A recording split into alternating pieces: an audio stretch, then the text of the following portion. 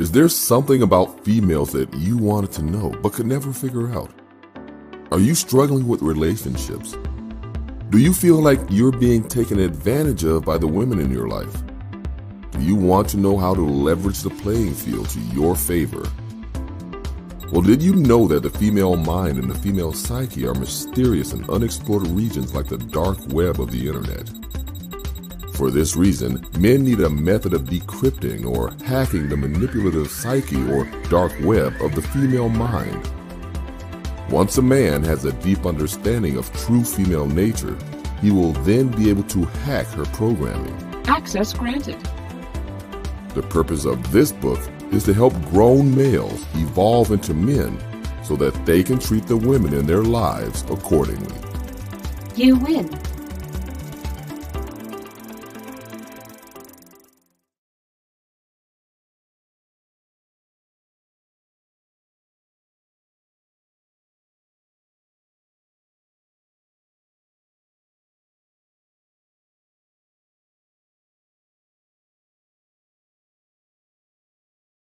Now look, I want to speak to this about little young player. I see little young player Ramil up in here.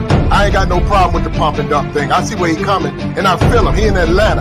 Them hoes is going. You niggas be leaving that shit out. Them hoes is going out there. Them hoes is fucking all over the place. And niggas is getting at him. And niggas is getting at him. And you niggas start fucking me up with that weak shit, telling niggas not to fuck on the bitch. Nigga, I'm gonna fuck this bitch. That's what I'm gonna do, nigga. I'm getting tired of you trying to check my motherfucking game, nigga. I'm in this shit. I'm gonna knock on this bitch, nigga. Fuck you. And I'm getting tired of you, nigga. You can't take it. I'm in this shit to win this shit. And I'm sick of you weak ass, over the hill, dusty ass niggas. You wanna go smoke cigars with some old white boy in the exclusive Moose Club, nigga? Fuck you. I'm out here with these bitches, nigga. I'ma hold it on. I'ma get it in. I'ma get it in. And you niggas gotta be out there. It's about having your motherfucking game. It's about being a motherfucking player out here. It's about being a real nigga. You niggas don't understand what it is to be a real motherfucking nigga. You don't know how to talk it up. You don't know how to get it in. You niggas weak in this shit. I'm sick of you niggas. Them hoes over there fucking with Kevin. Them bitches looking to get married. Them some married-minded bitches. I ain't trying to fuck on no hoe like that. Go over there and fuck with Kevin. Let me fuck with the rest. I'ma do my best, nigga. Fuck y'all niggas. And you gotta put this out because you niggas don't put the whole side of the black man out here. You put one side out here. And I'm tired of that shit. And real niggas out here like me, we getting it in. We ain't got nothing to cry on. We let the bitch lie on us. The bitch lying on me, nigga. That's what you did. And I'm gonna do it again. And again, motherfucker. That's what I do. I'm sick of these motherfuckers crying. I'm gonna give you some tissue next time, motherfucker. That's how we do out here, though. Look, keep pumping and dumping. I don't blame him. Respect the Cardi bitch, wild bitch shit. All these hoes wanna do is fucking suck. And why get fucked up? They go fucking suck your partner. You know what? Just accept it. Be done with that shit. You niggas go to church, man. You know what I'm saying? Take that shit to church. I can't help it. The whole fucks you over, nigga. That's your problem. That ain't my problem, nigga. I solve problems. I don't make them, nigga. That's what I do. You guys don't understand what it is to be a motherfucking back out here. It's just like playing football, nigga. We get a prep. We get a motherfucking pep rally before we get at these bitches. Let's get it up. Let's get it in. You don't understand that, though. That's what's killing me with that. But look, I'm gonna pull up out of here, man. I'm gonna pull up out of here. Look, appreciate you pop in, man.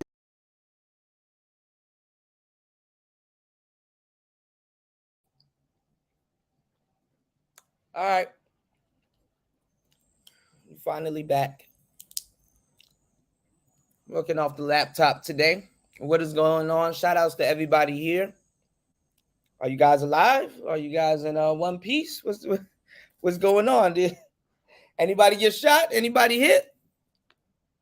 Card check? Are we still alive? What's going on, man? I think we could safely say the Kuda's curse is still in effect, man. The Kuda's curse is still in effect, you know. Man, that Jason Black live stream that just went off was like one of the most embarrassing streams I've ever witnessed. One of the most embarrassing streams I've ever witnessed, man.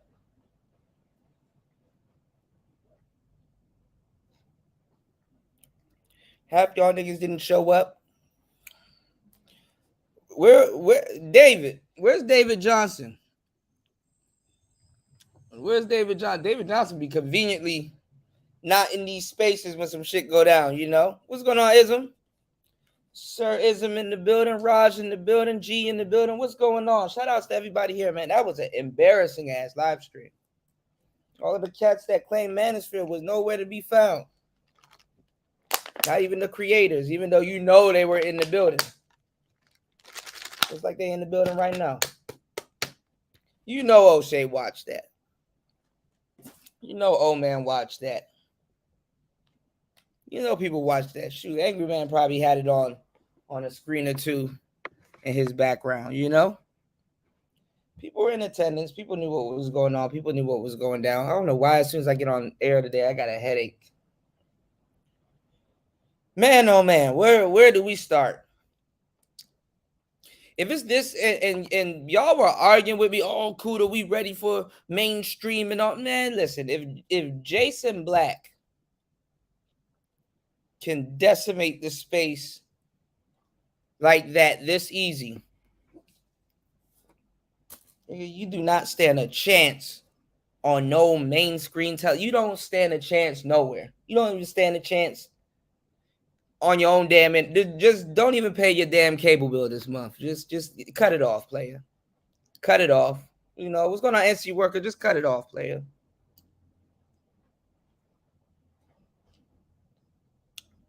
This shit kind of backfired more than I thought it would. There was supposed to be some new white women. I don't know. I got to check in on them. There was supposed to be some new white women coming to the Manosphere. They might postpone it for a little bit.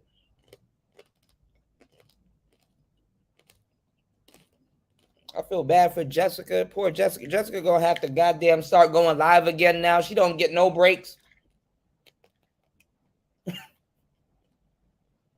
She not getting no breaks. Pearly thinks we're supposed to be like a nice little vacation. Nope. Nope. Get your ass on that internet.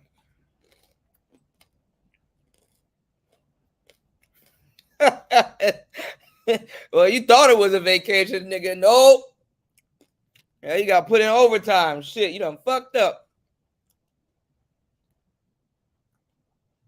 You done fucked up. Yeah, I'm hearing Austin betrayed the passport, bros. I'm hearing everything I called in the back in the day coming to truth. What happened with that? What Austin said? He realized what type of niggas he was representing, huh?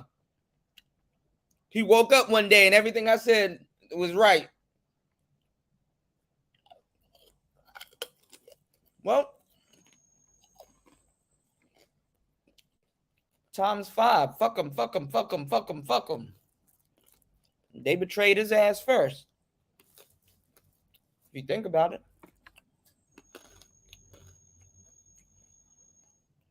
I mean, I don't never get my credit.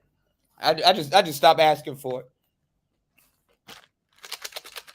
Yeah. I was still right about this Manosphere shit. And Kuda's curse is still in effect. Everybody in denial.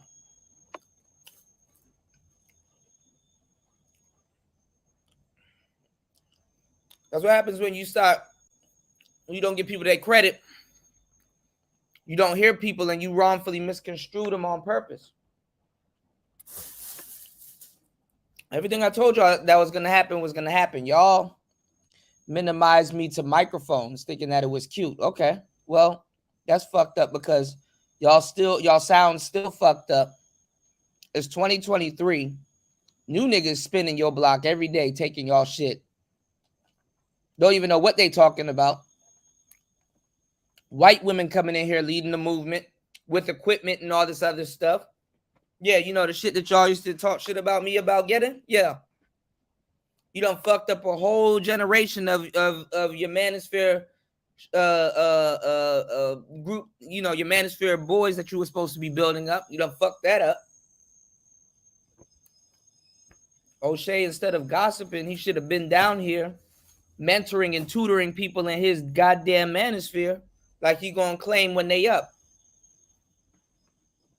Now you got everybody banging you Larry Hoover motherfucker. Now you got everybody banging your gang, and now it's like, goddamn, we don't know who gang and who not gang. Who don't bang bang. I am not gang. I don't bang bang. Shit, we got a white OG. That motherfucker, man. I'm telling you, man. What the fuck happened? What's going on, Tony? I do not gang. I do not bang bang. And y'all niggas still ain't got a damn microphone. God damn. God damn. Fantastic got roasted. That nigga tried to do so much goddamn damage control. He couldn't take it. That nigga running around this bitch on 2 HP. Doing live streams in the dark. I do not bang bang. I'm not gang. Come on, man. What is going on? Nigga acting like he really wants to smoke with nigga. Jason will roast that nigga, bro. He already did, bro. Fanny, it's all right, bro. You're gonna lose some of them, bro. Just come on, pick a number, have a seat. I was looking at that stupid shit the other day, that stupid debate that we had. Shout out to my brother X. That stupid of mics and men. Oh, look like that shit didn't get you that far. Wouldn't get far. If you kept your mouth closed, it would be just a waste of time. But you know.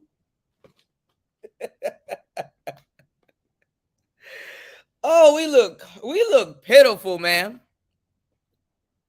It's not looking good for us, bro.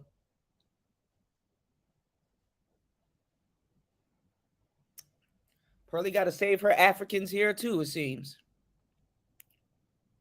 I told y'all this was gonna happen. I told y'all, look at all these Manosphere channels popping up. Nigga, don't nobody know who is who.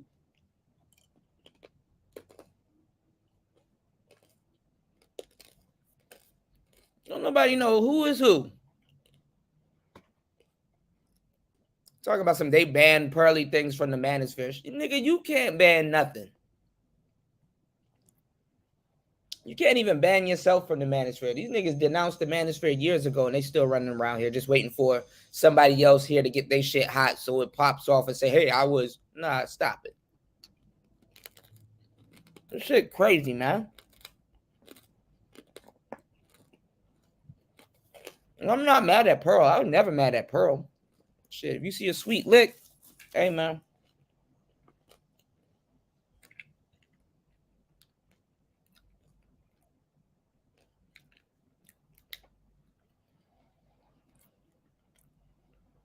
Yeah, I don't have a dog neither in this motherfucker. I just got... Y'all still under that curse, though. That Kuda's curse is still in effect. All these new cats coming in here, I don't even know half the motherfuckers that was calling up to Jason Black show talking about some day Manosphere. You got audience members representing the space, making the space seem fucked up, making it seem like the Manosphere is like one archetype of nigga and shit like that. Boy, your representation fucked up. Y'all would have known the fucking power of your representation and image and stuff like that. At this point, you didn't even have to follow what I was saying. You could have followed what I was saying through Proxy. All that shit Kevin Samuels repackaged and sold Pearl. Where do you think that came from? You wouldn't know that story, would you? You wouldn't believe me if I told you.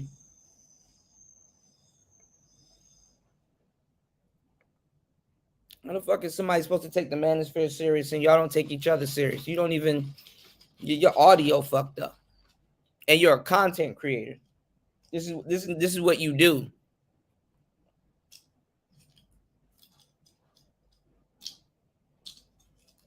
Fantastic wasn't going to call up there. He was going to get his ass roasted. Jessica got more nuts than half you niggas. O'Shea definitely wasn't going to call up there and get roasted. Old man playing it safe. I don't blame him.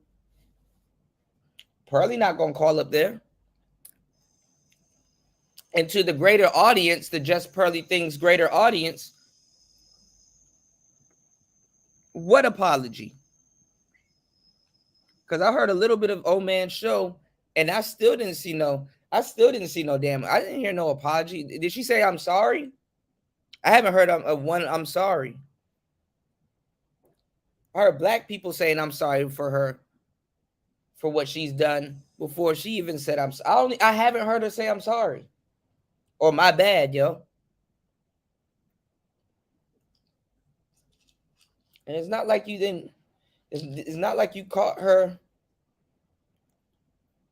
you know, sneaking behind the bleachers or the dumpsters kissing a boy. Like, nigga, you caught her who she really is. She was a little uber happy to have that conversation.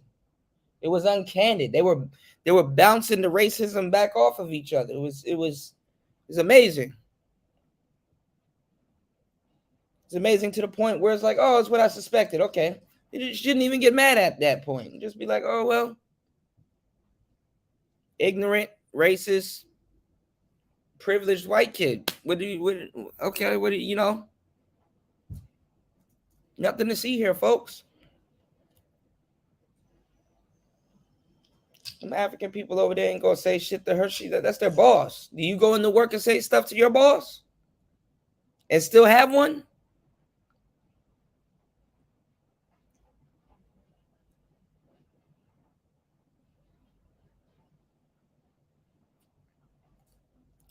Sad part is that everybody over there could start a YouTube channel and become her if they wanted to. 20 people in the room, man. Let's get the likes up. Let's get the support up. Let's get into this game, man. So you got Fantastic again running around here, quote unquote, as the face of the space, making the space look bad. That's like one of the biggest goofies in the space.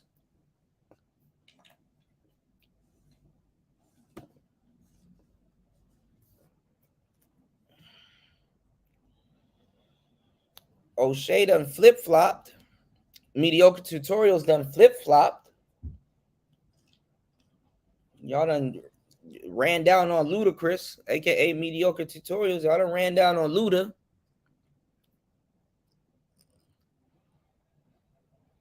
You was doing a whole live stream like, oh no, she was just playing around. Oh no, then the next live stream he had to come back on and talk about the ancestors and the stars and the moon aligning and all this other weird shit. It's like, oh, all right, this nigga, we get it. God damn. Y'all messed up for that nickname y'all call him. I ain't gonna lie. I actually laughed at that one because every so often y'all came up with a funny name. One Nut is a funny ass name, bro. I don't know where y'all get this shit from,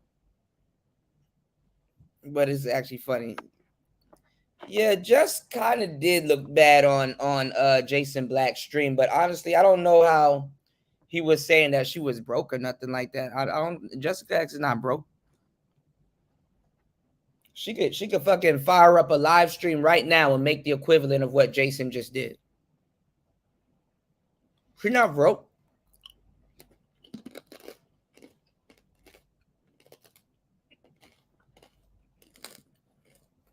Jessica X not broke.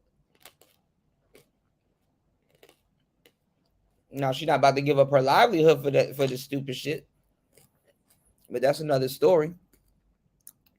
But the Manosphere was looking bad, man.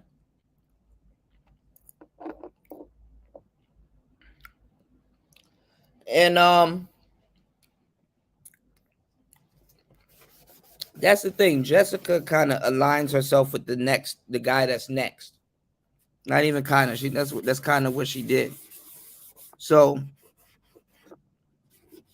it would have been cooler for her to be cool with Jason Black. I think that's where she wanted to go.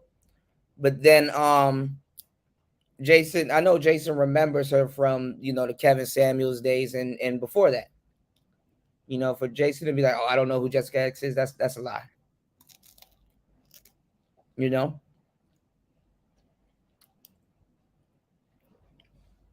And then you got Fantastic tagging everybody and stuff like that, because nobody will listen to him. What's going on, Rainwater? Nobody, I kept saying this, nobody listens to Fantastic unless he's in some type of beef. He can't function right in YouTube unless he's in some type of fake beef where he's yelling at somebody. And he still doesn't have his equipment ready to go yell at somebody. I don't know. Like, people are dumb as fuck. He got to be beefing with somebody before somebody could take him serious, or he could see some type of growth. So he wanted to keep beefing with somebody. He kept going over to Fight Club. They kicking him off. Jason X kicking him off. Tommy don't care about him. He tagging all these people in his damn live streams and nobody gives a fuck. Yeah, he got treated bad. He got, man, look. Jason made light work of him. I said, damn, that's fucked up. That's sad.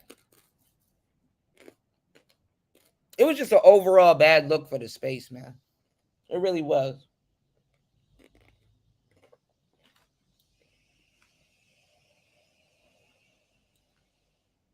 It was just an overall bad look for the space. Yeah, Fantastic is a prime example of what a content creator shouldn't do.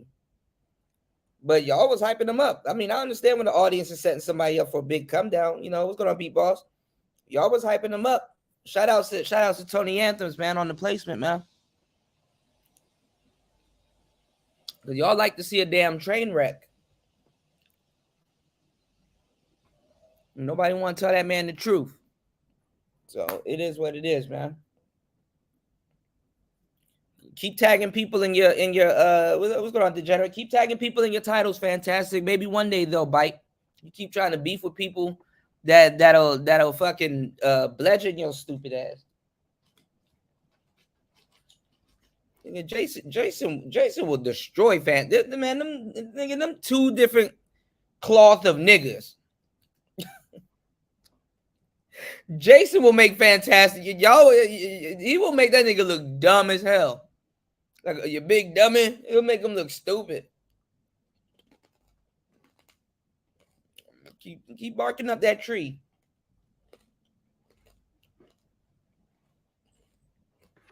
Keep barking up that tree, man.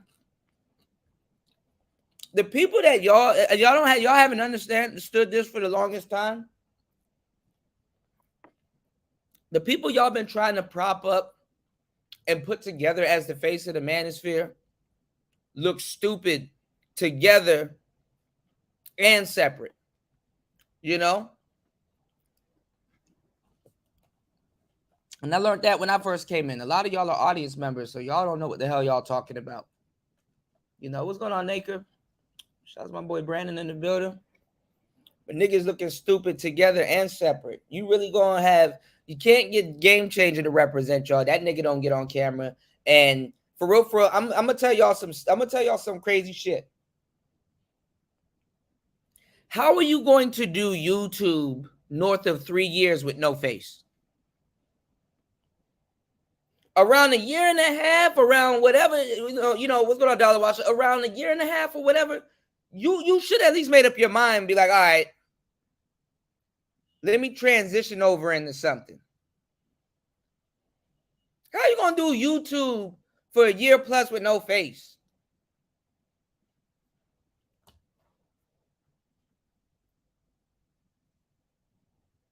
So that nigga can't lead you nowhere but to the courtroom.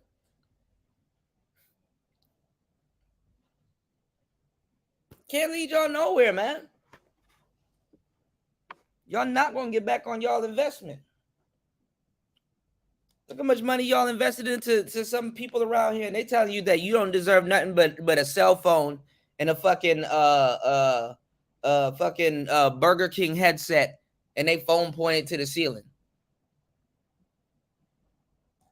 That's why when y'all were asking me, yo, Kuda, why were you saying that it was a little bit, I wouldn't say difficult, but a little bit challenging to date when you in the Manosphere? When I was mentioning that shit, I was like, because you hang around a whole bunch of different people. Like, Honestly, if I was to go out and really start dating and start talking to women, like I was telling y'all, I said, yo, I would have to tell them, yo, you know, if they knew I was in the manosphere around some of that stuff, yeah, that's shit. It's gonna come with a damn disclaimer.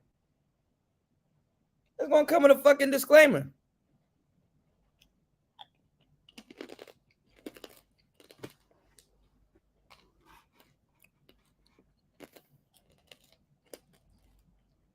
Because women gonna start thinking that you are who you hanging around. And it's like, bro, well, first of all, you don't know me. Second of all, the reason why I'm in this arena is not the reason why he's in this arena. He's in this arena. He's in this arena. And she's in this arena. We here for two separate reasons. Maybe 3 or 4 or 5. All right? But I guess it's like some no strings attached shit. Y'all got no face niggas, you know what I'm saying, leading y'all and shit. Which is beyond me, man. What's going on, Action? Jessica didn't get exposed, bro. It was just the same shit we've been hearing for years over and over again. You know, y'all not gonna get MOT to represent y'all. That nigga shows up everywhere drunk. Bottom row of his teeth are missing. Y'all don't even know that. Nigga, his bottom row of teeth are missing. Go get you a grill, player. Fantastic. He just, I don't know what's gonna happen to him. He getting treated. He getting dog walked. And the funny thing is that he asked for the beef. He keep asking for beef, and every week at some point he getting dog walked. I will say he's good at damage control. That, you know, because he be running around this motherfucker on like 2 HP and shit.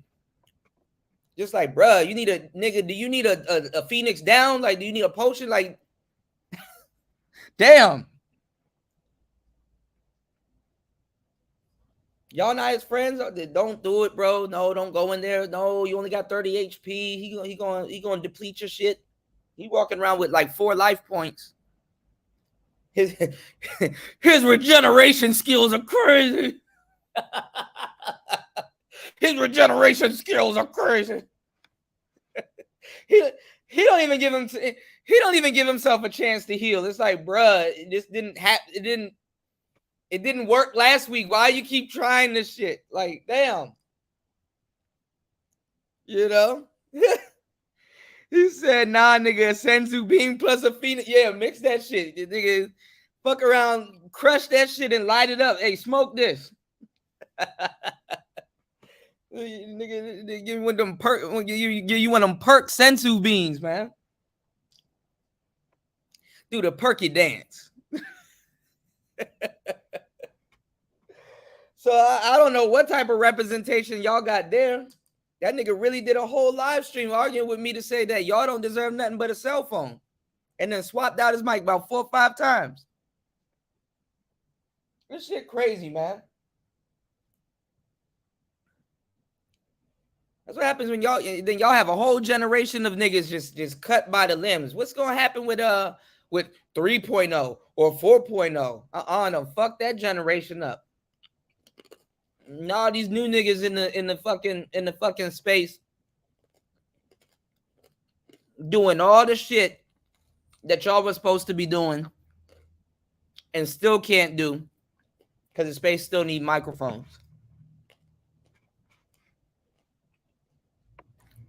Pearly was a savior for y'all, man. I didn't think about it until now. Y'all didn't have to listen to me and my mic advice. You can listen to Kevin. Kevin just gonna tell you what I told him. He's gonna tell you what I told him. The same list I gave out to niggas back in the day. I gave Kevin Samuels that same list.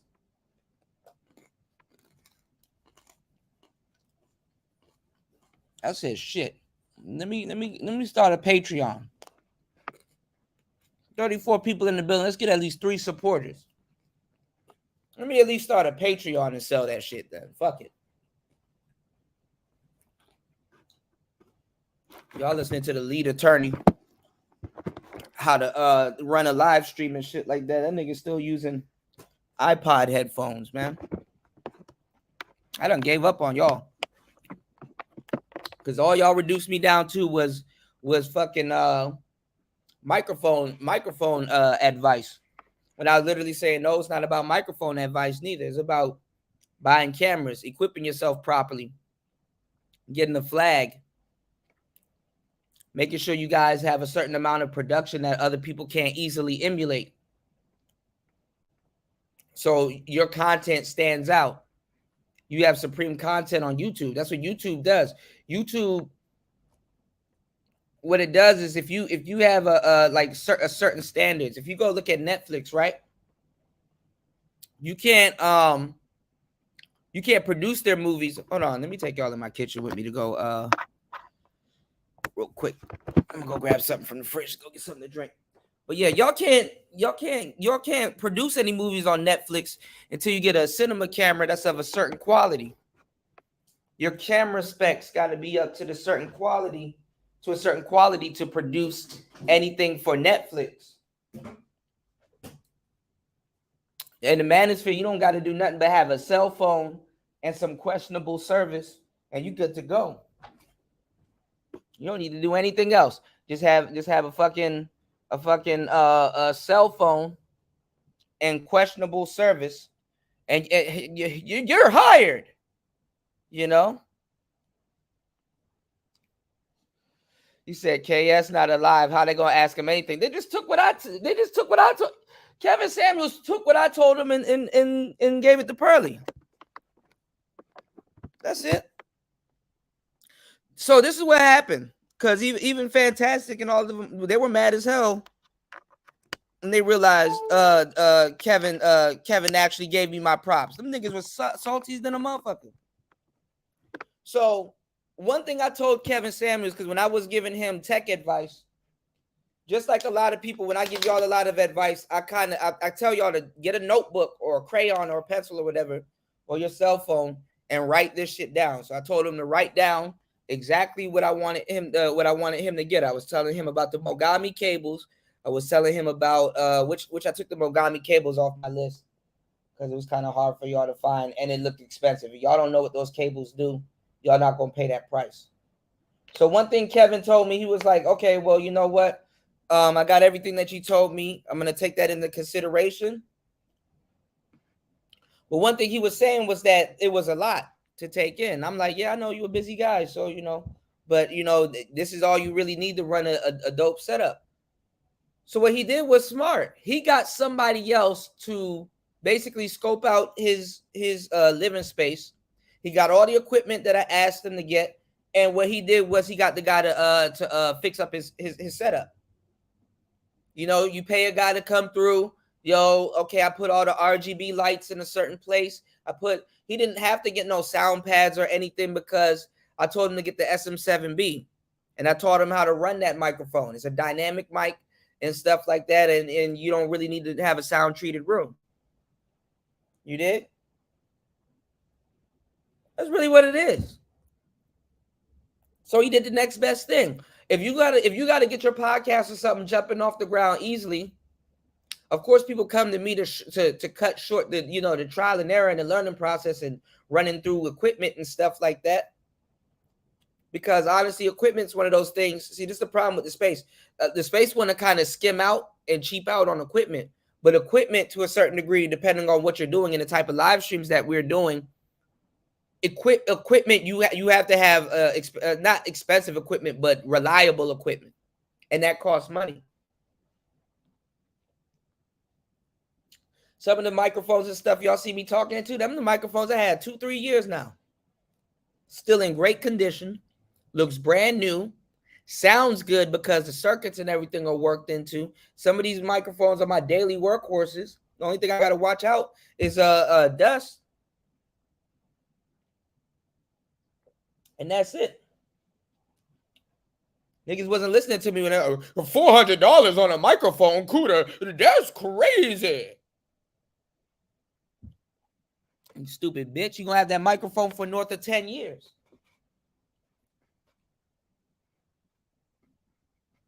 Niggas keep trying to figure out what's that thing that you're using? What's that? A roadcaster? I introduced the roadcaster to this damn space. People kept trying to, what do I got to get a roadcaster? Why are you getting a roadcaster? First, people didn't even know what the hell one was, what it did, how much it cost, where to get it from. Right? Half y'all don't run the type of setup to use a damn roadcaster. It's overkill. Everybody came to me when the new roadcaster came out. Yo, Kuda, should I get it? Should I get it? I keep telling y'all, if you don't have the other one, if that's your first roadcaster, then get it if you do. But get something else. Other than the first roadcaster, I pointed them to something else. The P4. Y'all worried about an investment. Well, listen, if you're going to be on the internet talking for a long fucking time, go get yourself some goddamn equipment. It ain't even about getting no return on the investment. It's not an investment at that point. You're a fucking content creator. Content creator doesn't buy his pencils and his frames and all that other stuff and say, "Hey man, I spent $10,000 on this frame. I'm gonna get that $10,000 back." No, because it's a part of his art. Motherfuckers don't have no pride in what y'all doing, much less people that even make that type of commitment. We got 33 people in the room. Let's try to get at least 3 supporters. I'm about to get y'all the game on tonight's show. Shout out to Spawn in the building. Spawn said you were riding with Angry Man. He said some shit. He said some shit these past few days. Yeah, man. I've been telling people, man, that the space is gonna be set back because you don't have that type of pride. You got to have that type of pride in yourself to actually move forward as a space. You know what I'm saying? You got to have that type of pride in yourself. That's something that other people can't do. You know, if we're going to, and O'Shea should have been down here really helping out the new generations of podcasters here. I had to help the newer guys in the building. The younger brothers that either had channels, didn't have channels, had channels that were doing well, and either had channels that they were growing. They had to come to me to get that type of information, and I had to apologize to them because they saw the same thing that I saw when coming in here. I'm not trying to say that the older generation of dudes here should have built something up and handed it to us, but if you know you're gonna pass the torch, at least pass somebody a well-lit flame. Don't pass nobody no fucking match that's about to go out and shit like that, and then we all gotta huddle around it, and you over there gallivanting and raising your hands like you did something, like you just passed something off. Nigga, you passed off a dying flame. And when these new kids came in here and realized that, damn, it's fucked up around here, we needed to change something and redesign everything. Not change the talking points, not do everything, but we need to understand what we're doing and fucking recreate everything. We should have spent that whole COVID situation, recreating everything. But what did the Manosphere do? It didn't do shit. It was too busy trying to get rid of me and some other people, which it couldn't, because I was creating too much of the content creators that you're listening to today.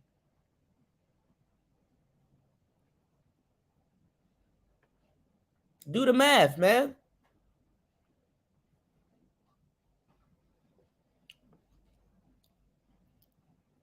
Fucktastic was running around here telling y'all that y'all don't deserve no goddamn equipment. Y'all don't deserve nothing. Anybody with a cell phone and a connection can talk to y'all. Well, that's why any and everybody just running around here. That whole stream team bullshit. I was trying to make sure we were on some fly shit. Look, you can sound stupid, my nigga, cool. But shit sounds stupid in high def. Shit, you can do wrong, my nigga. Hey, ain't nobody right all the time. Hell, a broken clock's wrong 2 times a day. I mean, right 2 times a day. At least look good while doing it. Y'all, and then y'all niggas was dumb enough to run behind that. Fuck you, Kuda. We deserve less. Treat us like a slut. I was like, oh, well, damn. That solves that. The content creator should have been smart. knowing damn well y'all can just choose sides like that. Y'all don't have to sit here and stick around with us. Y'all can just go jump to the winning team. We're not paying for your we're not really paying for y'all subscriptions and stuff like that. We get paid in y'all attention. Y'all trying to build up Lapeef, them niggas falling apart, and them niggas just running through and pillaging Lapeef's fucking platform to get their little busted and disgusted show launched off the ground. Niggas coming in here, they're like, damn, I don't gotta believe in this shit. All I gotta do is repeat some shit some other nigga got fucked over for. Sign me up. They don't believe in half that shit. What's going on, JR? Lightbearer, what's going on, player? JR and Lightbearer in the building. Shout outs to Lightbearer. Lightbearer got that big boy. He said he got that TLM thing, man. You know? Shout outs to Lightbearer in the building. He said that Roadcaster, that P4, that dynamic, man, look, he got everything, man. That's all. Honestly, that's not even a good starter pack. That's a business right there. You running right there. Shit, them first two joints you said that's shit $2,000, $3,000 in a hole right there. And then with everything else, that's shit. That's a nice little 5-ball. You did. You said, my honest opinion, the space didn't take an L because Jesse Lee Peterson, just probably thinks forced content creators to take a side. What it was it's a civil war by proxy, because it's not just Pearly things. O'Shea and the other bunch of people are running around here saying, if I know you in this space personally fuck with this person, then I'm gonna. But that was bullshit anyway.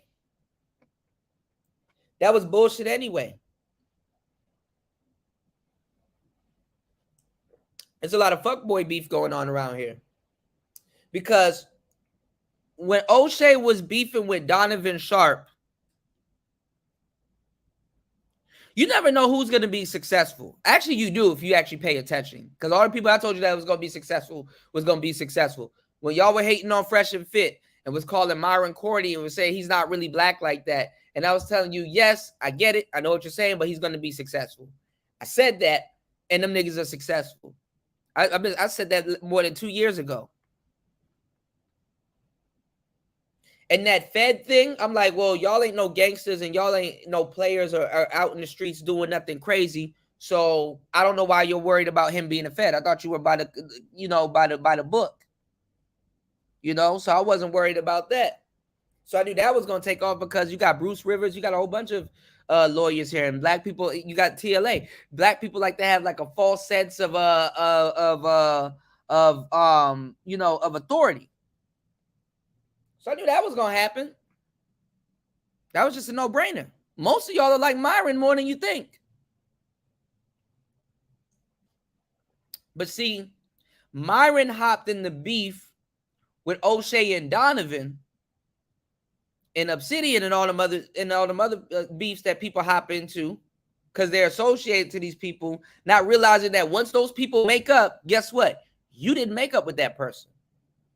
So O'Shea then again had to turn around and beef with other people that was in his manosphere that was about to become successful, even more successful than him. He talks about it all the time. Even when Kevin was alive, he was like, even though I introduced him to the space, he became more successful than me. Mediocres and tutorials. Yeah, I like that brother, even though he became more successful. Man, it's to a certain degree. I don't know why it's eating him up inside, but that's just how O'Shea is. It's eating him up inside. That some people that come in after him become a little bit more successful than him. What's going on, Eric Bird? Oh, shit. Shout outs to Platinum. What's going on, player? Platinum in the building. He said, for old times, stay up, my nigga. No problem, man. I definitely threw on your motivational speech. You dig? Let Let me catch up on these comments. Let me throw that on one more time, man. I don't think y'all heard them correctly. Now look, I want to speak on this about little young player. I see little young player Ramil up in here. I ain't got no problem with the pump and dump thing. I see where he coming, and I feel him. He in Atlanta. Them hoes is going. You niggas be leaving that shit out. Them hoes is going out there. Them hoes is fucking all over the place. And niggas is getting at them. And niggas is getting at them. And you niggas start fucking me up with that weak shit, telling niggas not to fuck on the bitch.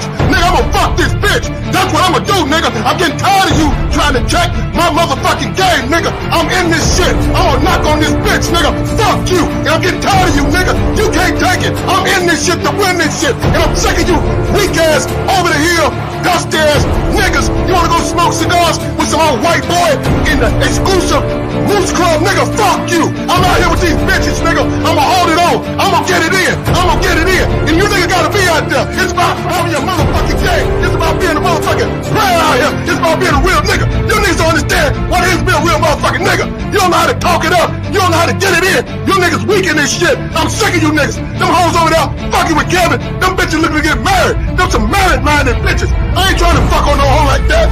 Go over there and fuck with Kevin. Let me fuck with the rest. I'ma do my best, nigga. Fuck y'all niggas. And you gotta put this out because you niggas don't put the whole side of the black man out here. You put one side out here. And I'm tired of that shit. And real niggas out here like me, we getting it in. We ain't got nothing to cry on. We let the bitch lie on us. The bitch lied on me, nigga. That's what she did. And I'm gonna do it again.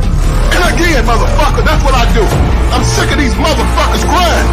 I'm gonna give you some tissue next time, motherfucker. That's how we do out here, though. Look, keep pumping and dumping. I don't blame him. Expect the Cardi bitch, WAP and shit. All these hoes wanna do is fucking suck. And why get fucked up, they go fucking suck your partner. You know what? Just accept it. Be done with that shit. You niggas go to church, man. You know what I'm saying? Take that shit to church. I can't help it. The whole fucks you over, nigga. That's your problem. That ain't my problem, nigga. I solve problems. I don't make them, nigga. That's what I do. You guys don't understand what it is to be a motherfucking back out here. It's just like playing football, nigga. We get a prep. We get a motherfucking pep rally before we get at these bitches. Let's get it up. Let's get it in. You don't understand that, though. That's what's killing me with that. But look, I'm gonna pull up out of here, man. I'm gonna pull up out of here. Look, appreciate you pop in, man. That's the whole black man. Show the I'm telling y'all that shit, nigga. I wake up in the morning, that shit get me amped up. Like somebody just dumped a whole bunch of, like a whole barrel of Gatorade down my back. Like, woo! Man, listen, for the Manosphere to be failing like this, all the dudes that said game didn't exist, man, y'all sure are having a horrible time running this shit. Y'all sure are having a horrible time running this shit.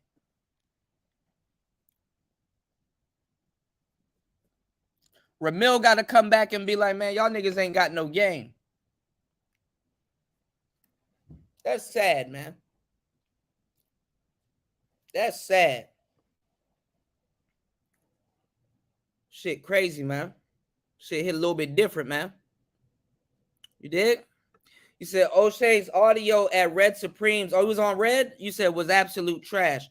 I really don't get how considered the quality of his content. The thing is, and that's something that I was saying back in the day, because that's really what it is. You know, when you have a lot of guys, like, for example, with the dating coaches, right? You have a lot of guys, and this is just with anybody.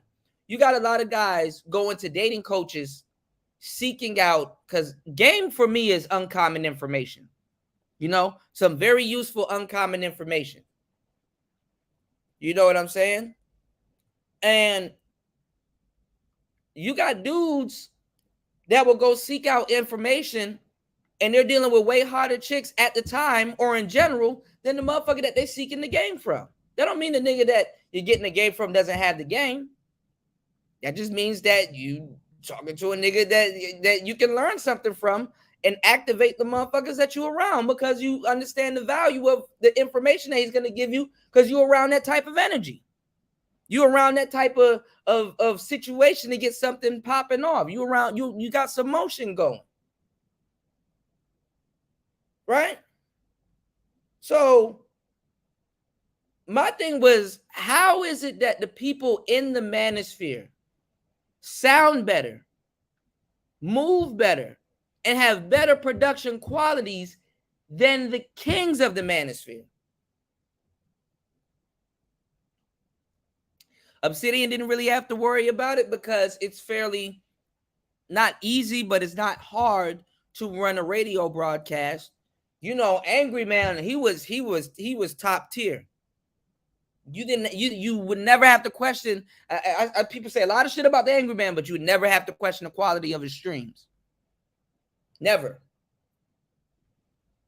You know, and O'Shea ran a tight ship on his radio show. But O'Shea, it took him a minute to really jump on that type of shit. You know, he was clowning people on struggle streaming while struggle streaming. But his audience saved him. You understand what I'm saying? That's why I didn't take him super serious when I was arguing with him and Kevin about streaming, because they turned around and was really, they started doing what we were doing. We knew that streaming was the future. But what they weren't doing was necessarily streaming. Jumping on Google Hangouts, it's a different layout than StreamYard. Of course, you're streaming, but you're abusing a platform, using it for something else. And they took that data, and Google Hangouts went down because they needed to build a new interface and come back. So all of their customers, especially in this Manosphere, that helped build YouTube and help build up streaming services like StreamYard, because we pioneered and innovated this shit, and build up places and build up apps like Zoom and shit. Yeah, we were the one doing that. Them apps wasn't built to take all of this data and be on for hours and shit. Them apps wasn't designed for that. Is it abuse? You damn straight it was abuse. But they got the analytics, and they turned the whole business out of it. So I already knew what the hell we were projected to do, but people stupid as fuck. Yeah, keep listening to these niggas on their cell phone. That's why I'm just using my laptop. I'm not hooking up no mics today, no sound effects, no nada. You dig? What's going on, Evolution? You said Lapeef is full of lames. I never understood why Kevin Samuels kept promoting that channel. Well, he couldn't promote O'Shea. They basically took O'Shea's lane, and they looking at O'Shea like he's a damn groupie. Which I'm like, damn, O'Shea, like that's fucked up. Like, you need to take charge of your manosphere. You got people in your manosphere. You can't ban no goddamn Just Pearly things out the manosphere. As far as I'm concerned, that's the manosphere's OG at this point.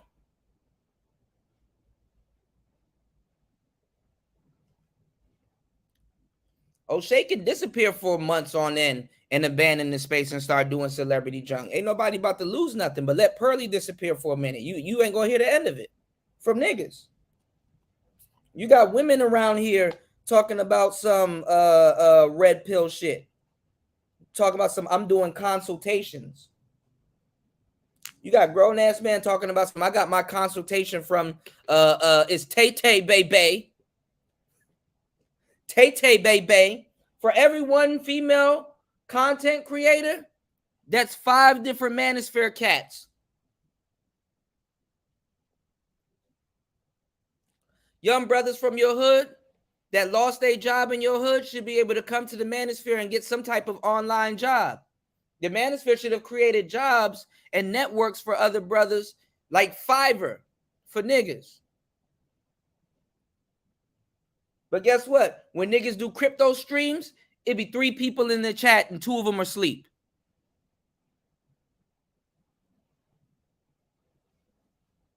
When niggas say, yo, let me host a little seminar real quick or online workshop teaching y'all the ins and outs of tech and stuff like that, people are like, we don't need a microphone, Kuda. People did it with less, with their cell phones. Alpha male strategies doesn't use a microphone.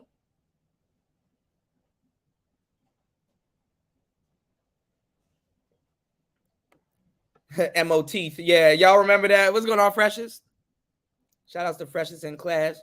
What's going on, Shannon B?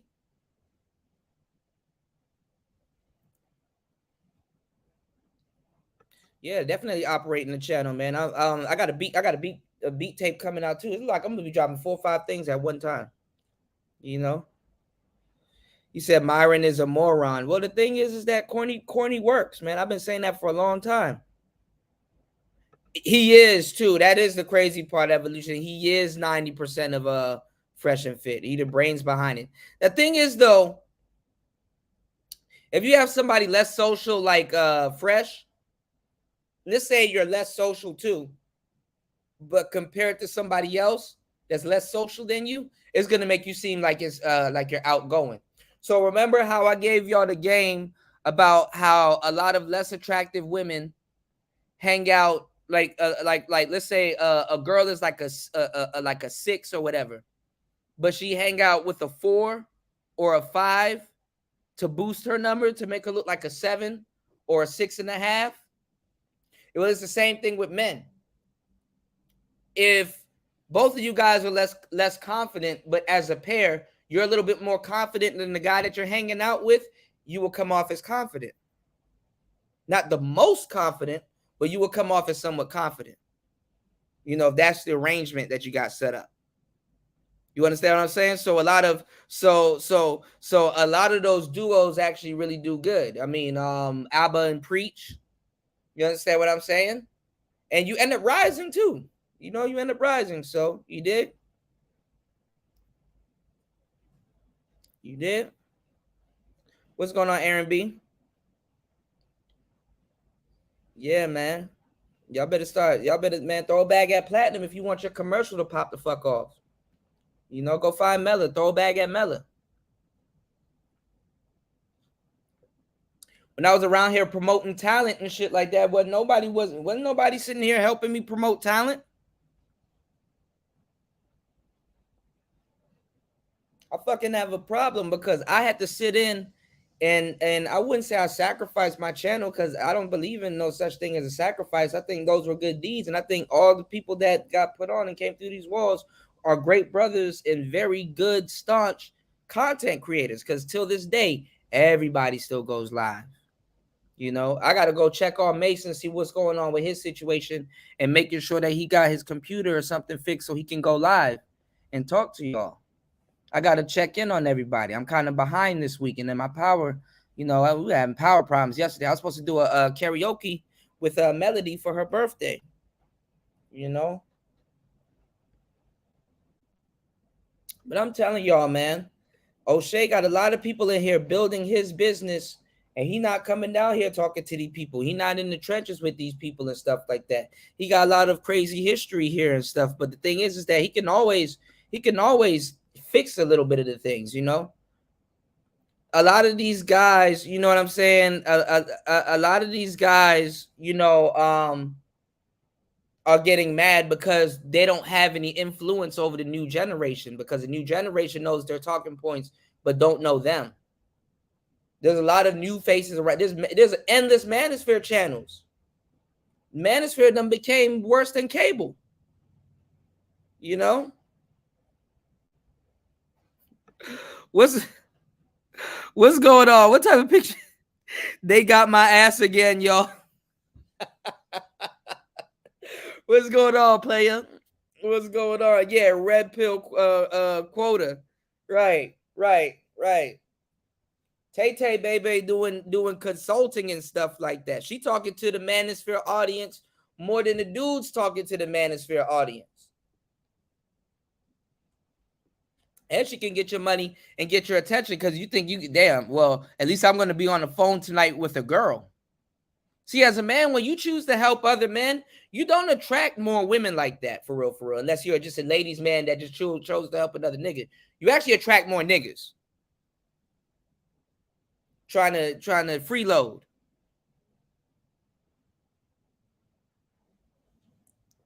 Trying to get some game from you.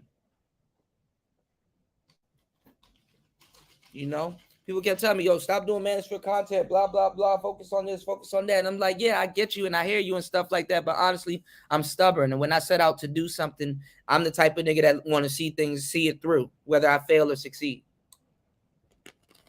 That's just how I am.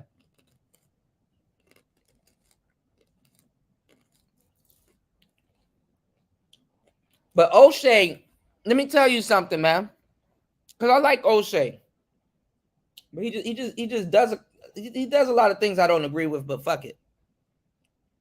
You know, he not me and I'm not him. Cool, I get it. But you confusing motherfuckers.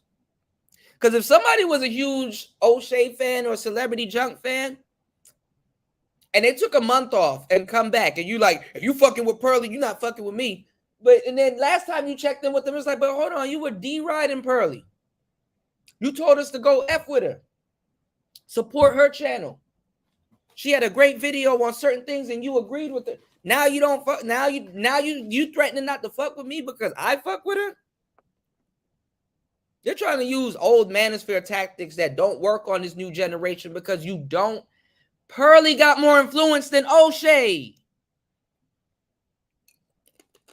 Tell me I'm wrong. You want to go see a pack of niggas like this fighting over O'Shea? Don't get mad at me, nigga. How the fuck this happened? You should be happy that I'm trying to clean up the bullshit that's going on in your Manosphere for free. Pearly got more influence than you.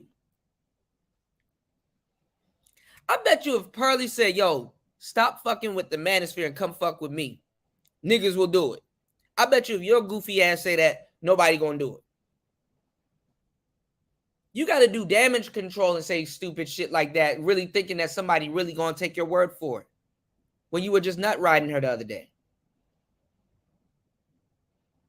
You know, sometimes I'm going to tell y'all, man, look, I do it all the time.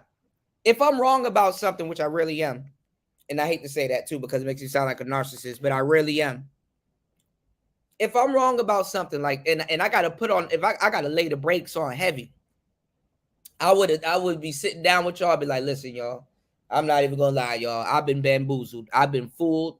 And I'm here to tell y'all I've been fooled. You know? I'm just gonna lay it on the table and whatever y'all take from it, hey, it is what it is. But you shouldn't be nut riding somebody that you knew under a year. Because y'all don't even know the excuse that really got her off in this space. Because I'm pretty sure, and I said this several times, I'm pretty sure if Kevin Samuels was alive, he would be beefing with Jess Pearly things. He may have went on the show a couple of times. I give him that. But he'd be beefing with her around this time.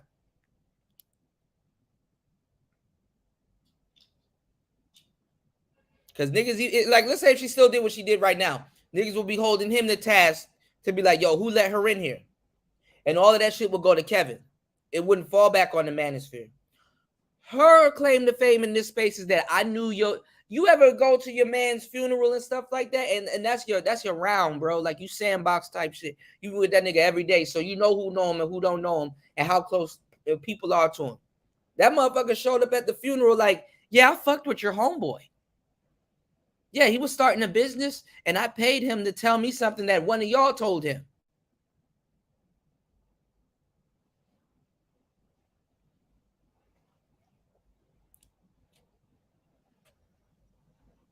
When somebody said that shit, I ain't gonna lie, my forehead got hot. Where she was like, yeah, I paid him and consulted with him about, the algorithm and tech and what equipment to get. And I was like, my face got hot. My face got abnormally hot.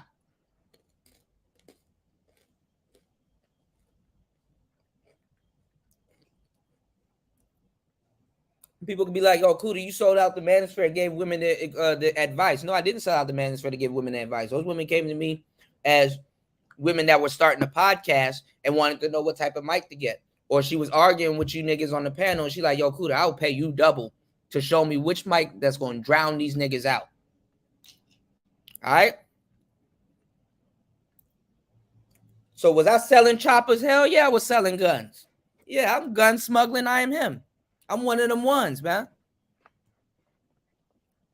Y'all niggas wanted to fucking, y'all niggas, I kept telling you, bro, you gonna need a, you know what I'm saying? You gonna need a street sweeper, not a little 380. I kept telling y'all, and you got a rusty 380, bro. You gonna need this chopper. It's not my fault it's not my fault women saw the value in what I was saying. I'm smoother than the cream cheese on your bagel. You damn right. Women knew that they weren't playing around. Women knew women knows would affect. See, let me tell you how women kind of really, especially in the dating game, let me tell you how women actually really shot past men, and it worked in this online space. There's a whole saying, and let me be careful when I say this, because people are gonna try to clip me and turn it into something else. Now these same people running around getting mad when people are slandering them too, but it was all funny a couple months ago, right? Women go off of what they hear, men go off of what they see. This is why women wear makeup and men tell lies. Well, guess what, y'all? Women got something called the internet. So now she's not just going off of what she hears and what she sees. Women nowadays know how to weaponize every single one of a man's senses against them. They're supposed to take care of their body and be delicate. So she smells good. Nose. That's one sense. She's supposed to look good. Visuals. That's another sense. And when they talk and speak to you, if y'all ever read The Art of Seduction, if y'all ever read the Bible, if y'all ever read these books and you heard about nymphs and you hear about sirens and shit like that, where the siren will be sitting out by the water and the nigga be like, damn, that's a bad bitch. And he walking into the damn water, disregarding their sharks, disregarding he don't know how to swim, disregarding all of that shit, and he drowns, and then she go right back to the shore and get another nigga and ease his ass back in the water and shit like that. She just does that all day.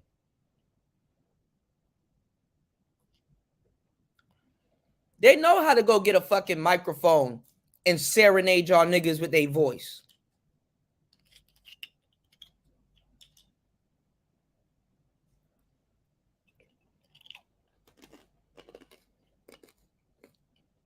They know the strength in that.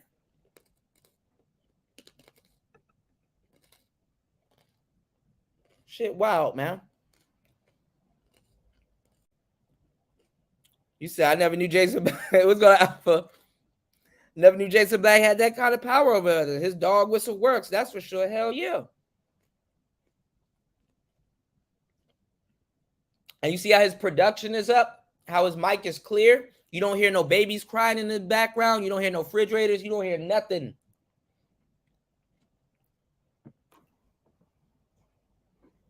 Nada.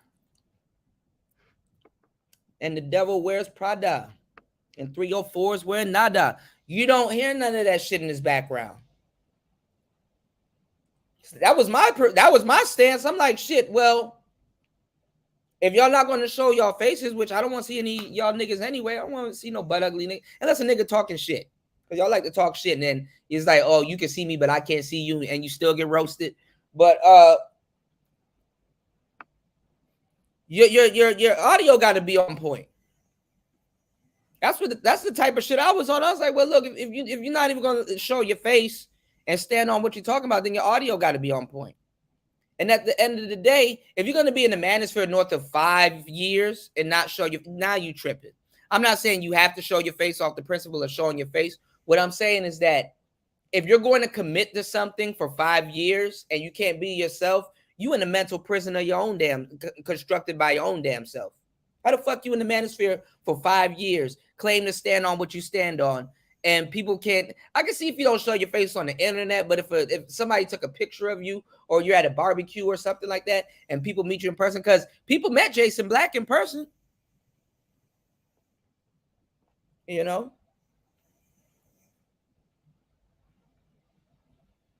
But see, that's the thing. Talking points can't paint you in the corner if you know where they come from and what context they're in, you know?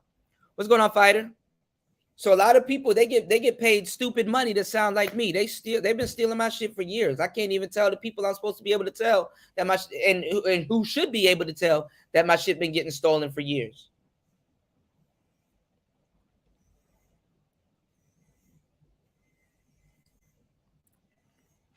That shit crazy, man. Shout outs to Fighter dropping at $2 on the super chat. Thank you, bro. You said cold game, jacked. I lost my voice, y'all, so don't mind me, y'all. You know, make sure you guys like and subscribe, and definitely hit the Cash App and hit the super chat. And you can hit the PayPal. You know, I worked very hard to get all of that stuff back.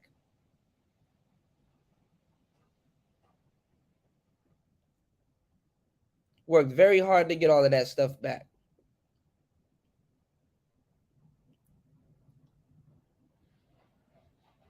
Hold on, I don't know why my shit acting stupid today. We gonna figure it out. But yeah, man, who would have known that a civil war will get started? A civil war would ensue. You know what I'm saying? We got a whole civil war going on right now. Big old civil war going on because of a young white woman that motherfuckers should even have been following in the first place. You got the Manosphere following kids. What's going on, Pastor? You got Manosphere following kids. So it's like, and you got the Passport Bros following kids. So I'm hearing that Austin Holloman, what happened with Austin Holloman? He turned his back on the Passport Bros. He finally figured out what the demographic of his people look like, or what? They going after his girl, like I said they would. They going after Kate. He could have just stayed in Thailand. He didn't need to go all these places. What's going on, Cassandra? It went all right. He did like 7 hours, but he was just roasting the whole time. And the Manosphere just looked fucking bad, man. The Manosphere just looked fucking bad, man.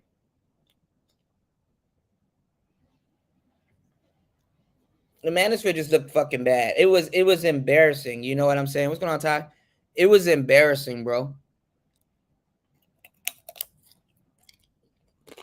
Even though the whole Manosphere don't stand for the shit that those dudes are getting called out for,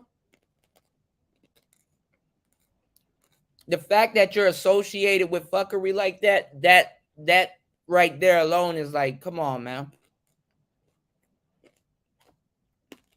But guess what? We don't have an image.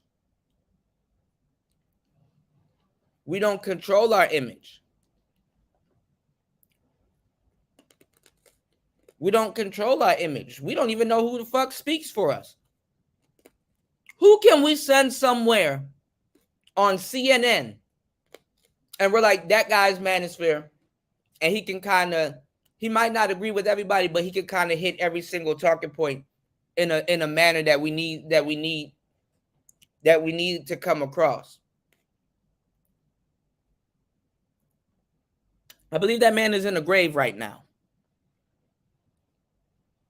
I know Alan Roger Curry wouldn't have done it, but all the people that I can name, I believe those men are in the grave right now. And oftentimes when we're talking shit about people or going through it with people, we don't factor in death as the equation. And it's funny because you'll have people wishing death on people all day on these damn airways until something really happens. This is why you guys should have been practicing and becoming staunch podcasters and YouTubers, if not for the space, for your own damn self.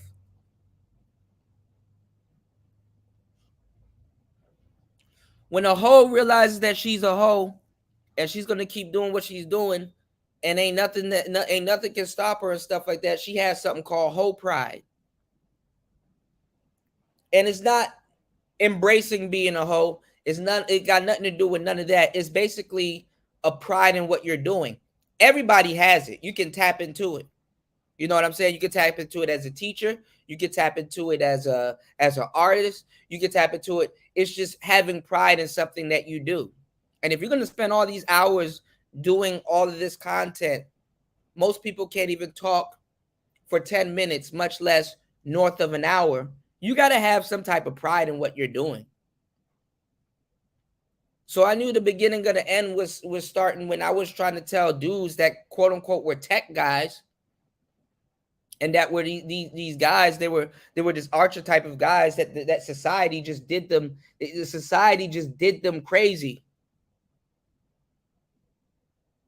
and they just needed help. They needed a leg up.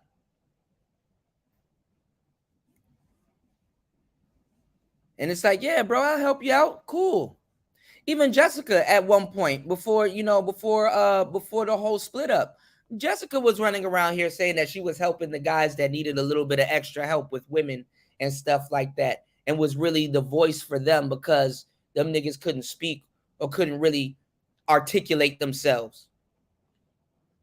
Till she realized them niggas, the Manosphere is not full of nerds.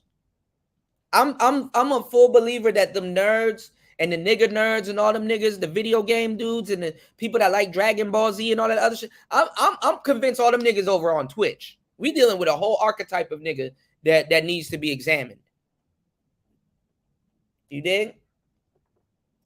Shout out to my brother Brian dropping a huge $5 on the Cash App.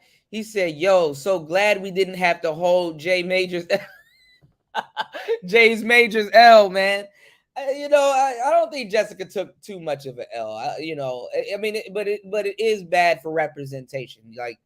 Like I said, y'all gonna make Jessica have to come out of retirement. Jessica probably wanted to take a fucking break. Like, well, shit, since this white motherfucker here running this shit, maybe I can go sit down for like a good couple of months and shit. Nope. She gotta put on the cap and gown and jump right back in the arena. Nope. Damn, you thought you thought you had a break. These people about to put that y'all about to put that young lady to work again. And that was the thing. Like, people were trying to run around and say Jessica's broke or whatever. I don't know. Jessica doesn't strike me as somebody that's broke. You understand what I'm saying? Because she could fire up a goddamn live stream and fuck a checkup, get it right back. You dig? So, but it is what it is. You dig? Yeah, all of this shit looks terrible. I mean, I'm feeling hit by proxy. And the reason why I'm feeling hit by proxy is because I warn y'all niggas about this shit. Vehemently warned y'all niggas about this shit.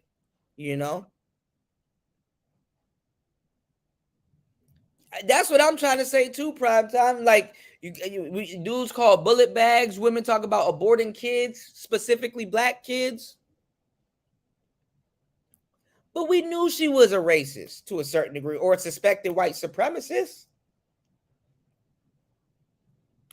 She was running coon shows. It was a minstrel show over there. You have the exotic niggas over there. They're black, but they kind of speak that London shit, and then they're not really, they answering the question after they ask you something. What's your name? Yeah. Your name, yeah? Like, what? What? Are you telling me what my name is, or are you asking me? You're not going to tell me your name, yeah? What the fuck are you talking about? Yo, stay over there, bro. You acting weird, bro. Your name is Kuda, yeah?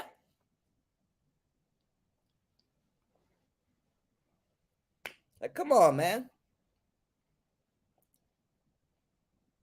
Them niggas wasn't going to say shit.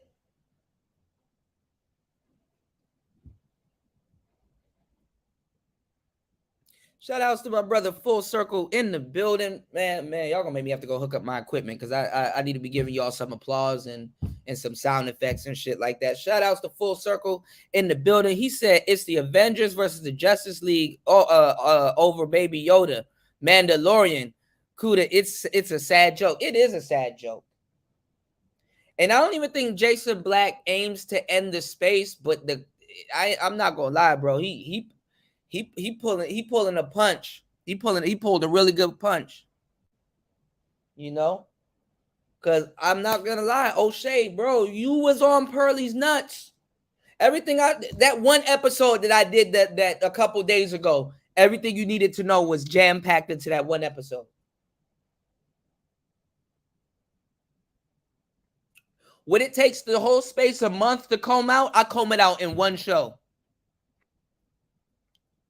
And my audience has the gift to go to other shows and watch people regurgitate what they heard me say or something similar and watch it all play out and come to the same conclusion that I got done in one fucking show. I'm not gonna lie. As a black man in the situation that the Manosphere is in, I can't blame O'Shea for deriding. I mean, I can, and I am. But think about it. A white woman coming in here. She's saying all the talking points. She's debating everybody. It's more believable because she doesn't look like Melanie King. She's plain Jane, literally.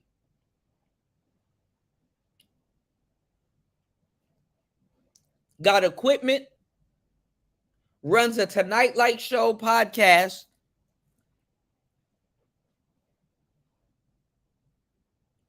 And does whatever, Manosphere or whatever she claims to be. It seemed like that was us black people, we know a little thing. Some of us, we be in the street for a little bit. You ever cross the street at the same time white people across the street? Because you're like, I know that car not going to hit them. You got to hit the white people before you hit me. Oh, yeah, I cross the street the same time as white people. So I wasn't mad that O'Shea took, I was like, it seemed like a safe bet. If you gambling, you go to the casino, and shit, that white man, that's the number he chose. Put some of that money on that too. I'm gonna choose. So if his ass win, I win too. That's a form of cooning. It can keep you safe sometimes, but damn.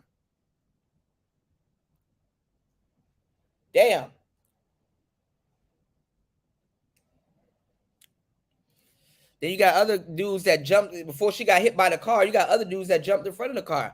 I haven't heard an apology yet. I've heard black men apologize before Pearl did.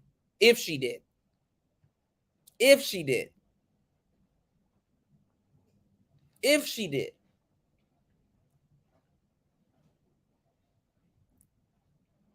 But when I was telling you guys and got reduced to microphones, I said, yo, we need a flag. I know y'all don't like Angry Man. I know y'all don't like the Black Order and the masculine mercenaries. I know y'all don't like that. But I gave y'all an example. I said back in the day, Cerulean used to make this thing called a shield. It was a crest and it was a shield, right? And that shield, you knew it was an exclusive group. You understand what I'm saying? The shield, it was like, okay, it's a nice little group, it's a group and people are a part of something. Cool. That's dope. I wonder what you may have to do to get a badge or a crest. Because there was something called ranking. There was a little bit of a ranking going on. So I said the Manosphere don't need to actually copy the masculine mercenaries, but we do need to have something that's like a badge or something, a barcode or some shit, something you can scan or some weird shit. But some nigga could have typed that shit up, and we just kind of put a logo up there in that corner. All of us have a certain type of logo up there in that corner and a certain type of sound. So when you hear the Manosphere, you know where it came from. So when other people steals our talking points and stuff like that, other people can say, I know where you got that from. Whether they gave the person credit or not.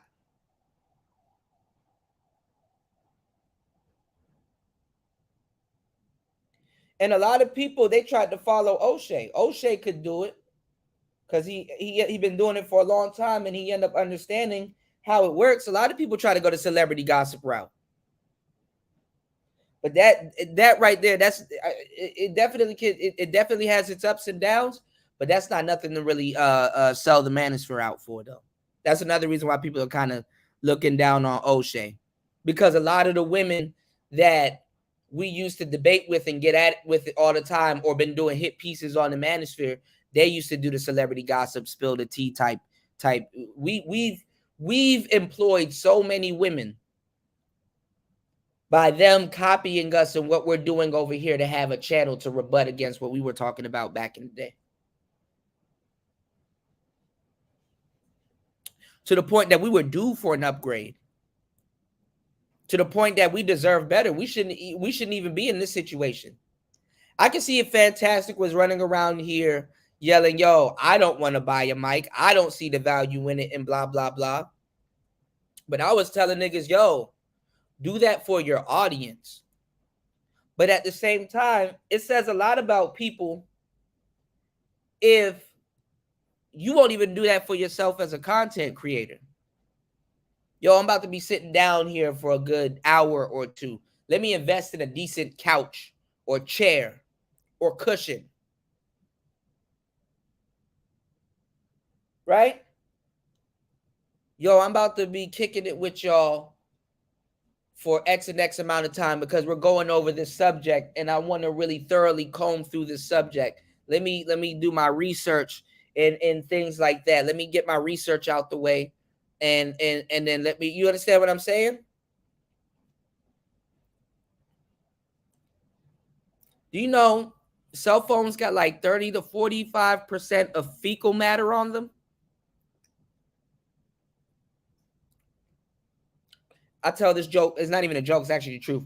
But I frame this as a joke all the time. Motherfuckers be acting like they don't take their phone in the bathroom with them.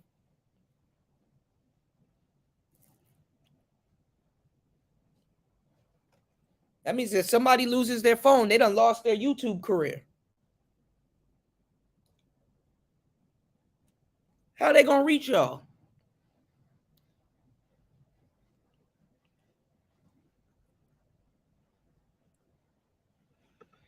You said she was telling Jess Pearly not to talk about slavery because she isn't black. Meanwhile, she is here talking about men's issues and she's not a man. The hypocrisy.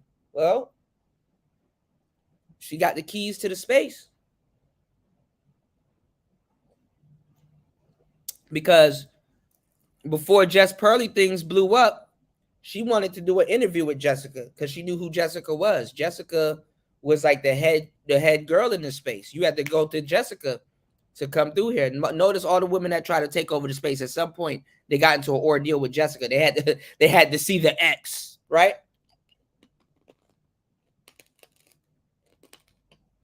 Who the head honcho of the space?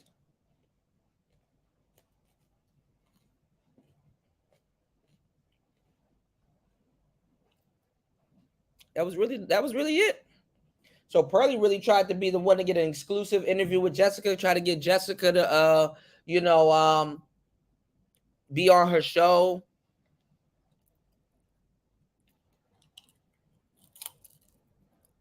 Pearl knew what the hell she was about to take over. Because remember, before he passed, Jessica was kicking it with Kevin Heavy.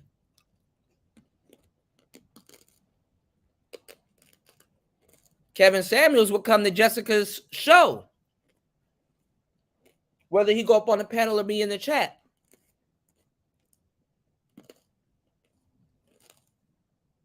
If y'all were around that long, there's a lot of new people here that don't know what they talking about. Them the ones that annoy me a lot. You know what I'm saying, Evolution? Them the ones that annoy me a lot.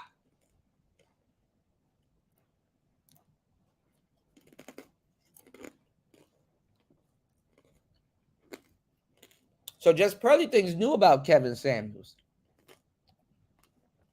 He was just basically the next cool black experiment. Oh, there's this cool, somewhat flamboyant guy named Kevin Samuels that's going hard body karate at women. Let's do a reaction video. And then blows up. Man, listen, this is a side of YouTube that y'all don't know because y'all just come here. Nigga, there's white people reacting to fucking Chief Keef videos getting millions of views as we speak right now. I'm playing Finito for my dad this week, and we're going to just get his reaction to the lyrics because he's from New Jersey. And when Chief Keef says, I'm going to blow New Jersey up, I want to see how he's going to respond. Millions of views. But you get on here talking about I need to talk to y'all about antebellum slavery and some of the effects that it has on our people still to this day. 2 people show up.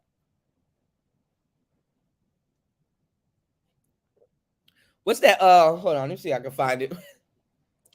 What's that TikTok where it's like, why haven't you blown up now? And the dude's like, because you didn't share my shit. Why don't you share my shit? I didn't blow up because you didn't share my shit. Hold on.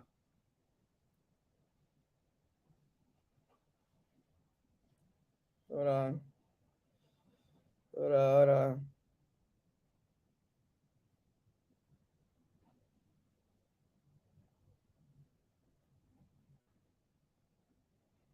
There you go.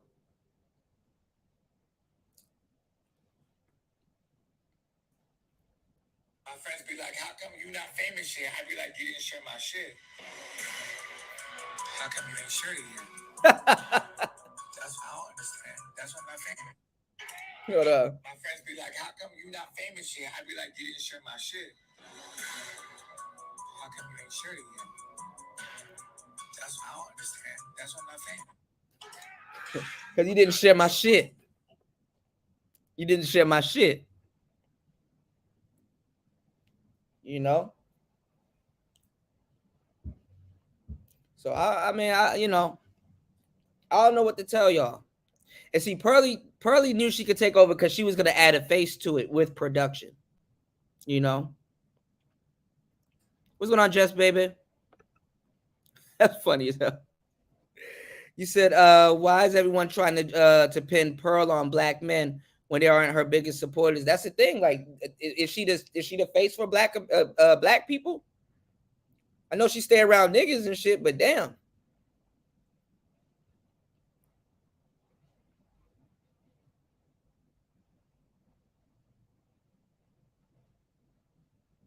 You said, so many went. Yeah, she's not sorry about. Let me tell y'all, and I hate to say this, but she went to Obsidian's platform to basically rile up the crowd, but her major crowd, they're not going to watch that interview at Obsidian's platform. It's like it didn't take place. She just showed up so she wouldn't get fined.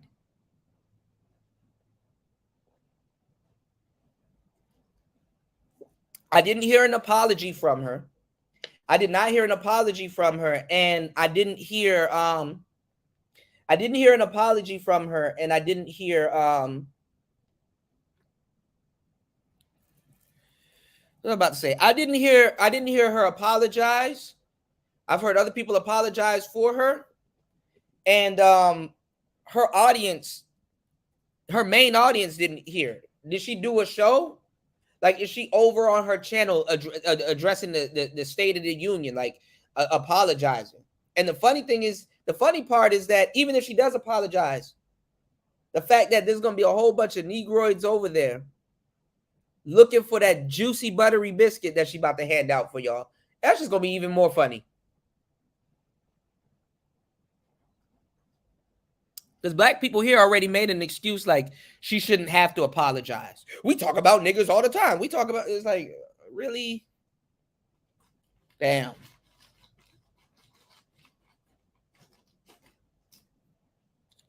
Her apologizing is not gonna change the fact that she's running the space.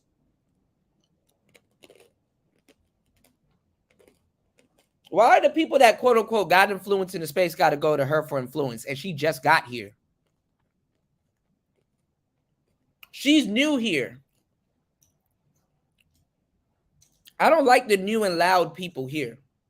And somebody can say or make the argument and be like, well, Kuda, isn't that the same thing with 3.0? Not really. You know, not in my case. You know, if y'all want to say Fantastic is new here, yeah, he is new. I seen when he first stepped into the space. I seen when Game Changer first stepped into the space. I see when MOT first stepped into the space. I knew all of these people. I seen when Angry Man first stepped into the space. Remember, I've been around since the Barbarossa days. So Jason Black was even wrong about saying that white people started the Manosphere, because they didn't. White people were running around here. Really, y'all wanted to see a SBE contest? Oh, nigga. White people were MRAs. White people were men's rights activists. And every so often, there was a token black dude that was in there as a men's rights activist. But black people have always been an experiment, because the reason why we get stole from so much is because our women get to get to behave and do things on level unseen before. So white people and other people in the space could always look at our women and be like, see, if I'm not on your neck or I let you go too far, that's exactly what you're going to act like. They've been doing that since the Gloria Steinem feminist days. How they riled black women so up for feminism that they start to practice stuff that's like way off course. Even feminists like, I wouldn't ever do no shit like that. But go ahead, you do it, girl. Yeah. Good to know who we got in our group. So we know who gonna be the biggest crash dummies. And then what they didn't realize too was that a lot of those girls, those feminist women, they would go home to their man. Or guess what? Because this is another thing that they don't talk about. Because y'all, a lot of y'all, y'all hear me, but the conversation really hasn't dawned on y'all. A lot of those dudes that get with feminists, they out there marching with those broads also. So a lot of sisters got around a lot of white men they normally wouldn't have been around and started having affairs. We're not even going to get into that piece. We'll put that in your pipe and smoke it. Y'all make sure y'all like and subscribe. Y'all can hit the Cash App at PTV888. That is $PTV888. Also, the Super Chat is available and the PayPal is available. Pay a player. You dig? Yeah, Keisha out here killing our kids, but we're worried about Pearl. But this is the thing, though, Prime Time. Pearl was promoting some of these hit pieces of Keisha's killing their kids. The content is too easy. It writes itself. You know what I'm saying?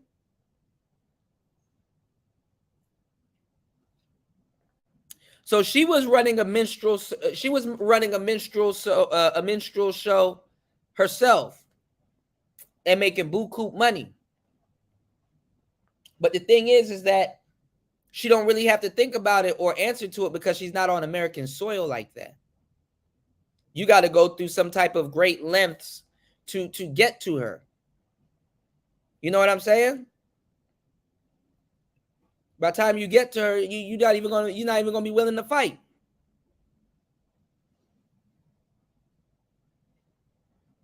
And of course, she doesn't believe in reparations because that goes back to her first thought. She don't believe that slavery is what it was.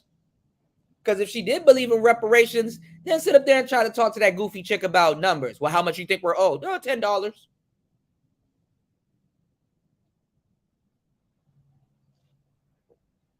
Y'all niggas should have said, fuck apologizing to black people. All of those Africans that you got working for you, we need to see every single one of them get a raise.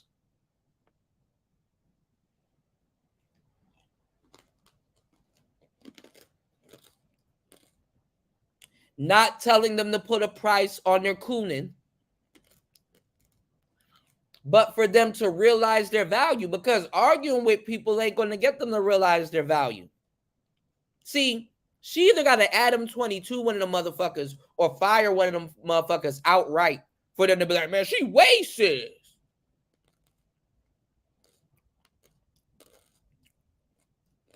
Ain't nobody racist unless that check right. Black people fall for that shit hook, line, and sinker. That's why we really don't follow y'all. Nigga, they cut you a big enough reparations check. You gonna be like, God damn, you know what? I said a lot of fucked up shit about Biden. He ain't that bad though. How much zeros? Oh man. Start buying stupid shit. Next time I go live, I'm gonna be in a helicopter. I bought this shit cash, baby. I'm gonna be on top of a giraffe, nigga. I didn't know they had giraffes out here. I just bought this motherfucker.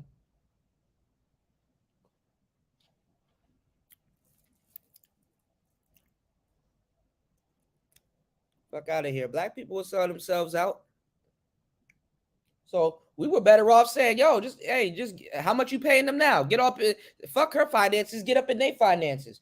That's how you hit white people. You hit them in the pockets. You don't fucking argue with them and try to get them to see your point of view from slavery. How the fuck you look like trying to get a 26-year-old woman? See, it was bad for us, but you never even lived through that. I'm not saying you don't have to go through it. It's like, bro, she looking at you like, nigga, you haven't even lived through that. That nigga mediocre tutorials and reviews. She made Ludacris change up his whole shit. That nigga thought it was one of them things that was gonna blow over. He made the fatal mistake of going live. Nah, nigga. Do some pre-records. Get on a plane and be like, I'm in Tanzania. I don't know nothing about that. Look at this sunset, though. He could have played that shit off. I knew he didn't want to call her out because that fucked up his bag real bad. You're like, man, she done fucked up the bag. Damn, Kevin done died. I don't want to work with the lead attorney. He looked like a Ninja Turtle. And Dennis, he looked like that pig thing from the Ninja Turtle too. I can't work with nobody. Then I finally found this pasty white chick that I somewhat like, and Melanie and shit. And we building up the bag over here. And then she says some stupid shit like this.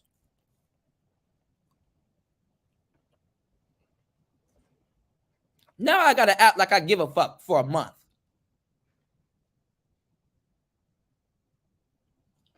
I would have been mad too, bro. I'd have been mad too. Every time you think you got it close but no cigar. Feel like God coming after you. Nigga almost lost my balls.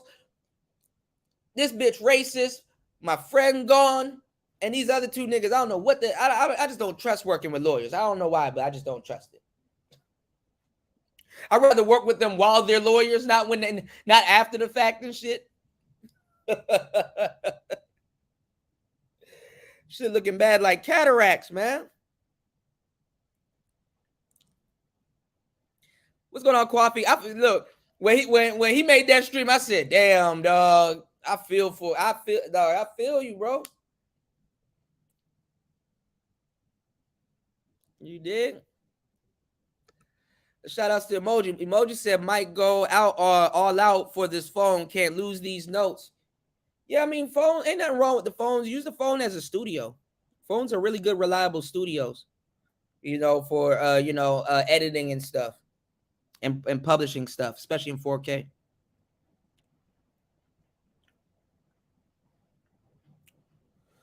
He said, true, she was the head lieutenant in the defense force, man. Look, she pulled the whole, I can't be racist. My friends are Negroes.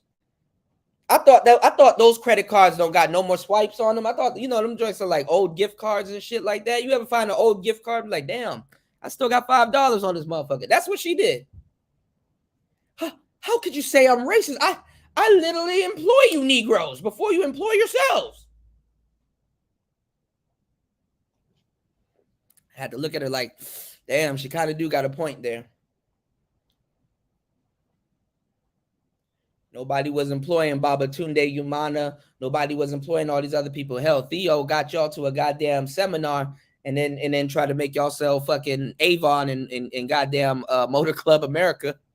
Damn, I thought y'all went out of business. As a matter of fact, we didn't. But if you take this pamphlet and sit down for like 2 hours, oh shit, okay. You done came in there thinking you about to meet some bitches. Now you like, damn, I need to sell 6 cable boxes this month.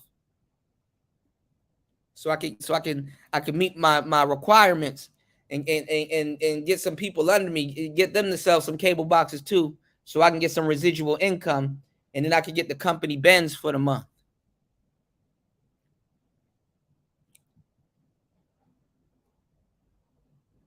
I ain't gonna lie, I got some friends that tried that shit with me. I'm like, yo, I'm sitting there in that seminar with all these pamphlets, and man, I'm like, I'm never hanging out with this nigga ever again. Sitting up here, I said, we rather, man, nigga, I'd rather sell some dope than sit in this goddamn seminar. with some people. You ever went to a church for the first time and like, I don't know why they telling me to stand up and shake these people. Y'all never see me ever again. Yeah, shake my hand because grand opening, grand closing. This is the last time y'all gonna see me. I hope you come back. Yeah, I hope I don't.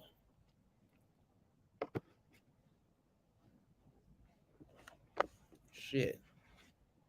Talking about, so I need to get my Africans back to America. No, African't go back to America with you. She probably, I want to see them. I want to see them memos. The memos they probably passing around, benefits and stuff like that. You know, YouTube don't got an insurance plan, man. There's no insurance on this damn YouTube, man. And you about to make her age real bad, stressing her out with this racist shit.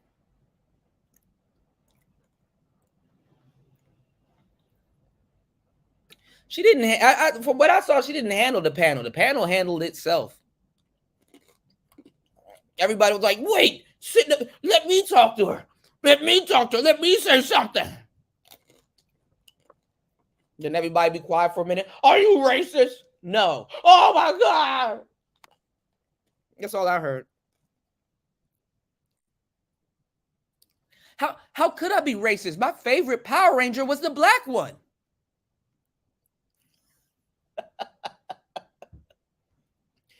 There's no way I could be racist. My favorite crayon out of the 46 colors that came in the crayon box with the sharpener was the black one, the matte black.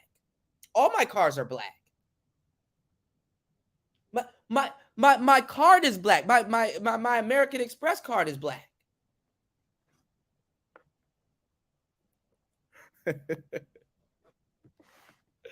Oh man.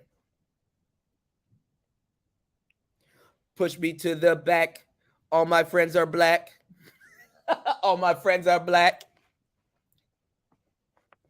Push me to the edge. He said, I see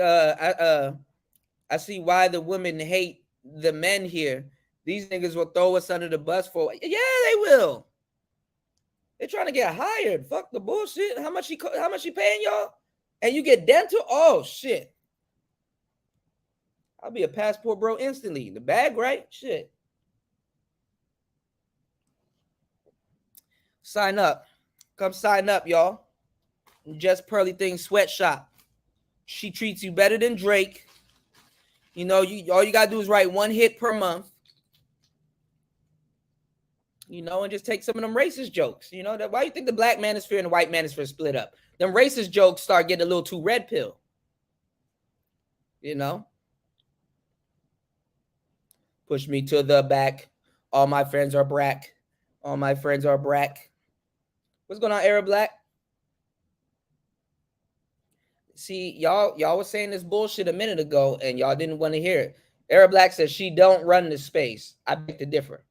Men gave her the power by saying goofy shit as if she run anything. She may not run the space in your mind, but she does have influence in this space. People talking about some O'Shea and MTR said that she's banned from the manosphere. Nigga, by who?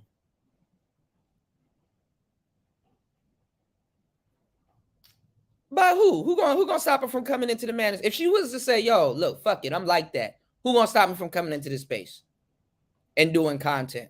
Who gonna stop her? That's O'Shea's problem at the moment. And he's realizing that, and he does realize it.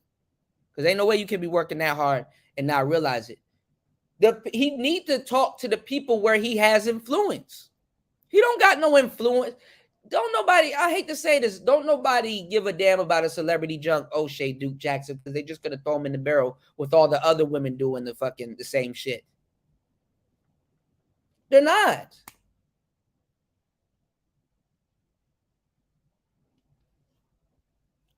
If Pearl says, yo, don't fuck with this person, guess what? They're not going. A lot of people ain't gonna fuck with that person. If Pearl says, yo, unsubscribe from this person, just cause, guess what's gonna happen?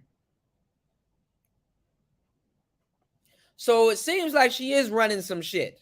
by proxy. This is why I say by proxy, because see, proxy isn't something that you always can see. You know? So we do got to be specific too on what you mean by running shit, because ain't nothing else gonna stop the show. And then this is the thing. How much she is running shit that we don't, that a lot of people, I mean, she's not running for me, probably not you, Arab Black. I know you probably don't go over there or whatever, right? But look at it like this, right? Other people see it. Not just the people in the space. Other people see it. So it's something that we can't just ignore at the moment. Other people see that, hey, yo, she do kind of got some pull here. Hey, yo, hey, sickly looking white chick. Yeah, she kind of do got some pull here. And the reason why she got a little bit of an effect on her is because that other woman that would have been leading the space also, she's pregnant with the slight lisp.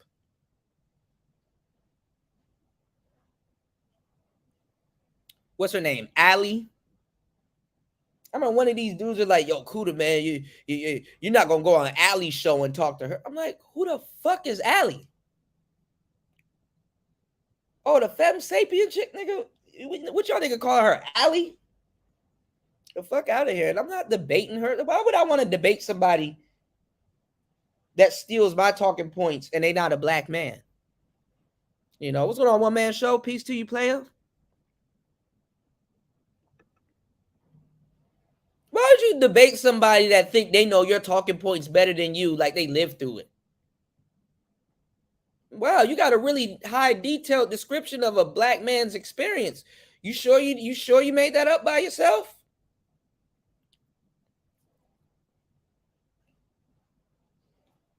He said, only big us up, us up and talk us up. No talking down on us. We can always work the issues out among us. But that's the problem, Arab Black. Nobody's working out the issues. Nobody's talking about the elephant in the room. Even the motherfuckers that y'all like, people kept saying, yo, Kuda, man, you know, that's crazy how this, that, and third happened and stuff like that. I said, nah, man, that's God's plan. That's God's plan that what was supposed to work out for Stream Team didn't work out. I'd rather finding out niggas are snakes at the bottom, because that's where snakes hang out, at the bottom. You understand what I'm saying? That's why they hang out at the bottom of a pit, a snake pit. You can always find snakes at the bottom. You're not going to really find them at the top. So when you're around a whole bunch of snakes, that's life telling you, that's a life compass right there. That's like, okay, damn, I must be on the bottom floor because there's a lot of snakes and crabs clawing at each other to get up out of here. What we should have been taking this action was around the time when Fantastic was telling y'all, we don't need microphones. We don't need production. It's the man, not the mic.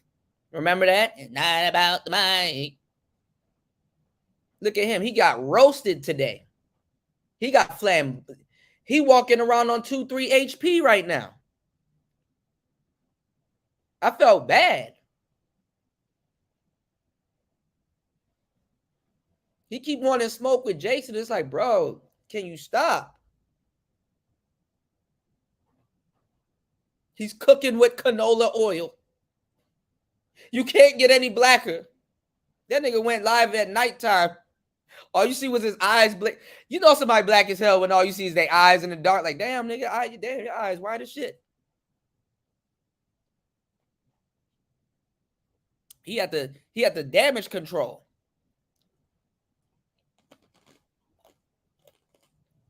That nigga did a hard reset. That nigga was in vanish mode. Ninja, vanish. That nigga. He don't know when enough is enough. But that's his shtick. He got to beef with people to stay relevant. And I get that. So, you know, that's a different archetype of content creators. He got beef to stay relevant. He can't slow climb. He not used to slow climbing to the top. I'll take the long route. Fuck it. Look like y'all encountering demons and shit. Yep, I'm about to take this long route. We're going to take the scenic route. More content. You keep tagging people in these videos. It's like, bro, they're not going to respond to your weird ass. You making us look bad, dog. Y'all didn't want to listen to me. Go hard, Skrilla. Go get some equipment. Go work your way up. Harness and focus on your skills. So by the time you get to the top, you are top by yourself.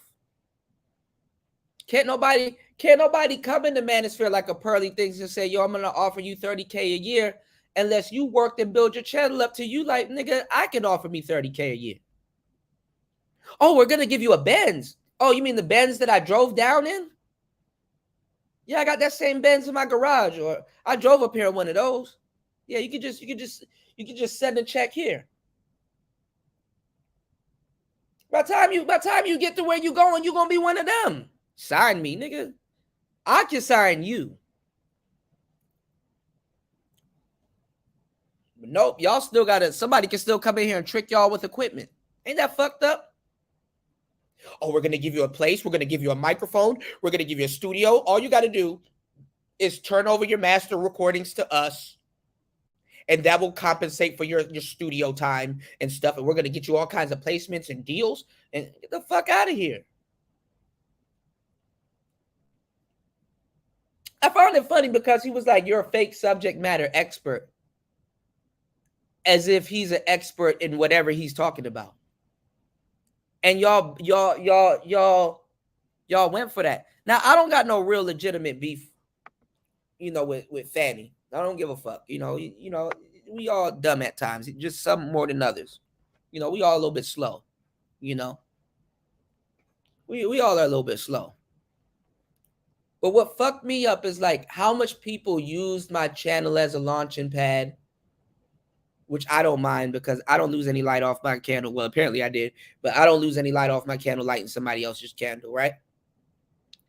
And all the people that did not just me dirty, but a lot of other people and certain beefs that didn't have to happen and certain things occurring in this space and all the dogma and all the stupid shit going on. I was like, damn, with all of that bullshit that y'all go through, whether you caused it or you worked it or you were a part of it or something like that, only for you to still not have no success, still got to be around here trying to beef with people, acting like you run something, still be beating on your chest and have it moved and having improved within the years.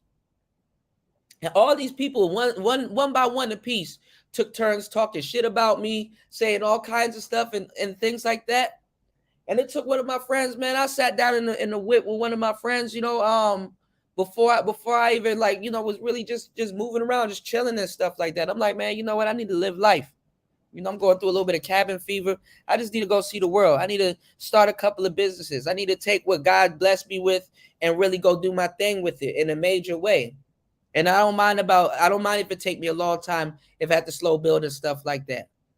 And when I looked around at it and stuff like that, because like one of my rounds, he was like, bro, dog, yo, you inspired me to do a lot of shit. And I'm like, oh, for real? And he's like, yeah, man, you doing this? Like, look where you at. Look at all the people that be talking about you and shit like that. He's like, and I grew up with this nigga. And he was like, bro, I've seen you in the past 2, 3, 4 years. I've seen you change so much and evolve. You don't even see it. I tell him I don't see it because I'm active.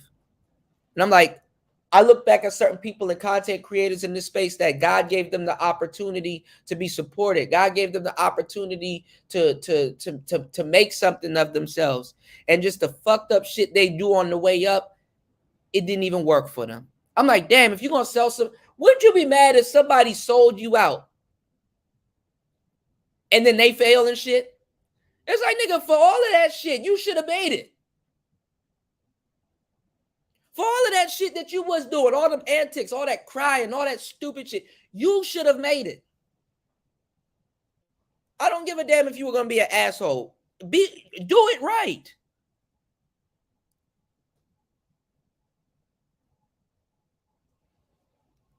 All that bullshit people was talking about, you should have made it. Why do we run up on you 2, 3 years later and you talking about the same shit?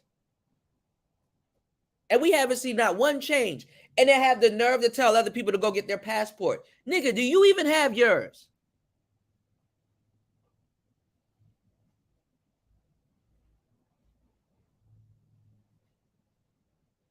And then we're on the crusade of the game is not real. The game is not real. Well, why is the game whipping your ass right now?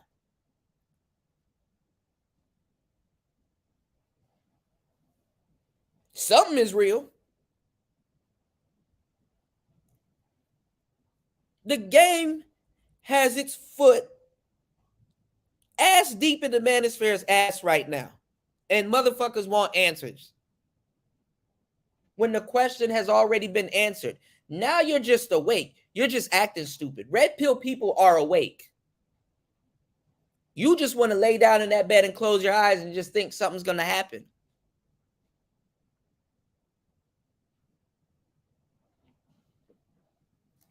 And then the fucked up part is that what y'all got sold in for. Damn, dog. I found the epicenter of the bullshit with just suggesting people upgrade their equipment. Ain't that a bitch? Something that they should have been doing and was gonna do anyway. I'm telling grown ass man, yo, don't worry about that stupid shit. Mind your business. Because these niggas just thought, hey man, I get up all day and yell on my phone and make money. Don't even realize you're running a damn business. Just for the sake of saying, yo, I'm gonna be an employee because I'm gonna be sitting here and I gotta be the main person running my shit. Nigga, Pearly realized that motherfucker said, I'm not about to be sitting up here doing all this content by myself. I'm gonna just start hiring motherfuckers.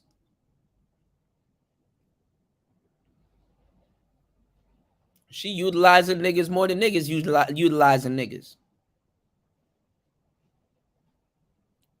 Because if you were one of them editing ass niggas and you like, yo, man, I use this software to edit. Yo, y'all should go get that. These niggas gonna get mad at you.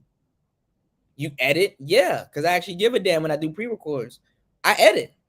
Nah, man, they don't need no editing. All they need is a live stream. They just need that shit happen right there and then. You don't gotta edit. You don't gotta do none of that. It's not about it's about the video, not the editing. It's not about the mind. That nigga done flew through 3, 4, 5, 6, 7 mics. Y'all niggas so scared. Not nobody say nothing. What's going on, Bronze?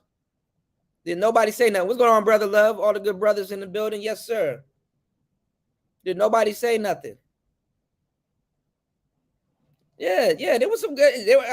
For the sake of it, shit, if we all gonna be racist, there were some good slave masters. Look at that. I keep Jordans on my niggas. They got insurance, 401k. He'd be a fool if he ran away. That's why when niggas try to do the little slave revolt, they're like, come on, man. Come on, man. He feed a nigga. What you gonna feed me if I run away with you? That nigga be giving me grilled chicken and all kinds of shit. Nigga, what? He makes sure my muscles are in tip-top. I'm in the best shape of my life. I wouldn't have did this if I was alone. That's how niggas acting.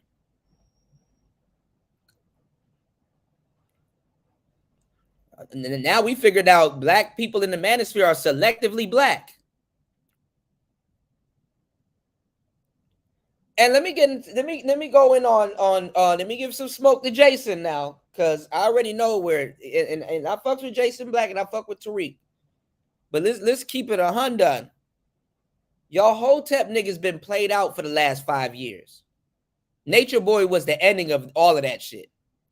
Speaking of Nature Boy, I got a video we're gonna break down later on this morning for y'all. But Nature Boy was the ending of your shit. Cause them Hotep bitches been calling y'all nigga. Them Grand Rising bitches been talking smack shit to y'all vehemently. Even y'all Hotep niggas calm down on the black woman as queen type shit, and we gotta rebuild the kingdom and all this other. Y'all need to go somewhere with that shit. Only people that believe in that shit is somebody in their 40s or their 50s and shit like that, and they barely holding on. That Hotep shit is a phase. Hear me there and hear me clear. That Hotep shit is a phase. Here today, gone tomorrow. Depending on, some people go through that phase for a long time. Some people, it can take them a long time to go through that phase. Some people still trying to read the Egyptian Book of the Dead. I get it. Finding out what Ankhs is and Sittafets and obelisks and all that other stuff. Hey, Kuda, did you know the Ankh is not a cross? It's a key, brother. Do you know your third eye ain't your third eye? That's your first eye. It's called the pineal gland. See, brother, the white man can't utilize his pineal gland because it's something that we in the community like to call calcified and fortified. I ain't never lied. Like, oh, okay, we get it, bro. Cool story. That nigga Olivia Alexa came back talking about, so we need to rebuild the kingdom. That shit was funny as hell. Rebuild, bitch, what? You need to treat your man like a man so we can rebuild the kingdom. Get the fuck out of here with that. Y'all didn't want Sarnetta running around this joint. Sarnetta would have got y'all asses together. It would have been some money coming around this joint. He'd have dog king the shit out of the Manosphere.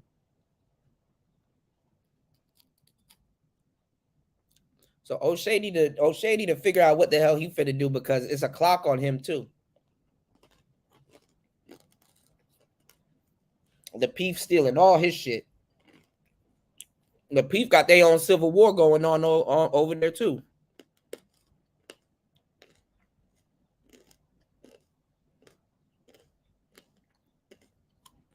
Yeah. But let me tell y'all something. How dare you come in here try to help brothers and talk about progression? You know? How dare you have a channel like that?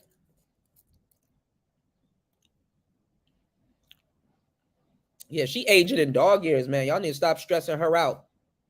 Her hair about to start falling out and shit. Man, white women can't take all of that stress, bro. They ain't never gonna let nobody stress them out to that point. Y'all lucky I don't got my equipment set up. I would have sat up here and played Landslide by the Dixie Chicks. That song slaps. But a landslide brought me down. Y'all need to start listening to country music. I know I'm a DJ and I know about a lot of genres, but that country music will humble your ass. I never seen a white woman sing about the wall like that. So profoundly.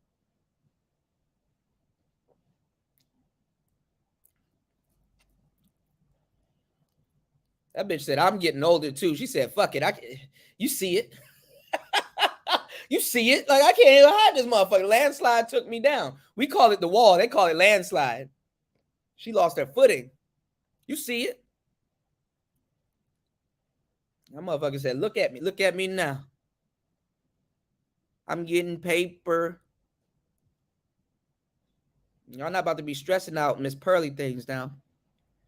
Stressing her out like she's y'all substitute teacher. I know she look like y'all substitute teacher. You know, she's like one of them teachers that was cool and shit. Like you come to class smelling like weed, and she's like, now Brandon, I know you're not supposed to be doing stuff. Hey, you got a Vic on you? You can sell me after class? No, just put it in your notebook with your homework. Come on, man. Yeah, man, you'll pass all of that shit. Just okay. Shit. We didn't know what the hell our teachers was into until we grew up and started dating them and shit. Teachers be getting high as fuck. Piped out and all kinds of stuff. Police women get high as fuck. Church girls, high as fuck. Preacher, high as fuck. Fireman, fireman. That fire go both ways. Put out fires and light shit on fire. You got to grow up. People be coming to me with all kinds of problems. They be like, yo, my uncle used to do this, or my dad used to do this, and whoop-de-whoop and stuff like that, or my brother and all this other stuff. And I was like, okay, cool. How old were you though when you realized them doing that stuff? Oh, I was like 6 or 7. I'm like, okay, but you're telling me this in adulthood, and you kind of did. You know, the world seems so big to you when you're that young. But then you're grown up, and then now you got to look at it from the lens of an adult, not a child anymore, because you misread a lot of shit when you're kids, you know? That can stress you out until your adulthood. You know what I'm saying?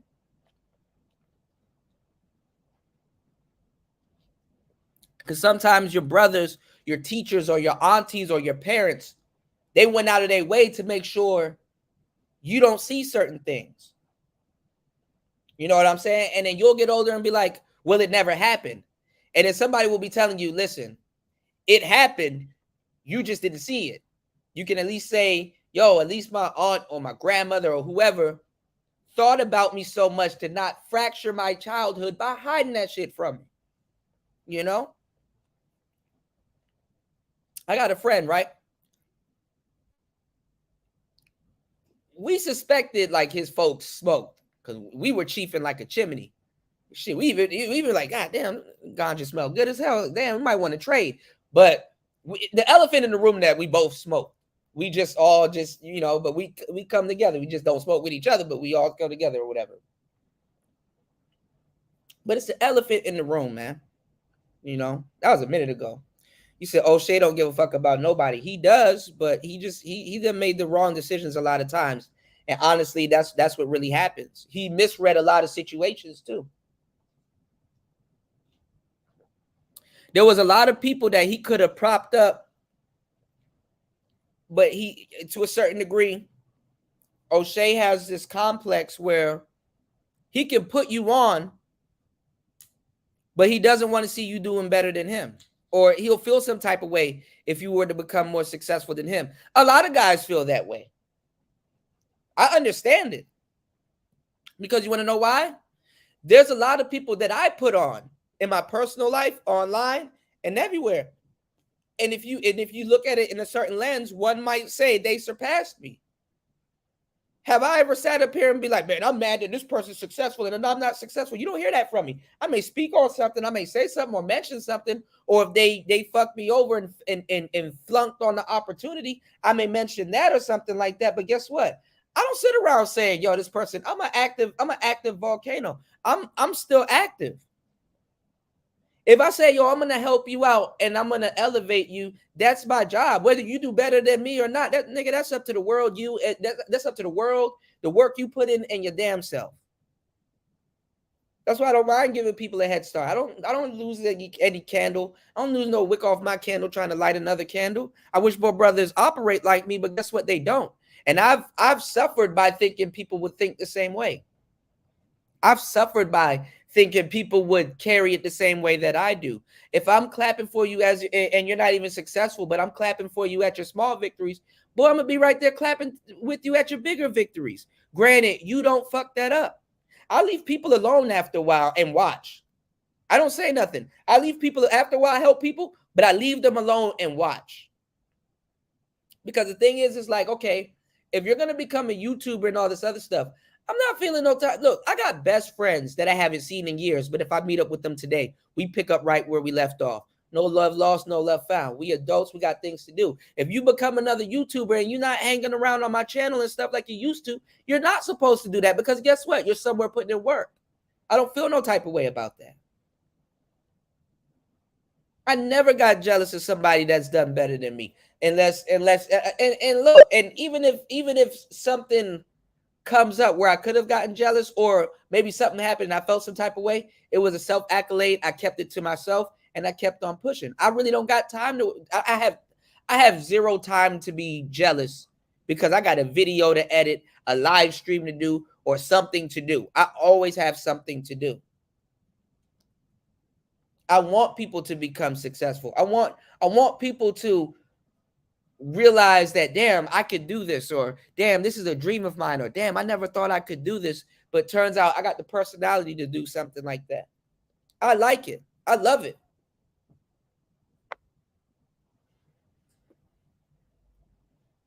But some people, if somebody gets more famous than them, or somebody makes more money than them, or somebody, it eats at them. It's like, why would it eat at you when you genuinely, if you genuinely wanted to help people? I be genuinely wanting to help people that I do help, whether it's by proxy or whether it's directly. But the fact that you have this woman right here that literally benefited off the advice that I gave to another brother who was smart enough to say, you know what? I'm about to be about my bag. I'm about to be about my purse, nigga. Kuda, you can sit around and give these people the game for free and do this shit for peanuts. I'm about to sell this shit.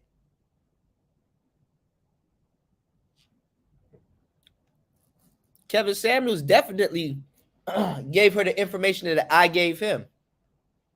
She popped up with all the equipment and stuff that's now worldwide now because everybody's seen what he does and take a picture of his setup and tries to copy it. People been trying to copy Kevin Samuels' setup for a long time. Niggas wearing suits to go downstairs to sit down in the house. Niggas burning candles and shit, almost burnt the house down. Microphone on fire. Hold on, y'all. We're gonna go to a brief intermission while I put this fire out. They forget to mute the stream and shit. You hear a fire extinguisher in the background. Sprinklers go off.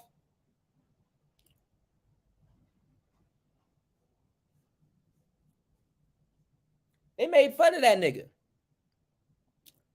Manosphere dudes talking about some, oh man, I don't know what y'all niggas want, because y'all made fun of the angry man. Oh, he dressed like he a teenager, and then turned around and made fun of Kevin Samuels. Like, hell no, I ain't wearing no suit in the summertime and burn up.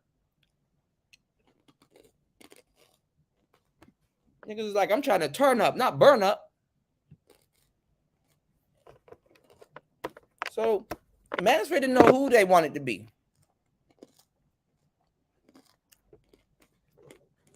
They don't know who they wanted to be. But Jess Pearly Things did run the Manosphere. And still does. She got influence. Because you can't. I want y'all to put some names in the chat. I'm gonna catch up with these with the chats. And make sure y'all support the channel. But you can't find a Manosphere guy that you can send to CNN and talk to CNN right now. But I bet you right now, if it was somebody was to hold a poll and was to say, yo, can we send Jess Pearly Things on CNN to speak on behalf of the Manosphere? Bet you niggas say yes. Bet you niggas say yes. She can articulate it, and she's not going to fuck it up like Big John did. Who they going to put in front of Pearly when they talking? See, when the white Manosphere went on CNN, they, oh, yeah, we're going to send an Asian bitch. We're going to put an Asian bitch on John. We're going to get him up out of the paint. I said, oh, that was strategical. They knew what they were doing. They gave him a outgoing Asian chick. They didn't give him the nice little dainty, giggly Asian chick. No, they gave him an outgoing, post-wall Asian girl that they know he would have been attracted to. They put his flavor in front of him.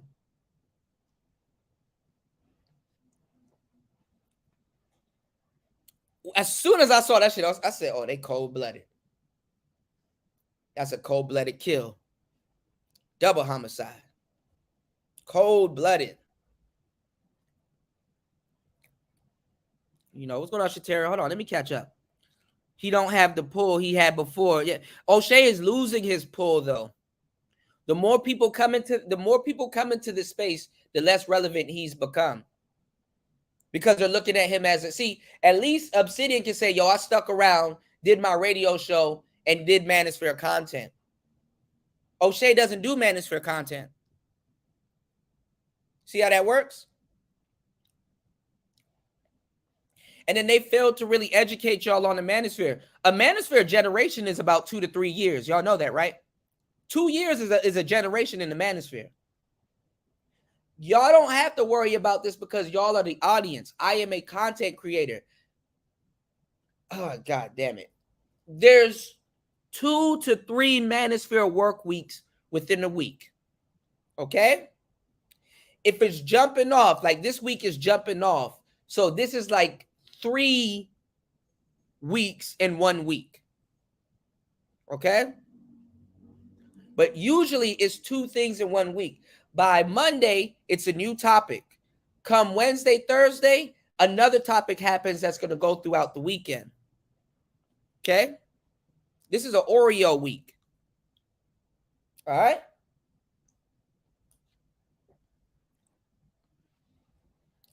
So we really got to pay attention.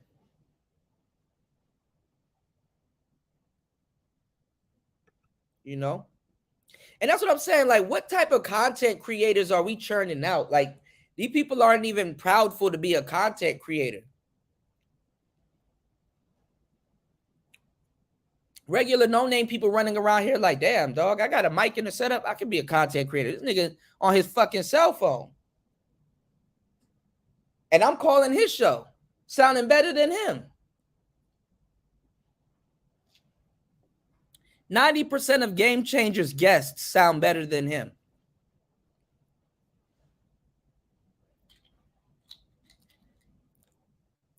%70 of MOT, all of his guests sound better than him. All the MOT's guests, they that nigga sound like he's at a Burger King window.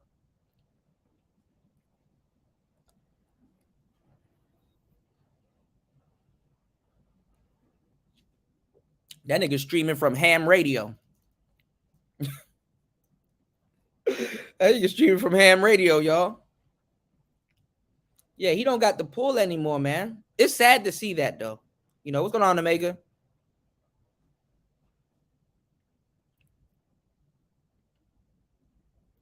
Yeah, he's good. What's going on, Shatera? He's good for the Kanganda stuff. I mean, you can break into Nolly world, but honestly, them people rather you be Nigerian. They rather you be locked in, you know? Shout outs to Rod of God in the building. Shout outs to the Rod of God podcast in the building. Shout outs to you. You said throw in the towel. I'm just saying, man. And, you know, people be like, AI going to take over. AI will never take over until it starts writing its own prompts. You know? But this is the thing, though, Arab Black. The Manosphere wouldn't have to worry about getting to the bag and sellouts and money and stuff like that if we just simply upped our equipment and get our content together. That's a given right there. That's a given right there, man.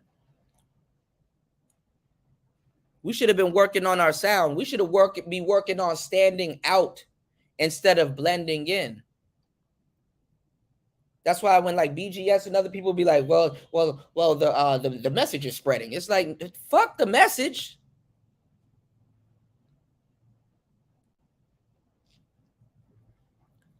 You know, after the message after the message becomes aware, you want dudes to be aware of you and who's saying the message. The fuck? Nigga will run up to you, be like, yo, you spitting all that Manosphere shit. Where'd you learn it from? You're not going to believe me, but there's this dog that uses AI technology on YouTube. He told me, no, Walt, not all women are like that. And I'm like, damn, yo, he must know the truth because he deal with bitches all day. That joke gonna fly over a lot of y'all heads. That joke gonna fly over a lot of y'all heads.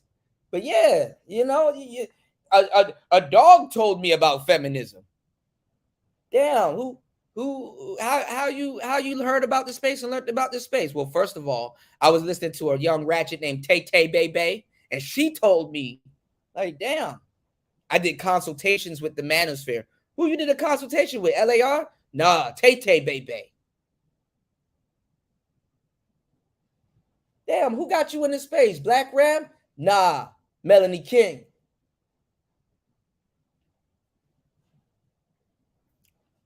Nigga be in here loud and wrong, misquoting shit. There's so many Manosphere channels and Manosphere adjacent channels now. It's ridiculous. I don't know half these niggas. I don't know half these niggas. Yeah, look, it ended up being the mic after all, Rod of God.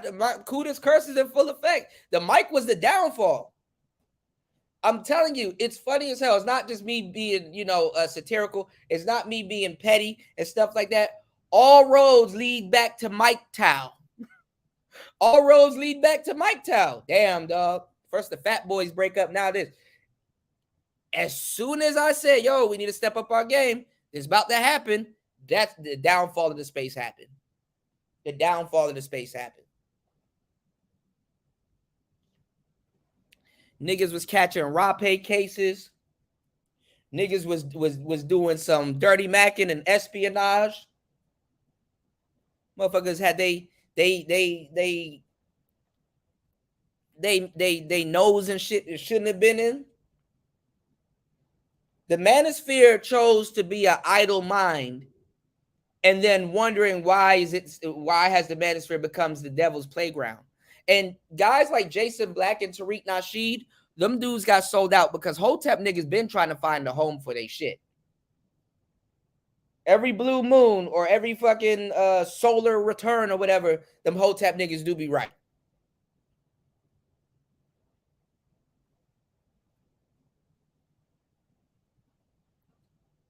And the only people they could be in this space, they're not around anymore like that. Because if a Jason Black wanted to be Manosphere adjacent, he would have been an Ibmore.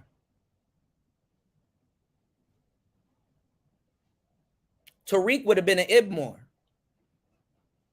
We have conscious brothers in this space. But that conscious shit, it's a phase. It's dead. Them niggas ain't learning Sanskrit and all of that weird shit. They're not learning that shit.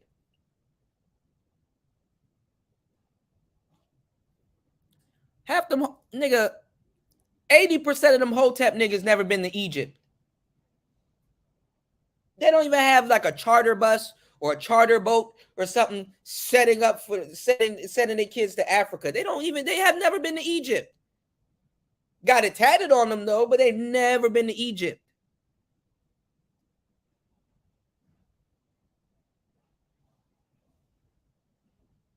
That's why I'm laughing at this passport brother shit.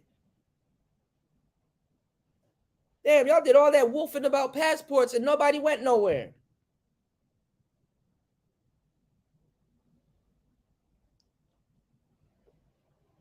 And when you go somewhere, then you're getting kicked out or something's going on, which isn't fun, by the way. I know I feel for brothers that get themselves into some shit overseas because you just don't know. What's going on, bro?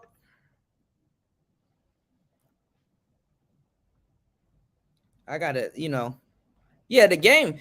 All these niggas that's sitting here in the Manosphere, remember, the game didn't exist. So I'm wondering why are they going through what they're going through right now? What happened? Y'all don't got no game.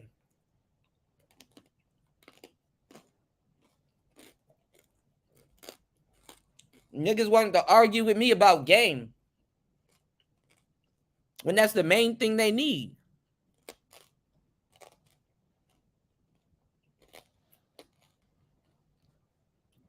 You ain't got no instructions, so you headed for your own destruction.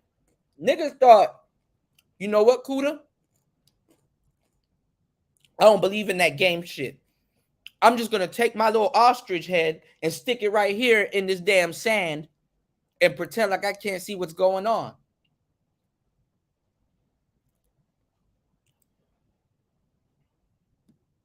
Said, damn. Yeah, that's your plan? What your boy Nas said? How you hold on. He said, how you a man waiting for the next man to get rich? Your plan is to stick out your hand real quick? Hold on, y'all.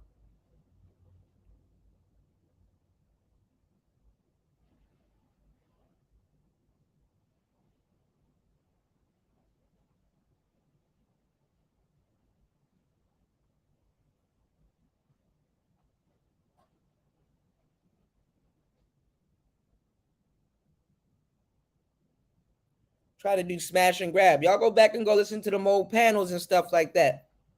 I was talking to Zero and everybody. Saying, okay, well, if you're telling people that they don't need no game and they don't need these things that they know they need to deal with women, and that's like a man sitting down with like a burger in his hand, and you say, you know what, brother, you don't need to eat that burger, and you take that burger out of his hand, what are you gonna replace that burger with? Some Impossible meat, a glizzy? What are you gonna replace that burger with? So you took this burger out this man's hand. What is the equivalent? You gonna give him a tofu burger? What are you gonna replace that burger with? What the boy Nas said? He said, how you a man waiting for the next man to get rich? Your plan is to stick out your hand real quick. So if you feed your family and he serve you shit, that means he had the. He said that means.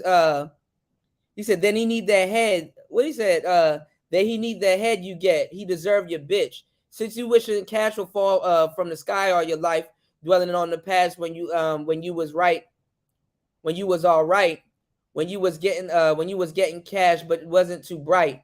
Now you look down and you feel like busting them shells. Nobody owe you. Can't do nothing for yourself. Nigga, Nas gave y'all the whole rubric and the fucking still go listen to Kanye West Still Dreaming. I fucked up. I can't read that shit. Fucking Rap Genius need to use bigger font. I ain't zooming in, y'all. But like, come on, man. Then y'all sending the best and the brightest niggas in the space to the fucking quote unquote to the fucking prostitute pits of the world. Talk about some get your passport. Shout out to our brother Rada God Podcast dropping the huge $10 on the super chat. He said exactly, Kuda. Old man sold out for 2.5K live viewers. Meanwhile, Jason Black had more than 8K. Niggas sold their soul for L. Well, see, that's the thing, though. That's the thing. People had to choose. That's why I think O'Shea's a little bit hurt by that. You know, I know him and Old Man fell out a couple of times before, but O'Shea's a little bit hurt by that because he did what he always does. He ran his mouth before he did his homework and didn't know that Obsidian was going to do that. So he can't do nothing but respect it because he was like, yo, if you fuck with this person, because O'Shea's big on that. Yo, if you fuck with this person, I'm not going to fuck with you no more. And then somebody, well, what about Obsidian? Well, see, there's an exception there because, like, you see what I'm saying? Because Obsidian still writes for him. They ain't good standing. They got the same common interest in the same enemies. Both of them don't like Donovan Sharp. Fresh and Fit went down through that by proxy because they were cool with Donovan Sharp and inviting Donovan Sharp onto their platform, whereas O'Shea could have been cool with Fresh and Fit. O'Shea could have been, you know, they wasn't listening. Like when people are going on the way up, they beef. When Kevin was emerging and stuff like that, people were beefing with him on the way up. There were big talks about the media coming into the space. But I told y'all the media may come into the space, but when I was sitting there and I was sitting down smoking a big old cigar, I was smoking them. Go look at them old shows that I had when I'm sitting and smoking a cigar. I give you all the game what's going to happen, right? Mainstream media doesn't have to come in here and sign a goddamn thing because what they're going to do is they're going to take media tethers or whatever you want to call them. They're going to take other people that have been watching the Manosphere and all those other people, and they're going to hype them up, not you. They're going to hype somebody else that watch your shit and say, hey, I want to start a podcast and talk about that. They're not going to hype you. Why would they hype you when they can hype somebody else that's watching you and they're more impressionable? They would rather put them and YouTube would rather put their money into Kai Cenat talking red pill shit before they actually come down here and have a red pill person actually get that bag. Now they will reward another red pill person for doing something else other than red pill stuff or something a little bit more comical and funny. Like if you wanted to turn the red pill stuff into comedy, yeah, you might be able to get on. Because Alpha Male Strategies was actually more funny than he was serious. But the funny thing is that he was dead serious. Shout outs to my boy Angry Man. Angry Man, he had to do funny YouTube shorts. And people are like, oh, that's funny. But he's dead serious. Remember when Kevin first popped off? They thought he was a gay man just telling these red pill jokes. Till they realized, oh, shit, this nigga's serious. You know? And the audience that you need in this shit is the suburb audience. You need the suburban audience. You need the best position to work your way into in the Manosphere is Darius MGTOW, Jada Black, Steph is Cold, All those cats. You got to work your way. You got to work your way in that position. Don't be down here doing goofy shit. You can come down here, steal all the content you want, get them uploads to work in your favor. Go and enjoy your money. You know, so a lot of people, you know, don't listen. There's a troll in here. Who's the troll?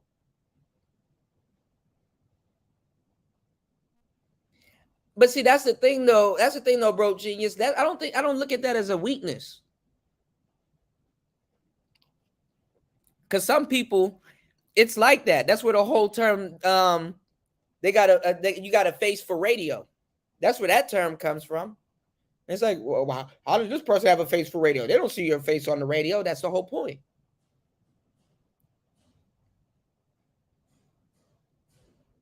But check this out. Donovan Sharp got on camera, and that fucked up that actually did more harm to his career than anything. But he was smart enough and he got enough skills to recoup from that. You know? He got enough skills to recoup from that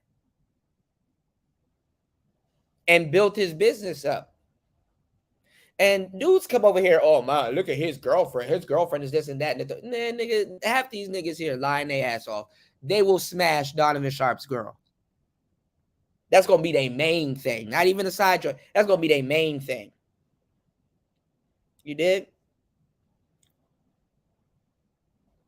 That's going to be their main thing. You dig? What's going on, Sean? Yeah, some of those stones, some of that stuff works. I'm not going to shit on the Hotep shit. My thing is that it's more of a solo project than it is a group project, you know? But even solo, it's a phase, because I know this one chick and she was just like, oh, I'm not going to be a hoe. I am a free flower type woman and stuff like that, but I'll never be a hoe. And then she got real deep into the little Hotep shit.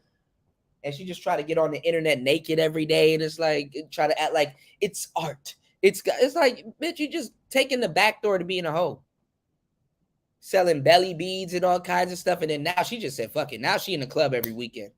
She used to didn't drink. She used to didn't do none of that shit. She just said, fuck it. I said, damn. You said always yelling in front of abandoned buildings, right? Just like Mortal Kombat. He said, yeah, he was tripping saying the Manosphere is dead, but I think he meant because the three kings are looking compromised. Yeah. Jason didn't really go after Angry Man. And that's another thing. Angry Man, he was co-signing Pearly to a certain degree. He said, yo, Cooter, you really got to stop or open up a panel for some of your, or something, bro. Your concepts are all over the place. Nature Boy not respected or considered a black. No, Nature Boy was respected. Shit, I'm one of the reasons why y'all even heard about that story. You can literally type in DJ Cooter and Nature Boy and sit back and laugh. Every so often I go back and laugh. You dig? Or Eliana, because she up here lying her ass off right now. She up here lying her ass off right now. She did a whole interview lying her ass off. We got a show to do, but I got to go back and pull out some of my shows where I'm talking about that stuff, because I done forgot which shows I was talking about it, you know? But Pearly is good. Pearly can come back into space. She can apologize and stuff like that. And everybody gonna forget her wrongdoings, and they're gonna remember all O'Shea's wrongdoings and everybody else's wrongdoings, which I think that's messed up too.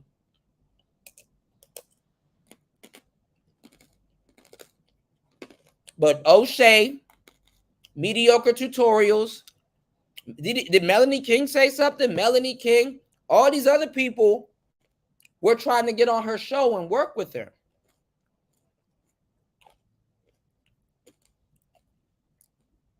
Donovan Sharp should have did what he was going to do a couple of years ago, where he was flying out Manosphere dudes and doing podcasts with them. How he flew out Solo and C Boogie. C Boogie still using pictures from the time he went out there and did a show with Donovan Sharp because he had an SM7B in front of him. And C Boogie was just reusing those pictures in his thumbnail to make it seem like he got that type of microphone. Whole time bro was rocking a big old blue Yeti. Can't make this shit up, people. Donovan Sharp was killing the game with those in-person interviews.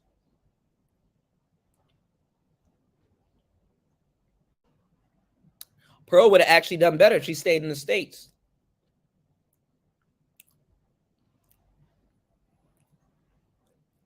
What's going on, Shane? Shane caught on to that joke. But my thing is this though. It's like those in-house interviews, that's what's killing the game right now. To get people in-house and kind of do it like a Tonight Show. That's really how I kind of wanted my setup. I'm still aiming to do something like that, to have like a Tonight Show type vibe, and we just kick it throughout the night for a shift. I'm really thinking about doing that because initially, shout outs to Marco, shout outs to Zero, shout outs to Jessica. I wanted to get like a radio cast and literally have but I liked what we had because all of us bounced off each other and were naturally funny. But originally I wanted like a radio show with like either one or two girls and like a brother or two, something kind of like the Daily Wrap Up Crew, but with a shorty or two, right? And like the women are comedians though, but they're not like dumb comedians where it's like they want to talk about feminism all day. They're just cool girls. They practical. They like one of the homies and stuff like that. And they just like, they're not in the way. You know, you got them type of women out here too. And then, you know, they probably have a comedy show or something going on. And if you guys are in the city, you know, you can go see them at their comedy show. It's a great way to plug their comedy show and a great way to bring listeners and fans and just have something nice together and just have like a fun, cool, relaxing show, you know? And I didn't know until hindsight, because, you know, hindsight is 2020. A lot of people were actually jealous of the third shift, man. A lot of people were actually jealous that there were just guests or panelists on the show. But it was like, bro, y'all had your own podcasts. You know, that me, Jessica, Marco, Zero, and a couple of the people from the audience, we all had our own thing going on, you know?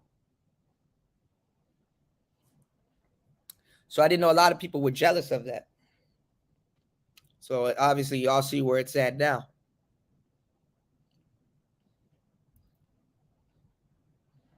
I don't know. That's what I was saying. That's a really good question, Sean, because I was saying instead of trying to get those black people there to take action with something that's going to be here today and gone tomorrow, you know, we should have been stressing them to be like, okay, well, give them a raise.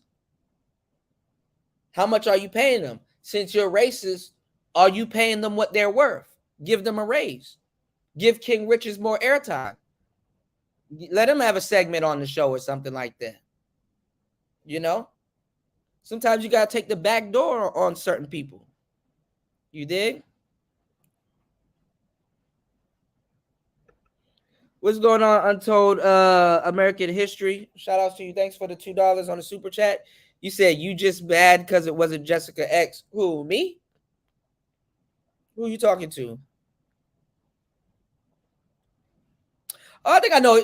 Nigga, Taz, is that you? Boy. Listen, bro. I ain't even going to get into that. But what up, though? Happy New Year, nigga. You said just tuned in. And in my opinion, the space keep taking L's. My thing is that there's a lot of people I wouldn't even say that's taking it, but there's a lot of people that's going to feel some type of way by proxy. That's all. You know? By proxy.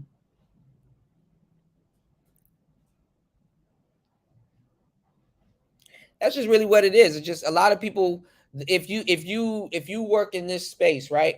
And you got hard content and you making, you know what I'm saying, and you work very hard, people are going to lump you into a category with people that don't even work.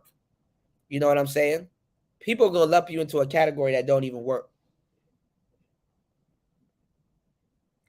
You did? So a lot of the people that actually really quote unquote put into the business, as O'Shea said, and they're here working hard and stuff like that, a lot of those people had to sit back and watch somebody that just got here shoot off and stuff like that. I'm like, damn, look how much videos O'Shea did on just Pearly things when he could have taken that time to do some videos on LAR movement. Why don't you do 2 to 3 videos on LAR movement a week and bring him up and just be reacting to some of the stuff that he's saying and stuff like that, and make a show about LAR movement? Don't just mention him for 13 seconds and then off into something else. Why don't you do a show with LAR movement and bring him up? That man been working and building your space for the longest time. Why don't you do a couple of shows and bring him up? Why don't you do a couple of shows against, you know what I'm saying? Why don't you do a couple of shows with other people that you're cool with, whoever you're cool with, because I don't know who he's beefing with and who he's not beefing with right now. And to a certain degree, I mean, there's people that I could say they were already on the verge of blowing up, but O'Shea, you know, he got wind of it and kind of helped them on the way up too. I'm not gonna lie, he gave a lot of people a boost. He gave Fantastic a boost. Fantastic was trying to make sure, like, he was trying to act like that work is work that he did. Fantastic got a cosign. Nothing wrong with that, because to a certain degree, that's what brothers should be getting. You know, if you're gonna be beefing with brothers in the space that does have a real brotherhood, yeah, the fact that people get cosigns, you should be able to mention that. Yeah, because you have an active brotherhood that's helping and working it out with people. Don't sit up there and try to fool the people in the past, making it seem like you made all this content off your back and this is Go Hard Skrilla. Nah, nigga, you got a cosign. Then we'll get mad when somebody points that out. The fuck? Did you or did you not get a cosign?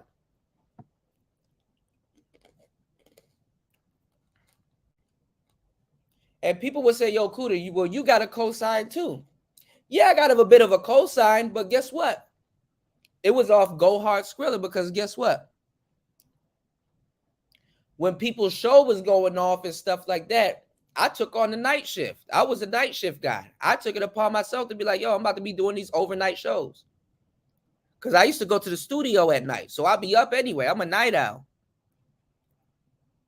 And I started doing marathon streams, and I started doing, you know what I'm saying, the third shift and stuff like that, and got it up, got it popping. I was already established. I said I might as well go ahead and do it. So I built mine off of, you know, being a real dude, helping out the space, and you know what I'm saying, and networking. And I got a good name in the space.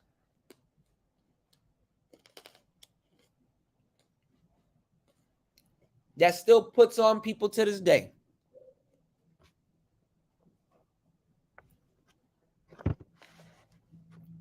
So some people just got a cosign. Some people or they had to engage in beef. One or the other.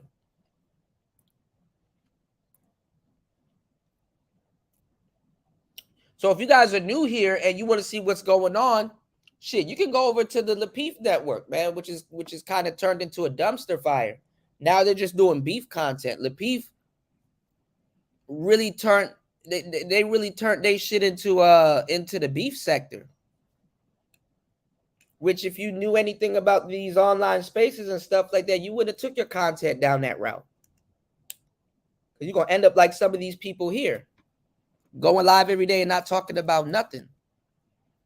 At least if they were clueless about Manosphere stuff and Manosphere situations, they still had material that could have lasted them and sustained them for a long time. But what made them go down the hole is the Manosphere, where they were taking their information from. The Manosphere abandoned its talking points to fake be passport bros. So the Lapeef network couldn't turn into a passport bro. It couldn't turn into a passport bro channel overnight. It would be too obvious. So they just got to fighting. Because if you notice, the Manosphere has I'm waiting for the Manosphere to get back to its talking points. I'm waiting for everybody, BGS, everybody, all the old school cats. I'm waiting for them to start talking about getting back with Keisha. Because that's really what it is. Niggas be talking like I have a problem with Keisha. I don't got no problem with Keisha. I can get a Keisha if I want, a certain type. I don't mind dating a goddamn Keisha, but you know, hey, bro, you better learn how to swim. You know, some of y'all, to a certain degree, y'all need a dysfunctional woman because you're not functional yourself. Hate to say it. Swap it out. Sometimes a dysfunctional woman is exactly what's up your alley. Get you a little dysfunctional starter chick. So once you upgrade and level up, then you go get you the real thing. Training wheels, nigga. Yeah, you said the way ninjas are falling on the sword for Pearl and actively fight Jessica is telling. Yeah. Well, see, Jessica disappeared for a long time. So you know what I'm saying? That's why I'm like, damn, you about to let her come out of retirement now. She can't even chill no more now. Because dudes need a main girl to watch. All right? And they're not going to watch Danica because she got a nigga for the most part. So they can't really gas up. For some reason, she the realest one, but they're not going to watch her. Kendra got a different audience. So they're not going to really watch Crimson Cure like that. And plus, a lot of people don't. Kendra's like wine. It's like a fine wine dealing with Kendra. So a lot of people don't have they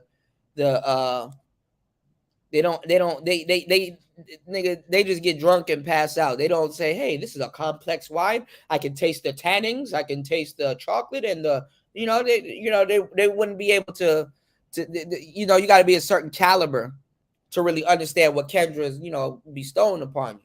So they rather watch Kendra G than Kendra C. You dig? That nigga Thon Lexi, that's all he did. That nigga said, fuck content. I'm just about to react to this Kendra G video and call it a night.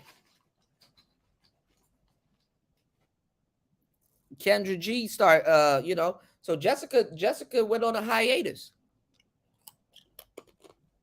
That's why I kind of chuckled a little bit when Jason Black said she was broke or tried to imply that she was broke. I'm like, actually, she's actually in good position to come back and rack up. Truth be told. Y'all niggas can't get past an accent. And she'll rack up even more because she'll make a lot of dudes feel like they're passport bros. Because technically, liking her, that makes you damn near a passport bro. You halfway there. You dig? Shout outs to my brother DH. Thank you, broski. Dropping a huge $20 on the Cash App. He says, yes, the space took another L. Yeah. This one is by proxy, man. I hate to say it like that, but this one is by proxy, man. You don't have to take a direct L, but this one is by proxy. And then the crazy thing too, which I think that's fucked up too, is that now all of the new people finding out about O'Shea, this ain't a good look either for his new audience. A lot of these Manosphere cats spend a lot of time, money, effort to wash their past and come off as somebody else to the new people. I never really had an interest of washing my past and I I never really had an interest of washing my past and try to come off as new to other people, because usually if you heard about me, you probably heard some negative shit. And then you come over and then you listen and then you're like, damn, this nigga actually knows what he's talking about. Damn, he teaching me something. Damn, he giving me some mental chewing gum. Damn, I never heard nobody say something like that. And I heard about that a lot, you know? So me, it didn't really benefit me to try to wash a past, because it's like, bro, you probably heard some negative shit about me anyway. And if you hang around me long enough, you're gonna start like you're gonna like me. So it's like I got that type of effect. So I'm like, all right, well, it is what it is. But a lot of these dudes in the space have done a lot of fugazi shit. If I was to walk y'all down memory lane, you're gonna be like, damn, I didn't even know it was like that, dog. You know? Shout outs to my brother Rod of God from the Rod of God podcast. If you're not subscribed to the Rod of God, tripping, all right? Dropping the huge $20 on the Cash App. Thank you again for supporting tonight's show. Damn, y'all about to make me go harder now, God damn it. Y'all about to make me go harder now, shit. But you're right, though. Ninja's falling on the sword for Pearl and stuff. Because this is the thing, though. You got to think about it, too. Jessica X doesn't cam up, okay? Jessica X doesn't show her face, right? But Pearl, she is plain Jane, right? So she seems more tangible. She'll fly you out to her show. You can get money with her, and you can boost whatever you got going on. Yes, you can boost whatever you got going on. She can bless you. You understand? She can bless you. If you want a job, you can sign up to the OVO Pearl Sweatshop. Tell her, look, I ain't even trying to do no big wild shit. I'll just hold this camera and press this button. You know?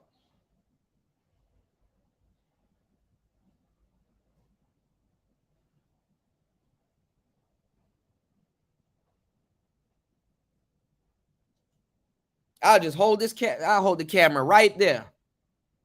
Press that button, right? This button? All right, I'll press that. You know?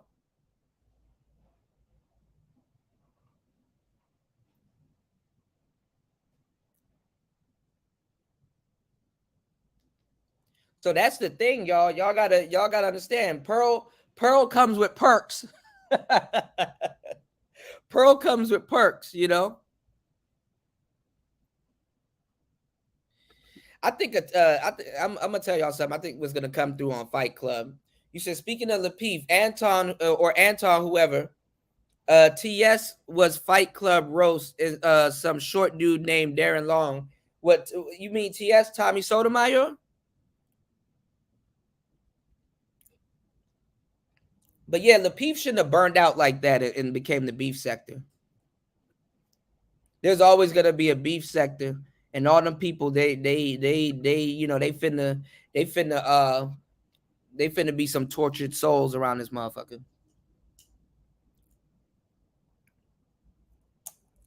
This is why I tell some of y'all, stay away from that shit. Y'all got stuff going on for yourself, you know. Them niggas left a mansion to go hang out on the street.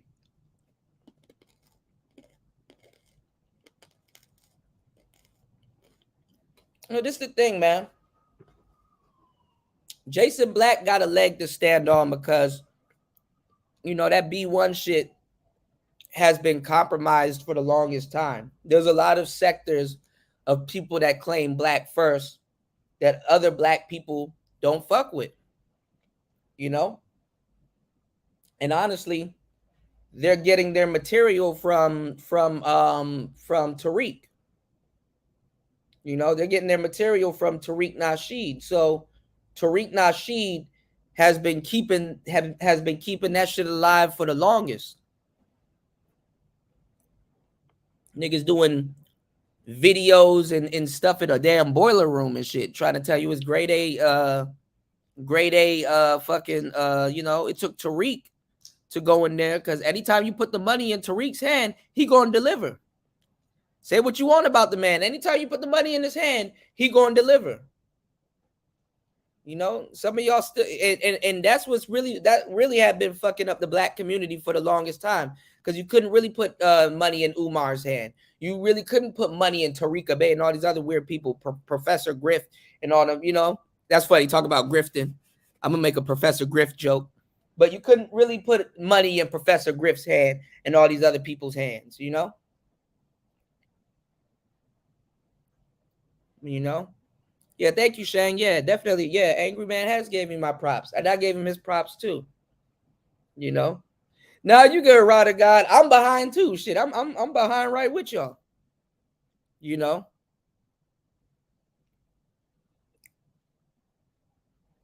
So yeah. Taz, bro, you like 2 years late and out of context, bro. Like me, I'm not asking Jessica to be the to speak for the Manosphere. I said that she could be a mouthpiece for the Manosphere in a certain type of way if brothers handle it a certain type of way, so we can be off and do better things. I said that Jessica could speak because she was doing it anyway. She was already running into a burning house. So I said she could speak for the Manosphere and handle other stuff so we can move on to something better and won't have to do anything about it. Certain situations men shouldn't even be handling in the first place. You put a shorty on somebody. So like miss me with that simping shit, bro.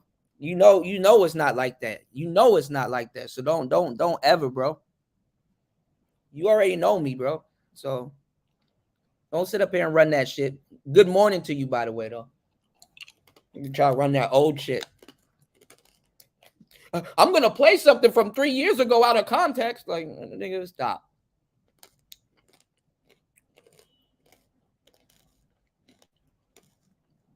You gotta find somebody to beef with, Taz, bro. It's not here, bro. The space died earlier today, so you know you don't gotta you don't gotta try to get subscribers here, bro. I know that Cynthia G shit got y'all. I know that Cynthia G shit got y'all tight. You know what's funny? You know what's funny, Taz? Now that you're here, let me talk to you, nigga. Because I was waiting for you to show up at a show because I don't know if you're gonna be in the back or anything. I told y'all that shit was gonna happen.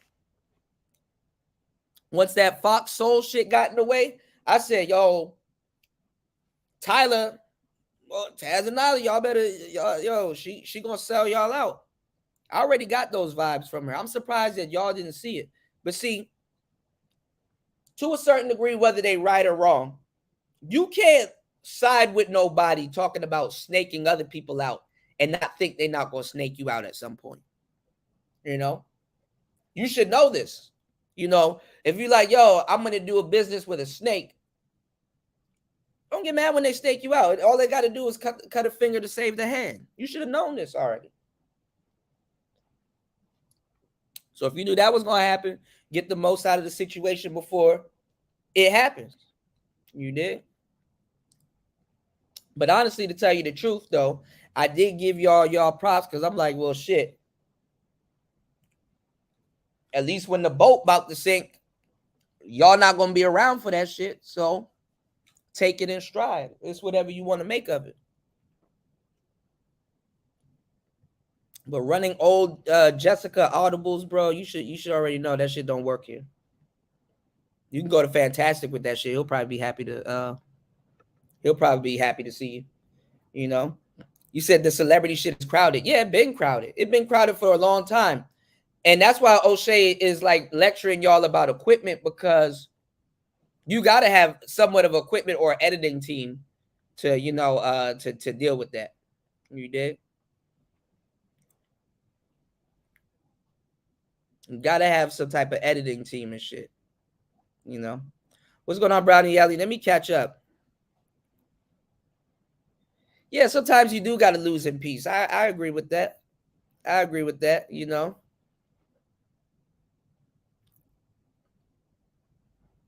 Yeah. Yeah, he said he was a millionaire, but he's his own employee. That's what happens when you run in a business, whether it's successful or not. You know, you got to be a little cheap, so he better be out there driving all them trucks. You know, what's going on, Ghost Man? I be seeing Ghost Man in these streets, bro. Ghost Man crazy as hell. You said the one day the Manosphere will produce an intelligent black man that can debate feminism.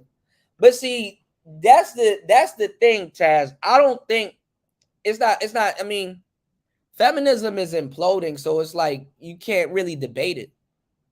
You know what I'm saying?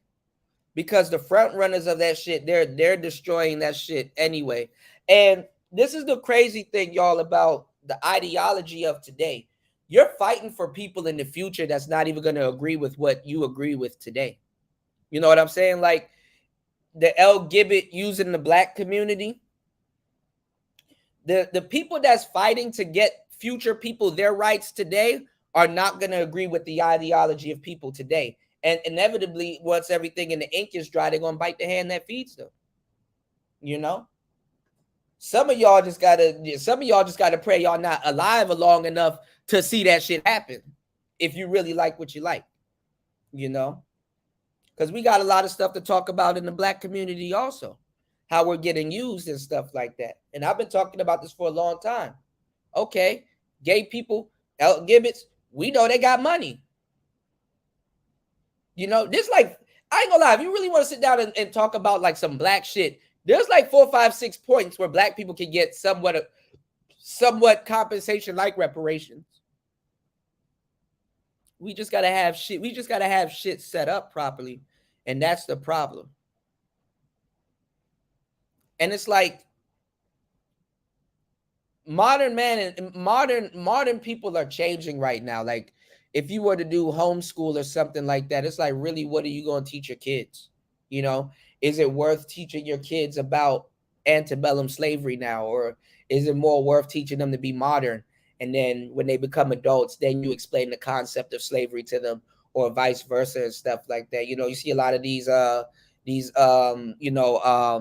schools and stuff trying to really take the slave rubric and stuff out of these books and stuff like that, because not even because it's a fucked up history to learn, but it's because it ties into favoritism.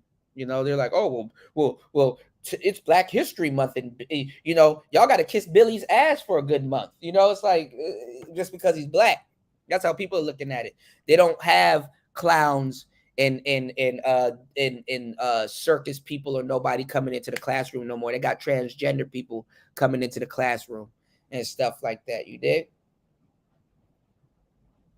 So, you know, you got to probably go back to homeschooling. But then again, if you go back to homeschooling, then nigga, what the fuck? Like, if you go back to homeschooling, then what you gonna teach the kids? You know, what's going on, Bump? Yeah, man, this ain't a good look, man. So that's what Jason Black is doing. He's kind of head hunting, and Tariq, he kind of just doing his thing. He on his mogul type shit, you know, just really laying low type shit, you know. Should a lot of B1 people don't agree with him anyway, because a lot of people they're more for ADOS than FBA, you know. So Jason about to he could just pick off people in the Manosphere. There's no representation here, you know. Hell, you look, Taz here. You talk to Taz long enough, he gonna say the same shit. Y'all should have got somebody to represent yourself. Look what he just said. One day there's gonna be one day the Manosphere will produce an intelligent black man that can debate feminism. But see, the thing is, it's a catch-22. If it's an intelligent black man, he ain't gonna debate feminism. You know, Myron sits on Fresh and Fit all fucking day debating feminism. I'm going into details about some shit we should already know, but you know. But the B1 women, they committed the biggest treason of all. Because I don't give a damn if a dude was a hotep or he was in the nation of Prislam or whatever, or you know, whatever was going on. Them hotep niggas love they women's dirty draws. And to still get turned on like that, that's fucked up.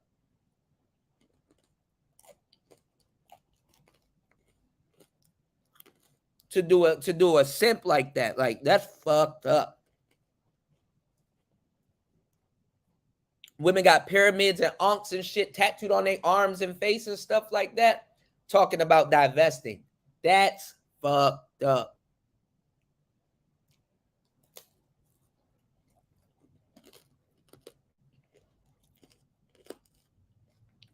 Somebody telling you Grand Rising now, you got to debate if they full of shit or not. You know? Because the fucked up part is that you would think that would be the last woman to do that shit. And nowadays, they don't even make Hotep broads like they used to. That's not the case now. Now the Hotep women is the main one divesting because they get more of a kick out of it. You know? They should be the last people talking that shit. And then the funny thing, too, is that a lot of them aren't even the white man's type. And then a lot of them can't even get along with the white man. I'm going to say it like this. Whether a girl wants to be with a white man or a lesbian or whatever she wants to be. If you're going to denounce black men and you're going to say, yo, I'm about to get with this white dude, at least go over on the other side of the fence and make it work. Don't be ain't shit over here and then go all the way over there and still ain't be shit and cause a problem for him too. I believe that if that white man or if that woman is going to say, yo, fuck y'all, I'm going to commit to that nigga, he should get a good woman. Same thing as if a woman say, yo, I'm not going to be doing dicks no more. I'm going to be a lesbian. Well, good. I hope all of that shit that you said that you bring to the table and what you was worth, I hope it works with that young lady that you're going to choose. But no, they be fuck ups on this side of they be fuck ups on, look, they be fuck ups with men. Then they go gay and be fucked up over there too. Then they divest and be fucked up there too. It's like, what the fuck? It's you. Yeah, they looking real game goofy right now, man.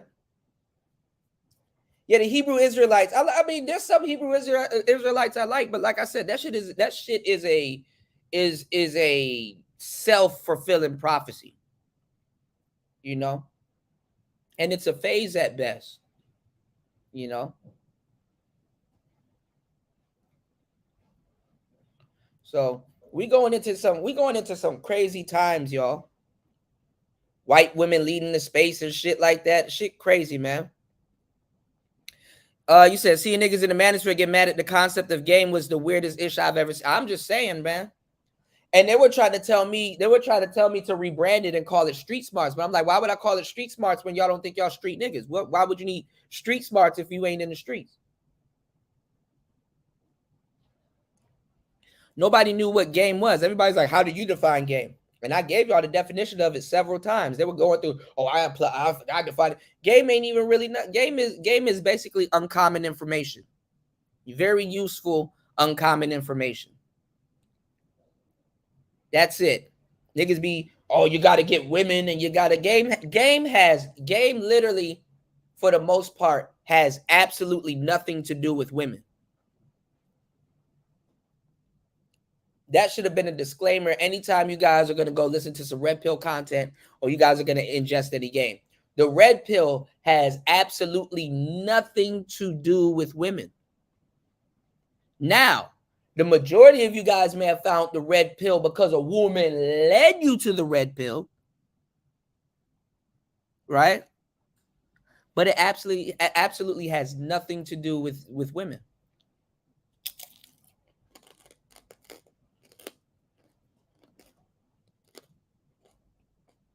And a lot of people don't like that.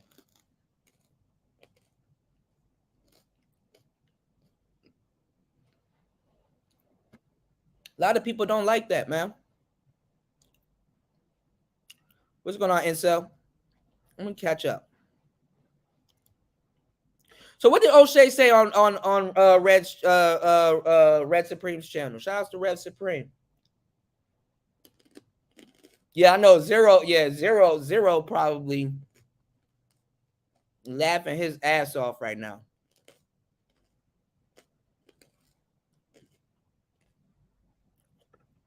Yeah. Yeah, he did. Yeah, he did. And he made it look real easy, bro. But like I said, we got a lot of goofies at the forefront, man. You know? If Fantastic want to sit around and fight all the time, then utilize him. That's what the military did. They utilize him. Oh, you a big nigga? You don't want to play basketball? You want to fight all the time? Get your ass in the army. Get on that boat. In the Navy. Get on the boat.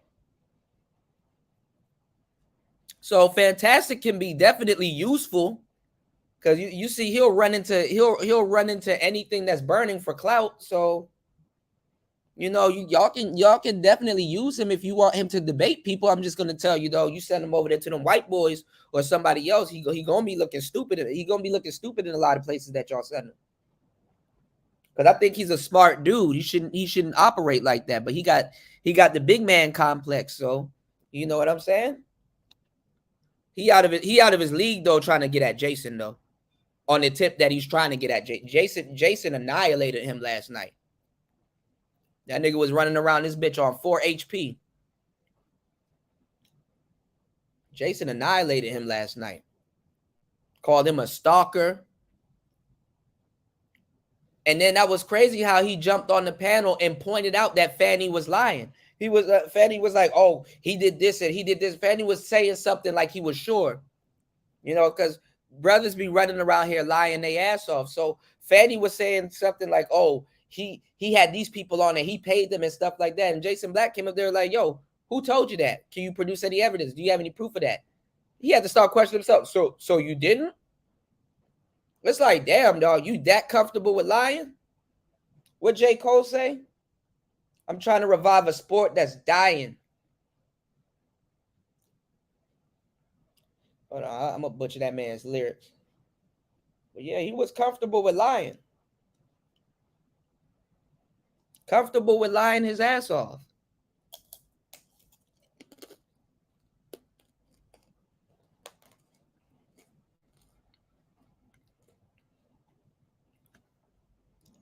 So even a lot of the Hotep brothers that don't sit behind their computer all day and they get up and they go outside and they putting boots to ground and stuff like that, you got a really small population of sisters that's really going to stick with you.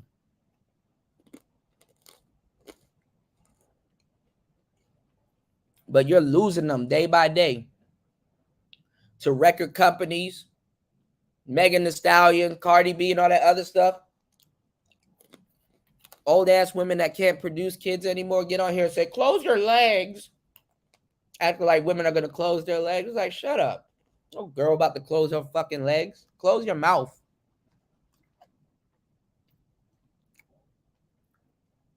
They put billions of dollars into Cardi B and all these other women telling them to keep their legs open and stuff. Oh, y'all haven't heard that new girl. There's a real sexy red on the loose. Y'all got to listen to this song called Pound Town. Like, these hoes ain't even trying no more. Hold on. Hold on. Let me show you what y'all Hotep niggas can't stop. And don't say you didn't see it, because they in New York right along with y'all. Hold on. Well, we're gonna take this copyright.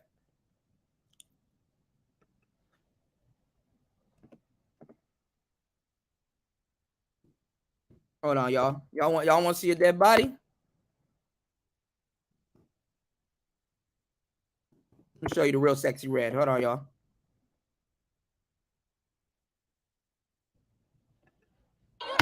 Hold on, y'all.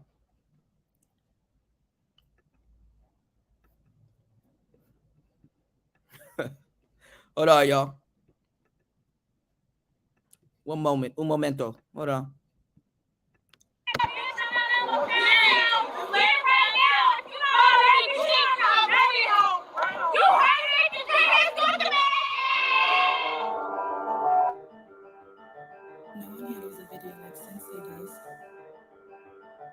Take heat, fuck these niggas up.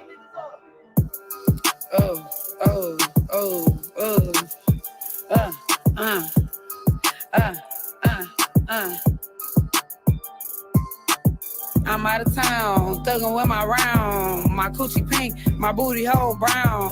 Where the niggas, I'm looking for the hoes. Quit playing nigga, cause suck a bitch soul. Pound town, just left Pound town. Let my nigga, he just took a bitch down. Yeah, that nigga dick a bitch down. Yeah, that nigga eat me out. Pound town, just left Pound town. Let my nigga, he just took a bitch down.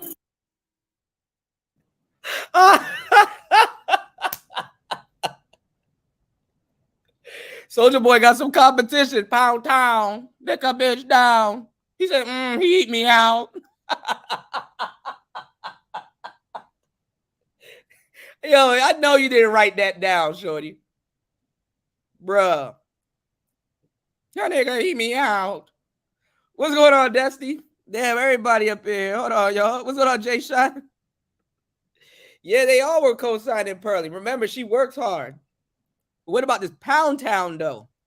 That nigga eat me out.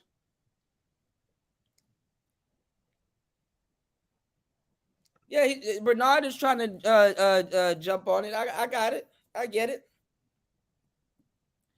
But even he's getting criticism by having some suspect. Didn't he have a girl with dentures or some shit? You know? What you mean I'm playing? You said I got mad potential and I am taking advantage of it. I got some stuff coming down the pipeline. Hell yeah. I got some stuff coming down the pipeline, tech. I gotta take it easy though, too. I need to get another SD card, man. I got these 4K files are fucking my shit up.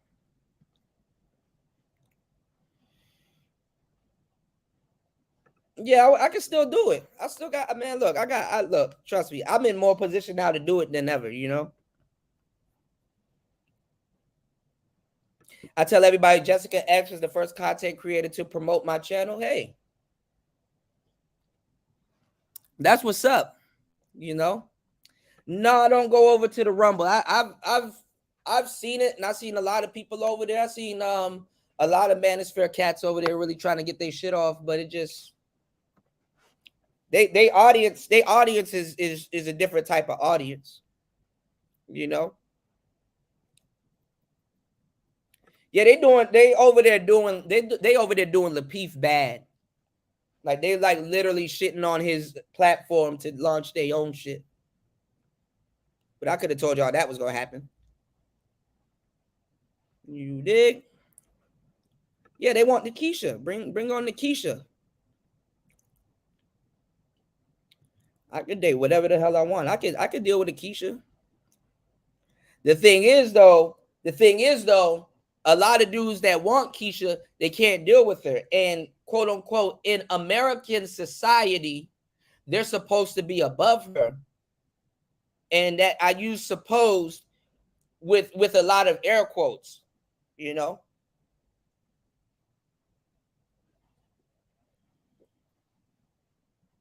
They're supposed to you know, they're supposed to you know,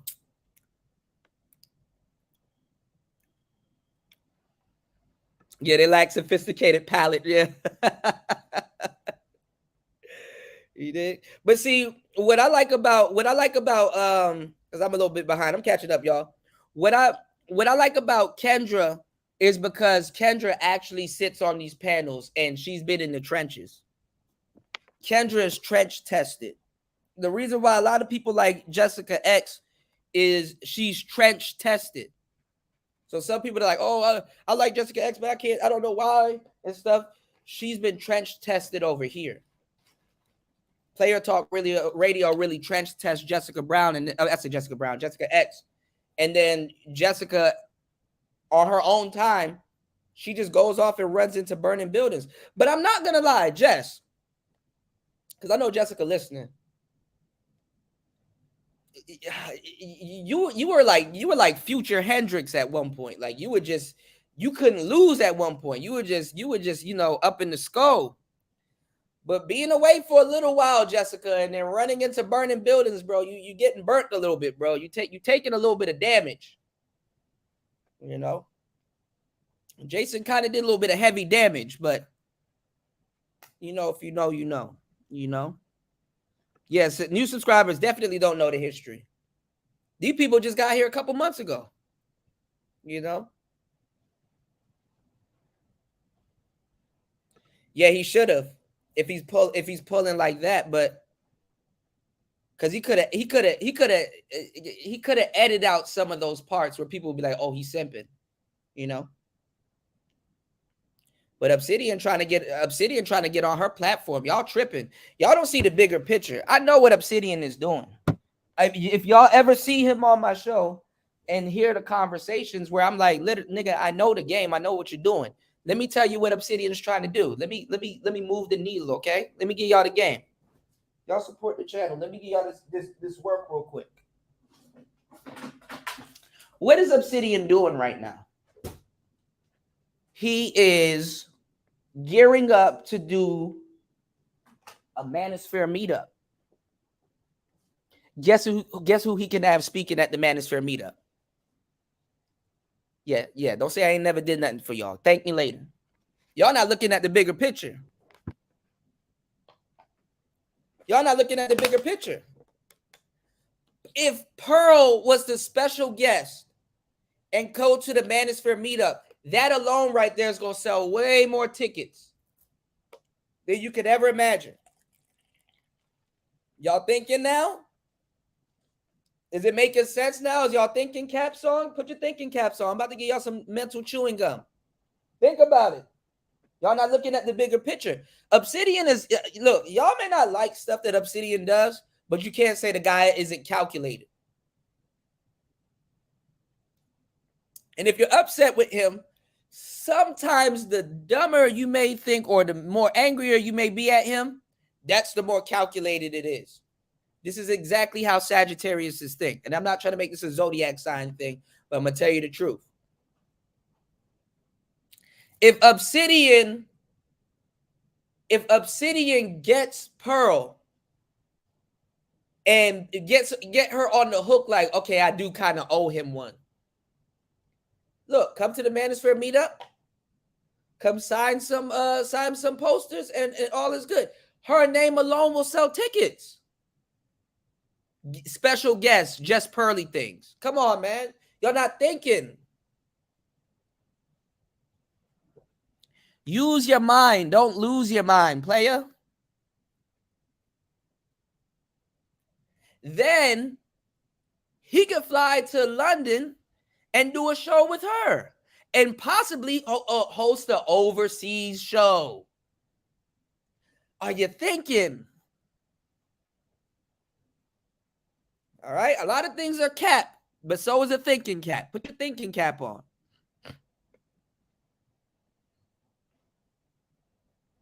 Okay. Think about what I'm telling y'all.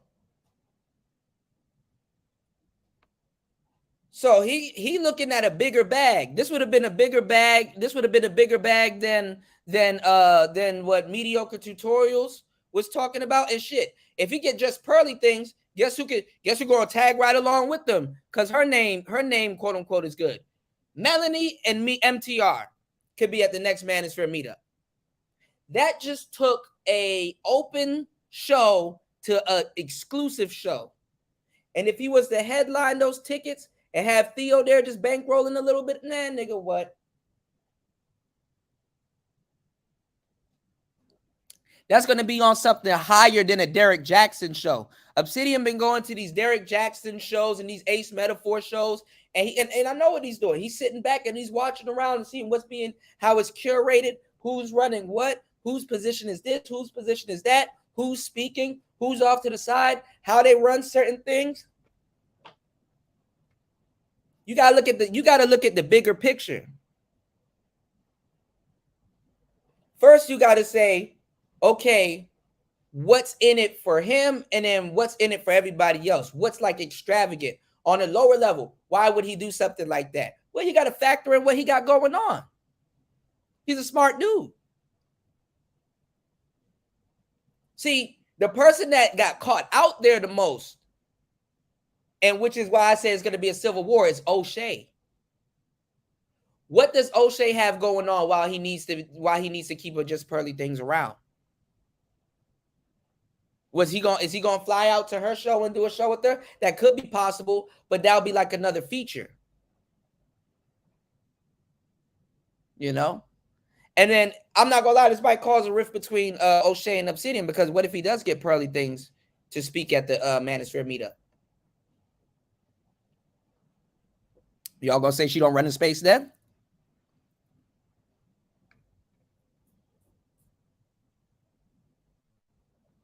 She could bring King Riches with her. You know, he killing a couple birds with one stone. And please, if you hear anybody else bite my shit, say something. Say something. We got 80 people in the building. We can get at least 3 subscribers, and we can get at least 3 supporters. If you hear somebody copying my shit, what I just told y'all right now, because nobody said this. I've been saw this. Been saw it.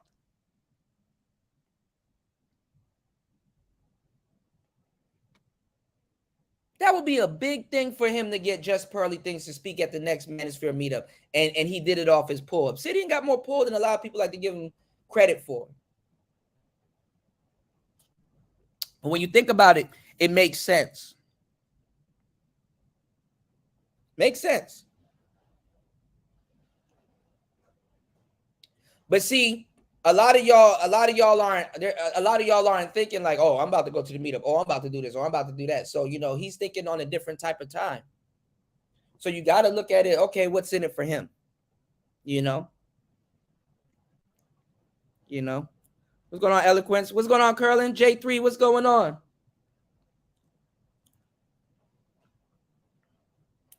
I'm just saying. Game is wisdom and manipulation. Something like that, you know. But you know how it is, man. We chopping it up, man. I'm back with another one like the other one. What's going on, Sister George?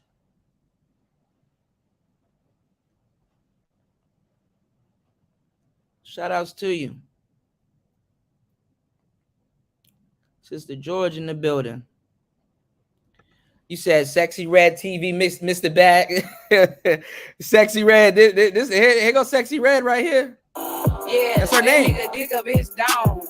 Yeah, that nigga eat me out. I'm out here in Miami, looking for the hoochie daddy. Where they at? Where the niggas that get ratchet? Where they at? My son need a new pappy. Too many bitches. Where the niggas at? I'm trying to get my coochie scratched. Yeah. I'm trying to get my coochie stretched. Yeah. You know them dreadheads do it the best. Oh yeah. I like a nigga with a check.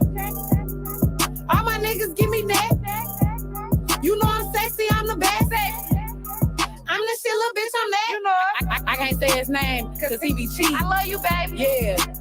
And I'm the reason. Niggas love a bad bitch. Yeah, yeah. What Suki say, nut on my tits. Pound Town, just left Pound Town. Let my nigga, he just took a bitch down.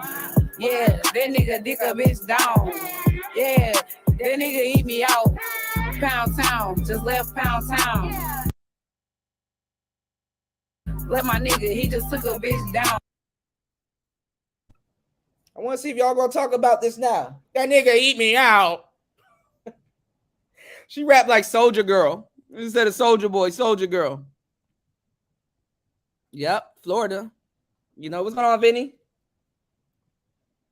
Curlin, imagine if you make a beat like this and this what a motherfucker do to your beat. I ain't gonna lie, that check clears like, bitch, you can do whatever you want to do to that beat. What's it called? Pound what? Shit.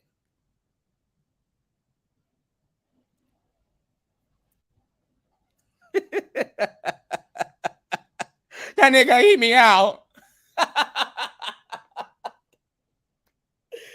Yo, man, bro, the last days are here, bro. Look, you know.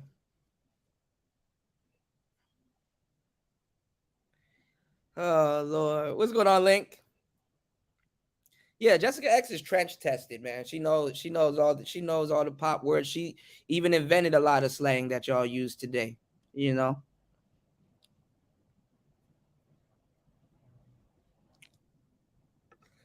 Yeah, but you know, she shouldn't support reparations. I don't know if she's a real blonde. Is she a real blonde? Because like real blondes, they kind of like, they call them dirty blondes, but she's you know, she's not for black people.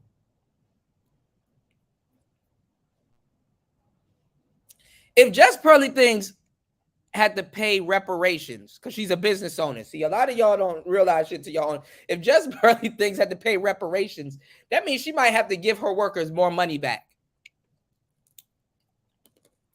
The whole concept of minimum wage is, nigga, I would pay you less, but legally I gotta pay you this much. You know?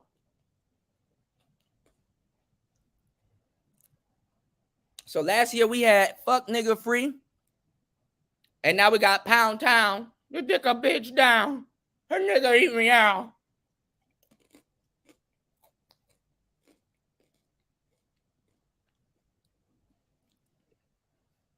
We gotta talk about this on the next show. Black women, y'all objectifying us. Yeah, that nigga dick a bitch down. Yeah, that nigga eat me out. Oh.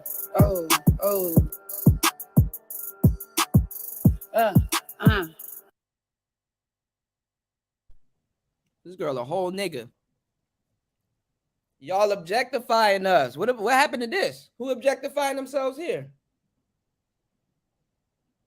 I'm gonna have a crazy ass panel one day. Who objectifies women better, men?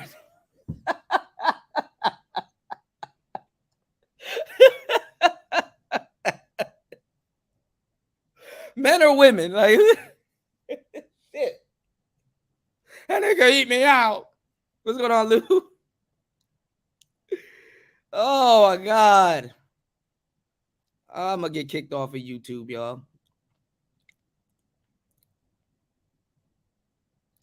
That's what I'm saying. A lot of people are working here. Yeah, he could have took credit for her success. Yeah.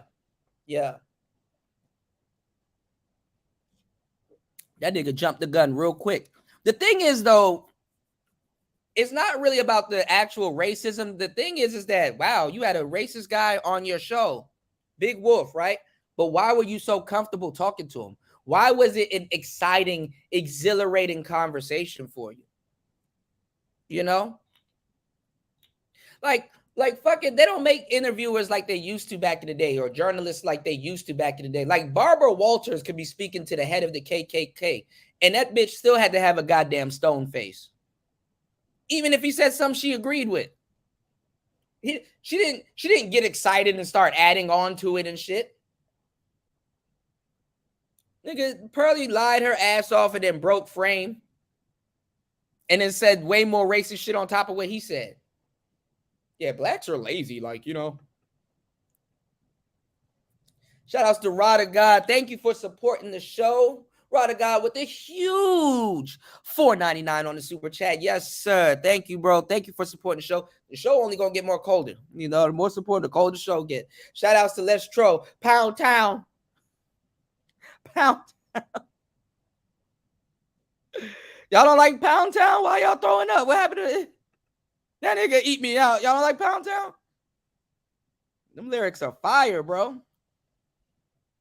J. Cole could never. She said she tried to get her coochie stretched. I said, damn. Yeah, if they bought your beat and use it for some shit, like, I don't know, I ain't gonna lie, though. It's the summer anthem, but it's like, damn, dog. Like, my biggest, you got to make another hit, Curlin. If somebody buys your beat and this is the song that it's on, you got to make sure you don't sell them another beat again unless it's another hit. But you got to make another hit to clear your name. You can't go down. You can't go down only being known for Pound Town. You got to go sell some shit to Ed Sheeran or some shit, or Adele. Like, does she still sing? Let me hang out in the studio with you. I need a bigger hit than that. You know, what's going on, RG3? There you go. Real ones in the building today, man. 84 people in the building. That's what's up. Let's get into this game. What's going on, TR, baby? You said Jessica is the reason why we dealing with Just Pearly. There is some truth to that. Jessica went on a hiatus, and the Manosphere dudes were looking for another woman to run the space. Couldn't get Danica Marie because she has a man, and to a certain degree, she gonna check y'all. So you better be respectful to her and her man. They wanted actually the Femme Sapien chick was supposed to be picked over Just Pearly things, but she pregnant. So that kind of, because Just Pearly things and Femme Sapien showed up like the androids from the future, like what Trunks was warning y'all about. That's what Just Pearly things did. And together, compared to each other, the Femme Sapien looked a number higher than what she really is. But she's pregnant and in love with her white man. Even though, because niggas would like her a little bit more. She's from the military. She's a little psychopathic. She's cool, But it goes back to men's psyche, the reason why they choose the Just Pearly things. Just Pearly things reminds a lot of these niggas of the elementary school teachers. She's plain Jane, literally. She's dressing a little saucy now, though.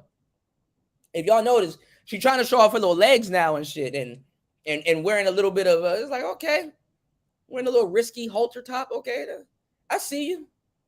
She feeling herself a little bit. Because the racist dude that was on there, he could have bagged her. That nigga was kicking game. He could have had Pearly things singing Pound Town. She feeling him. There was no doubt. She couldn't be like, you thought I was feeling you? No, she feeling him. A little too much.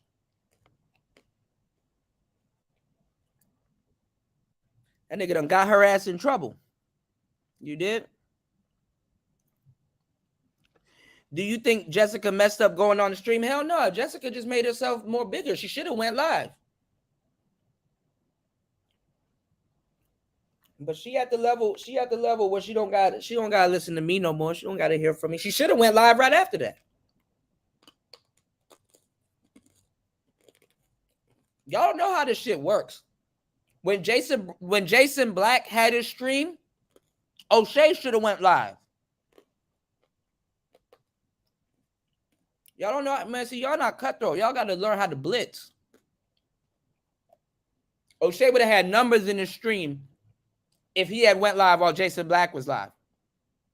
Somebody would have said something in Jason Black's chat, and about another 2,000-3,000 people would have went over to O'Shea's channel.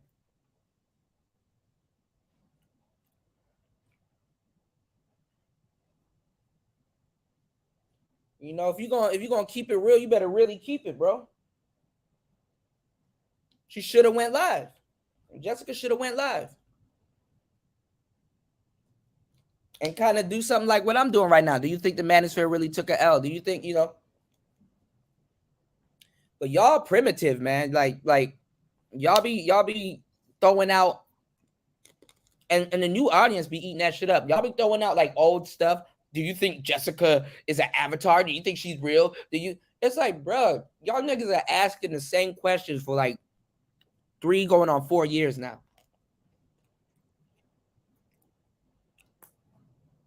Them fucking avatar pictures making y'all, man, them avatar pictures are killing a lot of niggas, man. She's serenading y'all with them avatar pictures. Every avatar picture is different. Y'all look at her dead in the face. She's serenading y'all. She killing y'all with them avatar pictures. Oh my God, I need to know if it's real. You should have went live. She in here now. So Jessica, yes, you should have went live.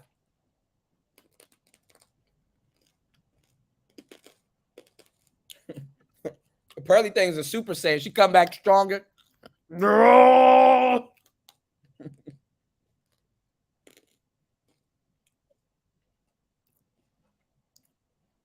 Shout outs to TR baby, man. Yeah, man. Hey, get the day started, you know.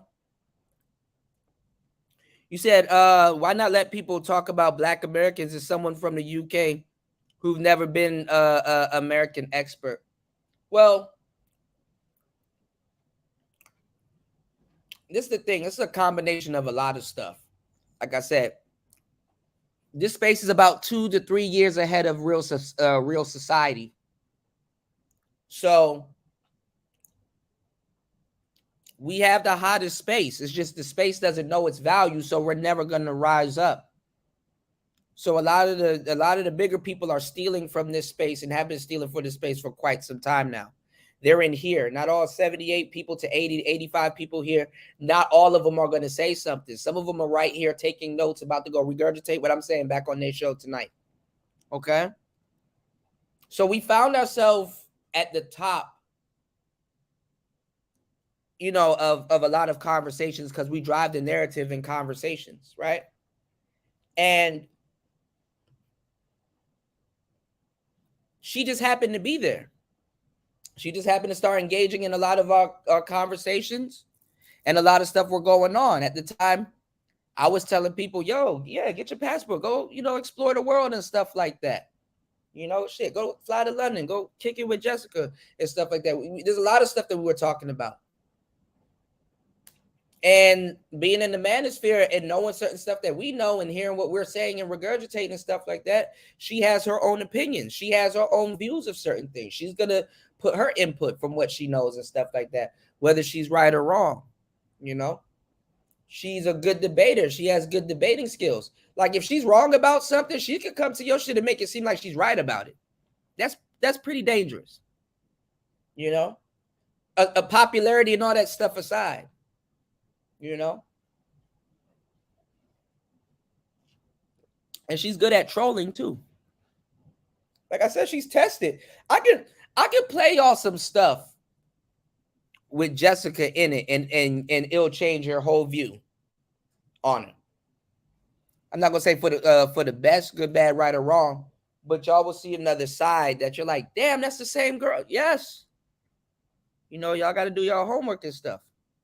You know. But now she gotta get back. She gotta lace up her boots. She gotta get back into the game now. Niggas going. She gotta work now. Niggas not trying to hear from just pearly things like that at the moment. So right now it's lucrative for her to go live. It's lucrative for her to go live, but I feel where she coming from. She can't really give y'all niggas too much because y'all the more shows and stuff she does year by year, y'all intruding in on her space. But at some point, she's gonna have to make it. She's gonna have to make a decision. But honestly, that's too much to ask for somebody. All the fuckery and stuff that goes on here. You ready to give up your livelihood to be on YouTube?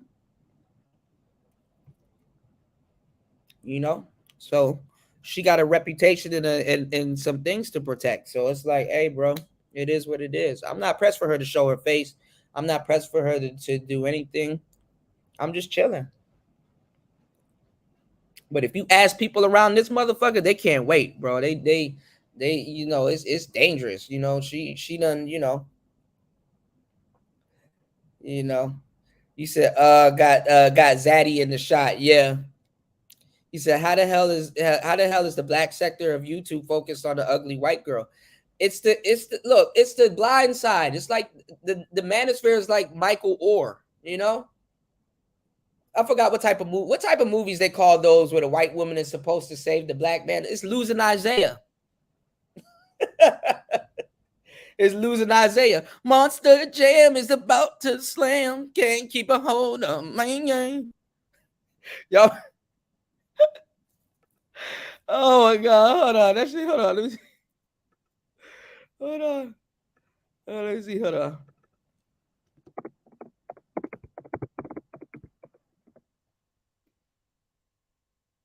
I knew it was gonna put a monster's ball.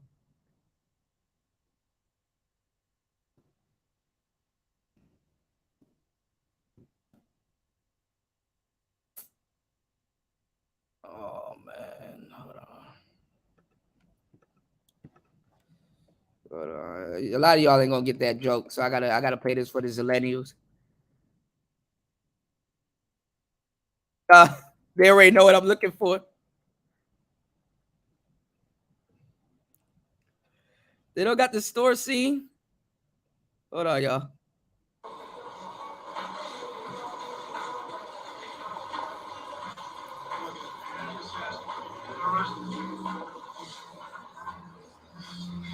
High ass up here stealing.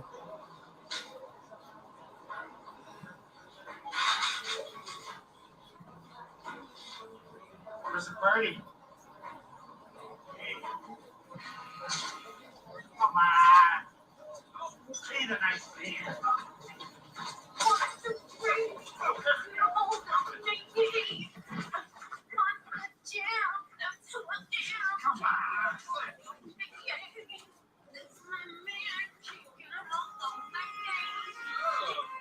What we got here?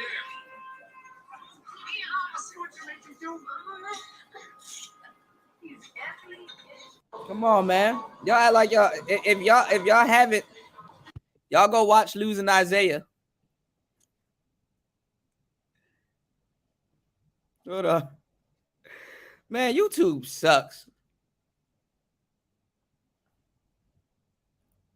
Y'all, y'all want to go back to Keisha, but y'all don't know how. This is y'all right here.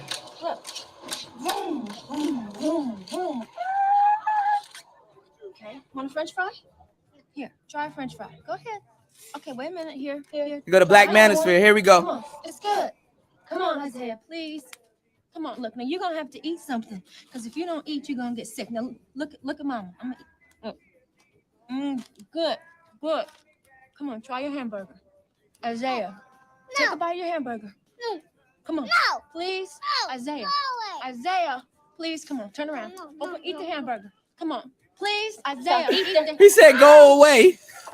Oh, no, mommy. Isaiah, no. Isaiah, not the chair. No, Isaiah. Please, Isaiah, come here. Isaiah, no. Isaiah, no.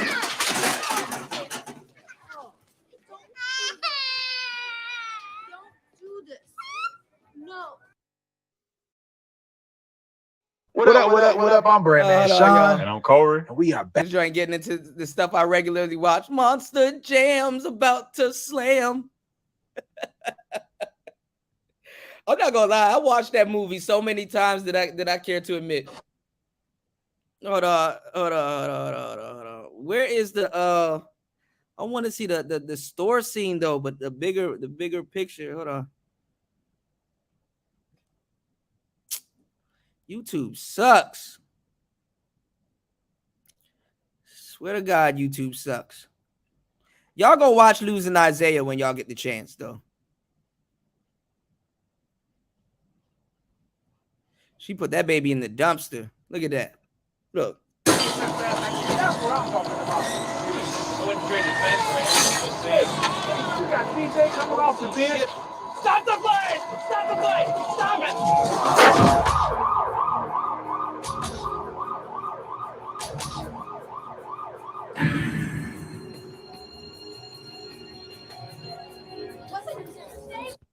You know. So don't get mad. Hold on. Don't get mad when when the sister can't take care of the baby, and then the blind side got to step in. American Negro said, "Cootie, you starting to sound like Edward." Hell no, I'm not gonna sit up here and lie to y'all and pretend like Keisha's ain't on my plate. A lot of dudes want Keisha's, man. You dig? Oh, y'all. Yeah, she called Jason black, but see, this is the thing though.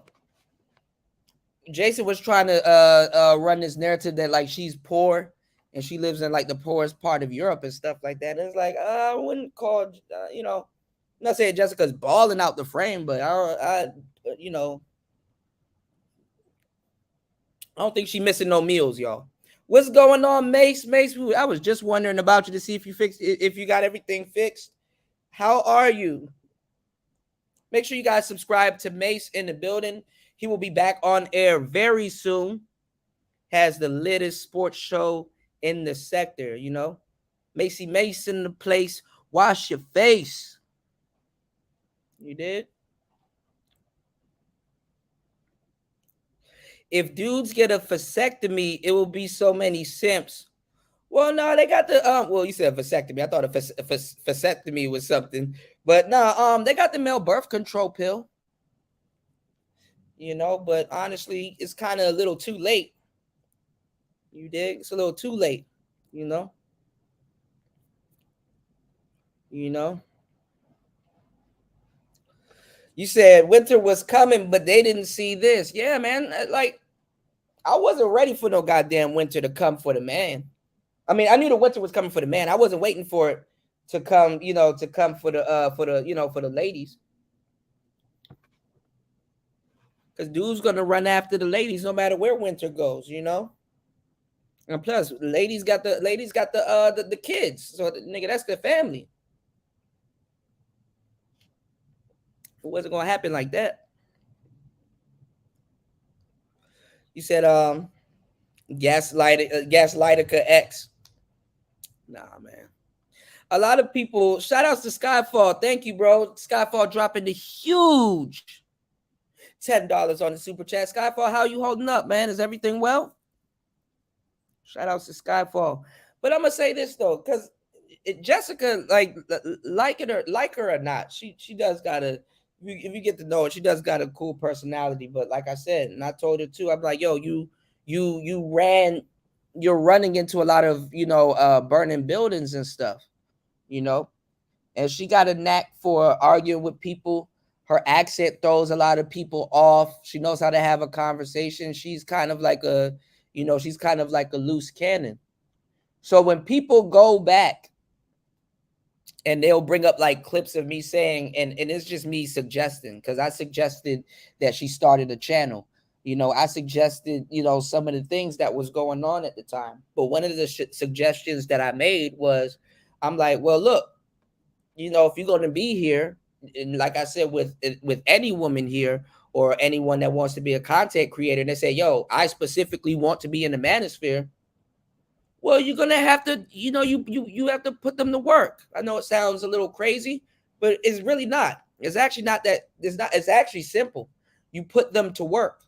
And what I mean by put them to work is that, like, you got little tasks and stuff for them to do. Women automatically asks for you to have these things there. You know, if a woman likes you and she wants to be around, she's like, okay, do you need anything? You need me to do something? You need me to, if you just sit there, it's like if you play The Sims and you got a motherfucker on autopilot and stuff like that. The Sims actually want you to give them some directions. How are you a Manosphere and men talking about leading women and giving them instructions and stuff like that, and you have women hanging out in your space, and you don't be like, yo, look, shorty talking a little too much, you know, go handle that, or yo, we need you on the panel here, or we need you to go up on that show, and basically, you know, not talk to them about feeling the way we feel, but go up there and have a discussion. Just bust the chicks out, see if they full of bullshit or they really try to do something. There's other ways you can utilize people that were going to do what they were going to do anyway. So I'm not saying that we should have used her as a guinea pig or something like that, but definitely channels like Crimson Cure or Danica Marie and stuff like that, when people do hit pieces and stuff on us or things like that, instead of us sitting up here responding to stuff like that while we building and elevating, you let the women in the space address stuff like that, because women are already gonna say, oh, they're male identified, oh, they're this, oh, they're that, what do you think about this, what do you think about that? Women will be like, yo, I'm gonna diss the Manosphere and don't expect to diss another woman, because women don't have to use no brain power to talk to y'all niggas. Their lives are so horrible, they don't even think before they say shit to y'all niggas. So sometimes when another shorty shows up and like, yeah, what was you saying? Because, you know, you're not going to run that bullshit on me. I'm a woman too. And nah, that's not how it goes. And you know you bullshitting. You have a woman like that that'll say something like that, yeah, they're going to have to rethink their whole strategy. A lot of niggas was slow, though. This is why a lot of people, because people come in here loud, won't shut the fuck up and don't understand shit. I had to point out a lot of shit. A lot of women, even you got women today right now, the Manosphere birthed their channels and they do anti-Manosphere and passport bro content. Thinking that, oh, well, I'm being honest. No, you're being stupid because there's no longevity in it.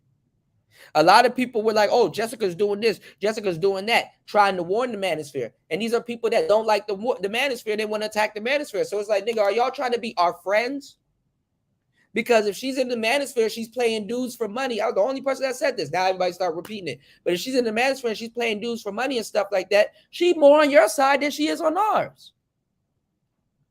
But it's to be determined if it comes out if that's what she's here for. A lot of women couldn't even get that. A lot of women were mad because she was over here getting a bag.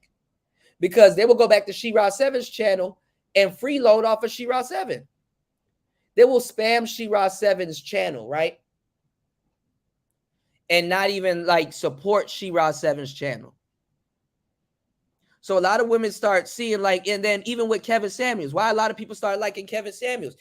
Did y'all see all the super chats and stuff he was getting? Nigga, YouTube had the makeup colors for his super chats. Like, damn, nigga, is that magenta? Damn, when did YouTube start using turquoise? Is that velvet? So what they envied was the support. What they envied was the support. Because Chris Logic that was basically biting off of Cynthia G and everybody else, and other women were they really wasn't accepting her. She was not getting that. All of those broads over there, she's not getting no support from them. You know? So it's a little bit different to pander to the female audience. Women have to move a little bit different. So that's why they come into the black male manosphere, because it's an easy buck. It's an easy buck. And then after a while, you get so much sips over here that you don't have to really explain yourself. It's an easy buck. If I could have went over to She-Ra 7's channel and have an avatar and lie, not saying that's what Jessica's doing, but if that was my battle, my battle, or use a voice changer so I sound like a woman, if that was my battle plan, cool. But that's not even lucrative. Notice how Derek Jackson, She-Ra 7 never invited Derek Jackson on her show. None of those pink pill girls invited Derek Jackson on their show. He had to have his own lane and get monetized. So it's actually a funny dynamic.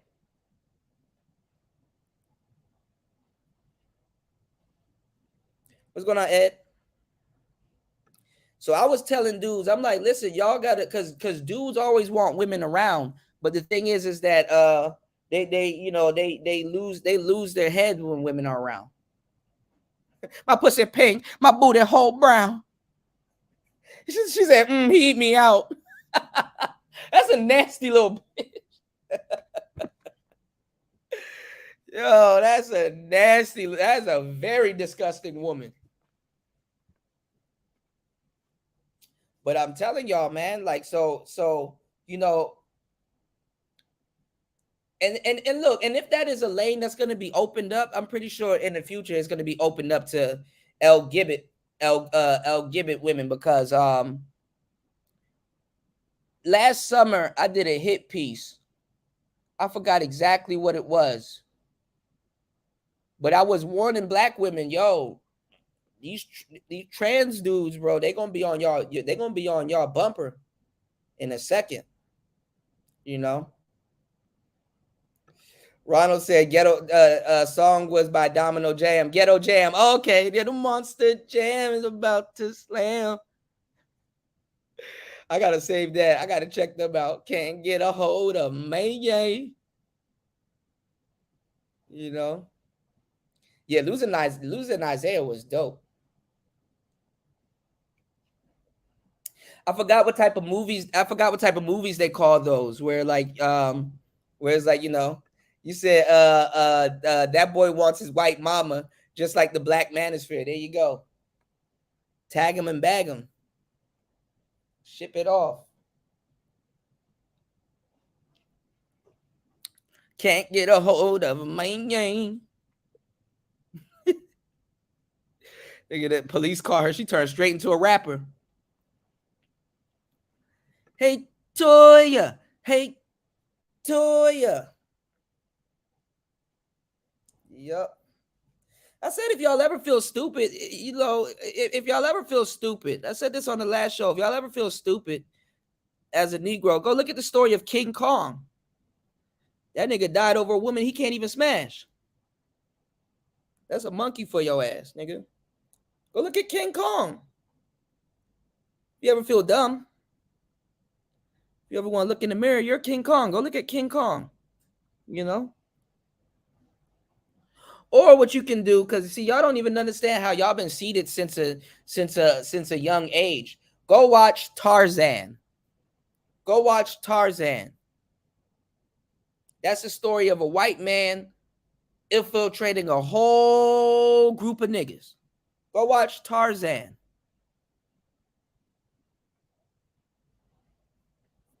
Go watch Tarzan. I'm gonna start making y'all think of Disney movies backwards and stuff like that. Y'all niggas thought Jafar was evil. What if Jafar wasn't evil? What if he was just a rich nigga and he wanted a bad shorty, but she just kept sleeping with ain't shit niggas? Didn't think about it that way, huh? Ain't Jafar entitled to have a good woman? Didn't think about it like that, huh? Didn't think about it.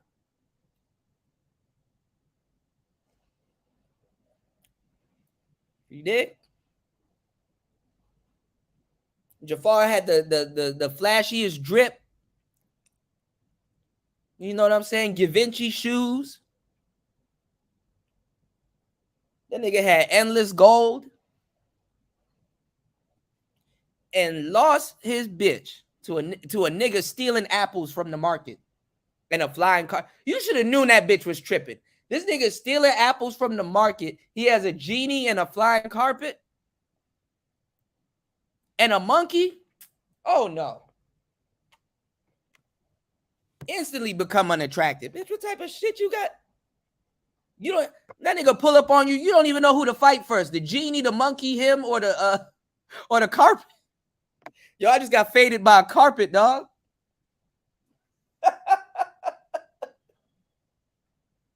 Got rug burn. Y'all don't think about that. I will ruin all them Disney movies for y'all.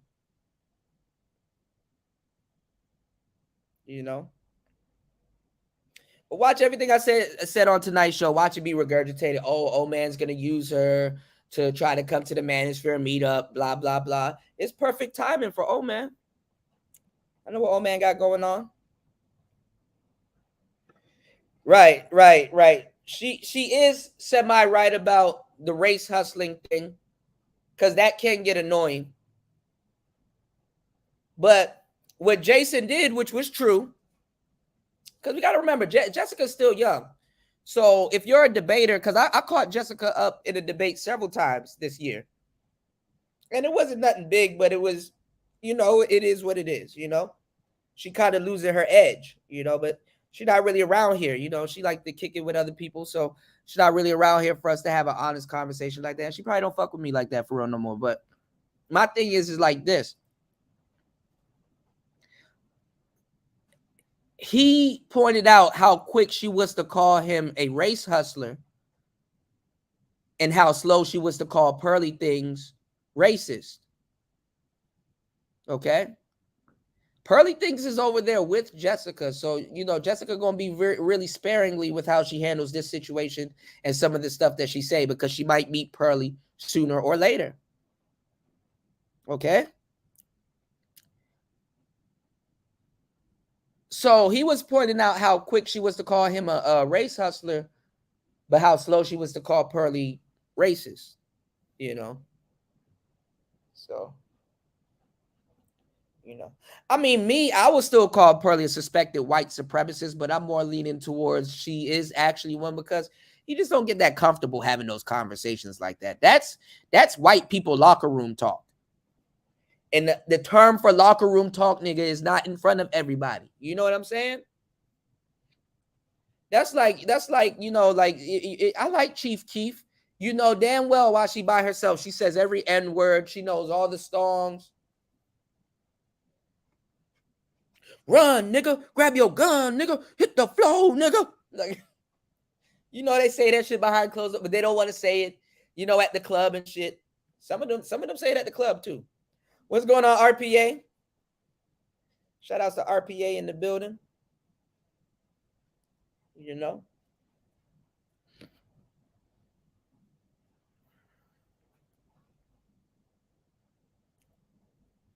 What's going on, Rebellion? How you been?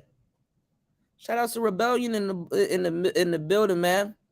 Kuda, if you I would say I guess to recommend 2 books from the Black Manosphere, what would you recommend? Do they have to be from the Black Manosphere? Because I got books that is totally unrelated, but I will tell you guys to read them. Actually, I got a couple of books. I took some books with me on the way here, but if it was Black Manosphere books, I'm not gonna lie, get your hands on some vintage Rom Wills stuff. Definitely ARC. Grinch's book is pretty good. I bought Obsidian's book, but it's kind of a brick. I gotta read it. It's one of those books I put down for a little bit, so I actually got to start over and shit, so I can get the full context. But the book of Obsidian is worth checking out. But if you're gonna read some books on game, I'll be like, yo, go right back. Read Mystery Method. Read The Game by Neil Strauss. If you want to get into something deep, I got a vast library. Read The Fifth Agreement, you know, by Don Miguel Ruiz. You can read The Power of Now, and then the Small Green Book from The Power of Now by Eckhart Tolle. Read the Bhagavad Gita. Read anything from Sadhguru. All of that, all his shit is legit. There's a lot of books. The Subtle Art of Not Giving a Fuck, Cash Quadrant, Rich Dad, Poor Dad, anything from Deepak Chopra, Robert Greene, Men Are From Mars, Women Are From Venus. There's a lot of stuff that you can read, you know. But shout outs to you. That's a great question. That's a great question. Great question. You dig? You said, I love me some Six.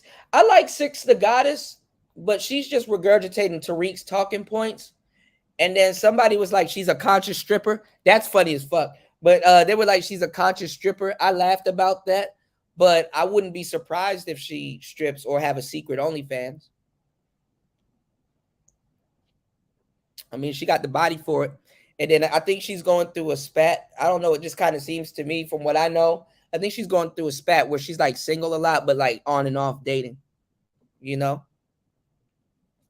I think she's like on and off dating. So she don't know if she wants to build an empire or you know, or restore the kingdom. Like, you know, so the girl that I like, and I'm glad y'all haven't tainted her, and thank God, because you know my Booski, she got over 100K this year. I don't give a damn. I'll take her from her husband. My girl, damn, her name was right on the tip of my tongue. I don't forgot. Damn, Olivia Alexa. Y'all ain't seeing my girl Olivia Alexa, man. Y'all ain't, I remember for 2 years straight, I wanted her so bad. I was hooking up with nothing but girls that looked just like her in a different way. Some were actually black, some were actually black and Spanish, and some were actually just straight up Spanish. But Olivia Alexa. I used to like the that girl back in the day, but she just gone full crazy.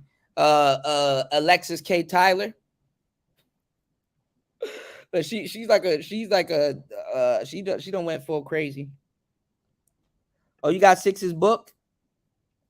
Oh, I got some books though. I would read Shahrazad Ali's book. Obviously ISIS Papers. I bought that book from the original. I have it here from the original divester, I think her name was Nicole Nichols. How to Date White Men and stuff like that. Shout outs to Brother Love, your whole gang in the building, man. Because she got a profound chapter in that book talking about how black women need to cut it out and drop the attitude. So she really exposed that a lot of women are faking, and they know they're purposely saving that attitude and all of that shit for black men. And then now it's like so ingrained that a lot of these bitches ain't faking, man. So a lot of them knew what she was talking about when she said drop the attitude so you can at least be happy. And a lot of them are like, what attitude? What are you talking about? I'm just doing me. You know? There's this shirt though I want. I think the brother was in the Manosphere at one point. He was selling it. He said the shirt, like, I want this. Hold on.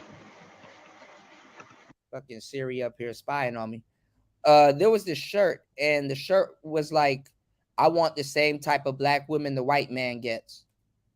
You know, insinuating sisters change up when they deal with that white man. You know, which is true. I done seen everybody. I'm seeing white dudes break Asian women out here.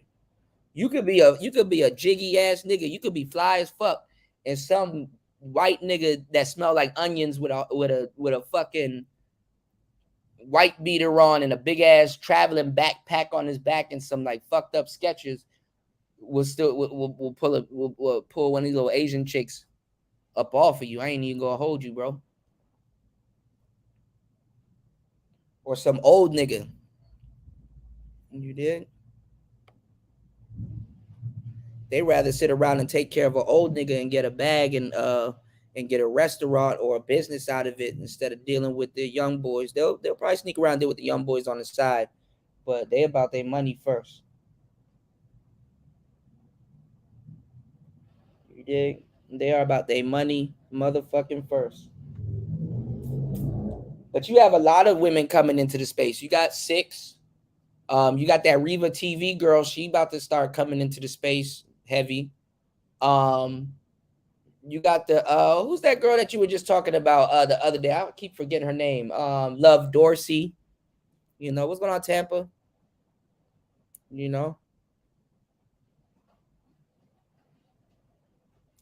You said, yeah, it's a trans trying to out Kevin Gates and Chris Brown. So wait, what's happening with Austin Holloman? What's going on, D-Mac? Shout out to in my own lane. What happened to Austin Holloman? He not what I said happened. He started realizing what them passport bros really look like. Them niggas, I ain't gonna lie. Back in the day, they would have took your advice, but nowadays, them niggas will fight you if you tell them, yo, you can't be wearing dragon shirts if you want to get at bitches, bro. You know, and it ain't no Ed Hardy, bro. Ed Hardy played out, but like these niggas, they be wearing the dragon shirts, man. Y'all know what I'm talking about. Every nigga at some point got a dragon shirt. It's a shirt with a random dragon on. Hold on. Austin Holloman gonna get fucking tired. Them niggas ain't traveling for real. Oh, here it is. I'm disassociating myself from the passport, bro. He not clickbaiting. Oh, hold on. Hold on. Let's look at this. Would you come and look at this? Hold on, y'all. I think this is clickbait.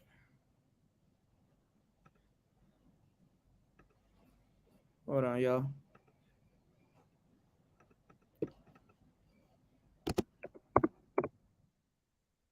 Them niggas wasn't taking care of him. And he probably got to disassociate himself because they talking about locking him up, which I think is fucked up. This video is not available. What the fuck?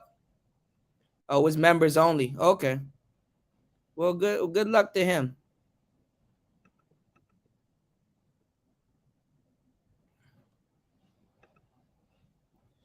I ain't no member, Austin. My bad, broski. I ain't that ass deep in no passport shit.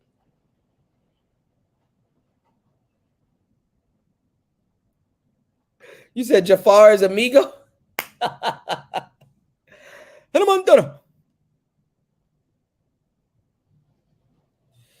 Nah, Tampa, he didn't really destroy her like that. That you're broken, I'm rich piece. Don't matter. because they were trying to really break down numbers and stuff like that. I'm like, why do you think somebody making $40,000 a year can't live in London? Like, she don't gotta make that much money to live in London. She can, it's different. It's different for women. Like, if it costs $100,000 for you to live in your neighborhood, and you only make $30K a year, and you're wondering why somebody that makes $30K a year is in your neighborhood living. Women don't have to do all that stupid shit y'all think they have to do. All they gotta do is get a boyfriend. Like, literally. She's one boyfriend or trick away from having anything that she wants. That's why I don't count a woman's money.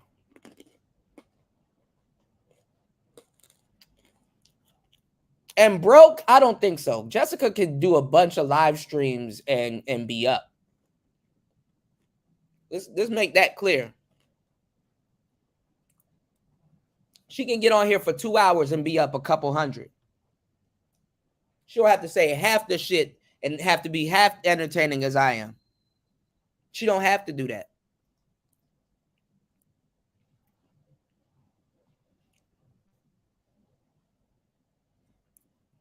Girls can get boyfriends, man. That'll solve all of that shit.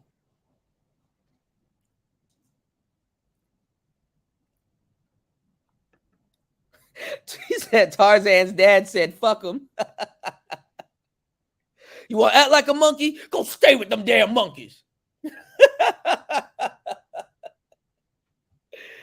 He said, I just learned the other day, Oompa Loompas in the original Willy Wonka book were African. Oh, that's funny as fuck. That's funny as hell. I didn't even think about that. Wow. Doopity doop. Them Oompa Loompas look Ethiopian.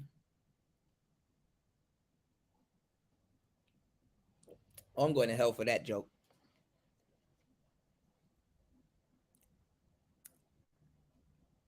I was going to say something about Pinocchio and Geppetto. He said Pinocchio was actually a runaway slave. Google 12 years a slave. Oh, yeah, I did remember hearing something about that. Wow.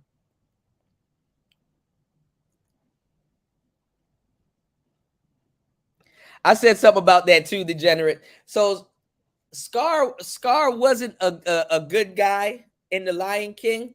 You know what? All right. So in movies, right? There's only but so much movies you can tell over and over again, right? So that's why movies are like repeating themselves, and people are like fucking up certain movies and stuff, right? They need to make movies over, but tell it from a different view. Like, would y'all watch a like when they're doing like remade video games and remade stuff? They use the word nowadays called reimagined. So let me ask y'all a question. If The Lion King was to come out again, but it was from Scar's point of view,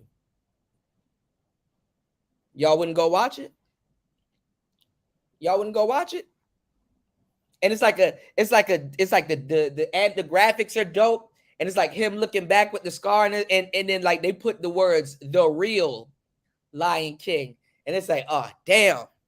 See, y'all don't want nobody to fuck up y'all childhood. Y'all don't want to go down thinking that damn whole time I thought Mufasa was good, but he a fucked up lion.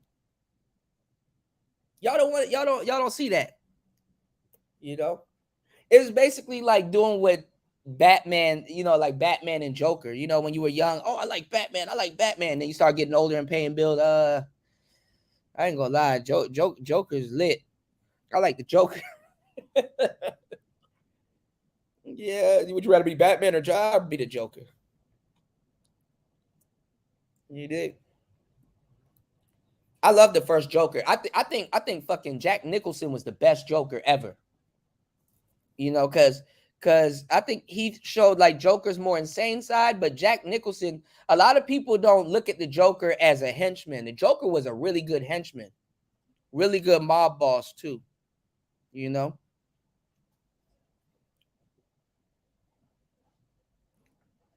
He said, Jason Black debating Jessica X. Seemed like a father talking to a slow daughter. Oh, that's messed up. Hold on. Okay, you dropped something, broke genius. What's that? Hold on, let me star that. Somebody took a clip from the Austin Holman. I'm removing it because it's too much on that. He's the only one going down. I'm pretty sure I know why he's removing that from his name.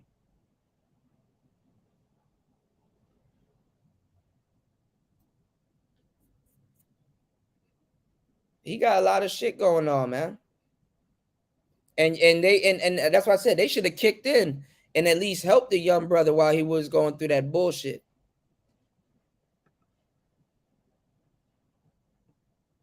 But they left him for dead.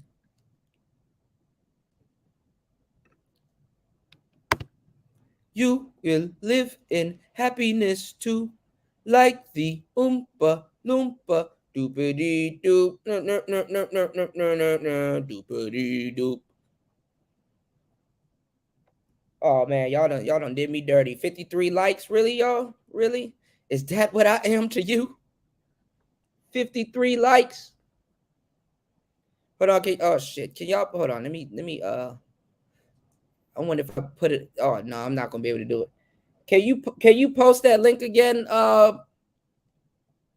bro? Yeah, they left Austin out for, you know, they left him for dead. Can you post this link again? They left Austin out there for dead, which is fucked up.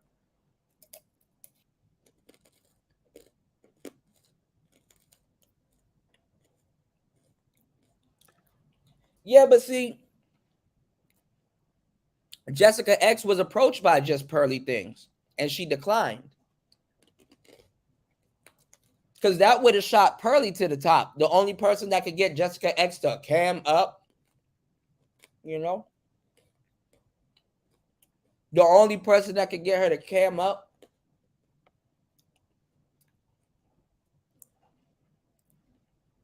So it is what it is.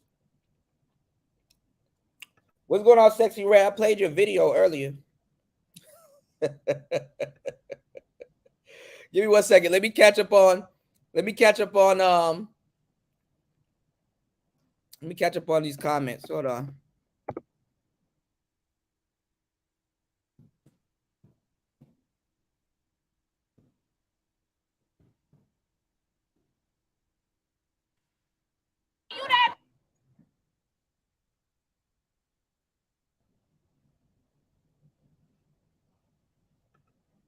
Give me 1 second. Let me catch up on these comments. Hold on, y'all.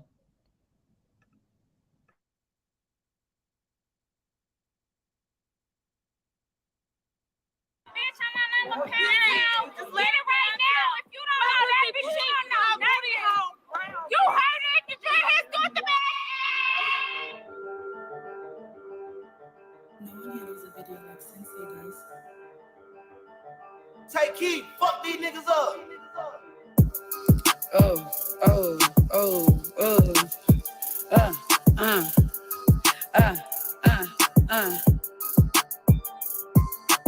I'm out of town, thuggin' with my round. My coochie pink, my booty hole brown.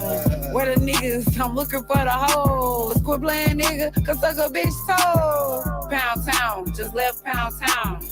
Let my nigga, he just took a bitch down. Yeah, that nigga dick a bitch down. Yeah, that nigga eat me out. Pound town, just left Pound town. Let my nigga, he just took a bitch down. Yeah, that nigga dick a bitch down. Yeah, that nigga eat me out. I'm out here in Miami, looking for the hoochie daddy. Where they at? Where the niggas that get ratchet? Where they at?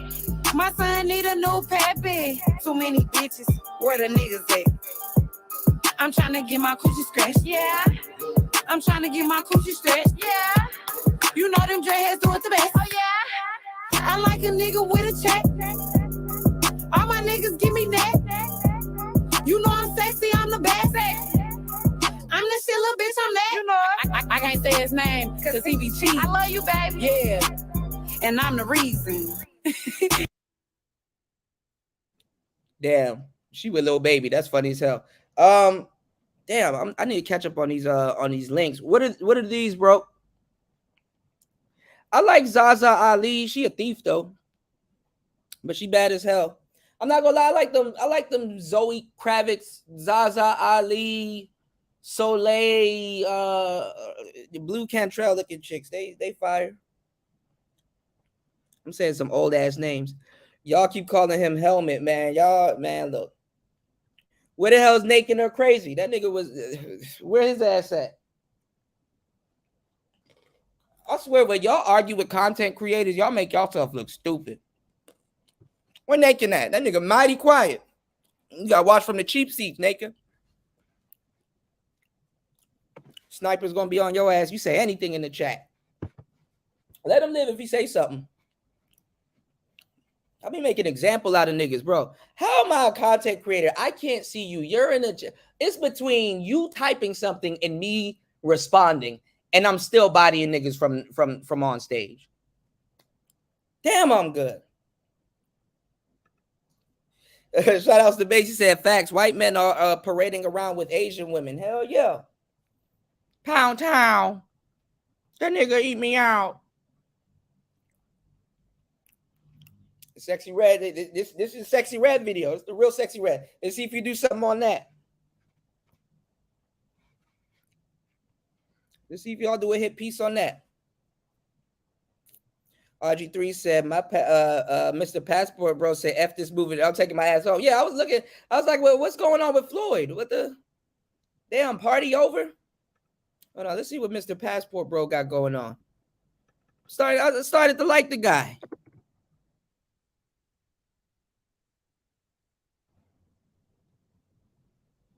Damn, he quitting too. Damn, Austin quitting. He quit too. See, he gonna tell because Austin, his name is on that paper.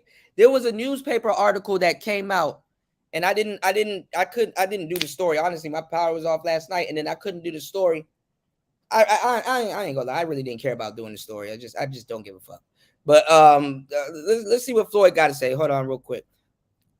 Shout outs to Pound Town and Floyd. Let's go. But I'm gonna give you my reasons, and it's not what you think. It's not what you think.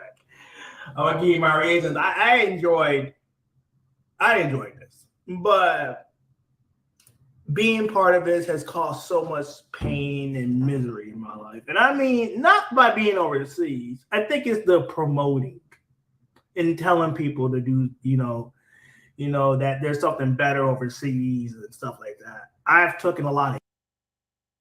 I gotta go find one of my videos where I'm arguing with Naked Her Crazy's weird ass. And I said, nigga, you don't know what you're talking about. Stay in America. Because I said sooner or later, they're going to have to disassociate themselves from that movement because people like you and other people that's talking about what you're talking about. That nigga, remember I was in the pool in Thailand. That nigga swore up and down he knew what he was talking about. Conveniently, niggas are missing when some shit go down. You know, what's going on, Aqua? Let's see if the Manosphere going to jump on this bullshit too. These niggas wasn't even passport, bro. Nigga, these niggas went on vacation and talk about something. You know what? I'm just not going to be a passport, bro. Nigga, you was never a passport, bro. You went on vacation. Nigga went to Thailand, took a picture of a palm tree and went home. Y'all don't respect the real ones doing it. You gotta quit. Fuck. It requires, this shit is expensive. It requires you to be a goddamn man to be out here away from family and all kinds of shit. Y'all niggas ain't hermits. Y'all know how to live in solitude. Especially if you going out there for some bitches. Y'all ain't got shit going on. Have a life before you go somewhere. Why do you think I'm cool? Why do you think, man, you know what? I'm just going, I got shit going on. I got shit going on. I'm building shit. I got a lot of shit that's about to be coming out in the next week or so. This is actually comical right here. Give me 1 second, y'all. I've been labeled this. I've been labeled that. I have people attacking me. People posting my address, my job. My job's mad at me. He said, my job is mad at you. Why don't you be a digital nomad? Pound Town. That nigga eat me out. He been shout outs to Mace. Because we've been talking about this for years, Mace. They've been using my talking points. What I kept saying, Mace? I said I'd rather look like a villain now to be right later. I'd rather look in front of these people. I'd rather look like a villain now and be labeled a hater, which I was. Oh, you mad because they focusing on Austin Holloman, they ain't focused on you. I'm like, nigga, what? Did I give up my whole channel? Did I rename my channel Kuda in Thailand? Thai Kuda? Passport Man with DJ Kuda? I didn't do none of that. Dog, they went too hard in the paint. How the hell are you going to denounce Passport Bros and you got it tattooed on you? I think you got it covered up. You got to be smart. Cover that shit up.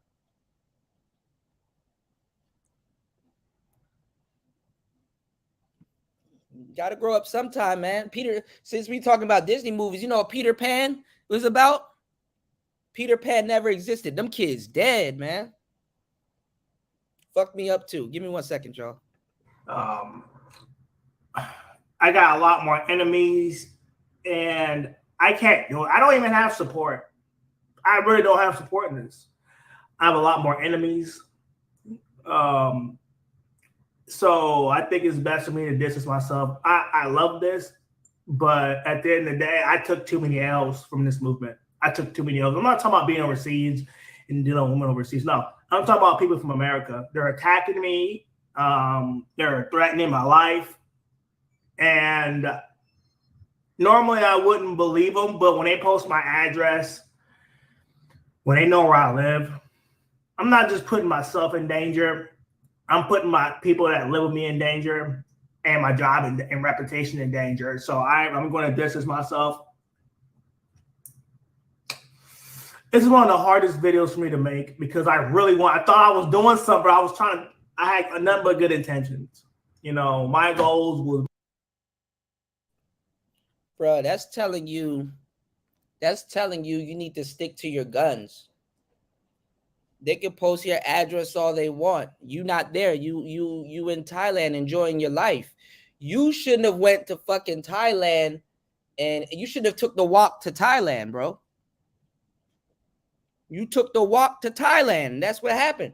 You shouldn't have went to Thailand and be like, hee, ha, ha, look at this. And the jubilation and all that shit was in your eyes. Like there was no talking to you, bro.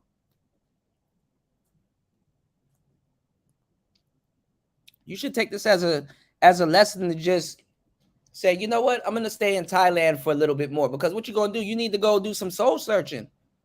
You know, go look at one of them sunsets, really sit down, get a beer or two, think it over, and then go go explore, go show other stuff, man. You could have flipped this over. You got the whole world watching you right now, and you can flip your YouTube into your own business and change your life. And you sitting up there letting other people that, man, you softer than fucking baby powder, nigga. I don't give a fuck what somebody gonna say they're gonna do. Get on that plane and come over and do it then. Or catch me in the airport or something. Fuck them people. This nigga about to go home where the danger at, you know, come back to the danger and shit. Like, you know. He going let me tell y'all something, because I'm good. I'm pretty magical with this shit. He gonna regret going back home on these terms. Austin, take your ass back to Thailand, go chill with Kate and just relax. Y'all niggas shouldn't have been doing that stupid shit anyway. Y'all doing too fucking much. Go out there, live, and chill. You don't got to wave your documents in people's faces and stuff like that. You got to have balls to do this shit. Niggas just going outside talking about some, I'm in Thailand. No, nigga. It takes nuts. No homo. My goals was, you know, for women to change in America. That was my goal. And my goal was to show people if they don't change, there's something else. But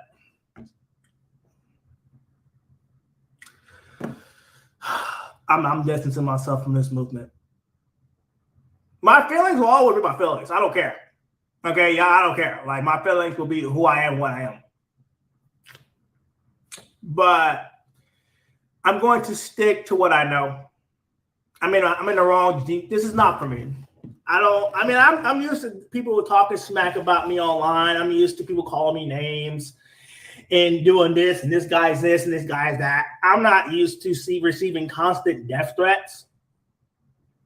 I'm not used to being worried about my employment and my job because they're upset.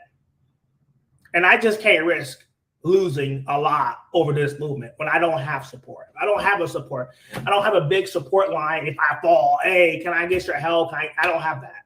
And now I'm realizing that, and I thought I was doing something. I was going to. Something happened. I'd be telling y'all that too. Something happened. Something happened. I went through that same problem. Something happened. He lost something, or he ran out. He probably ran out of his ran out of money or something.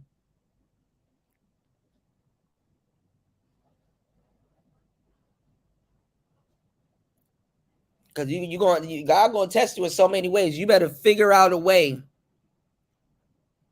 to make ends meet. It's way harder in another country to figure out how to make ends meet. So yeah, I feel for him. I wonder what he got. I wonder what he got going on. I'll probably help him if I can, like shit. Fuck around, take me down with him and shit. Thug it out. I really was. I was gonna thug it out. I was gonna be like, you know what? Forget this. You know what? But then I started thinking, and I'm like, damn, my job's mad at me. My people that I live was mad at me. You know, the police are not going to help me if something happens because they don't like me. And you know why they don't like me. So remember I told y'all that? I said, y'all, they out here. Remember that was the first thing I said? I was like, they sending y'all to these places. Y'all don't know where they sending y'all. You understand what I'm saying? These quote unquote passport dudes, y'all don't know where they sending y'all. These laws ain't in y'all favor.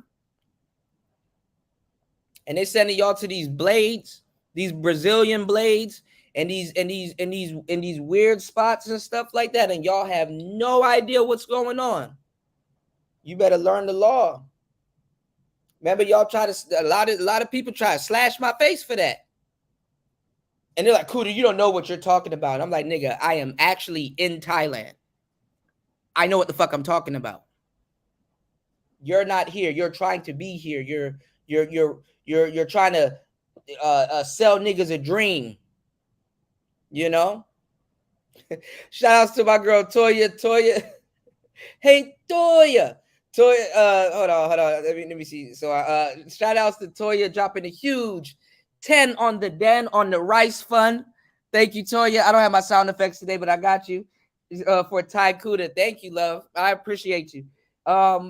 It's Tuesday here. Shit. Damn, it's early in the week. You said got stuck in limbo. Yeah, shit happens out here. Just trust me, you know. How he's sounding, I know something happened out here. You know. It's one of those, you know, it's like one of those things where if you go to Disneyland and you got all the Disney money and stuff, yay, it's a party in the USA. Woo, woo, right? Right? As soon as you run out of them Disney tokens, get the fuck out. You don't got, get the fuck out. They on some get the fuck out mode right now. It's right about time. I think he got to renew his visa. Oh, it's about time. That visa shit ain't no joke. I took the walk to Thailand. But he couldn't swim. Like, he's soft. Like, he can't swim. He can't swim.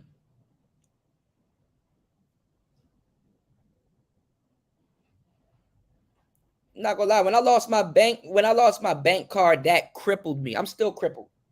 But that crippled me. Bad.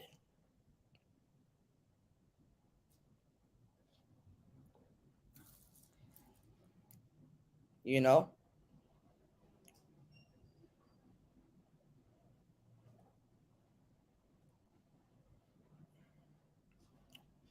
So man, I hope he all right. You know what I'm saying? I'm you know the plan is to help brothers, not not make fun of them and shit. You know what I'm saying? And I hope this young brother is okay. So I guess let him tell it. He be telling his business anyway. So yeah, I'm distancing myself. Will I delete this channel? No. No, then I'd be stupid. I would be very stupid to delete this channel. It's monetized, so I will not delete this channel. But what I will do, what I will do, is change the content of this channel. And the reason why is, like I said, it's just too much. It's too much pressure. It's not like it's them talking smack and that's that and this guy's this and this guy's that. Ha ha ha ha. I'm not worried about that. Okay, you can say whatever you want about it. But when I'm receiving threats, when I'm receiving people, oh, I know where you live. Here's your address. I'm coming over. I'm going to do this. I see your dog in the front yard. I'm going to mess up your vehicle. I'm going to do this. We're tired of you. We're going to do this to you. When I'm receiving those type of threats and they can prove where I live, it doesn't. If it was just me that I had to worry about, I wouldn't care. You can come at me all you want. You know what I mean? I got something for you. Come in my house. I mean, you know where I live. I live in the standard ground law state, so I ain't playing with you. But I got people who live with me there too, and they're not like that. So I'm not going to risk their lives because I want to prove a point. If I was, what's going on, Miss V? Shout outs to Miss V in the building. Yeah, I mean, I feel sorry for the boy. I mean, he should be able to go on vacation and enjoy himself, but that's another thing too, y'all. Y'all passport bros. I mean, obviously, y'all not going anywhere. Y'all been passport bros for the last 2 years. 2 years of passport, bro. When you are announcing and showing the world, I got it written down in my book that's coming out. So now I got to add this chapter into my shit. See, I keep telling y'all, every time I'm writing a fucking book, some shit happens, and now I got to add a chapter into it. So I got to add this in the fucking book. Most passport bros aren't YouTubers. They're not content creators. But I'm going to tell you right now, if you got to prepare to leave. First of all, a lot of these dudes ain't leaving anyway. Second of all, yeah, when you're broadcasting that, yo, I'm not home, you're broadcasting, yo, I'm not home.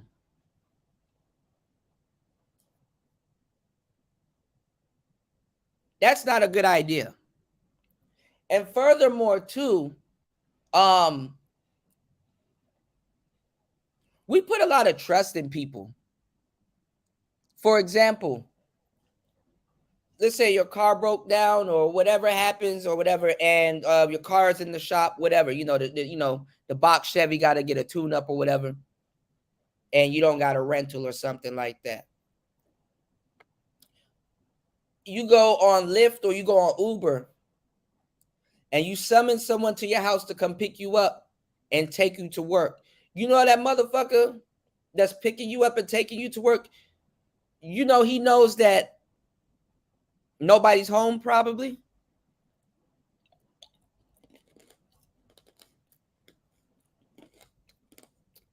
You said Floyd probably ran out of money. We all run out of money. We all run out of money.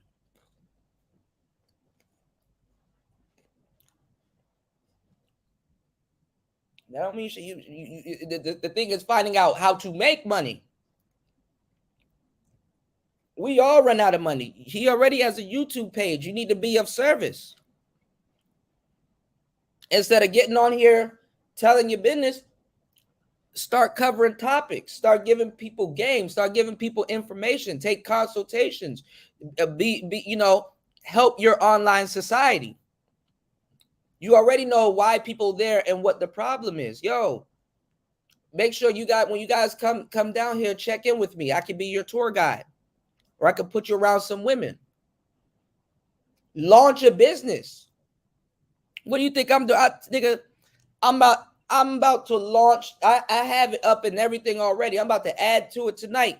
I'm about to put out a whole bunch of beats y'all never heard that I sat down here and made on some of these shows, and I'm putting them out tonight. You need to launch a course. Get your ass. I'm about to take my ass. I'm about to be on Udemy also. I'm going back to Udemy. I'm about to do a slight little master class teaching y'all how to operate and use a synthesizer, use the envelope, basic ADSR, and work with sounds. The first episode is gonna be with the OP1, second one gonna be with the MPC. Film that course. Let Udemy promote it for you, and you promote it also, and get a bunch of side incomes.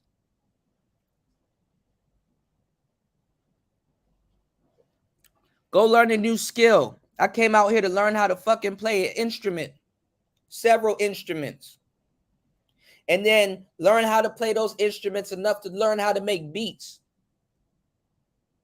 And so, and now I'm learning the market, how to sell beats to rappers, audience, content creators, other producers. I'm making a loop. I'm making a loop kit. Boy, you better, nigga, you a digital nomad. You better digitally know how to be of service. Yeah, definitely. Patreon, shit, OnlyFans. OnlyFans is a better paywall than Patreon. Put something behind the paywall. Go get you a Gumroad store. But then again, this is a whole different generation of nigga, y'all. They don't, you know, they don't make them like us. And unfortunately, he don't got a pussy. He don't got no goddamn coochie. And neither do I. But it's gonna be some ups and downs. You're gonna have to learn how to shake and move. You're gonna have to learn, like, yo, my last $6 I got right now, I need to put that into something that's gonna work for me in the future. You got to put your money to work at some point. You know what I'm saying? There's nothing wrong with going broke here and there, but make sure you have certain things lined up, you know. Yeah, my talking points are fire. They will get stolen. I'm not gonna lie. I be saying some fly shit, and I be like, God damn, that's fly as hell. You know. You said you got to show niggas how to actually fuck the bitch too. I'm just saying, man. You know, God works in mysterious ways, man. You know, he just got to learn how to maintain himself. You can't go outside every fucking day. Some days you got to stay inside the house. He can stay inside his house and do content. I don't know what he doing.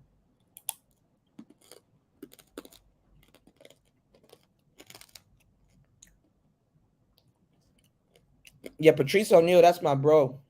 I fucks with Patrice. But nah, man, you gotta offer people some type of value. And build yourself up. And get a name and stuff like that. He's a smart guy. I'm pretty sure he can do something for people. He can do some services. Yo, how to code, how to, you know. I'll be learning how to code this whole summer.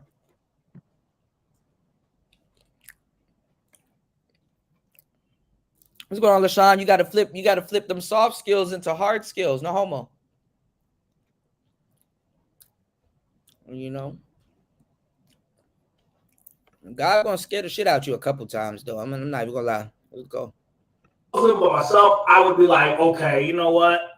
Come on, bro. Come on. I got something for you. Come on, I got something for you. Come on. I'm not worried about you. You know where I live. Come do something, right? But it's not just me, it's them, and I can't risk it. I can't. I'm sorry. I can't risk it. I can't put them in danger. Austin, I already talked to Austin about this issue. It looks like they both sat down and had a good talk for their own reasons, but you know, you gotta be of some type of service, man.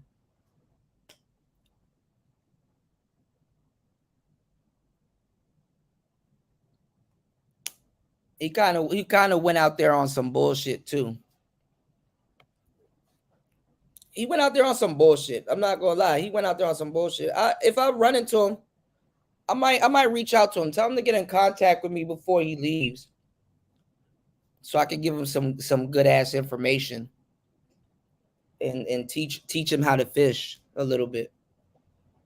Because there's no way in hell, like, what see in their head, y'all. Because I'm gonna tell you what's going on. It was supposed to be party, party, party. Let's all get wasted. Check it for me, baby. Better do it butt naked. I'm so wasted. She's so wasted. Tell the bartender send 20 more cases. The party over. The honeymoon phase is over. It's like, that's nice. Their reality sets in, and it's like, damn, I'm in Thailand. You know how much times I fell asleep and woke up and thought I was in America?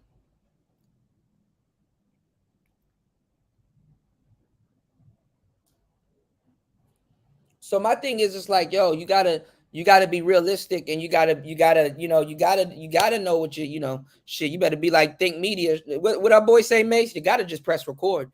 You better press record. You better, you know what I'm saying, give these people some news you can use. You better be entertaining. You already entertaining. You slurring and shit, nigga. Nigga, pop open a beer and get it cracking. Better start covering current topics. You better start,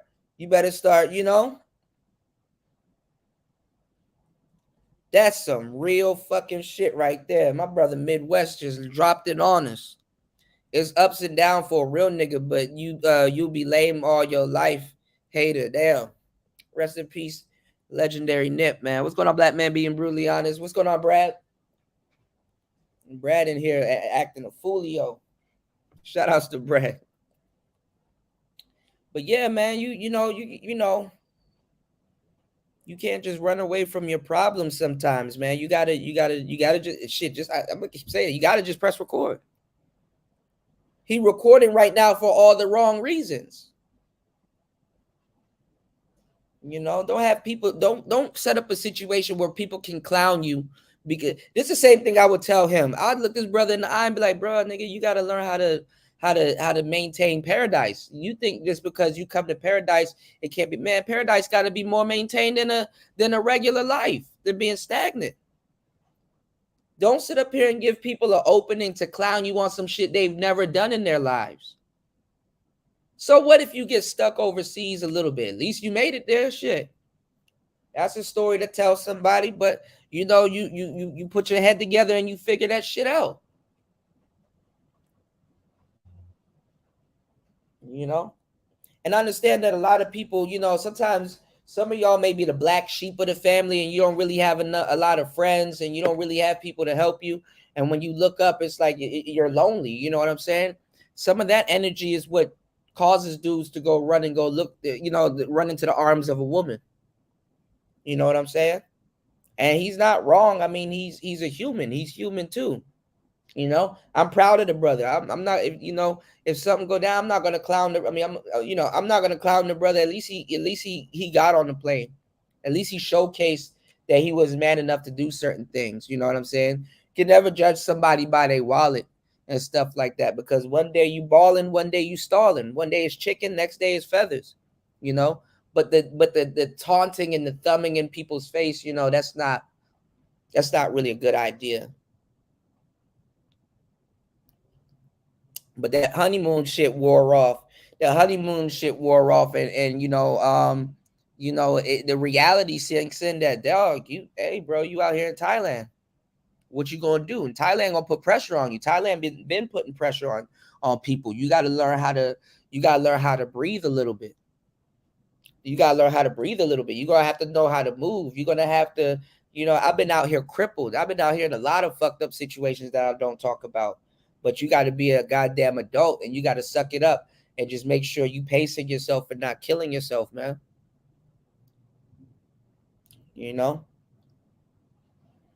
So I hope this brother is all right. I would sit him down and have a real conversation with him. Like, yo, like what resources, what do you know how to do? What's something that you could talk about all day? You know, what's something that you enjoy? You know, well, definitely talk to people, structure your channel around that. Okay, you want to structure your channel around tech and equipment, but you don't have the tech and equipment. Start doing travel vlogs. When you go to the mall, say, yo, going to the mall to go get some ice cream. Yo, going to the thing to go do this. Going to the thing to go do that.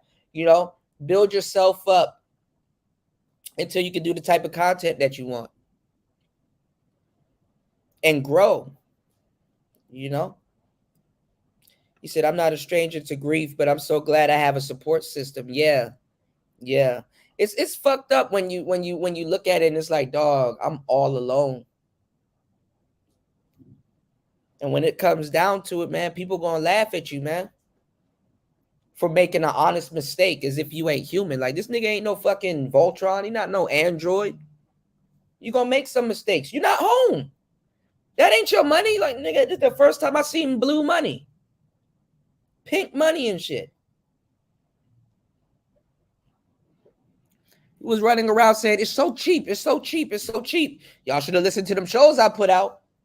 I'm the realest passport bro to ever live. I sat there and told y'all, yeah, that cheap shit, you better start using the term less expensive. And no, it seems like it's cheap, but it's actually expensive. Because if you think it's cheap, you're going to spend more on that item. And when that bill comes, you're going to be like, damn. Who ordered a spinning unicorn with a dirty margarita and 2 blue motorcycles? You know? Thailand ain't cheap. Thailand is nigga loud, all nigga everywhere expensive as fuck. And you know what actually fucks you up more? You know what actually fucks you up more? That you're an American and you're going there to spend their money because you don't know shit about their money. You know how to make a US dollar stretch. You don't know how to make KIP stretch or baht. You don't know how to make that stretch. You know? You gotta take an opportunity to learn, man. When you down and out and no homo, you on your dick. Oh, nigga. You better. He got a whole outlet right here. Austin didn't change his life by teaching him how to travel. Austin changed his life by actually getting him a YouTube channel, and he's monetized already. He didn't have to. He got help. See, y'all don't understand how hard it is to get to 1,000 subscribers, especially with no help. This nigga got more subscribers than me in a couple of months. YouTube not fucking with his channel. He not fucking shadow ban. None of that.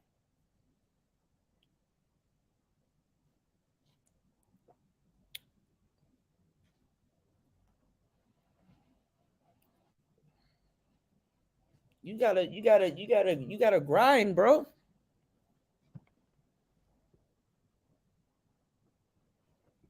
Austin not about to help you out.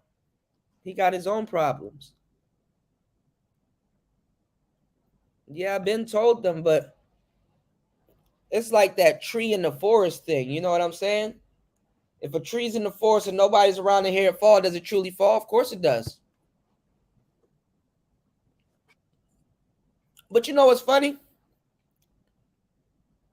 People will go to a forest and see a tree fell down and all the vegetation around it and stuff like that. They will see a fallen tree in the forest and never once thought that tree stood up. Step right over it. You know? That's why y'all don't see me out here, man. Thai women are better than American women and Western women and Western women and Western women and Western women. People done lied to y'all and gassed y'all up to make it seem like I was up here doing that type of content. I'm like, nah, that's not true. That's slander. That's a lie. I would never say nothing like that. That don't even sound like me.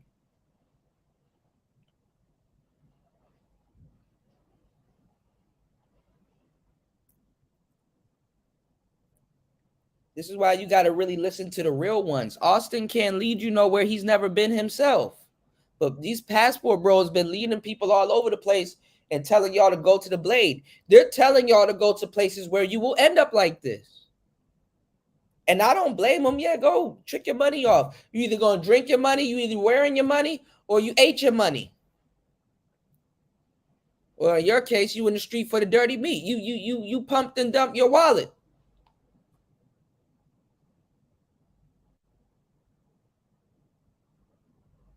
And a lot of times you're gonna go unexpectedly. You're gonna go unexpectedly over budget and broke and stuff like that. It's a part of it, but you got to. I'm not gonna lie. You really got to save up. You really got to save up, and you really got to launch a couple of businesses.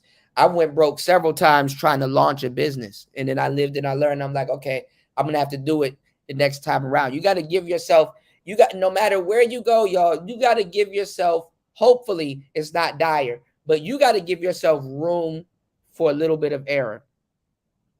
You know?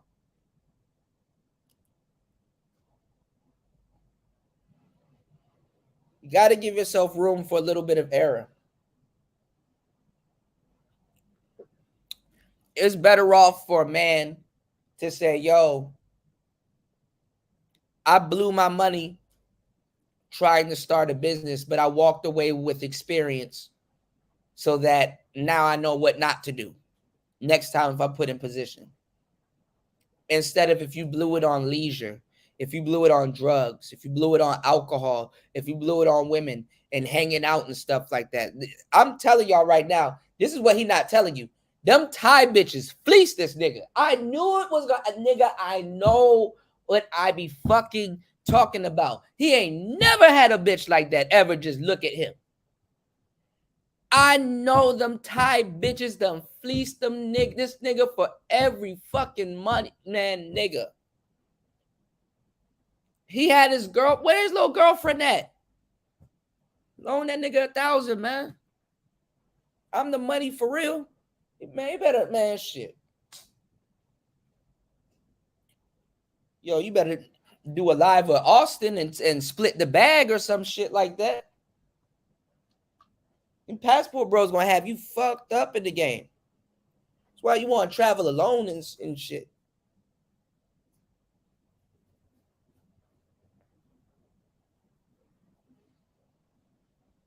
But I give him his props, man. I mean, he made an honest mistake. Maybe he got to go back and recoup.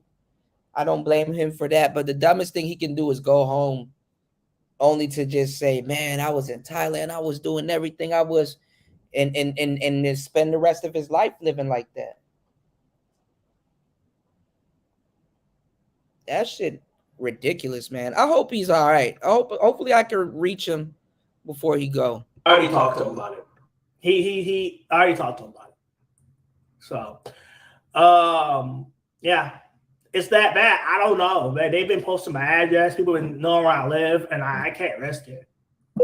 All because I wanted to find happiness. See, you know what's crazy? When I find happiness, bad things happen. When I'm miserable, good things happen. Oh man, but I had good intentions, but at the end of the day, some people just don't. There's some people controlling things, and I just can't. I can't combat. So I will stick to what I know. Normally, I'd just be able to thug it out. It was like the cops or something. We don't like you. You're ordering this. No, I would thug it out. All right, well, come on at me, bro. What's up, officers? I got you. Come on. And yeah, I did see that he did like the police audits and stuff like that. But bro, that's a low level hustle. He gonna end up shot. By one of them trigger happy cops. What they're doing that for, right, Midwest? That shit a low level hustle, right? Like what they're doing is he's trying to get himself in a situation where he can sue the state and get a big payday. But what he's not realizing is that every interaction that you have that's detailed and every interaction that you got with the police, they note it. So they know what he's trying to do. You're antagonizing police to one day get a payday. because it's easier to catch police within error, because okay, that's a new cop, this cop didn't follow procedure, so it's a low-level hustle and a dangerous one. Come on, bro. But these are regular people who have ill intentions. They've been posting my address in different Discords. They've been posting my address, and people know where I live, and I'm going to do this to him. I'm going to do this to him. I'm going to get him. I don't know. They're calling me all these names. I'm not making lies and accusing me of things, and all because I wanted to find happiness. That's it. I didn't do nothing wrong to somebody. So this, as far as this channel goes, no, I'm not deleting my channel. You asked me the same question. You know what? If you were paying attention to my live streams, you would already know that question, Jay Harris. I'm not going to answer that question. So that's what I'm about to do. That's probably what I'm about to do. It's easy for you. No, it's easy for you to say, thug it out. It's easy for you to say. Yeah, so yeah, that's what they do, Tony. What they do is, that's why a lot of women out here, you see a lot of women out here owns properties and businesses and stuff like that, because anytime you go into business or you get married in Thailand, other than a condominium, I think now they're starting to put out certain lots where you can own certain homes, though, but it's exclusive, right? But you get to what's called a 5149. So she owns 51% of the business and 51% of the house, and you have to employ at least 2 Thai-speaking people. You understand what I'm saying? So the government and everybody's all up in your business and your finances, who works there. You have serial numbers registered and blah, blah, blah, So if you leave, her family will take over the business. Her and her family will take over the business. So that's why you have a lot of women out here that own property and own everything, because it keeps it in within Thai people. They thug it out. It really is. It's easy for you to say thug it out. It's easy. It's easy. It's not easy as it's not as easy as you say, well, just tough it out. You a man. You this, you that. You can beat this. You can get past this. You can do this. I don't have support. Okay, I don't get Patreon donations. I don't get cash apps every day like other people do. I don't get support like that. So I gotta think what's best for me at the end of the day. I love the experience. I love the experience of being out here. I'm not gonna stop traveling just because I don't make a YouTube channel about it. I'm just going to I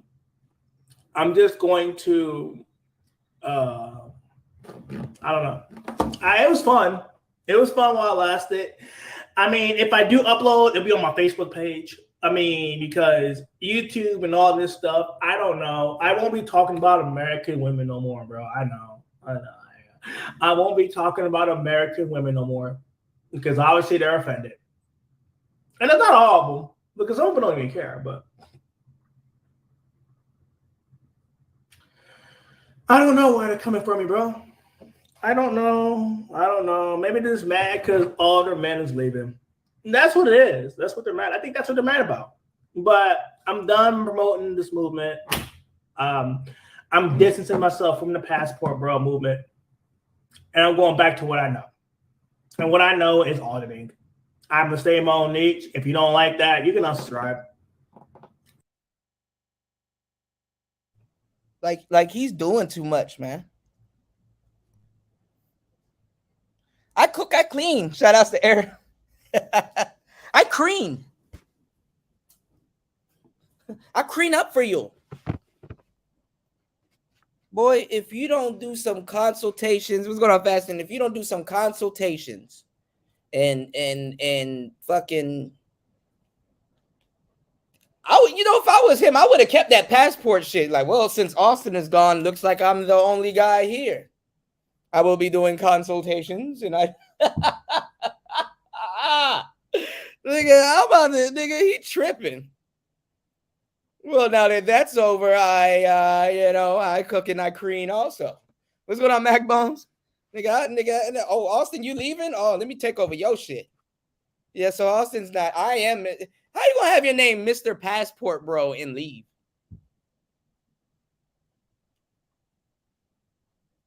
I cook, I clean.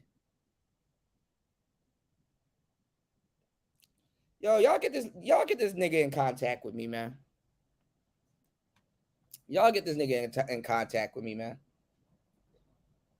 I need to tell him something good, bro. I'm gonna give him some knowledge, man. Knowledge you can't learn in college. You dig? They don't teach you how to get out of this situation in college. Reputation. No, he just need to go about doing his content different.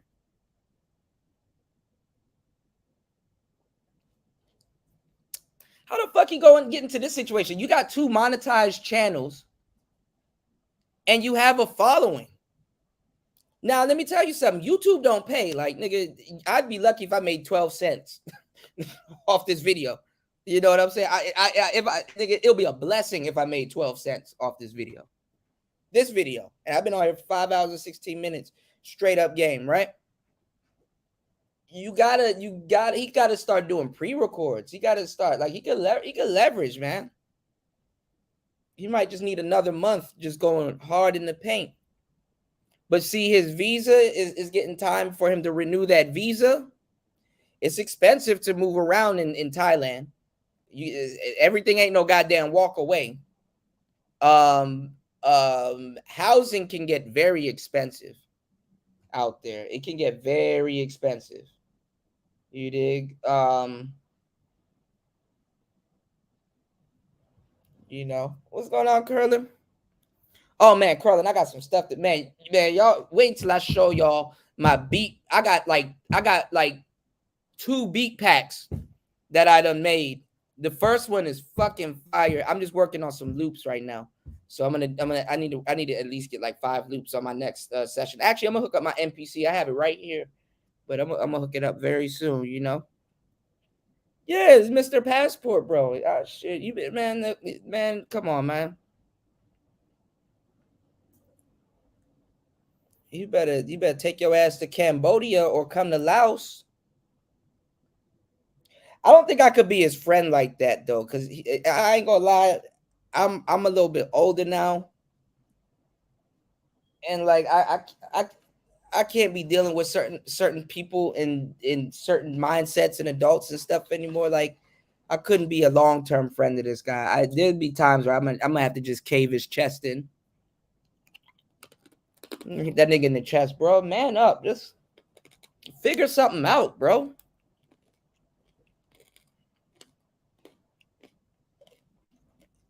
You giving up at the first sight of something, man. That's how me and my friends do. Like if they know you better than your situation, man, come on, man. If God brings you to it, he can bring you through it. You dig what I'm saying? Hey, motherfucking man. Shout outs to my girl Toya. If God brings you to it, he'll bring you through it. You dig? Now I'm not gonna lie and say that through it shit might not hurt, but you know,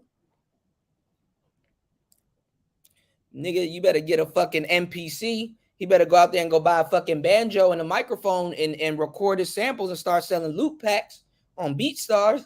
You better, nigga, boy, you better play that MPC for survival.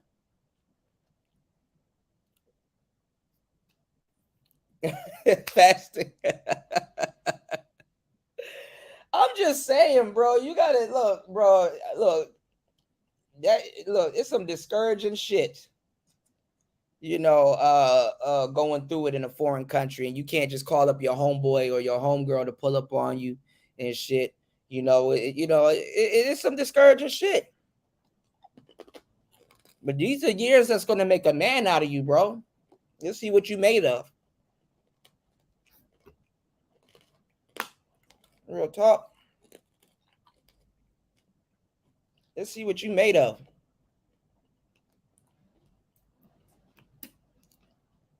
You know, yeah, shout outs to Toya. Toya know what I'm talking about.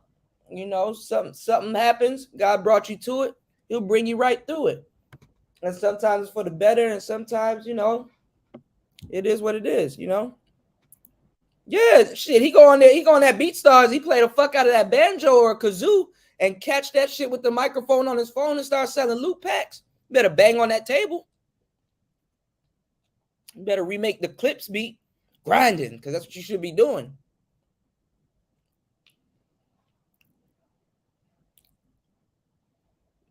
Yeah, but I'm not gonna lie though. In the end, and I hate. I mean, I didn't mean to call Shorty a biatch or whatever, but I think Shorty did really like him. She hanging out with Travel Versity and his girl. I think Kate really did like him though. Cynical. We'll wait and see. I think Austin needs to return back to Thailand and just chill with Kate and just do some content. Y'all don't have to be passport bros 24/7. Like, you know, you can walk around. You know, you can walk around and show people a coconut tree or how they eat fruits and stuff like that, you know? Yeah, man. Yeah, Midwest, you gotta, you know, the shit gonna scare the shit out you sometimes, man. But you gotta plan for that shit. That visa shit every month, every other month, that shit is not the move, man. That shit is not the fucking move, man.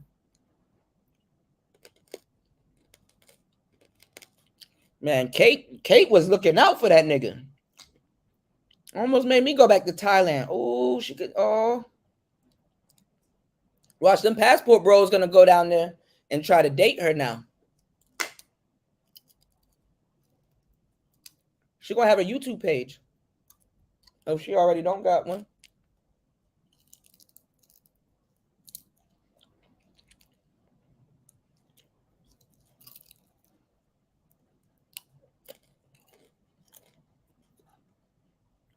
Yeah, I think Austin got something good with Kate. You know. Now she may be a little bit more modern, but she don't strike me as a bad woman.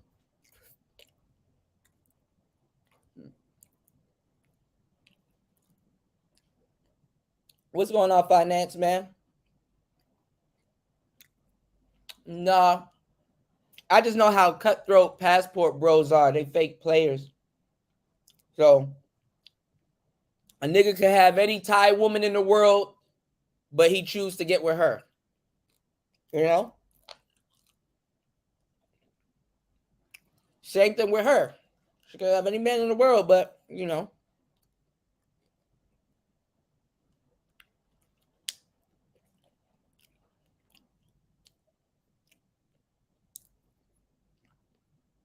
But she seemed cool though. I think she really liked Austin. And that's what happens. Like, especially if you're doing something like this where like you're like traveling and you're like, oh, we're gonna go meet the girls, we're gonna meet, man. Sometimes you'll get on film or something or on the show, like, yo, we're gonna meet the bitches, we're gonna get the girls. And then the first motherfucker that you approach, it's like, ah, shit.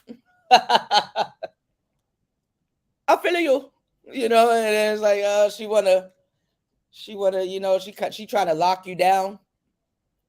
You dig?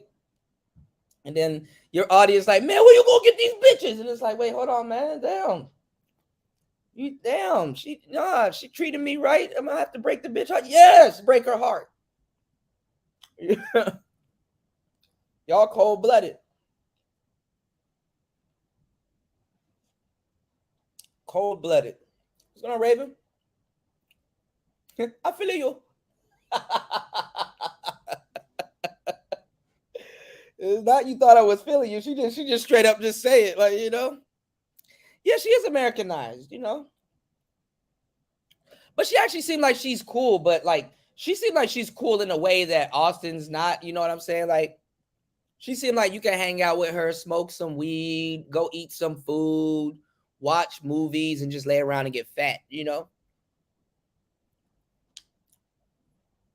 She seems like a cool chick, like a cool hip chick. That's how they are out here, for real, for real. Like, you know, the ones that are real receptive, and the ones that, like, you know, that you know, that's real just cool. That'll kick it with you. You know. Finance man, I heard you the first time, bro. He said you don't know her. You don't know her. I got you, bro. I said she seems. I never said yeah, vegan food. That's an old school joke, Facet. I never said I knew her. It's okay. It's gonna be all right, bro. It's gonna be a-okay.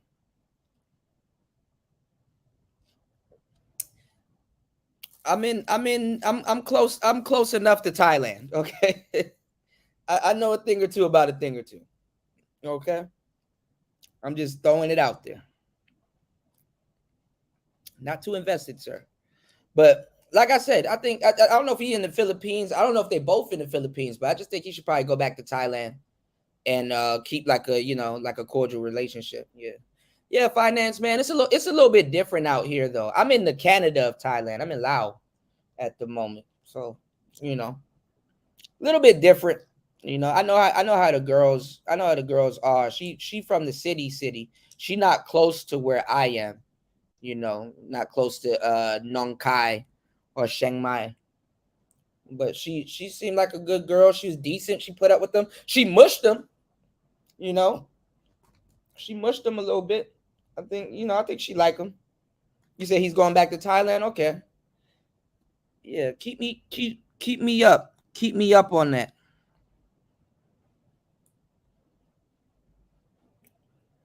You said I like Americanized foreign women because there are a bunch of them in New York, Florida. You said ha ha ha. Y'all want the barefoot in the kitchen and shit. You know. Isn't the term strag reserved for older women? I thought it was hoochie. This dude a hoochie coochie. Oh, that's your girlfriend? Why don't you introduce me? You know, you said she's a black girl. Well, the thing is that they will save all of that shit and attitude and stuff for a black man because they think that's what we like, and it's like, that's kind of what not we, but that's kind of what they left, you know.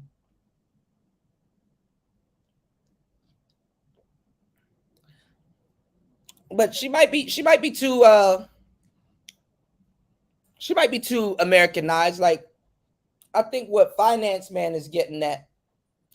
I wonder if you're the same brother from a couple months ago. I don't know.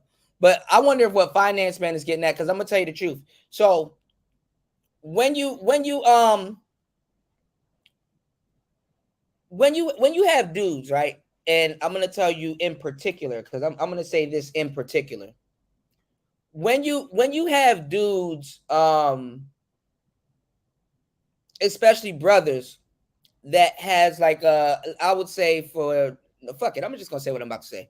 When you have dudes that have an Asian fetish and guys that have an Asian fetish, some of those guys are very particular about the Asian women that they date. Like, and yes, it does make a difference. You know what I'm saying? Because a guy will have an Asian fetish, but he likes Panay. He like the Panay girls a little bit more. The Filipino girls a little bit more. The Cambodian girls a little bit more, or certain women from certain regions a little bit more, because they do conduct themselves differently. You know what I'm saying? So a lot of brothers and guys, even white guys and just guys that are into quote unquote like the Asiatic kind of type of women, sometimes they're what we would like to call purists. So they like their woman to be super Asian, not too modern, but like super Asian. You know what I'm saying? So sometimes they want the real exotic chop. You know what I'm saying? They want their chop to be reserved and a little bit quiet, but giggly, and they want the Asian girl experience. And a lot of times when you have a more modernized chop, they kind of throw that shit away, and that's kind of what guys like them for or attracted them in the first place too. So sometimes it could be a hassle for dudes because the girl will look the aesthetic. They will look the aesthetic, but they're completely different. It's like a sleeper. It's like a sleeper chop, you know. Yeah, I like Chocolate Man in Thailand. Fa is pretty cool. She getting that money. I'm telling you, them Thai girls can hustle, man. I don't think he should have, and that's what Austin started doing. So I was like, he got to distance that to keep his brand. I don't think Chocolate Man in Thailand should have. I don't think he should have made Fa his the focal point of his videos, but you know, she getting the bag. He done bought her braces. She done got all kinds of tattoos. She just looked really small though. You know. I don't know if he gonna marry her though. I do kind of like them together though. Yeah, Fa, yeah. But she be like childish though. You know. Fa is a baddie. It's really the look and the I think it's really the look and the tattoos. Fa is a baddie though. You know.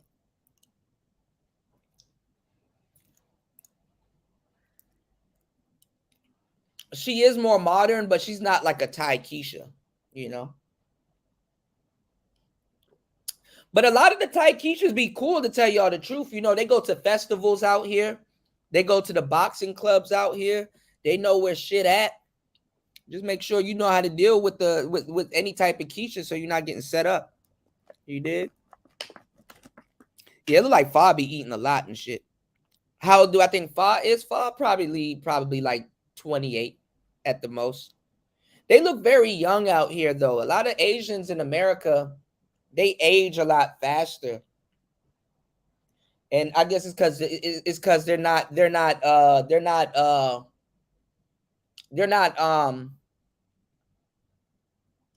you know, the food is different and stuff like that. You know, Asians in their homeland, they look a lot younger and stuff like that. There be women that be like, they look exactly like Fa and be like 45. You know? You did? So, but I think Fa is cool. I think hanging out with with Brody, she probably like be doing stuff that she normally wouldn't do. Them niggas be feeding elephants and shit and stuff. I'm like, damn, that's tight and stuff. So I'm in the land of a million elephants, as I've come to know.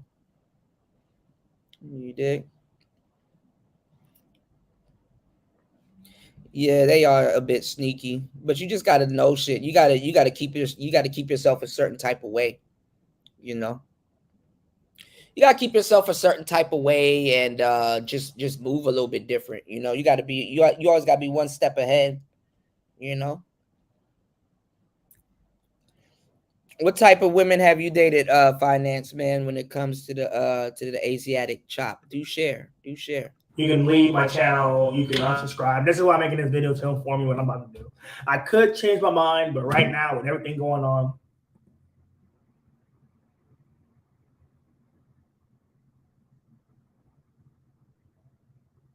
as far as me and Liz, we're still together. I don't understand how people think I'm not together with her. I talk to her every day. People don't have my back. I don't have Patreon followers. I don't have Cash Apps. I don't get. Nah, I haven't seen it. Can you drop the link in the chat, Midwest? Definitely. Midwest be knowing about a bunch of shit, man. I like Midwest. Yeah, if you could drop the link in the chat, I'll definitely check it out. We can check it out on there. I got you. Those. If I fall, I'm screwed. Well, I'm not screwed, but it just makes my life harder. So I think that's it. I think I don't have support. So I think that's where I'm gonna draw the line. Everything's been going bad for me. I don't know. Like, and it's hard for me to keep my composure. You know what I mean? It's hard. Like, I try to be this person that tough it out, thug it out, but there's just certain things you can't thug out. You know what I mean? There's just certain things that you can't thug out. So what I plan on doing now is I'm distancing myself from the Manosphere. My thoughts are my thoughts. You know what it is. See, these guys don't know where the hell they are. I'm distancing myself from the Manosphere. Oh, you're in the Manosphere? Okay. All right. But I'm gonna distance myself from the Manosphere as far as like not talking about. And what I plan on doing is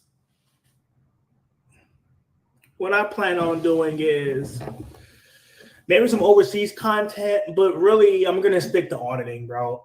I'm out of my depths. I thought I could do something here, but I can't without taking too much. It ain't like Heat where they're just talking smack and that's this guy's this and they're online doing this. See, Austin is more stoic. He can handle this. This is why he is who he is. He's a very good guy. He can handle this type of heat. I cannot. I've tried. But when it comes to threatening me and I'm gonna do this to you and I'm gonna come to your house, I know where you live at. It's only a matter of time. We know you're coming back to the U.S. Like my man tried to go home to die. The fuck? You want to go home to die? Yeah, you said I'm taking my ass to work. He could work where he at. Like sometimes it depends on how you look at stuff, bro. I will say in a lot of cases when you on your ass, you're in the most perfect position in your life. I hate to say it. And that damn, no homo. That sounds wild homo. What I mean by that is now he's in position to change his life and transition into a content creator. It's just some people ain't built for this shit.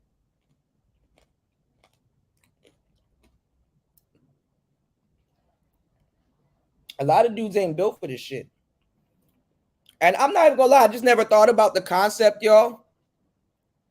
Now that the internet is like really super established, it might be harder or it might seem like a bigger feat than it really is to be a content creator and deal with the audience of today, because like y'all have been on YouTube for a long time, right? Just think about it, right? Y'all have been on YouTube for a long time. So a lot of people, you're talking to an experienced, you know what I'm saying? An experienced audience member. You know, he's not going to be the first or the last YouTuber you watch. You know, I don't think it's black women. I think it's dudes that's like threatening him and stuff like that. But he need to get to work where he at right now. He could have spent that live stream really covering a topic and really, man, he's blocking his blessing. Like straight up. He blocking his blessing, y'all.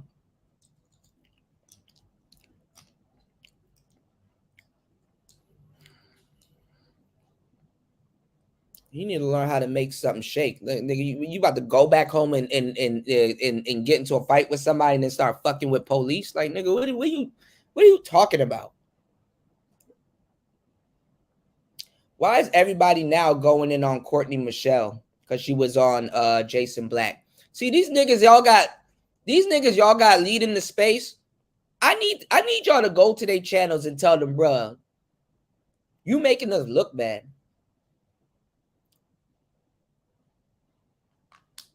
They mad because Courtney Michelle was grifting over to Jason Black.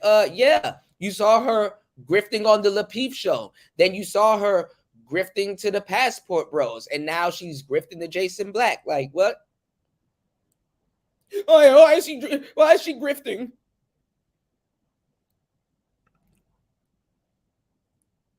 Say so. We're coming to your house. I mean, if you want to come to my house, you can come too.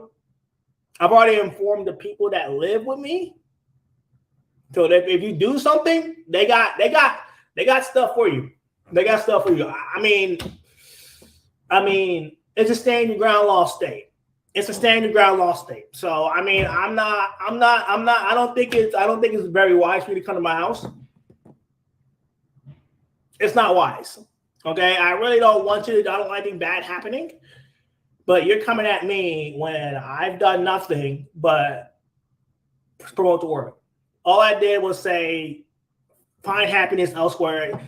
Ain't no point in dealing with that. Your problems will be solved. A lot of your problems will be solved dealing with women if you got your passport and left the country. That's all I did. Yeah, I wouldn't even say I talked smack because I didn't call him no B word. I don't think I've even talked smack. Hold on a second. I didn't even talk smack because all I was saying was true. All the stuff I said was true. That the child support system, the alimony system, all that stuff is true. There's no talking smack. If I was talking smack, I'd call you out by your name. You know, I didn't say nothing bad about that. I just said that this is stuff you would deal with if you were dealing with women in the States. But now I think that I'm done with this movement. I do like it's nothing. My views don't change all of a sudden because of delete. Well, I'm not deleting my channel. Though. My views don't change at all. It's not going to change. My views are my views because I've been through a lot of BS. No, but see, that's the thing, Tony. I'm not saying people got to choose to be a content creator. You know, you can be a content creator for 2-3 years and then step away from it. But what I have been warning y'all for the longest time is that in life now, life is pushing y'all to be a content creator. Like, you know how for the longest time, women can, like I said, he don't got no coochie, no homo. Women can open their legs and sell coochie all fucking day and really don't have to really, if anything, you know, even though some women don't want to do that, I got you, but don't really want to be stressed out about shit. You know, they can get them a little bit of money if something go down, you know? But I was even laughing at one of my player partners because we were talking about it. It was like, ain't it funny for the first time in history on OnlyFans, you can't just sell coochie off of there. Like, you literally got to be entertaining. You literally got to, that's the most I've seen. Let me tell y'all something. Women, ladies, I'm about to tell all y'all secrets. I don't give a damn. But women only got like maybe 10, 12 pairs of underwear that they rotate out. Them bitches gotta buy underwear. Them bitches gotta buy all kinds of skimpy shit and all kinds of shit. They gotta create content. They gotta one day show their titties and then the next minute don't. They gotta be a little bit creative. Like, there's a lot of shit that they gotta do. Like, it's not just as easy as to say, hey, I'm just gonna sell some coochie. No, they actually gotta be content creators. And then fucking OnlyFans pressures them. Hey, we haven't seen you in 2 days. What are you doing? You're not on here making us our money. OnlyFans is their madam. And they pimp. And we're going to do a show because shout outs to LB. We were talking about it last time. How you know, madams are more stomped down. They way more stomped down than a goddamn pimp. Madams are more stomped down than a pimp will ever be. That's the scary part.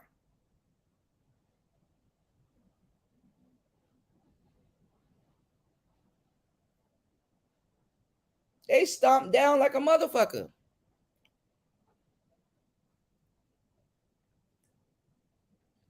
So it's like, damn, like we living in a day and age right now where hoes got to be content creators. You know what I'm saying? They up there buying up webcams and all kinds of shit in Walmart. You did? Shout outs to my brother RG3 again with the $25 on the Cash App. Man, let me go get my thing so I can give y'all some sound effects. I'm up here just sitting here using my laptop. Shout outs to RG3, man. We're gonna kick it, man. Y'all definitely showing love on today's show. I appreciate everybody that's supporting today's show. Let's keep the support going. Yeah, the 2 girls and 1 blunt. Yeah. No, because fans y'all be fucked up. Like, yo, this is the 3rd time you wear them drawers that week, man. Is everything okay? Like, people don't own the washing machine. So even you know, little OnlyFans joints, they gotta reinvest back into the business, you know. Buy little stripper boots and you know, they gotta reinvest back into the business, you know. Ain't no ifs, ands, or buts, you know. Well, there is buts, but you know, and that, you know, B-U-T, not B-U-T-Ts, you know. Oh, you said Kate she does OnlyFans? Crazy. Splendid, you know. But I do. Shout out to RG3. Thank you again, bro, for supporting the show, man. Much appreciated. But nah, man, I'm telling you, man, like even hoes gotta fucking work nowadays, man. Okay, I got you, Midwest. Hoes gotta work these days, man. You know, they can't just, you know, they can't just run around and just do whatever they want. They gotta work too. So it's so crazy how times are changing and stuff like that. And then honestly too, the element of slightly being a content creator, the element of that kind of makes it seem like you're not doing what you're doing, you know?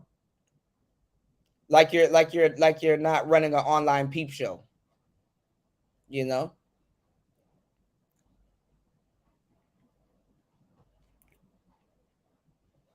So that's what it is.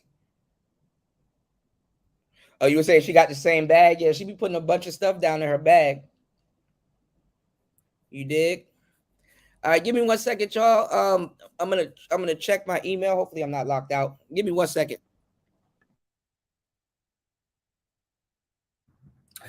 I'm not worried. I'm not worried about the coward. I'm not worried about the people talking smack about me online. I'm not worried about that. I'm used to that. That's something I'm used to. What I'm worried about is my life, my livelihood. My job's pissed. My job's pissed off at me, and they're not happy. I've been getting shadow banned ever since I've been a part of this movement. I've been getting shadow banned heavily. Will I apologize? No, because I didn't do nothing wrong. But I will be quitting, and I will be sticking to auditing. I know that some of y'all may be disappointed, and I really don't give a fuck because it's not your life; it's my life. And at the end of the day, it's not you; it's me, and I have to deal with this stuff. You're watching my videos saying, "Tough it out, do this, do that. I got you. I got you. I got this for you, baby. I got your back." But ain't not a single one of you donated $1 to my super chat. Not even $1. Nothing. And I'm not even mad. You don't have to donate. That's not the issue. Okay? The point that I'm trying to make is that when shit falls, I'm screwed and I can't risk it. So, and I've been seeing a lot of negative press about my colleagues, and they didn't even do nothing wrong. Like, they done nothing. And some people are used to that, but I'm not used to the death threats. Like, I'm used to you. Oh, this guy, he's guy. I'm used to the people talking smack about me. I'm used to that. I'm used to it. You know, this guy over here, he's a fucking creep. He's a bastard. I'm used to that. But I'm not used to being somebody telling me I'm gonna come to your house and do this, or I'm gonna come to your job and do this. I'm not used to it. I'm not. I'm sorry. I can't do it. I really want to, and I thought I can grow and all that, but I can't do it. I'm sorry. Oh yeah, Midwest. I know Shorty. Yeah, I know this little girl. Yeah, I saw that. She looked younger, but she a bust down. I saw that. She was up. She be smoking and stuff. I know the little Thai Shorty. Yeah, she a bust down. I saw Shorty. The roll the tape girl. And what you call it? The Travelversity guy, his girl a bust down too. She was on OnlyFans and stuff like that. I mean, a lot of these dudes be saving bar girls. Those are the women that are gonna approach you. and gonna kind of be easy to talk to. Hoes are, let me tell you something. Hoes are people too, right? As y'all know, you know. You want me to put it up on the screen, RG? Shoot, my bad. Midwest. Hold on. Let me do this. Hoes are people too now. Hold on, y'all. Hoes are people too. You know, yeah, she was wearing that little disintegrating dress. But hoes are cool people too. Like they're easygoing. You know, they do a lot of stuff. They'll talk to you. Hey, can I ride your skateboard? They'll yeah, hoes are approachable. They do a lot of stuff.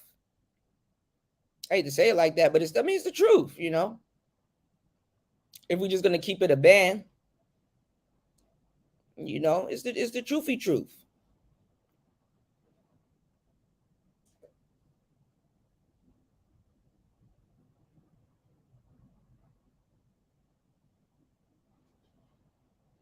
Hold on, y'all.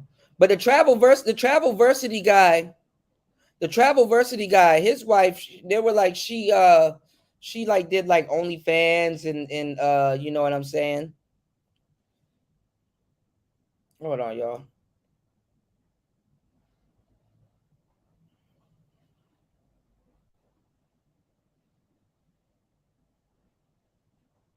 Yeah, she did like OnlyFans and stuff. She was like a bar girl and stuff like that. So she got a nice little cool lick. You know, he hanging out in plush mansions and stuff like that.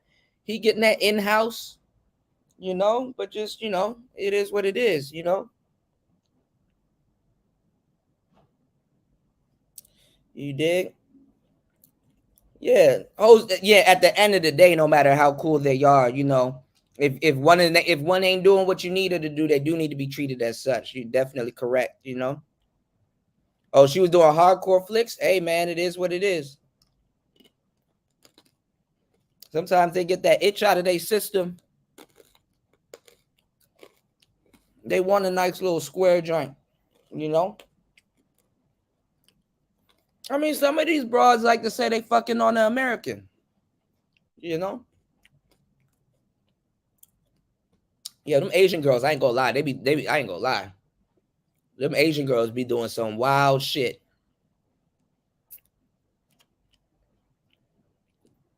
Oh, you saw it too? Damn, y'all in the club and y'all not sharing no shit with me? After all I done for you? Y'all up here passing around videos?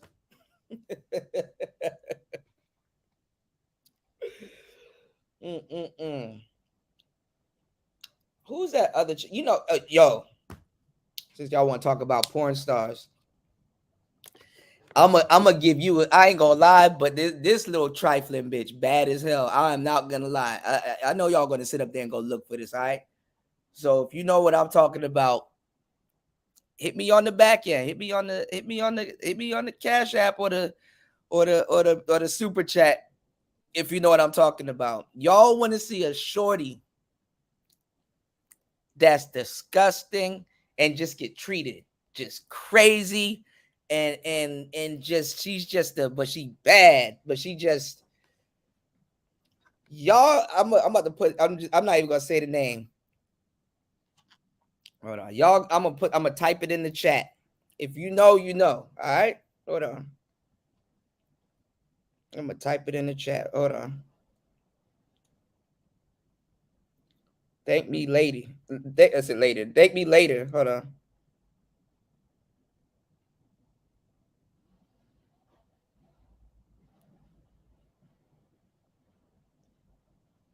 And put the name in the chat. I ain't gonna lie. This shorty. Thank me later.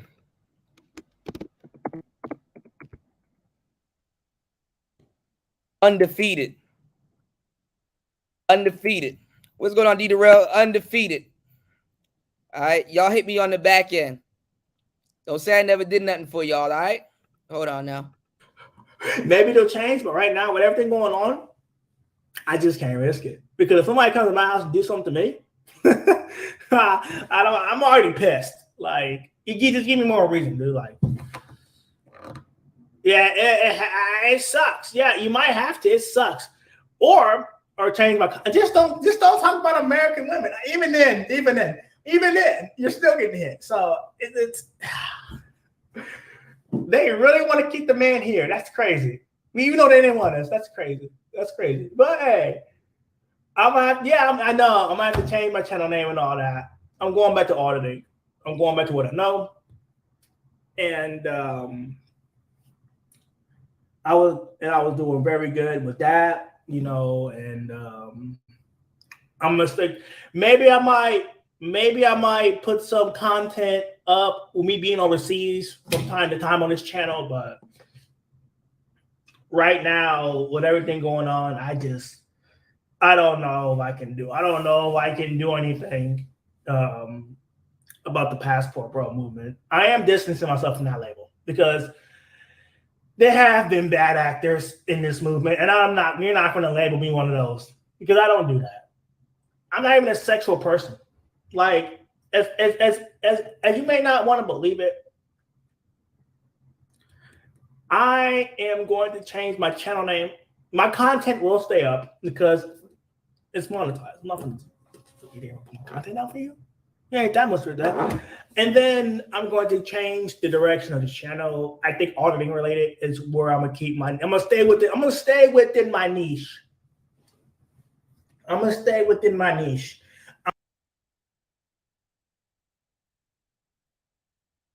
I'm gonna stick to what I know because I'm not fully aware of this movement, but I know. This is what happens when you're the face of something you shouldn't be the face of. And people will rather see your downfall than your come up. All right, y'all go look up Amari Gold. All right, that one right there. You go look up Amari Gold.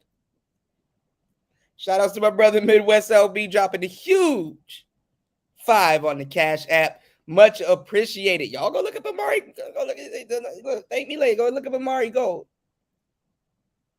She one of them ones, man. Y'all probably already know Amari Gold. She one of them ones. Oh, yeah, Kyra's good. Kyra's good. You know. What's the other girl? Michelle Anderson. You know about Michelle Anderson? I want to do like I'm like I like it's like I don't know why I look at porn this way, but I look at porn as like for the stars and stuff. I'm subscribed to this dude that be like interviewing like I'm like the industry is like fascinating more than the actual films itself, like what actually goes on, how this came about and stuff and stories and stuff. I find that shit fascinating. You know, y'all gotta get hip to Amari Gold. This shit, there's a bunch of them. Actually, let me see if I got a list. Let me see. I said one day I'm gonna do a show and we're gonna talk about the industry. Hold on. Oh, y'all want me to do the show? We look at some porn interviews and stuff. Shit, I got to get Platinum to come out the cut. Platinum got an interview with a nice vintage pinky. Hold on.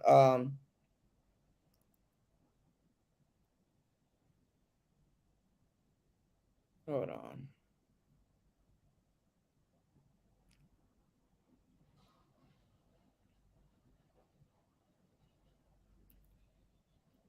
Okay. Yo, people in the chat gonna be watching, acting like, oh, these niggas up there talking about porn stars. Whole time they're gonna look up every single name. All right, did y'all look up who I told y'all to look up last time? Kyra Perez.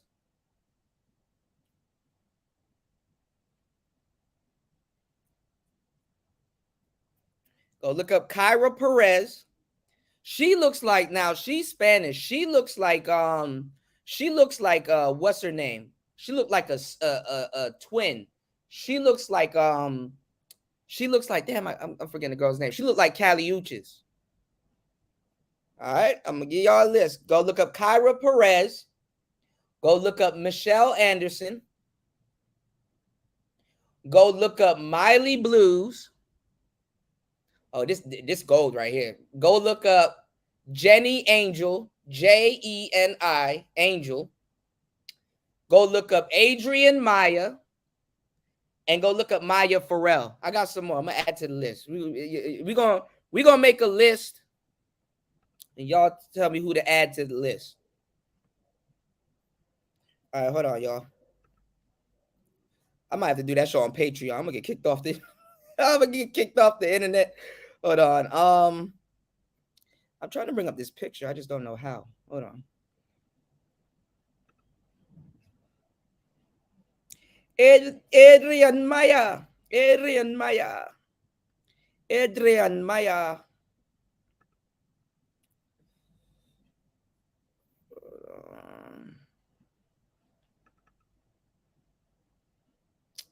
Yeah, it won't let me bring up this pic. Hold on, y'all.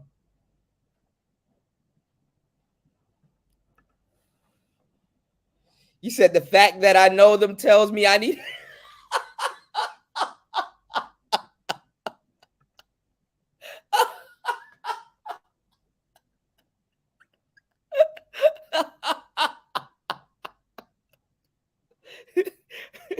Yo, fighter, come to the show, bro. We can trauma bond, though. Yo.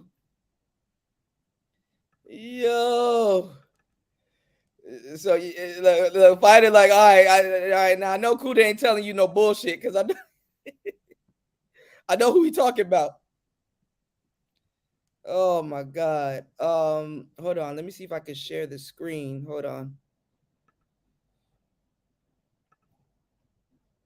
Window. Hold on. Brave tab. Damn, it won't let me bring up this picture. I forgot. All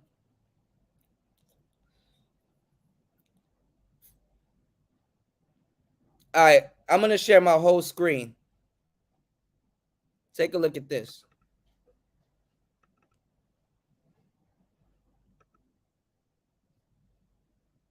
This is the picture.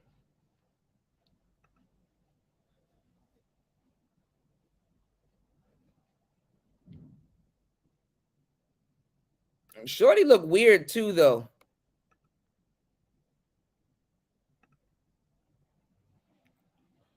Yo, there's a mosquito in here. Hold on, y'all. He about to tear my ass up. No homo.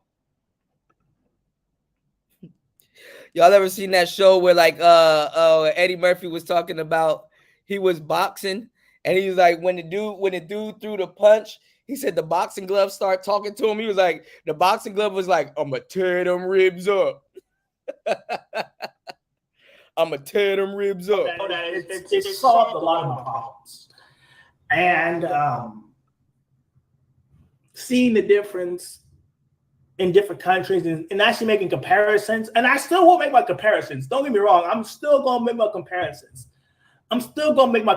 Don't get me wrong. I'm going to do that. But I just think now, with all the hate that I'm getting, with all of the stuff that I'm getting from this movement, and I thought I can do it.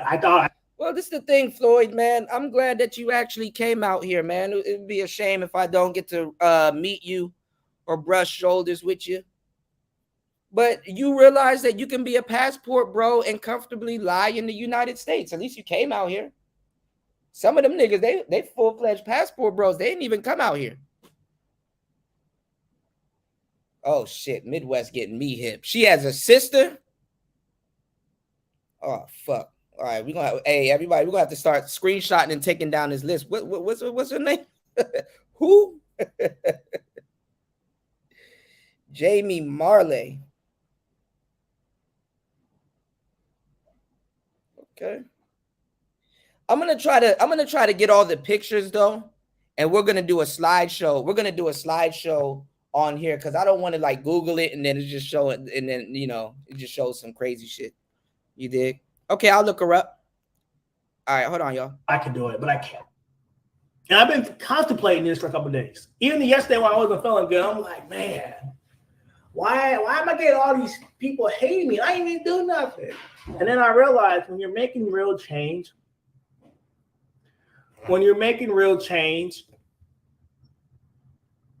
when you're making real actual change, when you're making a difference, somebody's pissed. Somebody's pissed. Somebody's mad, and they're trying to take me out. So I'm gonna calm down. Yeah, you need some friends around you. You need some help. Don't look like he fights all his friends and shit and loses, but they get away. I've seen this girl. I didn't know that was her name. Yeah, I know this girl. Yeah, she cute as hell. She look a little retarded, but she cute as hell. She does look like her sister though. Damn it, I'm gonna need my friend on here. I got a friend, right? Shout outs to Fredo. I don't know if he's there, but I got a friend named Vernita, right? Let me tell y'all something. We got into a conversation where we just started talking about porn. This girl right here, she's a black girl, sister. She funny as hell. She laughs at all. She's goofy. She laughs at all the. If it's some funny shit, she gonna laugh. Real cool sister, right? This girl got a vault of porn. Like this woman is like a porn aficionado. Like when she talks about it, all ears, because she knows what the hell she's talking about, you know. And I was like, damn, I didn't know there was. But and then there's a lot of sisters that I've come to find out. I didn't know a lot of sisters were just into porn like that. Like a lot of women, I don't know why women act like real prudish nowadays, but a lot of them are like super into porn, you know. And it's actually funny as hell having a conversation with women that are like porn connoisseurs. Good, bad, or the ones dabbling. That person down and let you know I got your message. All right, I'm done. You can leave me be. I promise. Look. I will stick to auditing. Okay, I will bow out. You got what you wanted, yes, sir. You got what you wanted. Somebody's mad at me. I don't know who it is, but somebody's mad, and I'm gonna let you know if you're watching this video, which you probably are. I'm bowing out. You got what you wanted. Okay, you got what you wanted. I'm gone. Okay, I'm done. I'm going back to auditing what I know because I got heat from that, but it wasn't as much as this. I got everybody attacking me from different directions. Oh, you motherfucker! I hate you. That's the type of heat that I'm feeling. Okay, that hurt. Oh, it hurt. Oh, it hurt. Woo! I know that hurt. Oh, that hurt. Oh, I don't know why that hurt. Oh, man. That's the type of heat that I'm getting. There will be people that be better than me at this.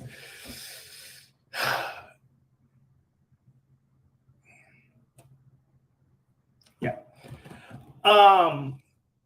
It's hard for me to make this video because I really support. You see how the wrinkles in my forehead, how stressed I've been lately? The fear, the worry. Yeah, I know. You're going to have to unsubscribe. I have to give up. Can't just claim it. You see, it'll be different if people were supporting me and donating. If I was getting donations like other content creators, I'd probably just thug it out.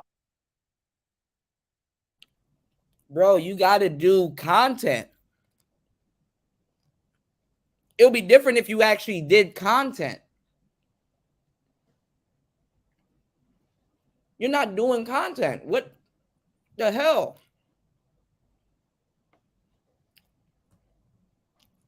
Do some content. Simple as that. You got to give people content. Give them something they can take to the bank and give them content. You know how much content creators work their ass off? Well, I'm the king of working my ass. I don't have an ass. My ass is non-existent. All right? Shit. I would literally thug it out. But I don't have support to thug it out. You got in life, you gotta know when to hold them. You gotta know when to fold them. And sometimes you gotta fold. And it sucks. But being a real man, really, you gotta be logical. Okay? As a man, you have to be logical. If I would have my emotions and got upset and hoorah and did this and went hard in the paint. Well, two things would have probably happened. My channel would get deleted because I would go all in. I wouldn't care. Or I would have somebody do something to me. I don't know. So I plan on I think I'm just going to travel, maybe do some traveling vlogs and stay away from this movement because there's just too many bad actors.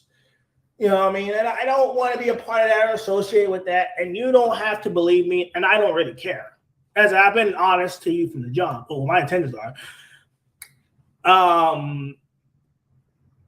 It's not. She's cute. I like her. She's cute. You know who's my girl? I keep forgetting her name though. With the curly hair. What's her name? Carmen. Hold on. I was about to say Electra. God damn. So I know this topic. I know this topic is gonna be hold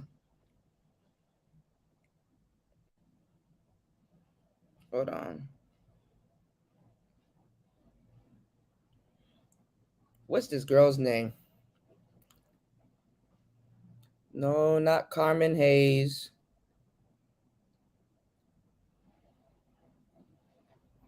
Wait, is her name Carmen? Somebody gonna say it before I do.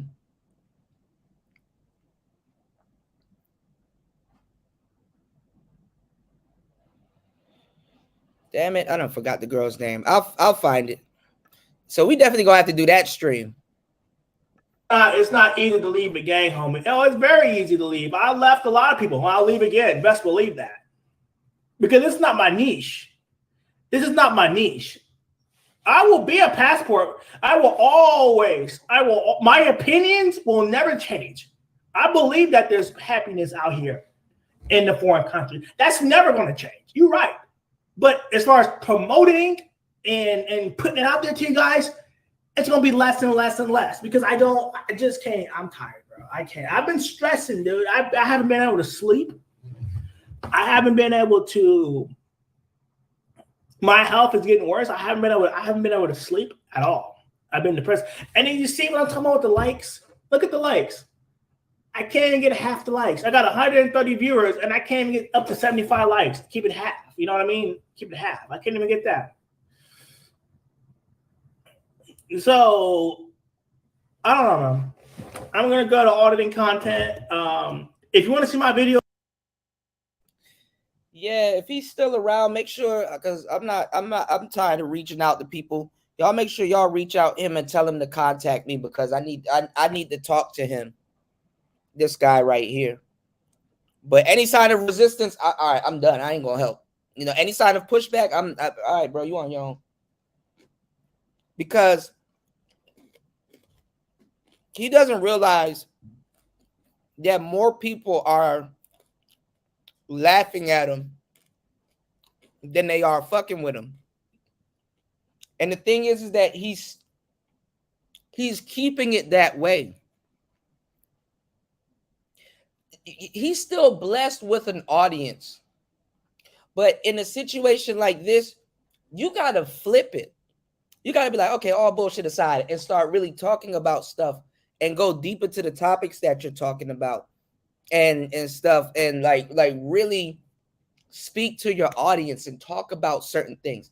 Interact with people in the chat and stuff like you just don't go. You're not a woman. You just can't go there, go live, sit there and just be playing with your nails or doing something that people are just going to just support you. You got to be talking about something. You got to bring a solution. You got to talk about certain things. Show something cool. Show something that you like to do. You're in Thailand. Go outside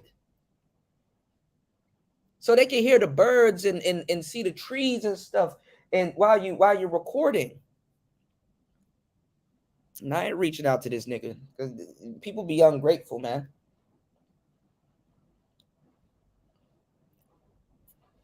So the people that come there that's gonna just sit up there and laugh at you and stuff like that, they can actually be like, you know what? That's true. Yo, I like that topic. Let's talk about that. Yo, you know what? I like content like this.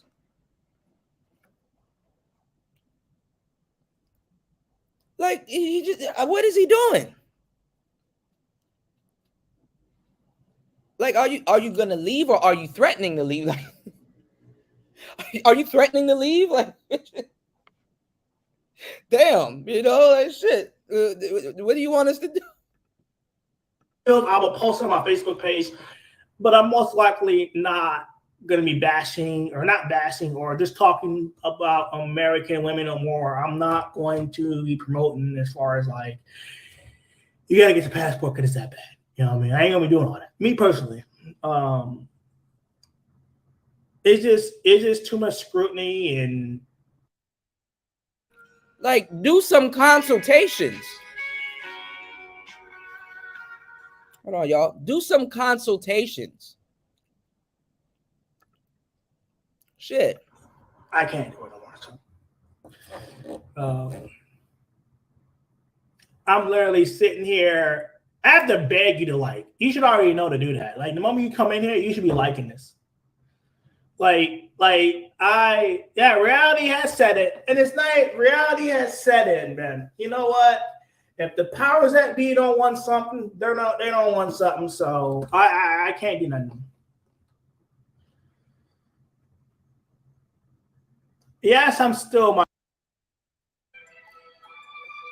He probably can't go. He probably can't go live with Austin. Austin, like, bro, you gonna kill my brand. Do your live over there. I do my live over there. Yeah, I heard so too, Andre. Dre, what have we been talking about for the longest time? And I'm glad you here too. Because you always catch me at the right time. And you be like, yo, you was right when you said this, and you was right when you said that. A lot of people try to pretend like they didn't hear you, and look at how it played out. I said, damn. Remember when I was in Thailand, and I said, he going to have to disassociate themselves from them brothers at some point once he realized how they really are. So he getting all kinds of stuff in magazines and shit like that. And I'm like, damn, dog, you got that shit tattooed on you, bro? Niggas thought I was crazy. Niggas thought, where is making her go crazy? Where is this nigga at? Where the hell are these niggas at? What's going on, Raven? I be trying not to be right, Dre. I be trying my darndest, bro. I don't want to be right about half the shit I talk about, but it's like, damn, dog. Where the people at? These people always know I was somewhere working. I don't be online like that. Shut your lying ass. You be online like that, and you just want to go disappearing until it lay low. Where naked or go crazy at? Where his ass at? The fucked up thing is the way he went at me. And then when I caught back up to him, he denouncing Austin Hollerman too. And I said, wow, ain't that a bitch? Like, these people ain't even that man real supporters or friends like that. That's a bitch.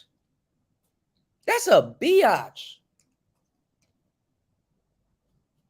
That's fucking horrible.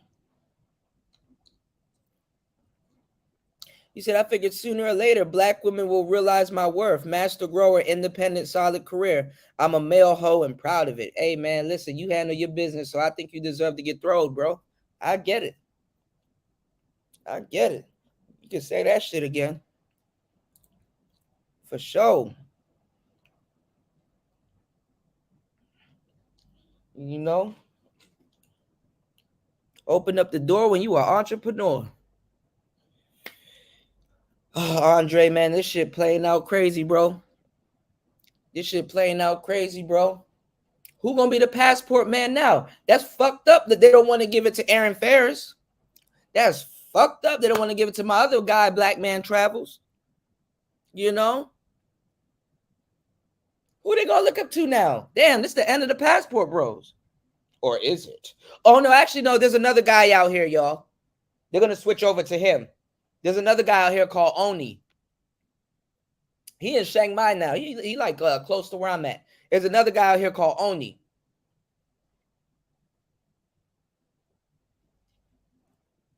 They just gonna run over there to him. He doing boxing and stuff, and he got the nose ring. Or they might run the Travelversity. Damn.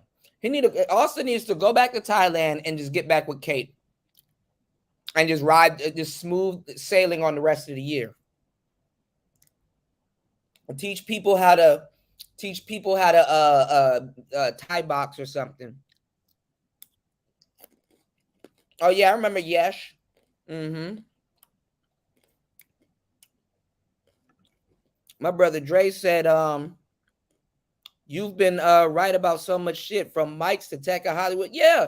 And look how the space is still being held back with Tech. And no flag. And just pearly things and stuff like that. You said Avery June. Y'all look up. She's a little bit older, but hey, man. I don't know what y'all into, but y'all go look up my girl September Rain. Y'all go look up my girl September Rain. Yeah, the dudes do need a leader. You know, I'm not leading shit. Them niggas can stay over there. I ain't gonna be the leader of the Passport Bros, man.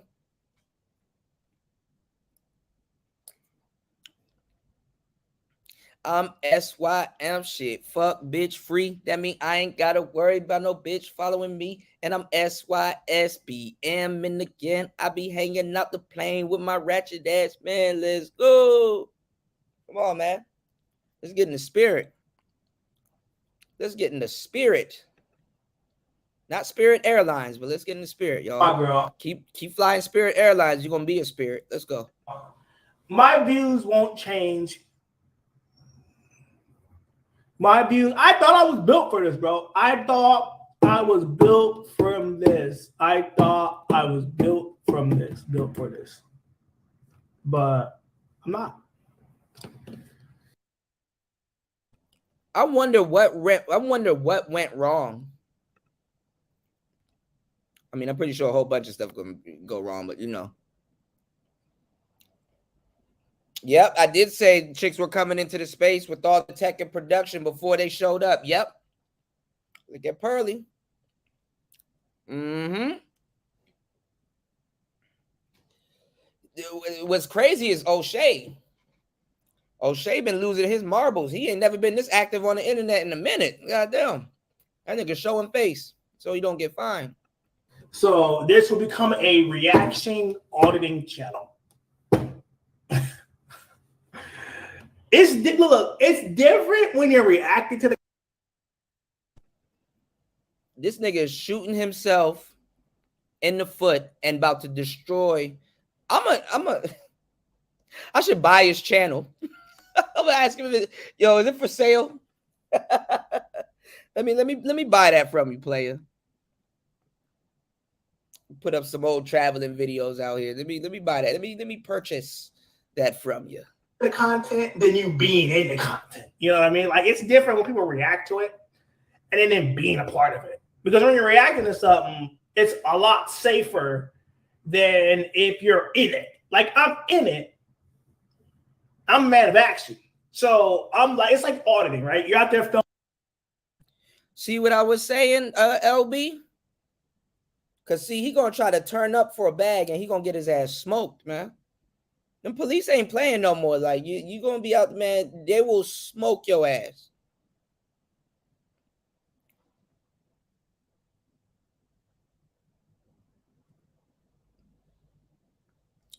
The man, his idea is to come home and get smoked by somebody trying to break into his crib or him playing with the police or whatever he finna do.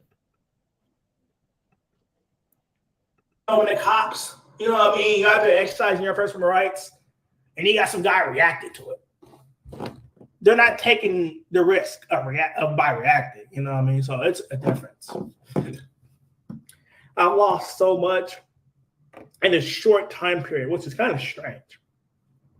Like all this bad stuff started happening. He don't even got to say what he did. I already know what he did. He went down to a go-go bar. He went down to a go-go bar. Yo, that Avery Jane chick, I know her fire. Fuego. Yeah, that he lost his shit at a go-go bar.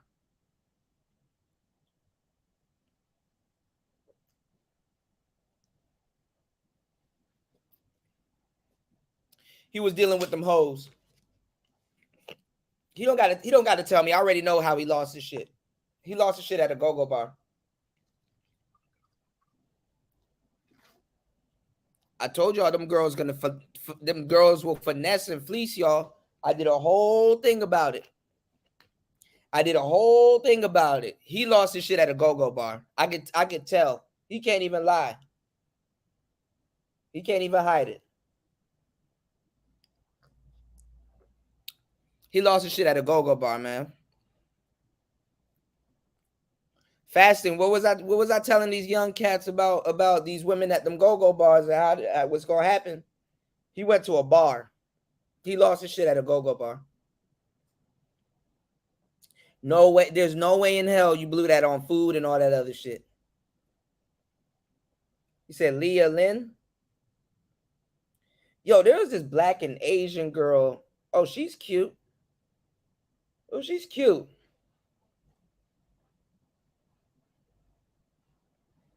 Oh, she's dope. Yeah, I like that. I like that.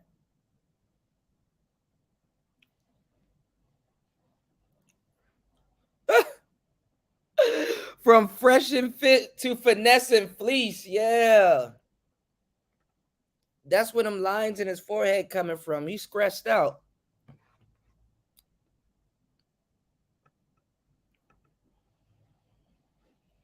Yeah, didn't you the other day? Like, I'm an American. Our money goes way further out here, and it's so cheap. Don't think, bro. Hey, I told y'all. Yo, Midwest, I'm gonna have to hit you with a list, player. I gotta return the favor, bro. Yo, we should do that show very soon. We should do it I'm gonna do it on a Friday. We're gonna do it probably this weekend. Yeah, he went to a go-go bar, love. He went to a go-go bar and I hope his stupid ass didn't go in there and ring that damn bell. Don't you ever ring that bell at the goddamn bar out here. You ring that bell out here, that's your ass.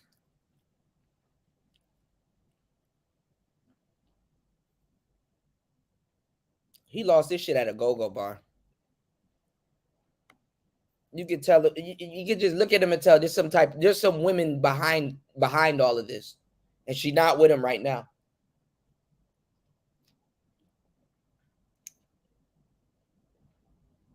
He need that ride or die chick that he left in Thailand, man. Fucking up. What did him and Austin get into to get them to go to this? Did they see that article and they like, yo, I got to back up from this? But I know for a fact he lost his shit at a go-go bar.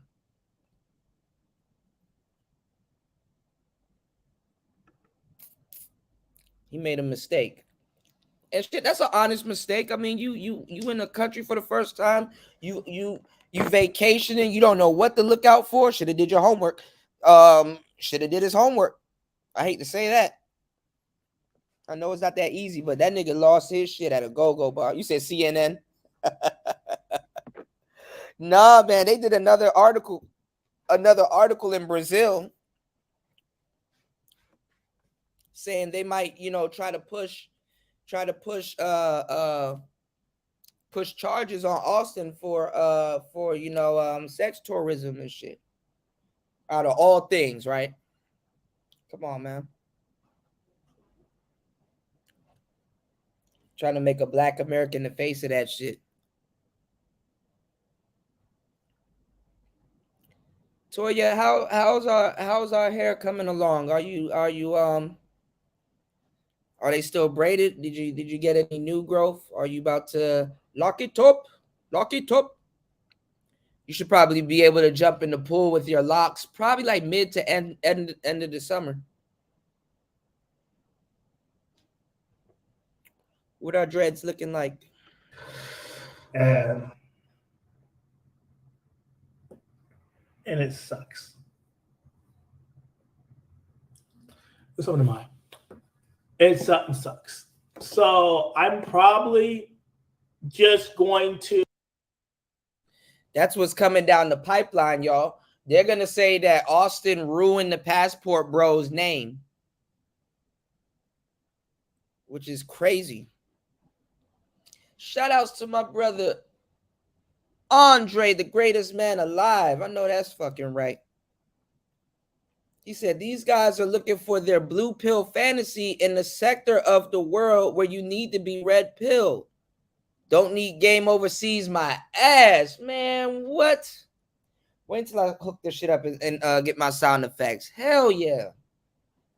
Hell yeah, man. That's the saying, Dre. They said, don't leave your logic at the airport, man. That's the make sure when you pack your suitcase, you bring your logic with you. But this young brother, man, I can tell like the regret behind how he's, how he's moving today. Yeah, common sense. Hell yeah. Hell yeah, you know the vibes. My thing is,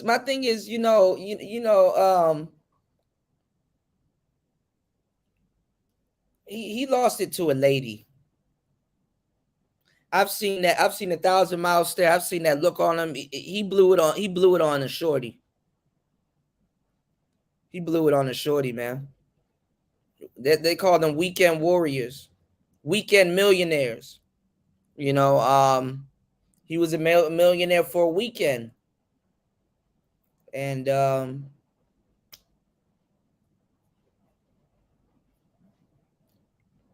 I ain't gonna lie. I think Austin should help him out just a tad bit. Austin probably already did. You never know. He probably already spotted him a couple times. So to stick to what I know is the auditing.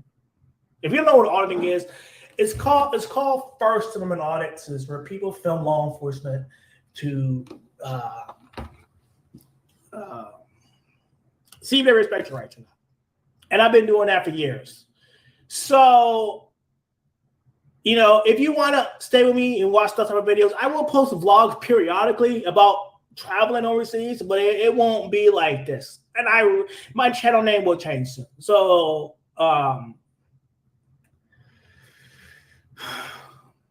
it will change. Yeah. So, I can't do it. So I'm just coming up. The next videos I upload will probably be auditing related, and you may not like it, or you may like it, but I don't know. I'm letting you know what it is, and I'm sticking to my niche. I'm bowing out. You win. You got what you want, and that's what you wanted. You got what you want. You win.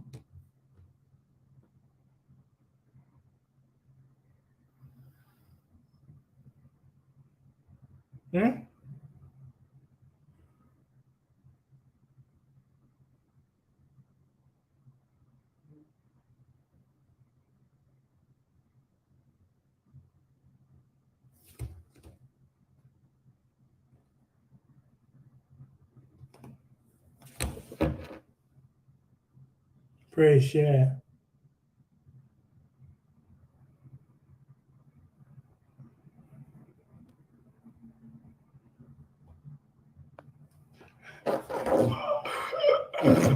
I appreciate it.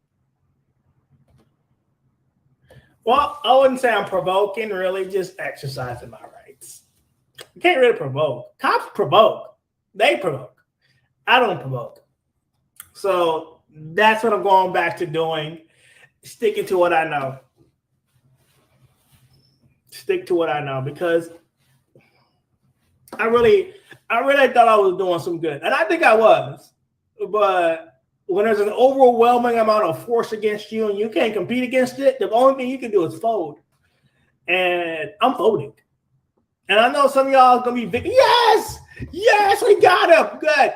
You got me. Yeah, you got me. But guess what? Ain't nothing going to change because someone's going to. Yeah, that's what I was saying before, Finance Man. Like, he need to be doing content. Be creative. Give people some useful information. Pick up another trader skill so you're not stressed out all the time. And yeah.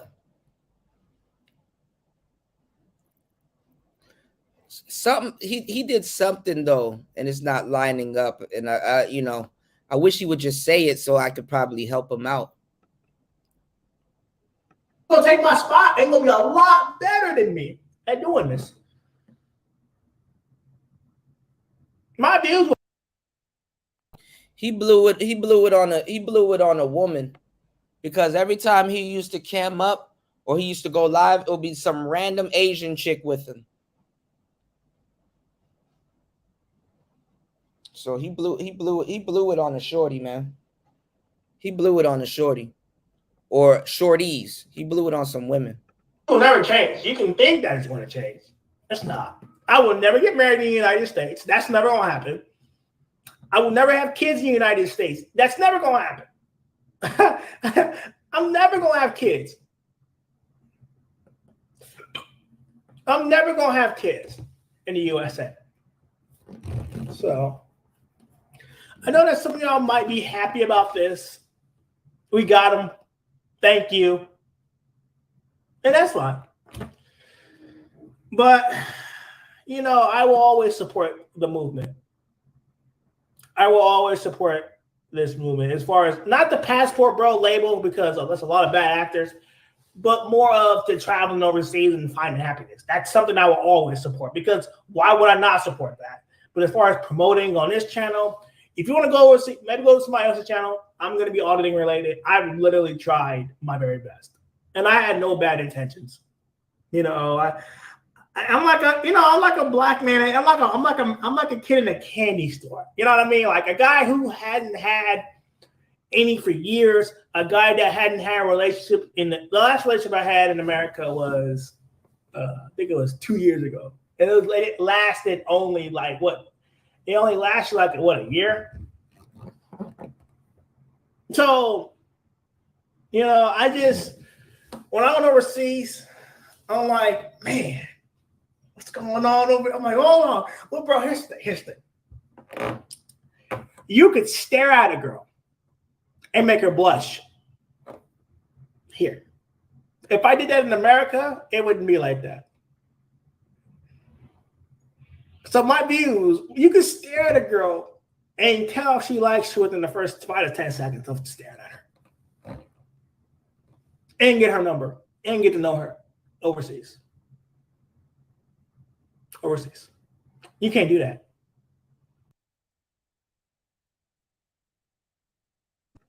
Yeah, man. That's why I was telling the dudes over at Ramil when I got cursed out about the passport bros and stuff like that, me warning these brothers and stuff what real life is like out here, telling these brothers to go to, you know, certain blades and stuff like that. I'm like, bro, don't go to no goddamn blade and lose your fucking money.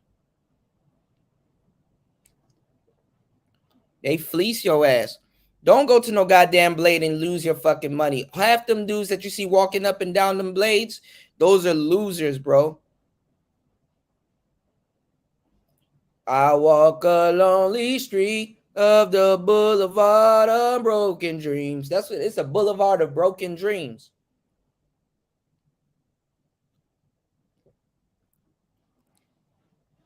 It ain't gotta be the walk of shame, baby. It just tell me that you know the game, baby. Later on, he said, later on, can't be the one to blame, baby.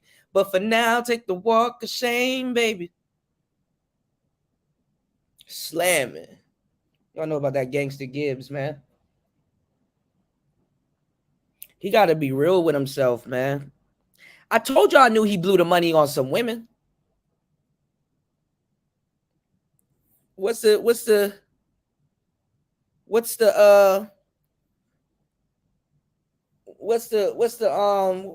word I'm looking for? What's the least common, what's the most common denominator of these dudes' problems? Whamming. I don't even know if he's in fucking Thailand anymore. I think he in the Philippines.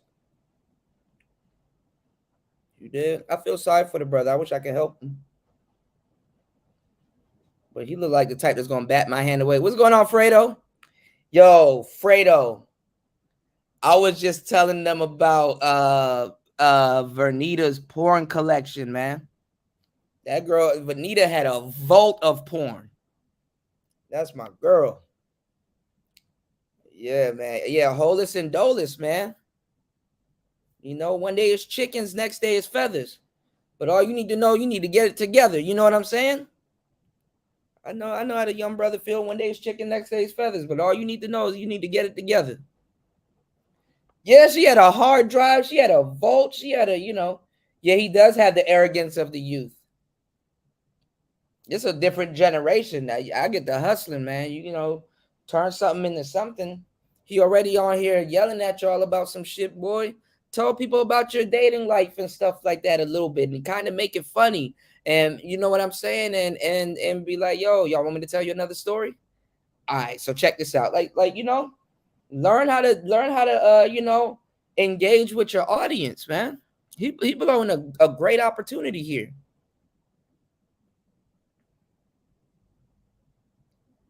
I don't know how old is Floyd. Floyd probably like 30, 32. Older than Austin, though. Austin like 23. I think Floyd in his 20s. That nigga been stressing, bro. He like a stressed out Kevin Hart. He a Kevin's Hart, you know? That song definitely probably resonates with him now. She my number one. I don't need nothing on the side. Yeah, he still ain't got no game. Yeah, he shout out to my brother Ism, man. He guacamole. You know? I remember when me and Ism used to argue, bro. The first thing Ism told me, he's like, nigga, you can't even knock a book off a bookshelf. Yo, shout outs to my nigga Ism, bro. That's my boy. I need to stop by, bro. Yeah, he like a stressed out Kevin Hart. Ain't nothing funny, dog. I don't know if he got scammed overseas. I know he wasted his money on abroad. I know that look from anywhere. I know how that goes. That this little smirk right here, that arrogant, cynical was showing y'all. This is you lost money behind a little broad. He gonna need. I'm gonna send him a free copy of my book once it's out. I just gotta fucking do a goddamn video on his ass. You know how to date abroad. Dealing with abroad. You dig? Cynical be picking up on that body language. I'm glad I ain't the only one. You did? No problem, Sin. Sin, you gotta come up. We gotta do a show. I gotta get Miss V up here, man. We gotta start doing them interrogation shows, man. I got some gold, man. I was like, yo, if Miss V up here, she will be cracking the fuck up. You did? Yeah, Austin and Fred did give him a false sense of confidence. Yeah. But see, this is the thing though, man. You can't hold his hand the whole way. You did? What's going on, James? Oh, Austin believing in game. Austin trying to give y'all game. He trying to give y'all game these days. And talking about that red pill shit. He used to talk down about that red pill shit in the game. That nigga changed his whole tune. You living for real now. Thailand ain't one of them places that you just go to bullshit. You know what I'm saying? Like I told y'all, don't come out here unless you over 25 and got a little bit of life experience and paid certain bills and shit. You never paid rent or a mortgage, do not go to Thailand. You gotta be a whole man before you go to Thailand. I took the walk to Thailand. You too far away from home, man. I took the walk to Thailand. James Keel's in the building. JF motherfucking K. Get your ass out the way.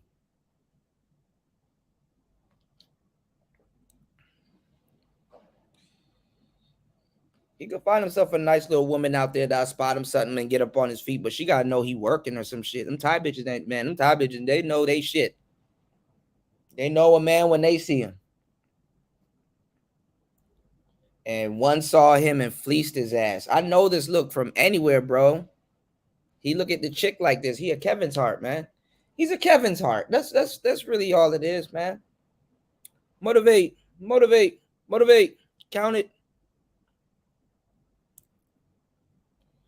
Stop going everywhere thinking that game don't exist.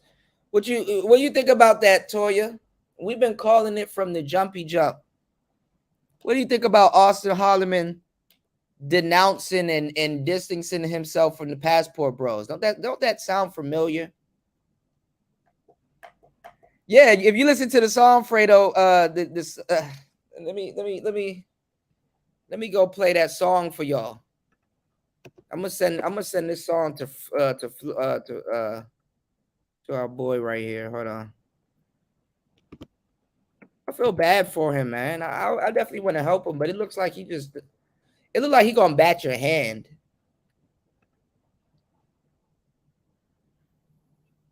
You know, I don't handle that shit too well. I'm trying to get drunk and nasty. I'm trying to get drunk.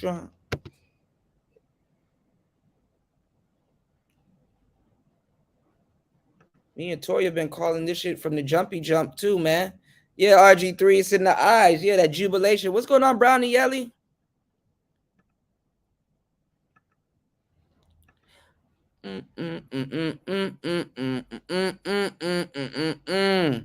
Oh, damn. I hope I ain't jinxed this brother with this song. The name of the song is called Game Worth Paying For. But on the last verse, I said, is that girl worth paying for? And I instantly did, I instantly did the video of him with that Thai girl. Check this out. Now this whole song sounds different now. Check this out, y'all. Whole song sound different now. Yo, it's time to go.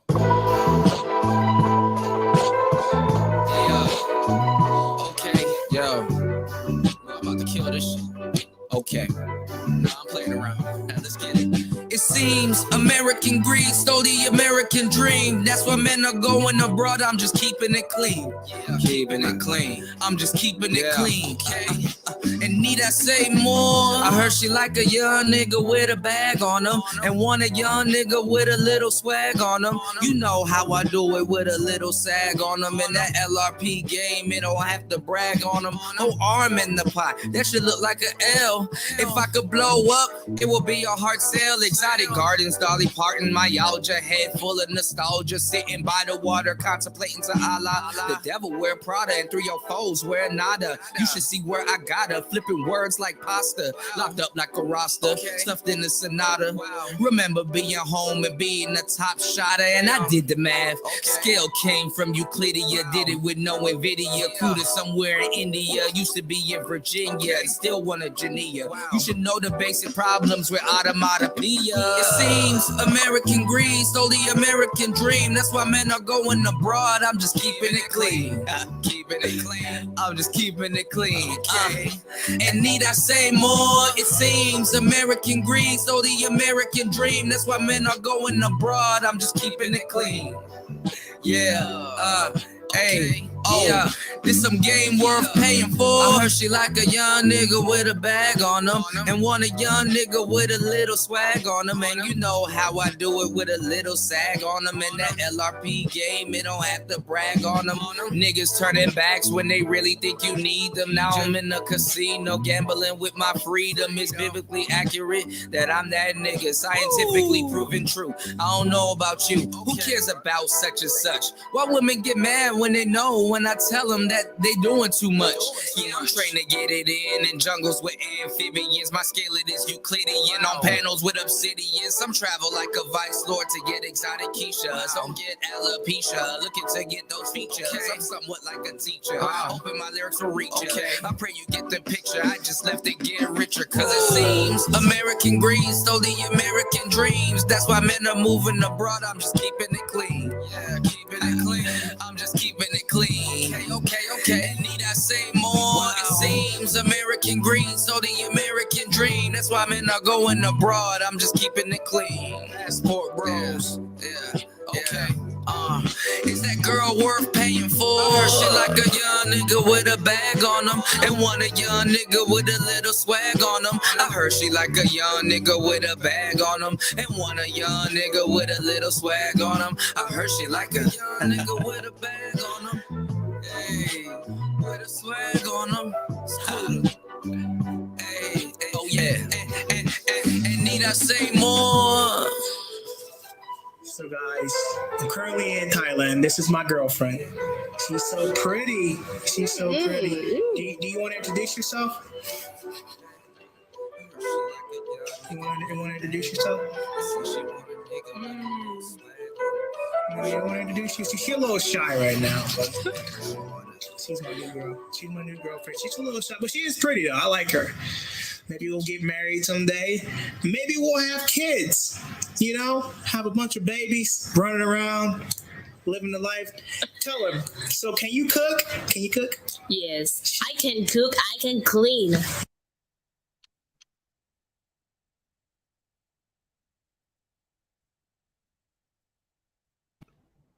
Yeah, I need to put out this mixtape. I'm thinking about recording a track or two before I put it out though, because I want it to be a little bit further. But did y'all hear it? That damn, them lyrics really manifested, bro. At the end, is that girl worth paying for? Damn, that's creepy. I heard she like a young. That's why I kept that was really about to be like the first 4 bars, right, y'all? But I kept saying, I'm going to say those first 4 bars when I start. I was supposed to say it a little bit different, but I'm going to say those first 4 bars where I start the verse, and then I was going to use it as a bridge, right? And that's what it is. I heard she like a young nigga with a bag on him. She going to check that bag, bro. And need I say more? This is some game worth paying for. Damn, bro. Damn, that shit is accurately scary. You see the wrinkles on my forehead? That's stress. Oh, well, we know. That's stress. That's a lot of stress.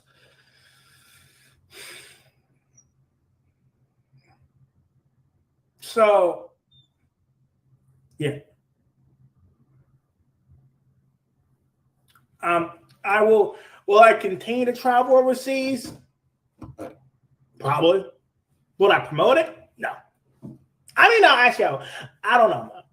Right now, I'm going to distance myself because I don't want to be accused of things I didn't do, and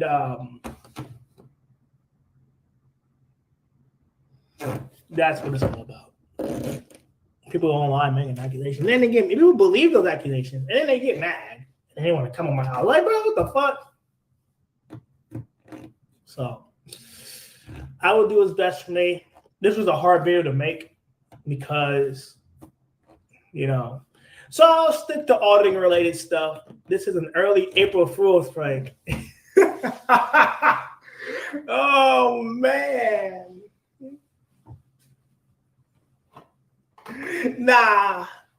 Nah, this ain't April Fool's. I wish I could say. I wish I could go, hey, April Fool's. I got you guys. I ain't going nowhere. We're gonna make new content every day. Travel, meet people, all that. Nah, this isn't April Fool's.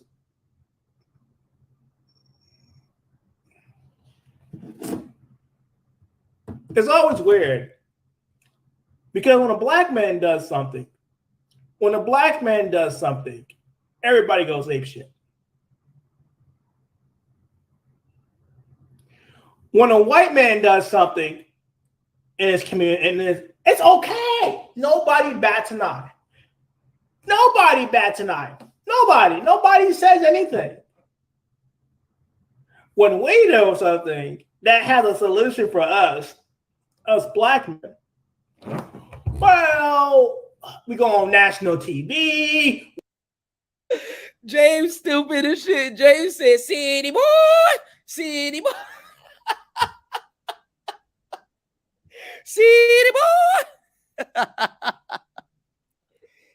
Yeah, Spawn. Austin got that shit as paid content. I wonder what happened. There was an article though, y'all, that was released not too long ago saying that they might be pursuing Austin and pressing charges. And that's fucked up because all of these people, damn, I call him at an angle. That's fucked up because all of these people that was ushering them to get up and go leave the United States and stuff like that, them niggas not over there to help you, and they're not gonna help you in the United States neither. And that's fucked up how much people they told to go travel. I think everybody that told y'all to go travel and go get your passport or have ever uttered those words, this needs to be brought to their attention.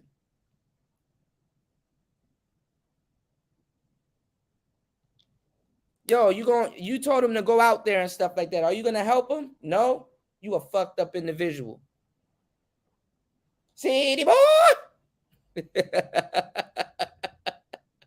We get slandered, we get hated, we get our jobs called, people call our jobs.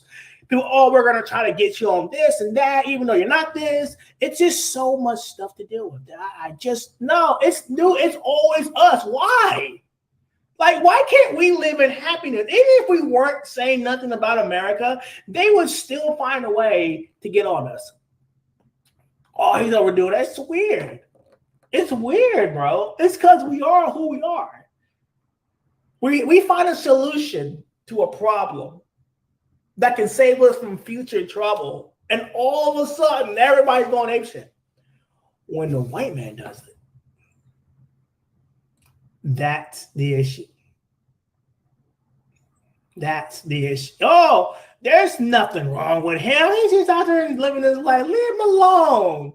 When I do it, or somebody like me does it. Oh, I'm gonna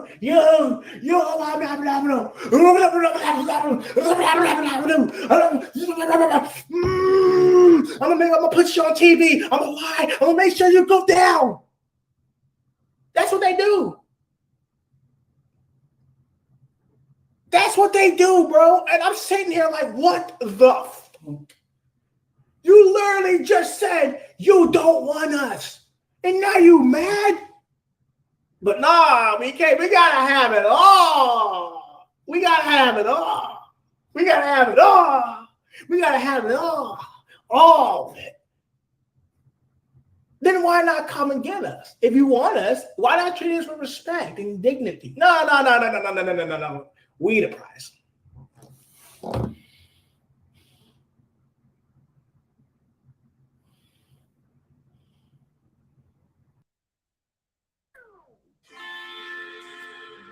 Bro just had a whole episode right in front of us. Look, he realized it. You said the difference is the white man made his moves and shut the fuck up about it. Right. And you know what? I ain't gonna lie. I ain't have nothing to say to this. You know how we be like, yo, the sisters need to shut the fuck up. Stop telling their business. Stop doing this. Stop doing that. When somebody pointed out that black women go to Jamaica and all these other places, and guess what? They shut the fuck up. I'm like, damn, that's crazy, because they do. A sister will take that shit to the grave. They'll take that shit to the grave.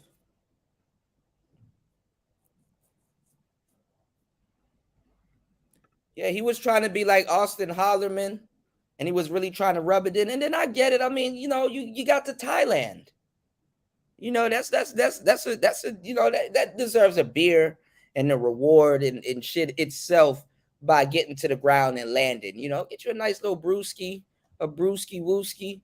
You know, welcome to the Thailand. Welcome to the land of thighs. Thailand, you dig? But nah, man, this guy was saying all of this shit, and it's so cheap out here, bro. It's not cheap. Thailand is expensive as fuck. Everywhere is expensive as fuck. That cheap shit is actually just for fucking shits and giggles.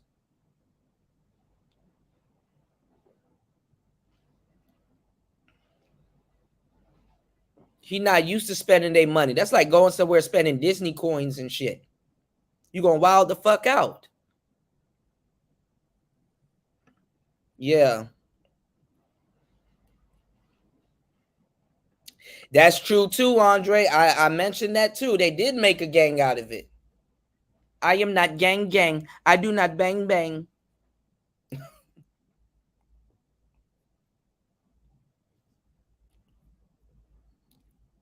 But the sad thing is though, his Passport brothers are supposed to be helping him right now. But honestly, you got to do content, bro. You got to do content, bro. It got to make sense. You got to do some type of content or something. It got to make sense. It's not he don't got it like Austin Holloman where people are just gonna say, "Hey, you're overseas." No, you got to talk. You got to entertain. You got to be funny. You got to be playful. You got to be saying something. Trust me, I know. For the past 7 hours, I had to be saying something. And it ain't even about that. It's not even about doing that. You got to have some type of baseline of love for what you do. You got to have a baseline of love for what you do. You got to learn how to put shows together. You're going to learn how to come up with topics. You're going to learn how to storyboard something or fucking wing it. But you don't seem like the type to wing it. You know? So you're going to have to make content. And unfortunately, depending on how you get down, making content ain't fucking easy. You think it's easy what the hell I do? People be like, "Oh man, it look easy what you do." Yeah, all right. Your turn.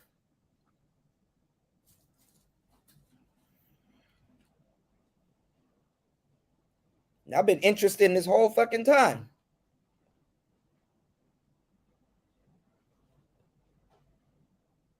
There you go. My brother P in the building.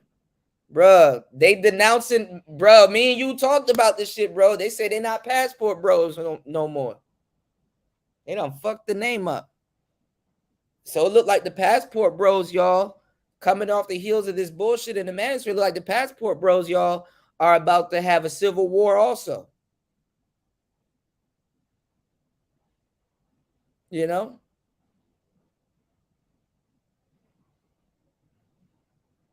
Yeah, let it tell. Yeah. Because when I was saying something, niggas trying to slash my face.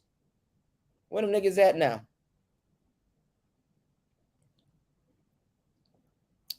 Motherfuckers was telling somebody that was actually in Thailand what Thailand was about. It's like, bro, you're somewhere in your house in America. I'm literally here. You niggas be lying about being here. Niggas don't even go outside. Niggas don't even go outside. You can't even get these niggas to go outside. You really think you're gonna get these niggas to get on a damn jet plane?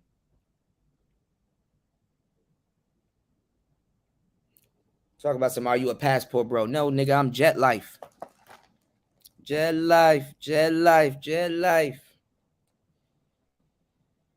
They lying about it, we fly bound. Nigga, this that Jet Life. What's going on, Bobby? He said, bruh. Bruh got T-Rock time. He losing his mind. I'm telling you, he lost it over a woman. I know this look. We all had this look before. You know, you lost something over a biatch.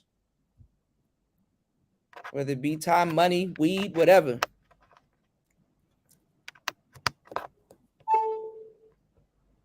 Trademark the skydiver. We gotta talk about Sneeko. Young Jay, you good, bro? Hey, look, I'm gonna be making some beats later on today. Come by so I can make you some custom beats. You did? And I got you on the advice with the mics and everything, so I didn't forget about you. You dig?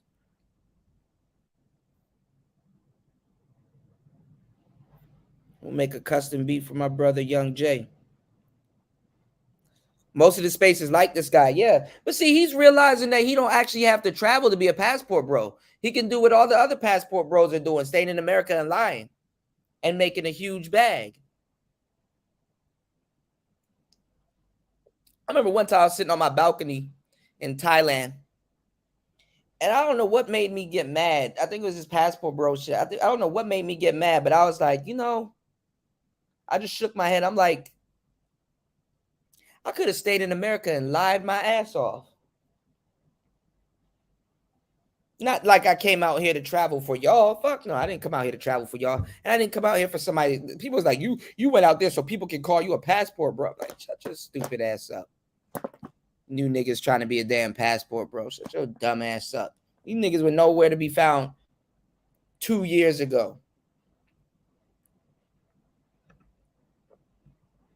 Just got here and running the movement. That's the fucked up part. Yeah, that's what I'm saying. That's why I was making a big hoopla about it, Sin, because my thing is that these dudes, they go somewhere and they shit on the country and stuff like that, and then they're looking at people like myself that actually live here, you know, fucking it up for dudes like myself, dragging them prices up and stuff like that. They talking about pussy prices is going up in Brazil and Colombia due to these niggas. Some of them. Finger and all them niggas. Yeah, he couldn't handle it. He hadn't even been there for a full month. Some woman fleeced him. That visa shit. I know that visa stress too. That's why he like that. He got fleeced from the East, bro. Getting fleeced in the Middle East, bro. Me and Toya been calling this shit, man.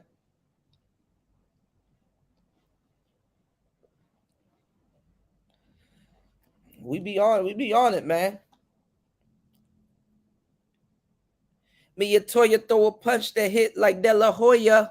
You said it's like these are the cats that would tell the world that secretly looks, or they'll tell the world that secret society exists, and who was at those meetings. And then they said, and they said that for clout. Yeah, this dude was telling y'all to get y'all passports and everything and come over. It's cheaper in Thailand. Thailand is not cheap. My Brody right here in the chat, he about to be out here very soon. So y'all about to get a real perspective on all these places. That shit is not cheap. First of all, I said it in the book. Wait till y'all read this book. Y'all gonna be like, damn, you're gonna see every single mistake he made. Because I made some of these mistakes myself. You know, you got to be somewhere to make mistakes, right? The worst thing you can ever do is go to another country and think that it's cheap, even if it is. You are setting yourself up for sure failure.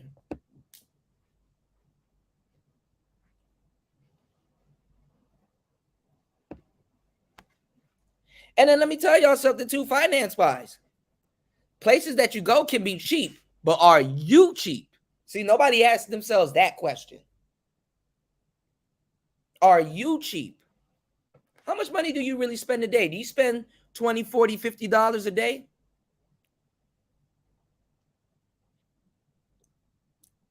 And are you overspending because in your mind it's cheaper? There is nothing cheap about Thailand. Right. Arguing Brazilian man about women. It's crazy.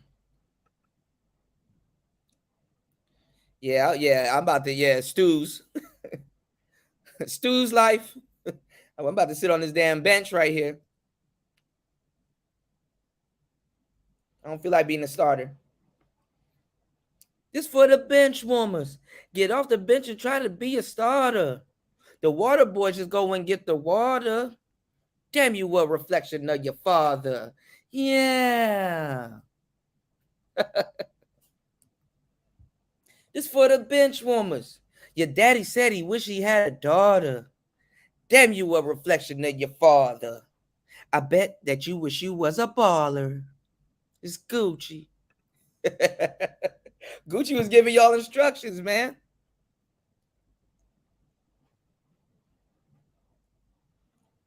Yeah, he got fleeced by a chick. He was blowing it on some lady, and she took him. I told y'all they'll take you to the cleaners out here. Come out here with that trick and shit.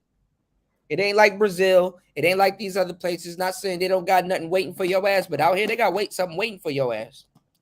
Oh, you want to trick? Oh, Mr. Money Man, you want to trick, huh? They got a whole system out here. That Mama Sam probably got he looked too friendly too. That Mama Sam probably got his ass good. Fuck the bitch. It's the Mama Sam you gotta watch out for. She stomped down. He better not have went to one of them goddamn go-go bars and ring that bell. If he rang that bell, bro, you deserve every minute of this. I can see if you were chasing tail in the club. Cool. That's all is fair in love and war and tricking. But nigga, if you went into the club and you didn't know and you rang that bell,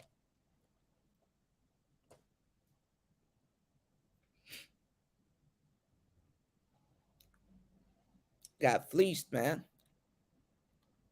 Yeah, he was bound. Yeah. But honestly, he got to, I guess like what you guys say, you know, he got to learn some way or another. I know I had to.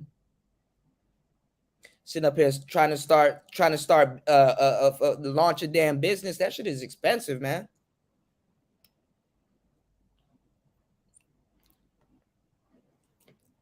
Failing and shit. I'm just saying, man.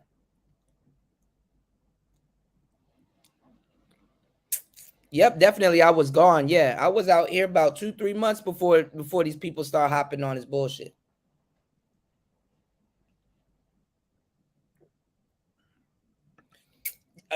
Man, listen, my boy Fredo said, honestly, passport bros sound like someone who would get scammed overseas. Yeah.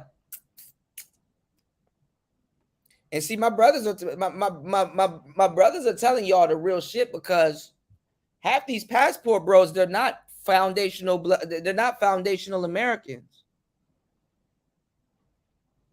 Half these passport bros, they're already dudes that are from other countries, or they mixed. You know what I'm saying?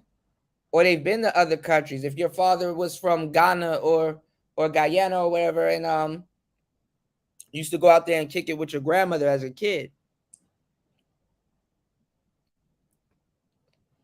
That's why Tariq and them not really pressed and shit over that shit. Over brothers leaving. It's usually the ones that they call tethers that's leaving and traveling. Yeah, definitely was doing my thing before this was a thing. Yeah, he going through it, bro. I wish I could help him. But I'm pretty sure the game that I'm gonna give him, he's not gonna listen. So if y'all can get in contact with him, I'm not, and let's see if he gets in contact with me. I'm easy to find.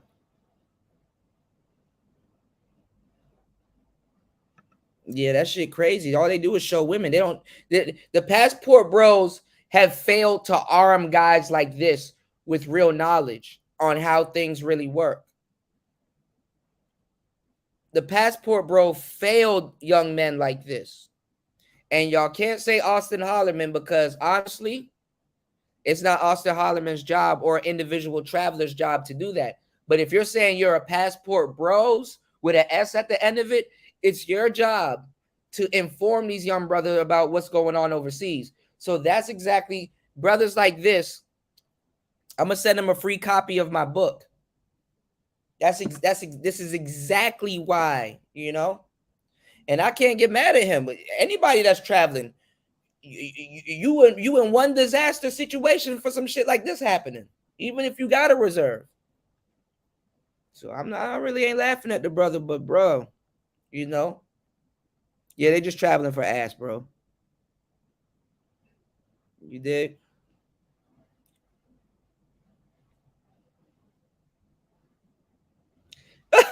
Finance man. It's funny, yo, finance man. It's funny as hell because your name is Finance Man. 20 to 50 a day on what? LJ got up on the finance man's skin. That's what I'm saying. I mean, some niggas like to eat Chipotle every day. Factor that in. That's $12. Guacamole, $12.50.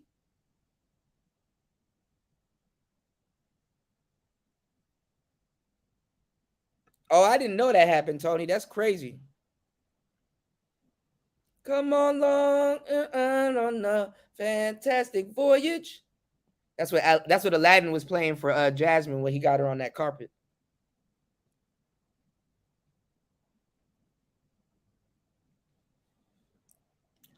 Yeah, a lot of white people fuck up overseas, but people usually don't pin the whole white race. Yeah, white dudes get away with all kinds of crimes, bro.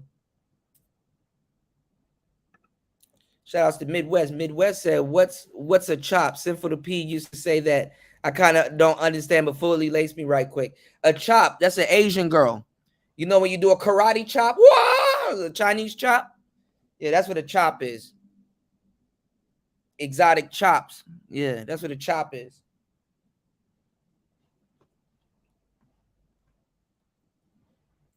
You should already know what snow is. You got taco, you got snow, and you got chop.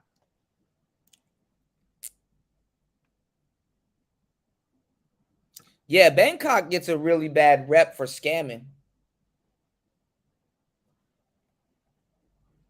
Even though it's not bad these days, crime is relatively low. But if you look like a sweet lick, it's like how could somebody resist? You know?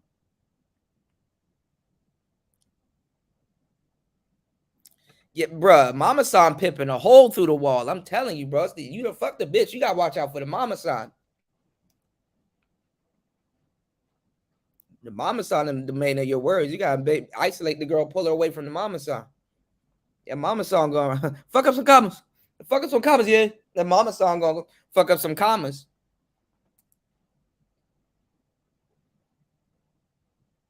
Yeah, our game predates the internet, man. It depends on where you are in Bangkok, Raven. I agree. Because there's some places where I'm like, ooh. There's certain parts of Bangkok, it's just a dirty little city in certain parts. And then you got clean sides, you got a whole bunch of shit going on. Yeah, Fredo, no, man. We was out, man. Man, listen, me, and this man's brother were notorious for pulling women. Notorious. Yeah, hell yeah, man. I need to go to Trinidad, man. I'm a nigga. Tony, I'm overdue, bro. I mean, I need a roti. Bring the roti. That shit is crazy how they lead young brothers over there. This is the casual. I'm gonna see if they want to help this brother because I'm telling you some real shit. I'm telling you some real shit, y'all. Y'all cursed me out. Not my audience, but I'm just saying to give it context. Y'all cursed me the fuck out when I tried to help and prevent stuff like this from happening. You know? Yeah, but I think Austin, that's what I was saying, P. I think Austin reached out and helped him, but I think he probably fucked that up too. This nigga look like he don't pay back. This nigga don't look like he don't pay back his loans and shit. Hey, Austin, can I borrow it, man? You already 600 in the hole. I would have been like, Austin, can I go live with you and stuff like that? And we collab, go half on the show. You need to start using your resources, bro.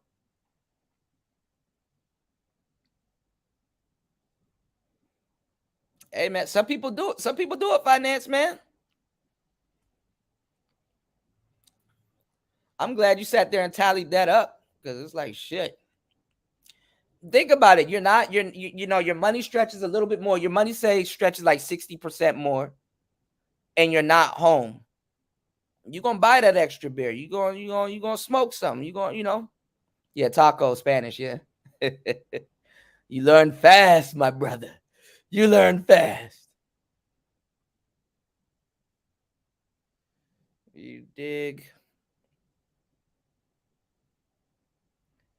Me and my homegirl with benefits was talking about pulling up on you out there for a couple weeks. Hey, man, look, Laos is a beautiful place, man. You dig? But it's not for everybody, though. I would say Thailand is more of like a fun place. But, it all depends, though. I think a lot of people should spend a lot of time in Thailand, as I did, and then you calm down. I love Thailand because I like to stay on the outskirts of the city. and get the stay with the people and stuff, and see all the fruit stands and stuff like that. You get stuff a lot cheaper, and then when you're ready, you just take your car into the city. No, you're not ungrateful, Toya. Far from it. Far from it. You're my family. Far from it.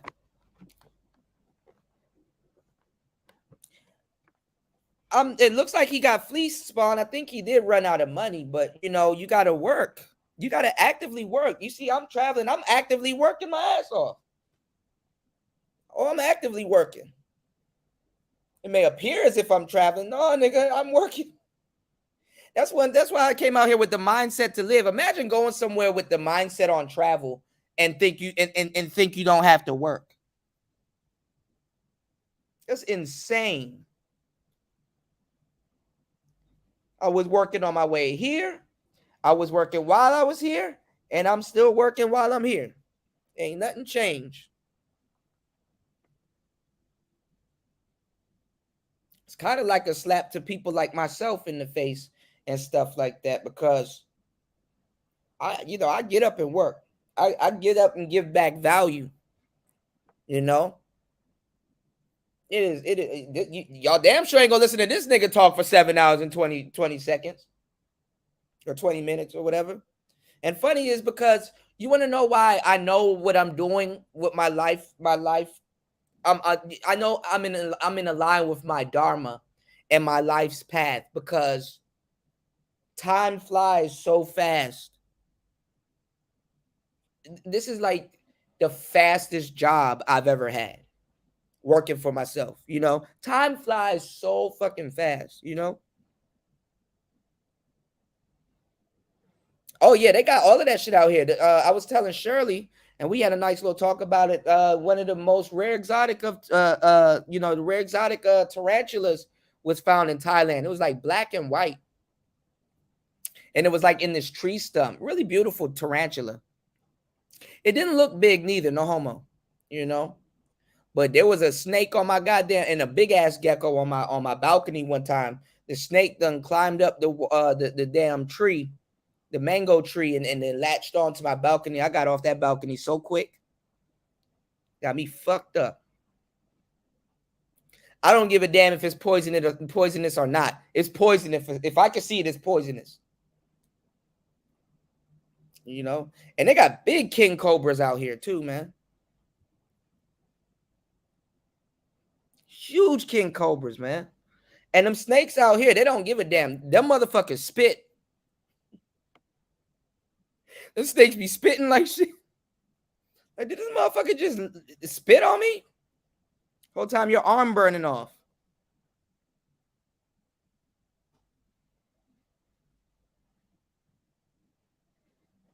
Yeah. That's the thing though. That's if I ever and when I do, you know what I'm saying? Because if I've ever gone broke while traveling or something like that, it's because something wasn't factored in, or I'm trying to launch a business, or I'm gonna pay for something that I know that can help with my business in the long run, and I don't give a damn. I'll sit here and relax and rest and work. Like the other day, I bought this kit, and I said I bought this kit, and I was like, damn, you know what? I really wanted to sit back and relax, do some shows, and smoke a cigar. But I'm like, nigga, you'll smoke a cigar when you finish working. You need to take that money. You need to go over here. You need to buy this kit. You need to figure out how this kit works. Then you need to sit down with your MPC, and you need to do some sound design and come up with some sounds and some loops and some drums and stuff. You need to put this kit together and really put time and energy into this kit and put it together. Put it on your BeatStar store that you're paying monthly for, and put it out. Go pay this guy right there to do the artwork cover and stuff like that. It costs a lot of money to do the stuff that I'm doing. But I said that's one of the things that I wanted to do, which was launch a business. So I launched my beat making store, and that's gonna be all over the place soon. And then now I think this is gonna be the final chapter of my book. We're gonna talk about this shit. So I finished it up. The book is out. I got the free mixtape ready to go. I could drop it anytime, but I'm like, damn, I want to add 2 more tracks to it to you know, let you guys know that I appreciate you guys, you know, and also just, you know, just put out a body of work. So it looks like all of this shit gonna be dropping one after another, one after another, one after another. So April, end of March, April about to be a very spectacular month for everybody, you know. But yeah, man, you don't ever go broke over no hoes, bro. You're gonna look like this. It's better you go broke trying to finance your business or something like that, and just be all right for a little bit and work and see where it takes you, man. You know, he's a smart brother. He should be launching a business or something, or be consulting. Why don't he, since he up there fucking with police and shit like that, why don't he advertise like, hey, if you're a felon or one of your family members got locked up unjustly or something like that, call me and get a consultation so we can, you know, I can give you a chain of command, or I can tell you where they messed up in your case and where you can get money at. This nigga just want to go home to fuck with the police.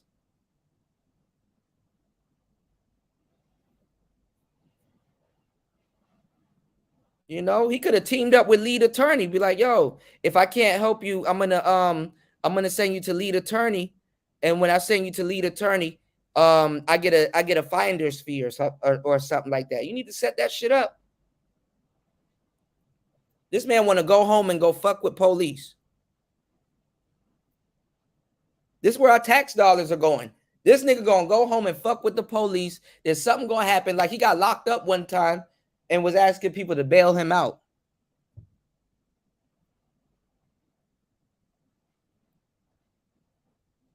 That's what I'm saying. Cynical. Austin Holloman gave this man, he got more subs than me in less the time. He got 2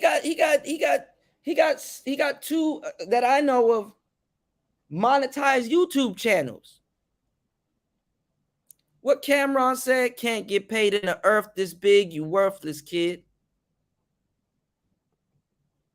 But he want to go home and fuck with the police.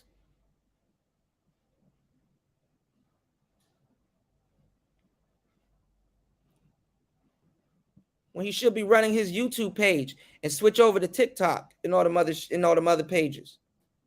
Write a fucking pamphlet or a book or something and put that shit out.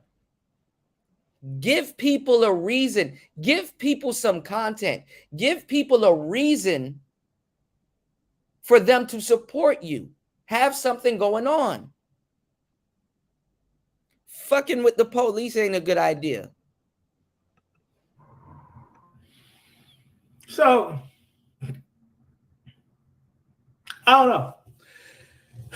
It was fun while it lasted. I know that some of y'all probably are upset that I'm leaving, but sorry. My life is important. I will always do what's best for me. I'm number one in my life. I will not fall like that. I just, you know, my life is important. And it's just best that if I distance myself and go back to what I know.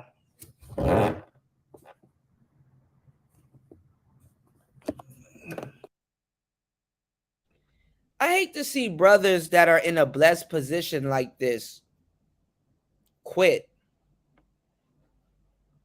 I literally got some information from him, but I know he's the type that's not going to listen.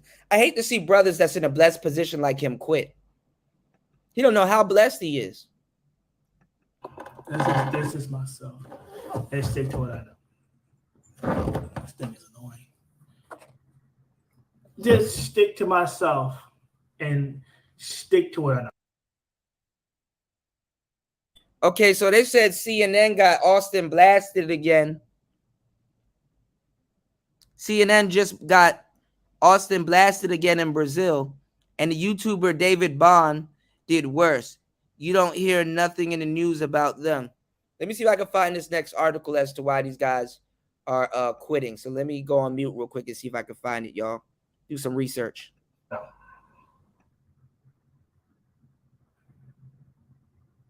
I'm sorry.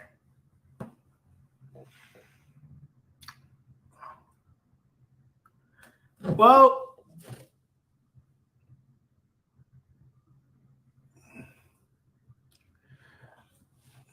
I want to go to Africa. You know, that was my next country I really wanted to go to was Africa because I want to go to where my roots is, you know, but unfortunately I feel like I'm just gonna get treated like crap going there too. So you gotta tighten up your biz before quitting. Nah. I'm just going to just put out auditing related content. That's it. This channel is monetized, and there's no point of trying to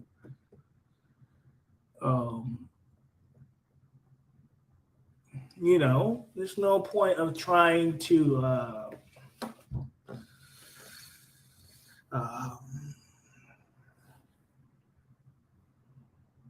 deleting the channel that's perfectly healthy. So I'm just not. It sucks because I thought I was doing something. But I'm not. I guess when you get too big, they want to come after you. I'm not even that big. That's the crazy part about this. I'm not even that big. Like, so I'm gonna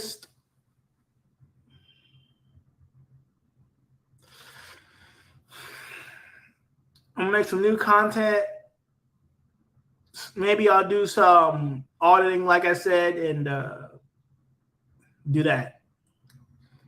And if you don't like that type of content, well, you know where the button's at. I'm not gonna beg you to stay, but you know, there's just too much. There's just too much stuff going on for me to be like, well, I can't thug it out. This is something I can't thug out. I can't thug it out. If I could, I would. But it's all this stuff. I'm just able to thug it out. You know what I mean? Then your detractors win. Then they win, bro. I'm gonna live my life in peace as much as I can. I found the solution, which is to travel overseas and find what I need. I found the solution. So, yeah. No, I found the solution to this problem. So, I am completely done. I'll be heading back to America soon for now and going back to work and dealing with my court stuff. The real reason why I'm going back to the court stuff, if it wasn't for the court stuff, then I wouldn't be going back. I would literally just be here. But it's the court stuff and the you know, and all that stuff. I'm not that Tom Peters. You see, that's the problem. People like him. Trying to accuse me of something like that. You didn't realize what that entails. You know what that means? Being a tourist, ex-tourist means. Do you know what that means? Do you know what that means? Do you know the legal there's not even the legal. That's not even the crime. That's the crazy part. But being labeled like that when I've done nothing of the sort, I haven't paid for any sex. Women like me because I'm an American. So, yeah.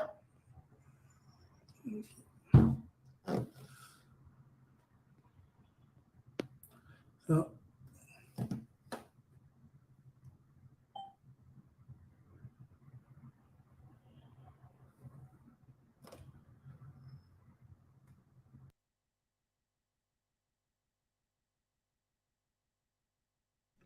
This nigga knew he was lying. It got real quiet after he said that. That shit got real quiet after he said, I'm not paying for any sex. Don't it look like if you were there with him, it would have got quiet still, like shit. Like everybody would. Everybody. Like, I don't know, bro.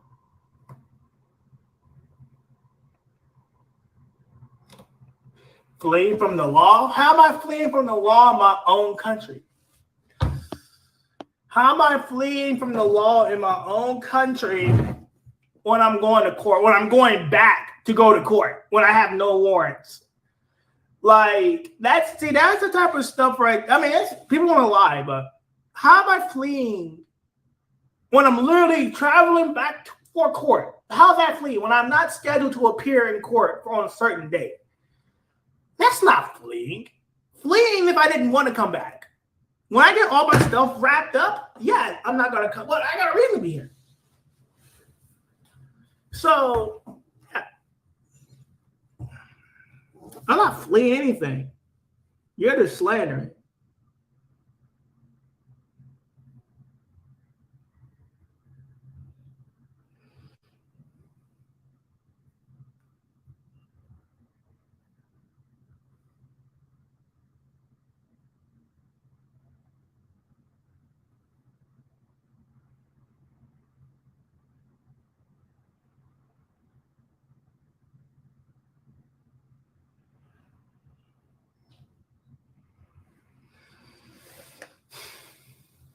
You got caught jaywalking. That's funny.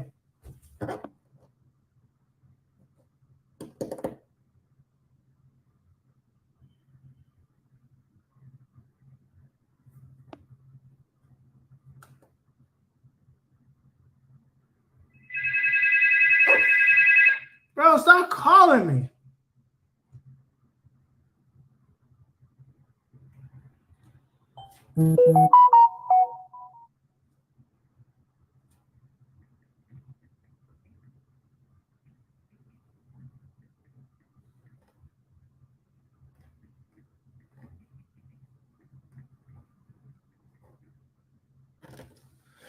So yeah.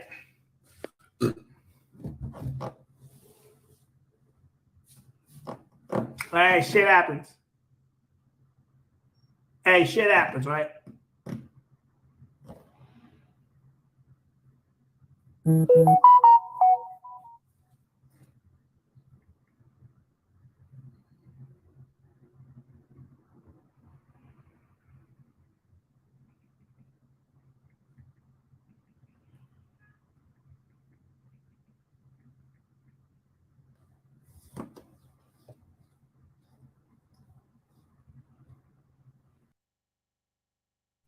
Bro, just about to sit here and just wait. He not even gonna attempt to give his audience no damn content. He said, "Fuck it, no content for you." Bro, just about to sit there and just wait his ass off.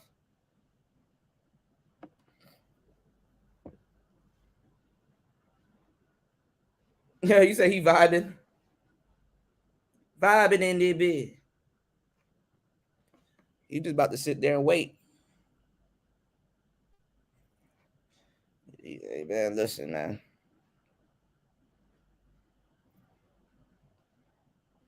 Y'all gotta, right. And my shit be glitching too. I need to actually, thank you for reminding me. I need to change my settings on the Xbox, Raven. Man, my power went out last time, man. I was playing Mass Effect. I was getting into it too. I'm gonna pick up where I left off with you guys. Yo, fasting, you gotta chill. He said he should make how to masturbate overseas. Yo. First, you want to beat off with some vegetable oil. Canola, preferably. All right, man. I gotta stop. All right, y'all. Let's be adults about this now. God damn it. All right. Don't ever try to take me to church with y'all because we both gonna burn up in the doorway. I feel bad for him, man.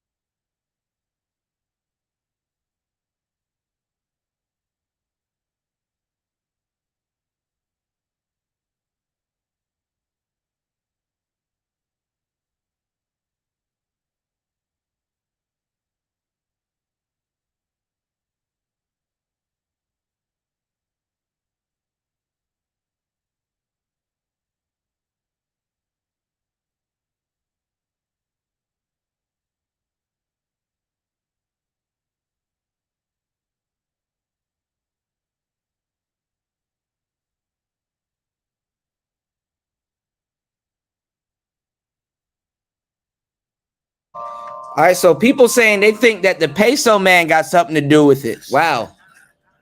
That's crazy. Well, he said he was coming to Thailand, so. And you know he's not coming to Thailand to go look for some other man. Bro, really, never mind. Hey, good.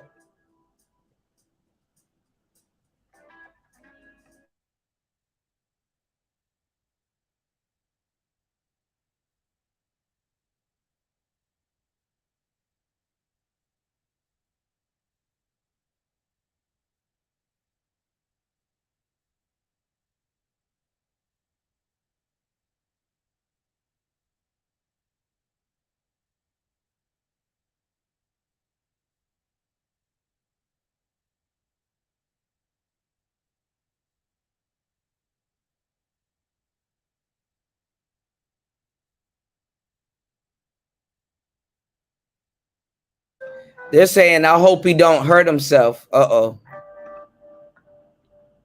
Let me skip.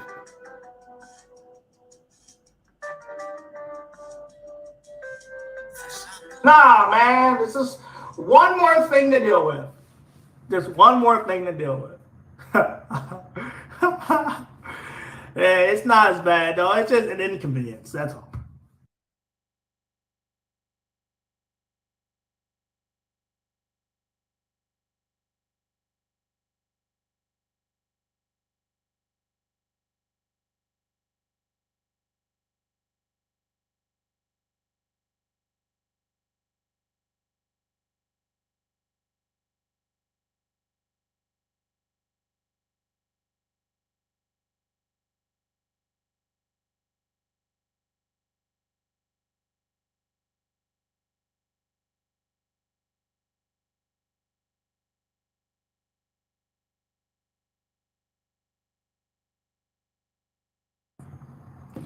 And of course there was no sound. It's not something for you to hear. If there was a sound, I would tell you.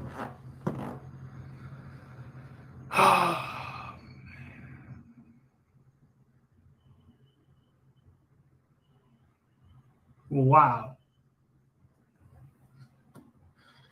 This is BS. Nah, I ain't about to end the live. Ain't nothing to end. It's not, you didn't hear nothing. That's not your business.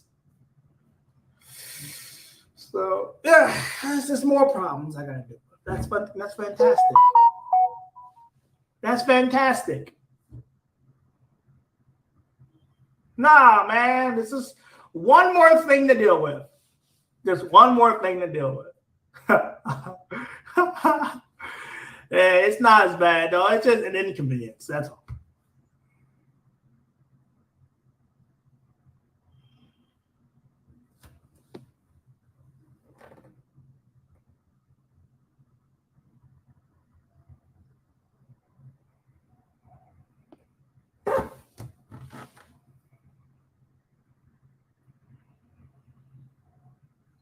You got her pregnant? Nah, she's not pregnant. She has a period.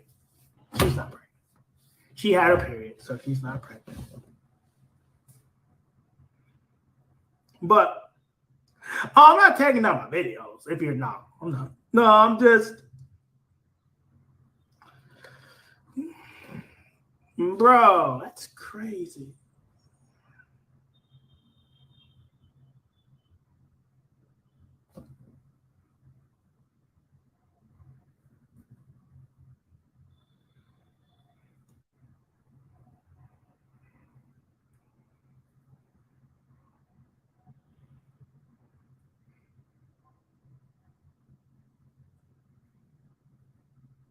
No, I don't know.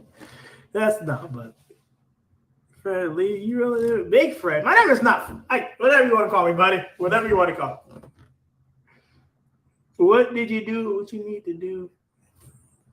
I just gotta pay a fine. I already did it. I just had to pay a fine or whatever for overstaying. Without that, my visa is still good though. No, it's good. I got an extension for until April 16th, but clearly I'm not staying that long. So.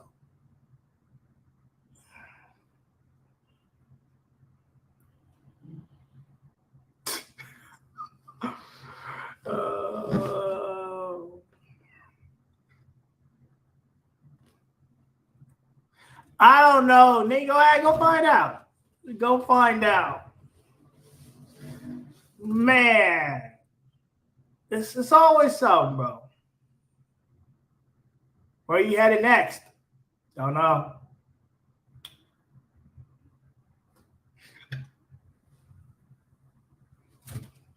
Don't know. Sorry. That's the way it is, man. I'm quitting. And that's what it's all about. You gotta be black. No, it's not black. Hey, when your job's threatening to fire you and you need to pay your bills, you're gonna fold real quick, especially when you need it. You're gonna fold real quickly. You're going to fold real quickly. So, and that's exactly what this is like perplexing me though. Like, you had a job, but you didn't intend on coming back. Like, were you just gonna leave? Like, were you trying to abandon? How long did you? Never mind, man. what I'm doing.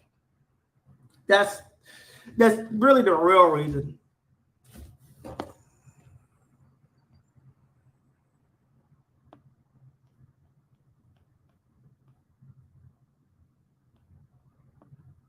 I said Big Fred. That's funny.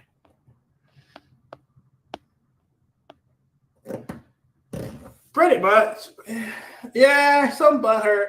You know how it is, man. That's why a lot of people don't show their face when they do this type of content. But I don't really care because I don't really care.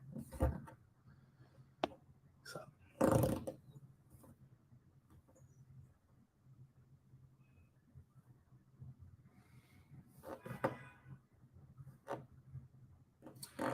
Oh yeah, I have a job, just like everybody else. I have a job. I thought you had like a self-employment job.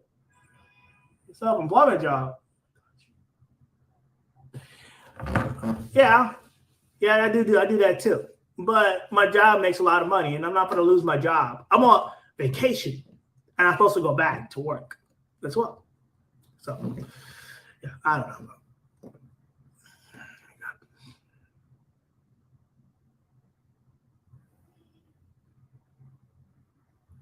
Are you gonna be in the States for good? Oh no.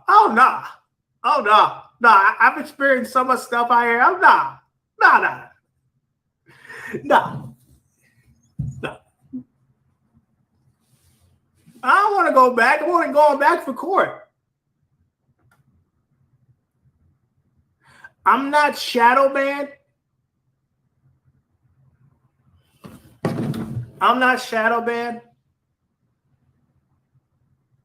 I'll show you something. Give me a minute. I'm not shadow banned. Okay. Okay. Watch. Let me show you a graph real quick. What does shadow ban look like to you? Just because you can see something doesn't mean everybody else can. Let me show you something. If I can find it.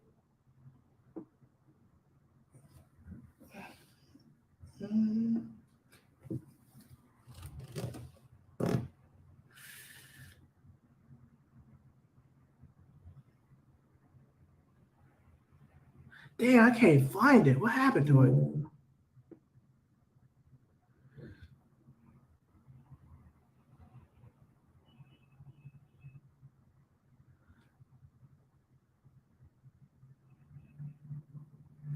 Okay. Let me see. Let me see. Let me show you something. Let's see your analytics. That's what I'm trying to show you right now. Give me a minute. You see that? What is that? What does that? When your impressions drop like that, what is that? What is that? What does that mean? What does that mean? It's not stagnated. Look. I'm tired of people saying that I'm not. Look, that means you're shadow banned right there. When your stuff is not, because even if you have a bad day, it still goes up and down, down and up, down and up. Right there, it goes straight line. And it's been doing that longer. I actually got a longer graph to show you. Hold on. Let me show you a longer graph. If I can. Show you a longer graph.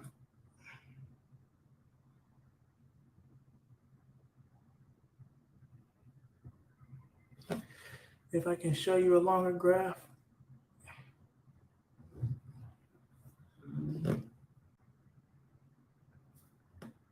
I don't know if I can show you that. Did I even? I could have sworn I sent like a picture or something. I don't think it was to him. Was it to him? No, it wasn't. Yeah, okay, I got it. I can even show you a longer graph. What are you talking about? I'm not shadow banned.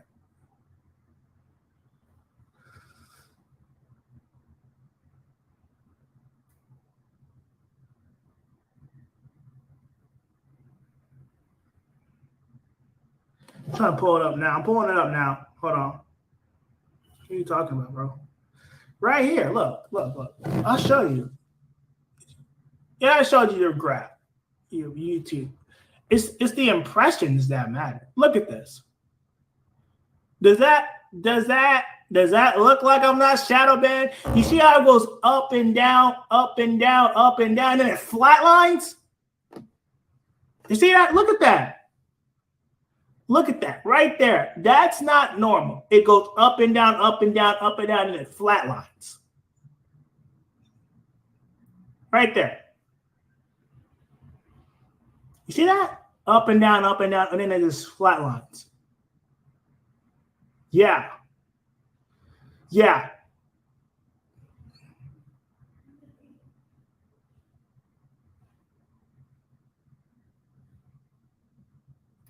So yeah, it just up and down, and then it just flatlines. So, okay. Whatever you say, buddy. Whatever you say. I've shown the proof. I've shown the proof in the pudding. I've shown the proof.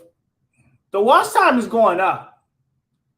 The watch time is going up. My watch time is going up.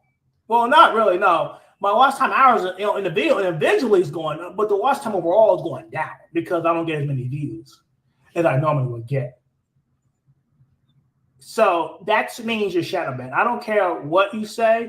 If it was fluctuating and my views are down, then I'd be like, okay, well, maybe it's me.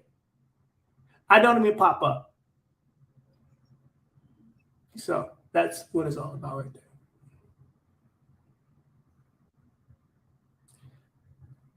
So, yeah.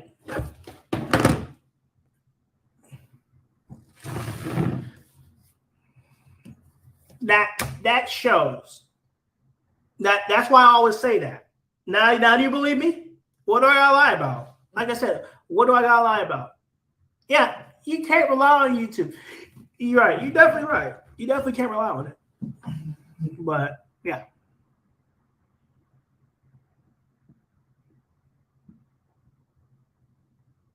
And people stop watching. I mean, that is a possibility, but you got to realize. Then you got to realize, if that's the case, it would still fluctuate because the impressions would still fluctuate. That's impressions. That's not the views. That's when YouTube's, when they put out your thumbnail, you know, they put out your thumbnail and they put it out to everybody to see. That's what the impressions are. You can't see that because all you're seeing is the views. So the impressions are what people promote. And I still get impressions, but they're very low. Like, they're very low. Like, so, yeah, it's very bad. And a lot of bad things been happening. That ain't the only thing that's been happening.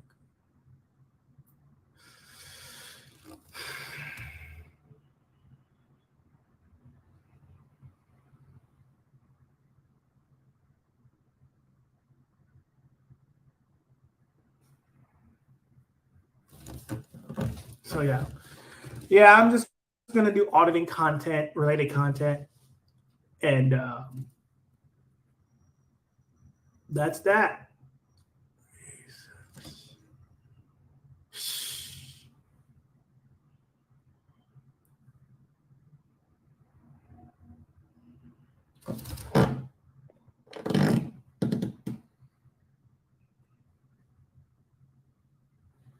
Oh, of course, I've never done that before, but I'm a public figure, apparently. Well, I was not really a public figure because but people know who I am.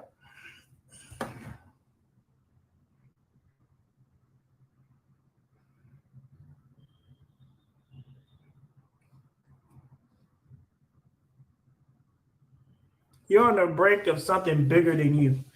Yeah. Well, I guess I'm not gonna be a part of that. Yeah, I got you, Trend News. I never done that. I've never done that.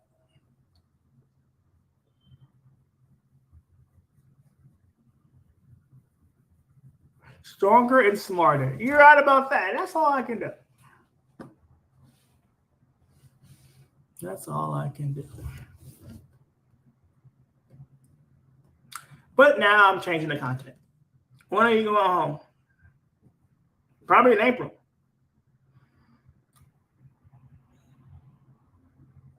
So start a separate channel. Nah, I'm not gonna start a separate channel, bro. That's kind of stupid. I'm gonna start it right here. And if you don't like it, unsubscribe. I'll probably be back in the States for 2 months. I don't know, it depends. 2 months.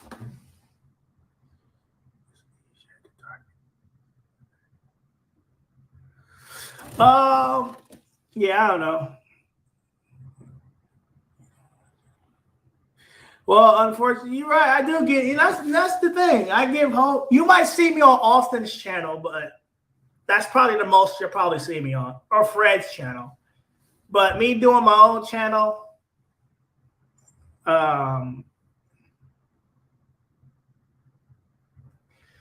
you're right. And really, I'm changing my channel name because I don't want to be a part of this name no more. So, you say you need 20K to travel? No, did I say that? Did I say that? Yeah, to be comfortable? Yeah, you definitely need 20K to travel, I think. Yeah, but yeah, to be comfortable. They're not worried about anything while in this out of the country. That's after you pay off your bills in advance. Then you need 20K. Unless you got a remote job, then you're all right. But it's now morning. It just became morning. What time is it? 6:30? It's now morning.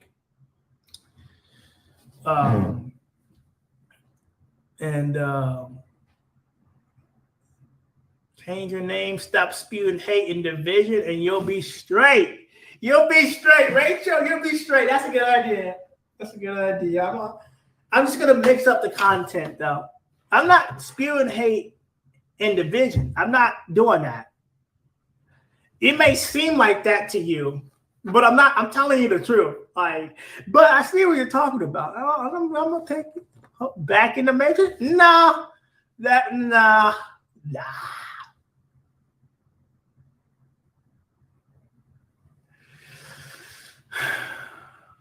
I'm definitely gonna see it. Yeah, I see every day.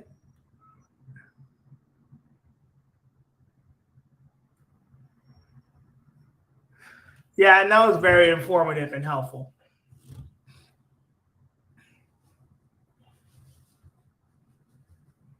Now I gotta worry about something else.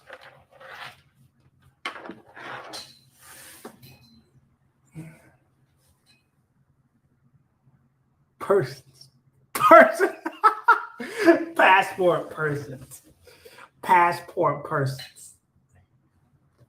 Passport persons.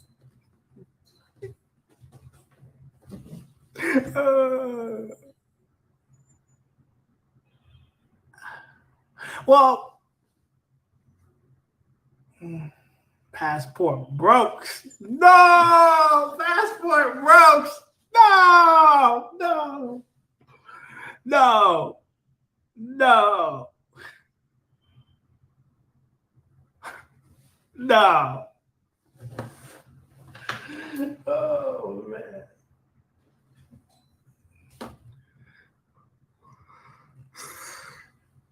Passport freedom.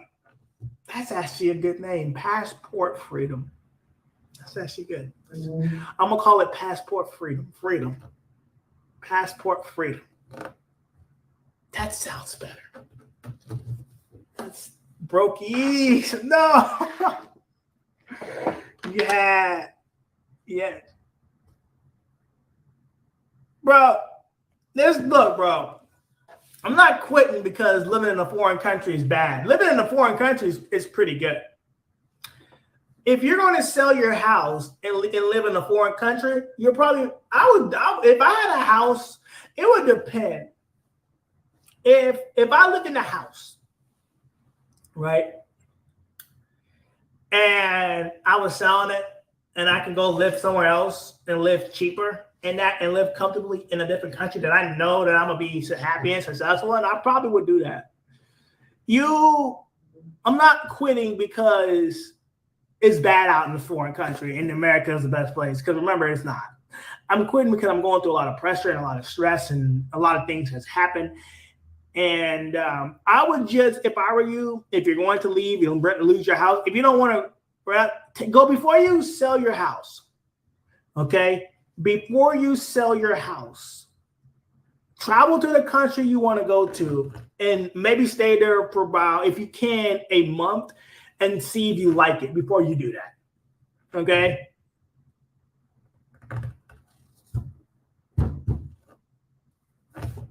Yeah.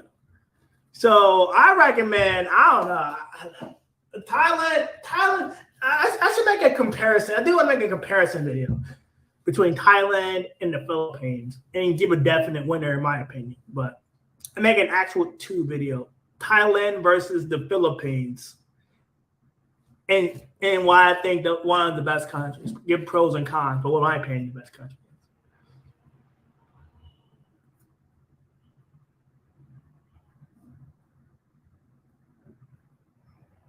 Yeah, before you sell your house, travel to the countries you want to visit and be there for a month before you make any decisions on where you want to stay at.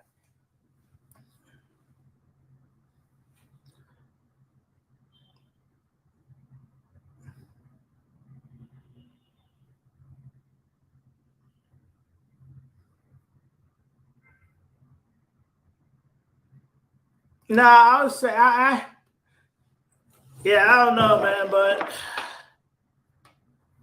oh no.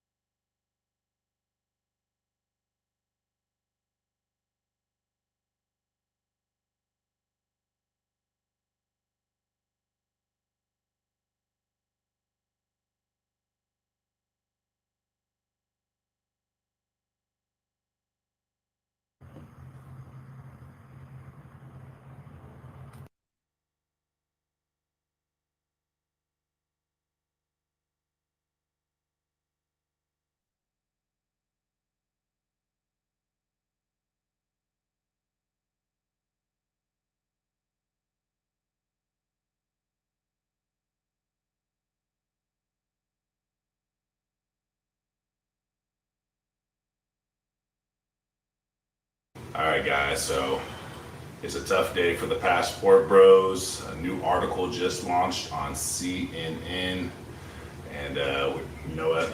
We're going to get into the article. We're going to read this and go over this. This is bad. Yeah, it's not looking good for us Passport Bros at all. Yeah. This might be the end of Passport Bros as we know it. So where to start? Mind you guys, this is a translated version, so some of the grammar and everything might be off. But MP investigates alleged practice of tourism by American YouTuber in Bahia. So Austin Holman made a series of videos in Salvador explaining how it would be easy to maintain relations with women in Brazil. As you see, they got the little picture of them on the beach. They even got the voice. It says the Public Prosecutor's Office of Bahia, MPBA, started on Monday an investigation to investigate an alleged crime practice of tourism by the American YouTuber Austin Holman. Between the end of 2022 and the beginning of 2023, Holman published a series of videos through the streets of Salvador in which he reports how easy it would be to maintain relations with a woman in Brazil. In one case, he tells about how he was walking on the street and was approached by a woman, and that after 5 seconds they were kissing. According to him, this would be normal in Brazil. Oh man, I don't like that. Later, he took her number and they scheduled to leave. The YouTuber claims that the girl was rubbing on her arm and that she would have said that the boy was affectionate, in addition to asking about his life and his family.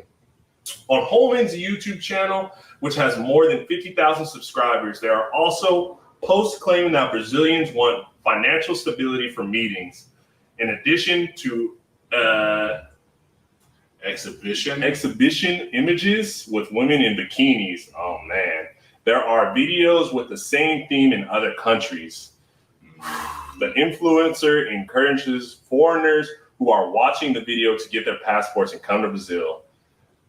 After being criticized, Holman deleted one of the videos and stated on social media that a handful of Brazilians will ruin Brazil's reputation if it continues to attack me. I didn't even know he did all that. See, bro. I love the people. I love the people of Brazil, but these negative people need to leave me alone. He continued. You think he's bigger than a whole country? Once by CNN, the Public Prosecutor's Office says that they initiated a procedure to investigate alleged sexual tourism crime by him. Information is being properly analyzed for the adoption of appropriate measures. The CNN also tried to contact the YouTuber, but has not yet received a return. Wow. Damn, that's a lot to digest. Yeah, guys. So actually, we'll show you guys now. Before we get into it, now there's so much to go over, but this is bad. So we started researching. Now we clearly see that just the whole name, the whole identity of the Passport Bros and the Passport Bro movement is definitely tarnished, and there's a lot to unpack here, and there's a lot of lessons to learn. Yeah. But also, so what we're starting to see is it's not looking good for us. Like if we do a Google search, yes, guys, you want me to do it on my phone, or we did? Yeah, we can do on the screen, guys. We do a quick Google search, and the first thing to pop up. Yeah, guys, Austin Holman, he did us kind of bad. So while you look that up, I gotta cancel this VPN. Okay, so the lesson here, everyone, is that first of all, don't think you're bigger than anyone's customs or anyone's culture or bigger than any country. Don't think you're too big for your boots. Do you understand what I'm saying? And what I mean by that is you need to always conduct yourself with respect and integrity.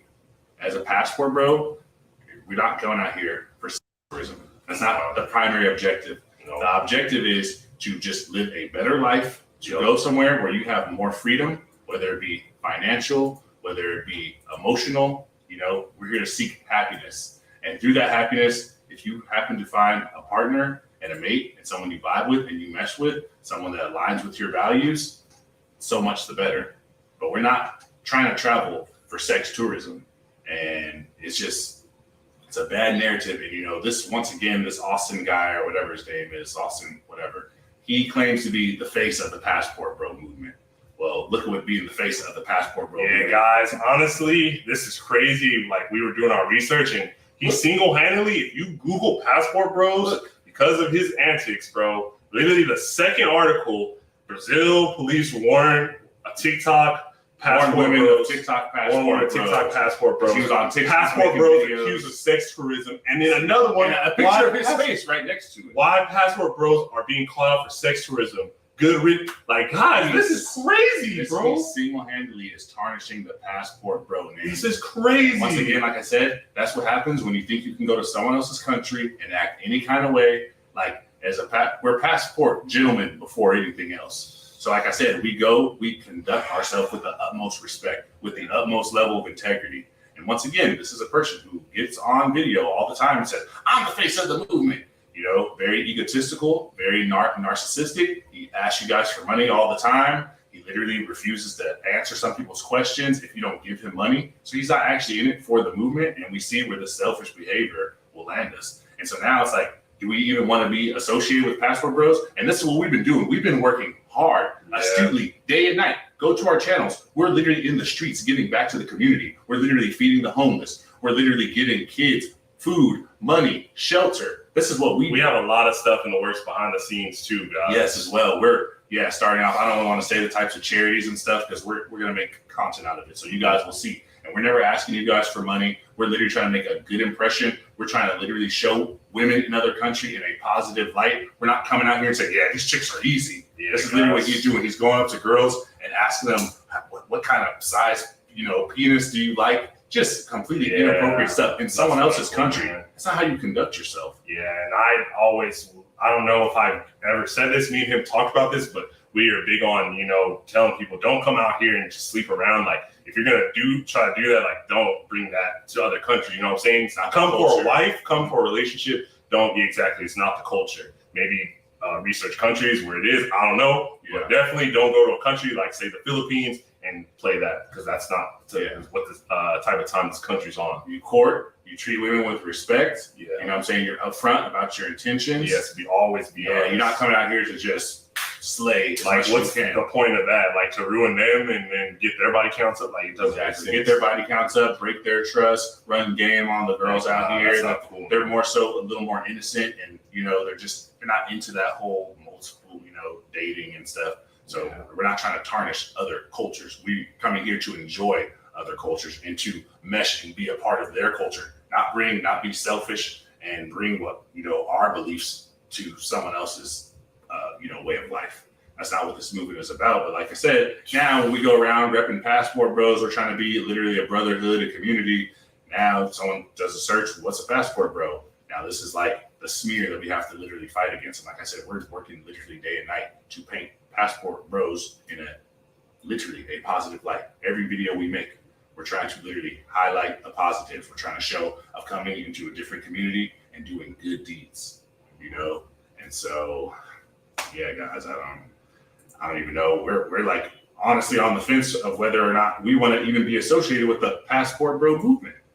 We might have to freaking change the name of the movement or something. Yeah, man, it's just like, bad. how do we get come back from this? Like, what's the next step? He's literally wanted.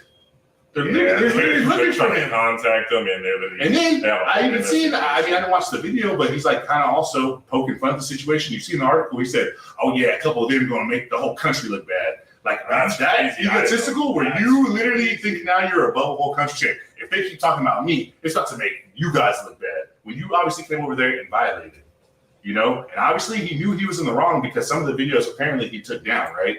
So clearly, if you didn't think there was anything wrong with the videos, you wouldn't have took it down. And so, and I seen he posted another video recently, like, what was it? Like, it's just, I don't know, it's where we banned from Brazil now because of me. You know what I'm saying? Like, dude, you need to be trying to do, like, work to undo it. You claim to be the face of the Passport Bro movement, which we see, guys, if this is the face, this is your example, this is who you want to follow, this is where you want to end up. I don't think so. So he should be working, very hard and very astutely to try to undo some of these wrongs to try to better the community, which, as we know, he always just talks about how he's the face and he was the guy that did it first, and everyone else who makes passport bro content's a phony, like trying to literally divide and separate the community. Yeah. So it's like you see what happens when you have selfish intentions out here and you don't move with integrity and you just do stuff for monetary gain and profit. Yeah. This is where you're gonna end up. It sucks, guys. You know, the scene right now is looking wild as we see, but you know, we really want to see men, you know, see their worth and level up, guys. Exactly. So we're gonna continue to motivate you guys and show you guys the way, but you know, we just do this for y'all though. We just literally like we want to see men. You know, you guys know YouTube doesn't really support this type of content. Yeah. It's not like you can make a lot of money doing this sort of content. We literally do it single-handedly to give back. We don't have we don't have Cash Apps posted up. We don't have PayPals. We don't have GoFundMes asking people for money, telling people, well, if you want to see us travel somewhere, well, you need to pay for it, bro. Yeah. Like, what? This is a community. You guys are watching us. We appreciate you guys giving us your time and your attention. So the least we can do is give back and share our experience. That's what life is all about. The spreading and the passing down of wisdom, knowledge. That's how we thrive. Exactly, information. That's how we develop as a species. Through literal information. Yes, sir. So one human learned something, taught someone else, and you know, it becomes the norm. And so we want to see you guys escape get from underneath the thumb of oppression in America, because we understand it's tough.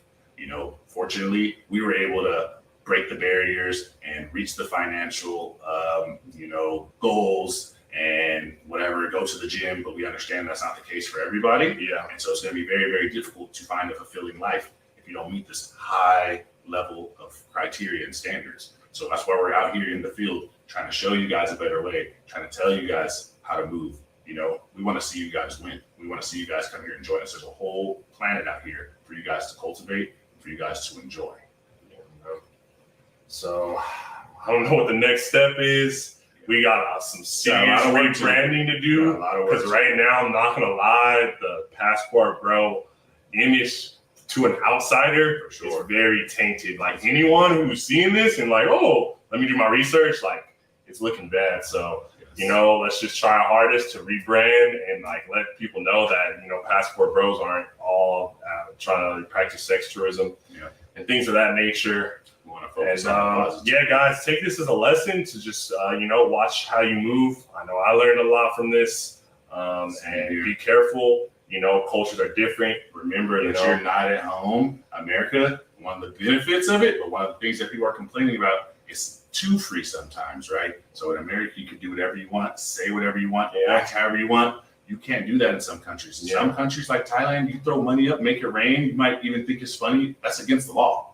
You cannot. You definitely can't step on it. Yeah, the money can't hit the floor because that's what it is. The king's face is on there. Yeah. So it's like little things. In America, it's all fun and games, bro. Or you can literally mess with the flag or disrespect the American flag. Like, okay, well, this is not America, bro. Like, there's other ways of life. Yeah, you need to do your research before you go here, and at the very least, when in doubt, just stay to yourself. Yeah, and just be cognizant and be mindful and aware of your surroundings and where you're at and who you're around. Try not to offend people. Yeah, and then me personally now, I'm gonna sit back and do some thinking about my personal channel, and I'm gonna reflect and make sure I'm pushing out the best content and the best message, which I've already tried to do, but now I'm gonna be even more cognizant. Yeah, for sure. Because of stuff like this, because I put Passport Bro on my title. I don't want people thinking that I'm on that type of time. No, I'm not. Passport Bros are my title because we want to. Yes, I think the women in these countries are amazing, beautiful, and need to be treated with the utmost respect, care, and love. So guys, once again, just take this as a lesson, just to watch how you move in other countries. So don't worry though, you're big bros. We got your guys' back, the real face of the movement. What I'm saying? We're not going to lead you guys astray. We're not going to lead you guys into the ground. We're going to lead you guys into the bright lights of green pasture, the land of milk and honey. So, we're going to figure this out. We're going to get past this. We're going to think of a recourse. We're going to think of our next course of action. And, we're going to continue to make a positive impact.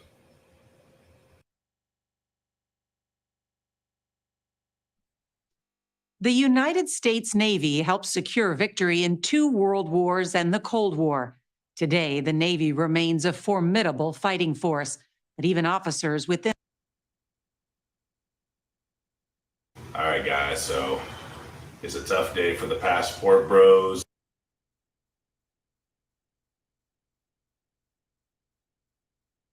I wish you luck, and I don't. Wow. I really don't. I don't wish luck to racists. Oh, I'm not racist. Yes, you are. Yes, you are, Nick. Yeah, I am a little bit racist. And the Italians, we do not claim you. Oh, hey, the Italians don't claim you. You're the one dating a black guy. All right, guys. So right now we are about to react to the #1 fraud in the Manosphere's most recent scandal. You guys probably all know who she is. She goes by the name of Pearl, or what is it? It's Pearly Things. Just Pearly Things. Just Pearly Things is her channel, and I called her the #1 fraud. she literally is, bro. Yeah, I would say she's a phone. Yeah, I don't know. Obviously, for a long time, I was like, well, I didn't really care if she was a grifter or not because the message is what's the most important. Facts. But after this crap, I'm like, nah, bro. Like, I don't know what she was thinking. I don't even know why so many people are platforming this guy Nick Fuentes, who's literally a well-known racist, white nationalist, white supremacist. Yeah, man. Well documented. And mind you, it's a little more disappointing, sort of the simple fact that Pearl, if you guys watch her podcasts and her shows, she literally collaborates with the majority of black people. So you think she would hold a little bit of like empathy and just, a little bit of common sense in regards to the matter and have a little bit of like sensitivity when it comes to some of these matters that obviously has never affected her. But like most of her co-hosts, most of her co-stars, people she works with was the guy like King Riches, the other older black British guy. Oh, even the old lady. The old black lady. Grandma. Yeah, she has like a lot of black people, basically exploits the black community, which obviously she exploits y'all Manosphere fools. You guys look at this as like pretty much like porn for you guys hearing like a girl say these points. So not even a hot one too, which is surprising. You guys should have known she was a phony. Like either way, all she does is regurgitate the same talking points. She holds no accountability herself. She's also single, trying to literally give advice about how women need to do this and why they don't have boyfriends and husbands, and she's literally equally as guilty. But should we get into it? Yes, sir. All right, so first clip we got here. I wish you luck, and I don't. Wow. I really don't. I don't wish luck to racists. Oh, I'm not racist. Yes, you are. Yes, you are, Nick. Yeah, I am a little bit racist. And the Italians, we do not claim you. Oh, hey, the Italians don't claim you. You're the one dating a black guy. So she tried to say we don't want to claim you because you literally like come from a place of hate and ignorance, and he said we don't claim you because you're dating a black person. And admitted himself that he was racist. Yes, He was I'm a little racist. That's actually dusty. See, I don't even know that much about him. I haven't really researched him, but from what I see, he just claimed himself he's a racist. Yes, bro. What more do you need to see, and bro? Girls up on the couch next to him, batting her eyelashes like she's such a thirsty clout demon. You literally bring him on your podcast. Don't have none of your black people there that you're always literally profiting off of. So literally, she's literally no worse than the slave masters herself, bro. She's trying to literally exploit black people. She's seen the lane. You guys probably don't know this, but she came up off of doing Kevin Samuel interviews. So I'm sure she noticed some traction. She saw the love of the juxtaposition, like a white girl kind of, reacting to and getting red pilled by like this black man. And then she found her lane and then she literally ran with it. But she's on the couch here giving hard eyes to this dude, Nick Fuentes, bro. Literally no pushback on anything he said. If you watch the whole interview, she's just agreeing. And it gets a lot worse, guys. And there's a lot of insensitivity in here. So there's just a trigger warning. So we'll go to the next clip. I'm trying to get my Africans in America. My Africans. Oh gosh. Oh boy. They're gonna get trouble. This sounds similar to the slavery stuff too, because that's literally the founder of, or the guy who made Roots said, I wanted a myth for my people to live by. So they often, but that's what they do, is they embellish. And I'm not trying to say it wasn't horrible. It was. Right. But they want to make it like more horrible so that they can control people. Now what's crazy is that who can control people, bro? She said so she's talking about black people, and she said a movie made slavery more horrible. A 3-4 hour film that literally was publicized on TV that obviously can be slightly less graphic, and she said they're trying to make it more horrible and trying to reduce slavery down and trying to reduce the impacts of slavery down to literally a movie that came out that one person was saying, yes, we need some sort of documented, because obviously slavery is briefly taught in schools and it's pretty much swept under the rug. Yeah, let's be real here, guys. We're not going to get the nitty-gritty of the actual freaking God. Do you know how much torture, how much literally molestation? Yeah, great. So much grave torture. Guys, go online and do a Google search. They literally skinned black people alive, tarred and feathered them, impaled them like shish kebabs on steaks, beheaded them, dragged them. Get a VPN and do a Google search from a different country without America's standards. You'll see some way more graphic images. Yeah, so you can even see stuff that happened all the way up until like the 40s, 50s, where stuff was legal, and so they try to embellish, bro. Literally after slavery was over, niggas was getting beat up for whistling at white girls. Yes, guys. After slavery was over, what you mean they try to embellish? And then act like this What? and then acting like that America didn't literally have systemized, literally laws, legal boundaries in place to further oppress black people. So that's the other thing. People want to think like, well, the slaves were freed this period of time. Okay, yes, maybe technically they were freed, but they were never free. It took a long time because after slaves were freed, then guess what they did? They made it illegal for black people to not have a home. So then when you free slaves, they have nowhere to go. So guess what? A lot of them can't get work because no one will hire a black person, or it was illegal to hire a black person, or illegal for black people to be in certain buildings and locations. So they had a lot of them had to stay in their plantation, stay with their slave owners. And then the ones that did leave slavery, well, guess what? You're homeless. You can't buy land. You have no money, no education, no resources. Oh, what are you doing out here, nigga boy? Off to jail. And then guess what you're doing in jail? You're literally working for free on the chain gang as a slave. So not to mention so many other like negative impacts that slavery and oppression, racism, Jim Crow laws had on the black community. I wish you luck, and I don't. Wow. I really don't. I don't wish luck to racists. Oh, I'm not racist. Yes, you are. Yes, you are, Nick. Yeah, I am a little bit Yeah, racist. I know. But listen, it's not because I hate people. I love people. It's just race is real. Race is real. Race is a part of us. So, hey, it is what it is. And the Italians, we do not claim you. Oh, hey, the Italians don't claim you. You're the one dating a black guy. The Italians don't claim me. They don't claim you. Oh, no, they claim me. They claim me. I don't think so. They do. Italian guys, yeah. Italians, Tell an we're Italian big- guy we're about big your lovers. affinity for black guys. That'll go over real well. Good one, Nick. Maybe some brajol. There's some Italian No, for but you. I will make my black boyfriend some of that. Ugh, wow.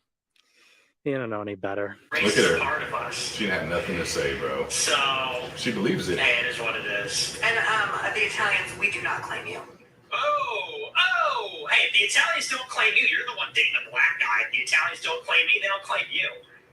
They claim me. They claim me. I don't think so. They do. Look at her, bro. Italian guys, yeah. Look at her. Tell an Italian guy about your affinity for black guys. That'll go over real well. See? Nick. Good one, Nick. Look at her, bro. She liking it. Girl's happy. She's checking them out. There's some Italian No, but I will make my black boyfriend some of that. Wow. Ugh. Look You at don't her. know any better. You don't know any better. And look at Pearl, bro. So look at, she can get charged up on literally girls, bro, who come on a podcast unknowingly, unprepared, and she can spew facts on them. And this is your problem with modern women. You guys want to be hoes, and you guys have a like. Think about it, bro. You can literally get on a woman's head all day. Now, someone says, and one, mind you, we know when it comes to obviously dating and stuff, that's subjective, right? Yeah. It's very subjective standards and all that stuff. Now we're literally talking about racist, and he's actively being racist. And she had to have another, white girl on her podcast sticking up for black people, bro, and literally telling him that his actions are not okay. While she literally sat there, bro. He said, "Ugh." Yes, That's you have. If you don't. He said she doesn't know any better for literally liking black people. Now, as Pearl sat there, once again, yells at girls all day, tells girls to shut up, yells at black girls. But you see, bro, it's the white devil right there, dog. And then he's trying to seem all casual, saying, "I believe in race," and she's not saying nothing like, "Nah, it's not cool." Didn't offer no opinion. Yeah, guys, that's how she believes too. And if she agrees with him, why else would she have him on the show? And then agreeing with his points. Yeah, you're right. They do embellish, bro. obviously she's exploiting black people. It's something that's been done from the beginning of the time. Bravo, I get it. You can make a lot of money doing it, but obviously her true colors have definitely been revealed. I mean, yeah, she just doesn't really have her own opinion, and he got stamped by a few content creators, and exactly figured, oh, so I can have them on as well. Just hopping on the wave. And other people didn't got good views. I'm gonna bring him on and literally agree with what he says. Don't literally argue with anything he says. Give him a platform to speak his piece. Don't offer any opinion, even though the majority of my colleagues, co-workers, employees are literally all black. And he also tried to say, I believe in race, because I know there's the whole race realism thing. And I mean, I've done a little bit of research, and obviously they say, oh, black people get lower test scores and have lower IQs. But I mean, let's be real here. That's not inherent. That's more so culture, obviously in poor neighborhoods and things of that nature. Exactly. So, and at least to all the research I've done, they say there's like no difference mentally. And then also IQ isn't even the only measure of intelligence. Well, and there's so many different measures of intelligence as well. So you can't just go off IQ scores. Yes, and it's literally common sense that every human brain is equally as capable in development. Yes. And then when they say, well, black people do the most crime and this, like, and then they literally say, well, because it's black culture or it's in black people's nature. Okay, what is American black culture? We've been free for how many years, bro? Our literally, what is it? Great-great-grandparents were actual slaves. Yeah. Literally, it's documented. So black culture is literally comes from slavery, oppression, then no access to education, then no ability to own property, then the ability to own property were in certain areas which were redlined, which means they cannot build generational wealth, which is how the majority of people that have money, literally have wealth within their families. We're literally condemned to live in certain communities, into projects and ghettos, because they literally did not let black people live wherever they wanted. Black people could not get loans from banks, which is another way that people historically have been able to build wealth. Build your credit score, baby. Get credit, pay the credit back. America was built on credit. Keep your credit in good standing. Guess what the bank will do? Give you more credit. And so guess what? A lot of black people's here, grandparents and great-grandparents did not have access to those opportunities. They weren't able to have homes handed down to them. They weren't able to have trust funds handed down to them. They literally couldn't. They were denied access to certain schools. Like, there's so much oppression with black people that stems from slavery. And mind you, this is not to say we have a victim mindset, because we understand, yes, now, as people living in the modern day, yes, we are free. So I understand we have equality. We have equal rights. We can do what white people can do. We can go to school. We can get jobs. So this is not to say that we're still necessarily oppressed. We're just saying that slavery for 400 plus years and then 100 plus years of oppression is going to have an effect on a community. And it takes time to literally undo, some of these disparities that have been done to a whole entire group of people. Yes, agreed, 100%. So, yep, I definitely debunked the race realism thing. I don't really mess with that argument, talking point. And yep, so Pearl's Dusty. Yeah, that's it. That shows your girls, you guys as queen right there, you guys as leaders that you guys love so much. So it shows you her true colors. Obviously, she's been a phony, been a fraud. So this doesn't actually surprise me. I never thought she was genuine or anything she had to say came from a legit place or a real place. You see, anytime she's literally like a little bit of pressure is applied to her, she for sure folds, bro, like a freaking lawn chair. Yeah, like I said, for me, I mean, I never really cared, I guess, if she was a grifter, but obviously that was just out of pocket having him and literally giving him that huge of a platform.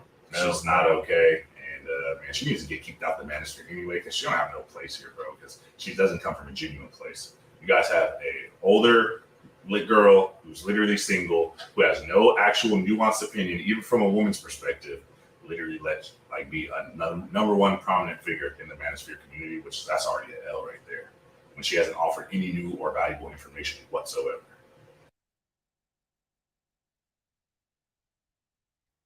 No. I'm surprised that so many people are so shocked. Where to begin? I'm just going to go ahead and get into it because I have a lot to discuss. I have a lot to say. And again, like I said before, I do take it personal because it's making me relive a time from when I first started YouTube. So let's get into it, you guys. If you guys know my history, You know that I started off on a panel. You know, people used to call me the golden girl of the Lapeef because of my take on a lot of things. A lot of people called it traditional. Me, I just said it was just some old Southern values that I have. Done a lot of stuff that I've, you know, made mistakes, but recorrecting, getting things right. I entered in this space because I thought that as a community, as a Black community, that we all had one common goal. Now, how we got to that goal, different from a lot of people, I guess, but our common goal was for Black women and Black men to get our relationships, to get our community back together on track. Being in this space, I understand that that's not some's idea. However, that has always been mine. I have never wavered. I have never changed my ideologies of what I see that our community can be and what we need to bring back again. And that's us connecting back together as one. I've always said that one of the principles that we have to do and how we get there is the idea of being on code. The idea of being on code is that you just don't let everyone in your business, you don't let everybody in your house, that it's something that if we're going to fix, we have to do it together. And I made no qualms about it. And I still don't. And I guess for me, I take this personal because, again, like I said, it brings me back a while ago. So before I get into the pearly things, I want to take you guys back to about a year and a half ago. Let's start bringing some stuff up. If you guys remember, there was a content creator by the name of Pink Book Lessons. She's huge, bigger than me, bigger than a lot of people in this space. But she did a reaction video on me. And the reaction video was about a time that there was a lady that joined the cast of Lapeef Let's Talk. And she did a reaction video on me on the chameleons versus traditional woman. Now, that within itself was interesting. And this is the first time that I had a reaction video done on me. But this is where the idea of people was calling me a chameleon and all these negative things was said about me. And I was so confused. And my confusion lies because of my complete premise of us being on code, of us not letting interlopers, the ops, someone that might have ill intentions, and to get us off track of what our purpose is. And I was completely surprised that when I said that we need to be on code, that I got drug like shit. If you guys don't remember that show, let me bring up that clip. It shouldn't be, because this is important. You have someone on a Black platform talking to thousands of Black folks. We need to understand where she's coming from. Wait a minute. When I have someone that says, See, hold on. Let me stop. Hold on, Chicago. Hold on. Stop. Hold on. Let's just set this. Stop. No, bro. No. One more time. Nobody. Okay, cool. Let's be clear. Let me set the standard and the stage right here. This is not a Black platform. This is a platform in which we have conversation growth.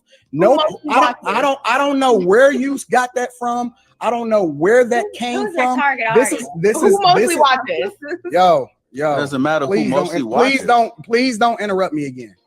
This is not a Black platform. I don't know where you got that from. I don't know who told you that. I know it wasn't me. I don't know who told you that on the side. We're all black. Hey, could you please stop for a second? I said, please don't interrupt I me. literally haven't said like 5 words this whole time. Give me a Okay, go second. ahead. Go ahead. Okay. Go ahead. This is a platform where we have uncomfortable conversations. Nobody owns it.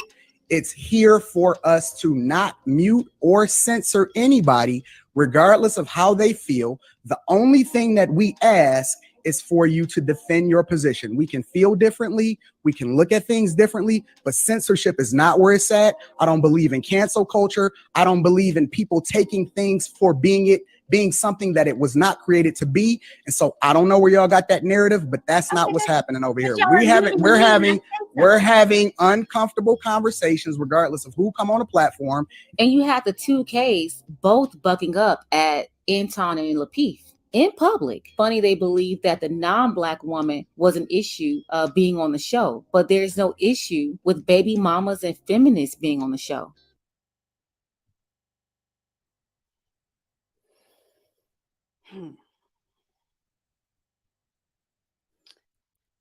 We are speaking to predominantly Black people. And when I got on a platform of all Black people talking about all Black topics, and when I see someone that wasn't Black wanting to speak on Black topics, it made me think. It made me think of all the talking points of what feminism did to our community and how we allowed feminism in. Well, how did we allow feminism into our community? Cosmopolitan, white women, some white women, was able to tickle the ears of Black women and Black men to get into our space and to sell us a bill of dreams that we believed in, and ultimately messed up our community. We were used for so much. So me knowing that, I took issues. I took issues with that particular show and being on a platform and me saying that I understood that that particular woman, Amira, was racist. That she had a platform speaking about Black people in a negative way. She particularly said that Black people, if you don't like being over here, then go back to Africa and live in a hut. When I heard that, I said, no. You can't interject and try to help our community if you have such disdain for our community. Those two doesn't mix. When I found that out, I was livid. And on the panel, rightfully so, you didn't see the meek woman. Oh, yeah. No, you saw me pissed. Like you're seeing me pissed right now. But I got drug the hell out of. Every man came up in my comments, Black men now, and some Black women. You chameleon. How dare you think of a Cole? Why would anyone? She is this and she's that. No, it's about your intentions. And it's about us being on Cole, because if we're going to fix it, we have to do it ourselves. But it felt like I was the only one that thought that. Let me finish that clip. Okay. Yes, there are some things that are said on my channel, and everyone is welcome to check it out. What I think Courtney is taking out is the context of like what was going on, that whole conversation. If you just take one piece out and say, Amira said this, it looks bad. Of course it's going to look bad. But in that conversation, if you check out the thread that was in, there was a lot of things going on in that conversation. And what I wanted to do was flip things back on another person. Hold on, Courtney, let her talk. I wanted to flip things back on that person just because that person was, I don't remember the full conversation, but I do remember what I said. And yeah, And the only reason I said that is because there's certain things that I've seen, because I used to live in New York and I went to a majority Black school, and things that I saw were different. And people say, well, I mean, this is a whole political conversation. I don't know if you guys want to get into politics. It's mostly like leftist versus rightism kind of thing. But you would never hear or be on YouTube where she's going to, or anyone of the Middle Eastern community is going to speak ill will about them. They'll do it at home, but they're not going to get on a public platform in front of others. I understand what you're saying, but addressing problems, we have mostly it's handled in Arabic most of the time, so maybe you guys don't see it, but it's all over YouTube. We're constantly, we're constantly. If you go to a channel called Memory, we are the only group of people that think letting everyone in our conversations, letting everyone know our business, letting everyone have a say-so in our community. We're the only ones that do that. You won't see, what is this big podcast, the whatever group of white folks that are talking about their issues.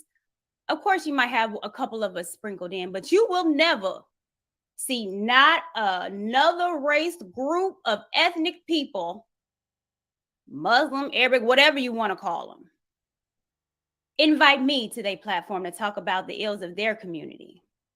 You won't see whatever invite me to talk about what's wrong with a white woman, what's wrong with the Asian community. But sure enough, the Negroes love it when we invite somebody else other. Look at this little white lady. Look at this little Muslim woman. Why don't you be more like her? Be this and that. Well, no, because our issues stem a little deeper. It go a little harder. Well, Courtney, let's not make this about race. The Black Manosphere made it about race because it's not called the Manosphere. It's called the Black Manosphere. Why? Because we're a little different. Our problems are different, but we can't fix our problems by letting everybody in our conversation, especially when they don't have our best interest at heart.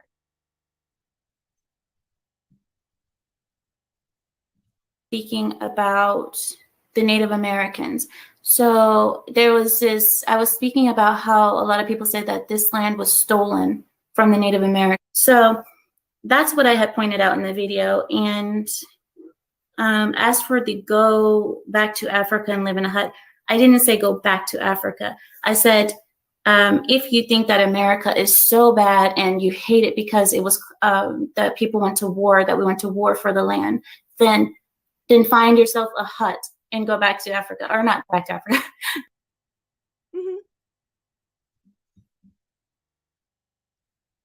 But you all loved it. You had no problem with the woman telling us to go back to Africa. If you don't like America, even though your ancestors died, even though slavery happened, but Pearlie said it wasn't that serious. We're exaggerating on the slavery part. But y'all ate it up. The racist rhetoric of women on their own platform and when they're around their own people, what they talk about. But however, you allow them to get in ours just to talk shit about Black women. It doesn't matter who it comes from, right? Just as long as they said something that tickled your ears, you allowed them to come over. But just like feminism and just like the Democratic Party, because our ears are so tickled and because we can dismiss each other trying to prove a point, you loved it. I was pissed. And it's still, you can tell I'm still a little heated about what I have seen going on and what I'm seeing now, because it's the same old tired story.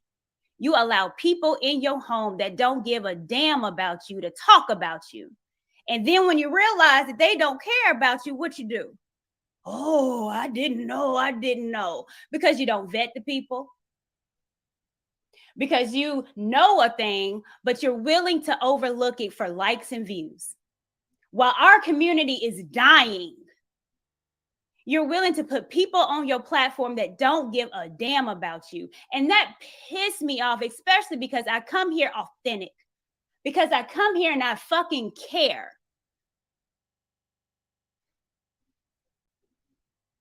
I know in a show, I remember me saying, I was like, you guys are bringing over people that wouldn't even look your way, wouldn't take you home today, mama. Why in the world would you bring someone to talk about Black issues that wouldn't even look your way or spit on you if you was on fire? You know, it's funny because a few months ago, I was like what I said ultimately became true, because there was a show that was done. Why most racists disapprove of marrying Black folks. So you bigged up a woman that wouldn't even look your way, don't want to date you, but want to tell you about Black women, about Black men, but wouldn't take you home to their parents because they're ashamed of you. But these are the people that you want to give a platform to? Don't take my word for it. Because the people, they tell you. Like, since we're here, we're speaking about this topic. One thing that I kind of, I don't know whether to be proud of this or not, but my thing is, I do believe that it is best if we all stayed with our own. I do believe it. It makes it easier. But am I saying that interracial couples shouldn't happen? No, not really. But I'm saying it does bring a whole hill of problems and issues with the children, even the children growing up, not finding their identity, not knowing who they are, not knowing what side to go to. It creates a lot of problems. So I disagree. No, I disagree wholeheartedly. That child is a child of two worlds. Ooh, that panel, that woman said, I don't believe in dating y'all. No, I sure don't. No. It causes problems. No. I'm going to get on the platform. I'm going to make money off of you. I'm going to say the things that you want me to say because it looks good. However, in real life, you can't even step in my home. And it was a whole pen of y'all Negroes. No, won't. Yup. We'll love you, and our kids come from two different worlds. Yup.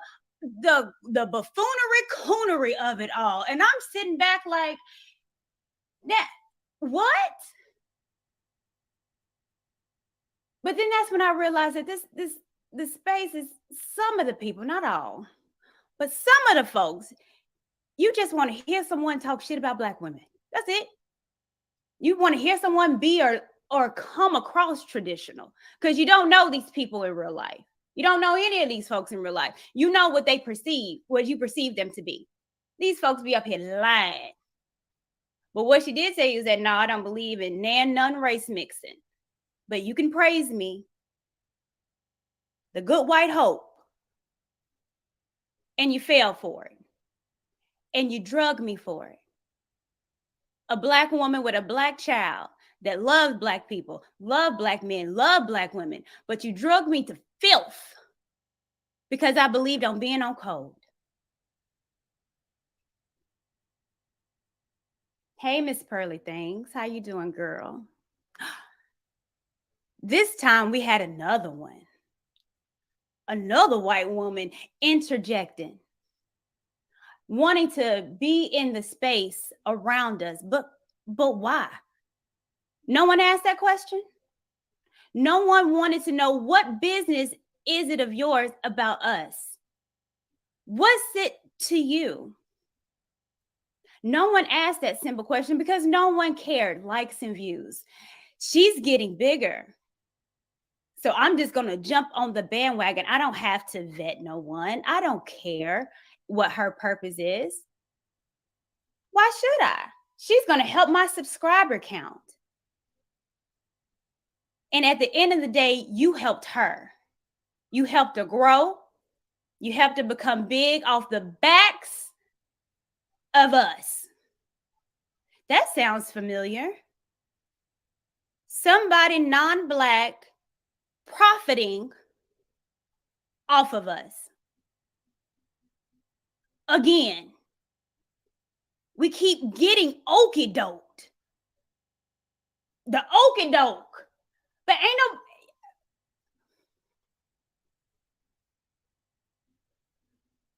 You know, it was interesting because I was like, what? When Miss Pearly Things came on over here, and I'm like, well, how come she ain't over there with her people? Well, her people didn't want her over there. Studio 21 called her 304. Rolo Tomasi said she was a hack. So the white men didn't mess with her. But you know how our community did. We so accepting. We're so inclusive.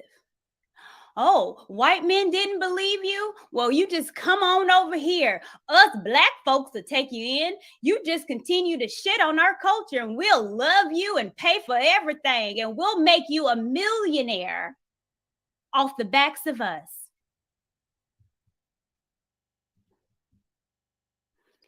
I appreciate Jason Black. I appreciate O'Shea.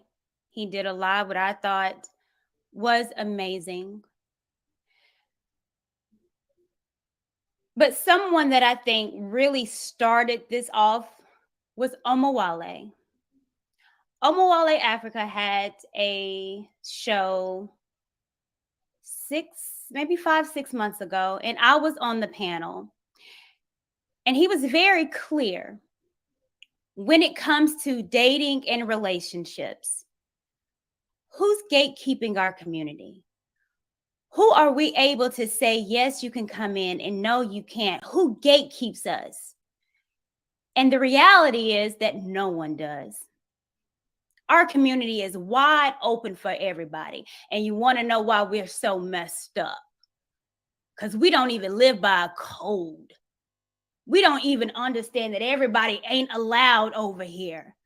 That we're special. It's something we might be messing up on some stuff, but we're smart. We can self-correct. We can get us back on track. But the first thing in getting back on track is us doing it together.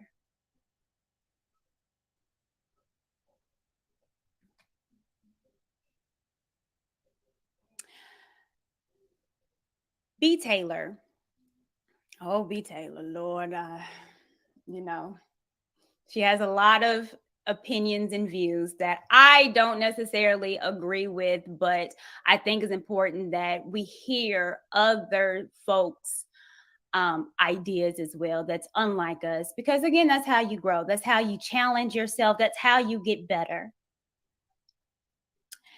And when Pearly got on the Lapeef network, the little lady made it clear. I'm going to play it. City girls than anyone on this panel with the amount of people I talk to in a week. Why But do you feel like you surround yourself with those type of people? Because I do a live show 4 times a week. But why do you bring on those type of people? They make good TV. What is your So you're doing it for entertainment? Yeah. She has a lot of city girls on there for entertainment. She's telling you she don't give a damn about you. It's for entertainment. I'm making y'all look a fool for your money. He. So that's your whole it's an entertaining show. Yeah. Okay. So when you talk about Black issues, it's more so for entertainment? I don't talk about Black issues. I talk about dating. Most of your panelists are Black. Sometimes not. Most Depends of them on the are, show. from what I've seen.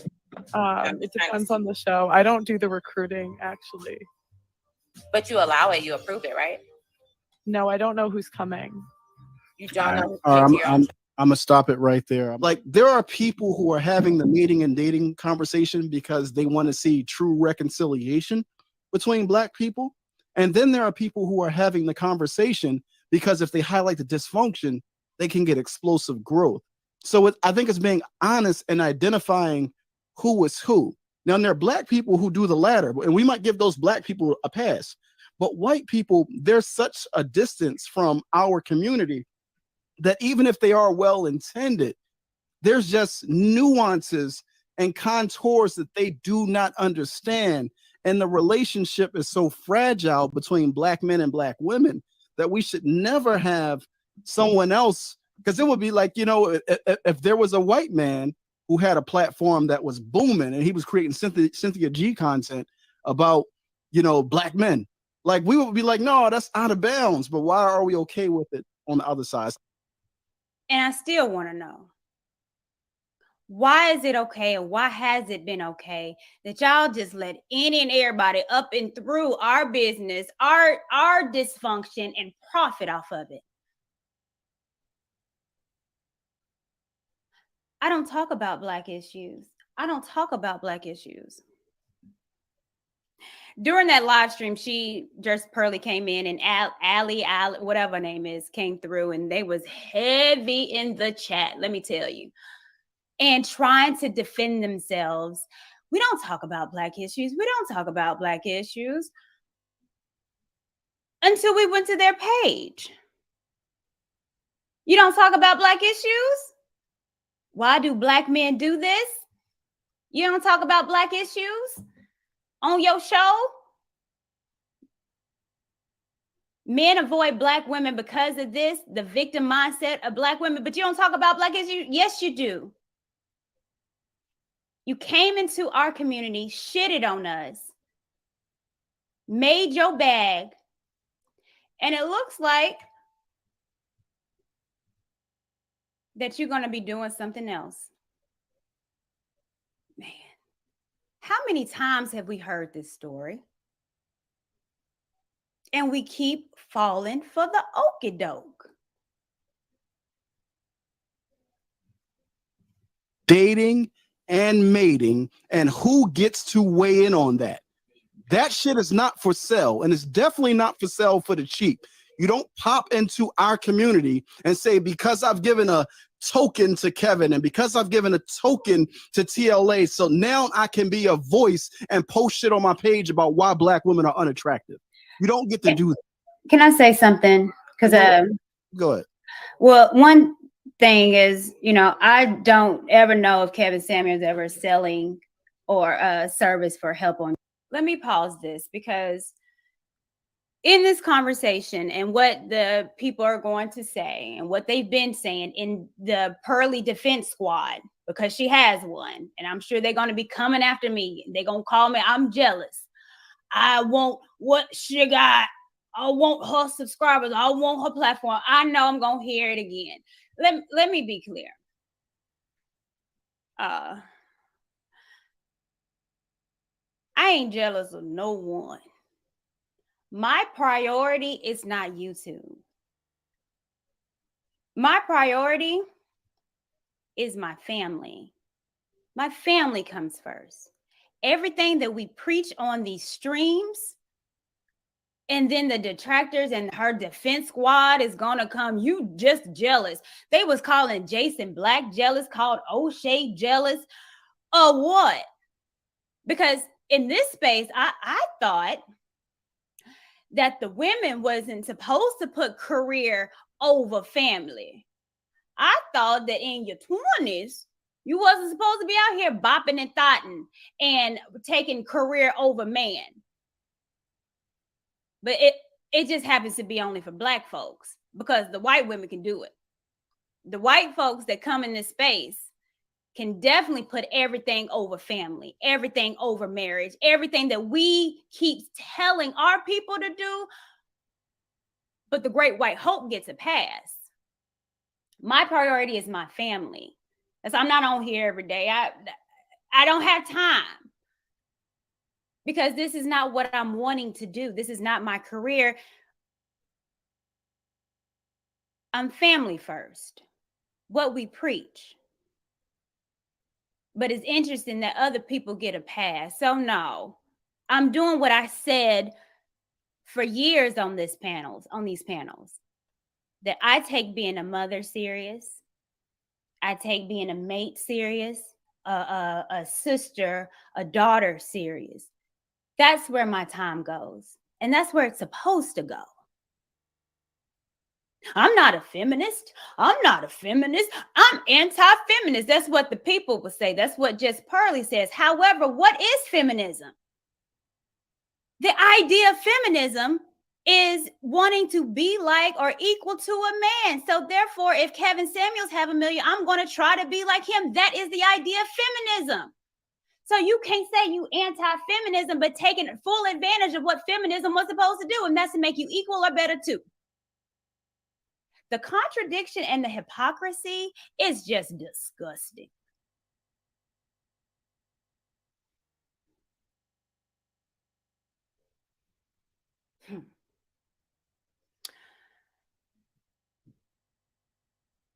So she ran a bag on you, which a lot of people have done. And the bag is run up. So then I'm like, well, what is this Nick Fuentes? Why are you talking to him? This is completely different from our space of talking about relationships and the modern woman, i.e. Black women. Like, let's not cap. So now it's a pivot. But what's going on with the pivot? Well, my little antennas started arising when I saw this. And I'm like, what? Moving to Nashville or Miami now? You know, I'm Nashville, baby. Okay.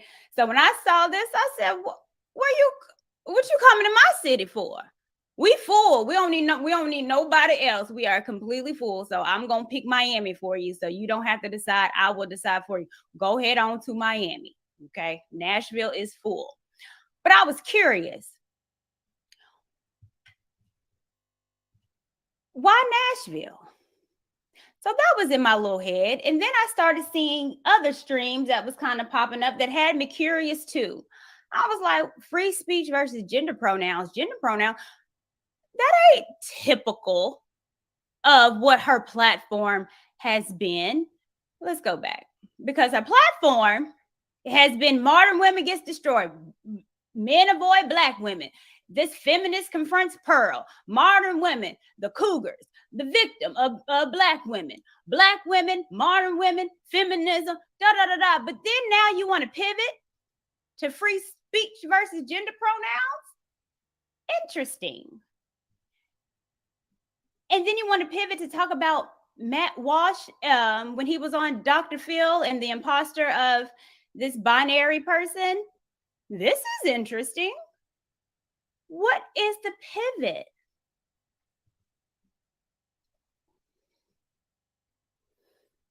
And then I saw and I read an article. And in this article specifically, it says, I really enjoyed watching Ben Shapiro, Thomas Sowell, and other YouTubers. And this is Pearl speaking.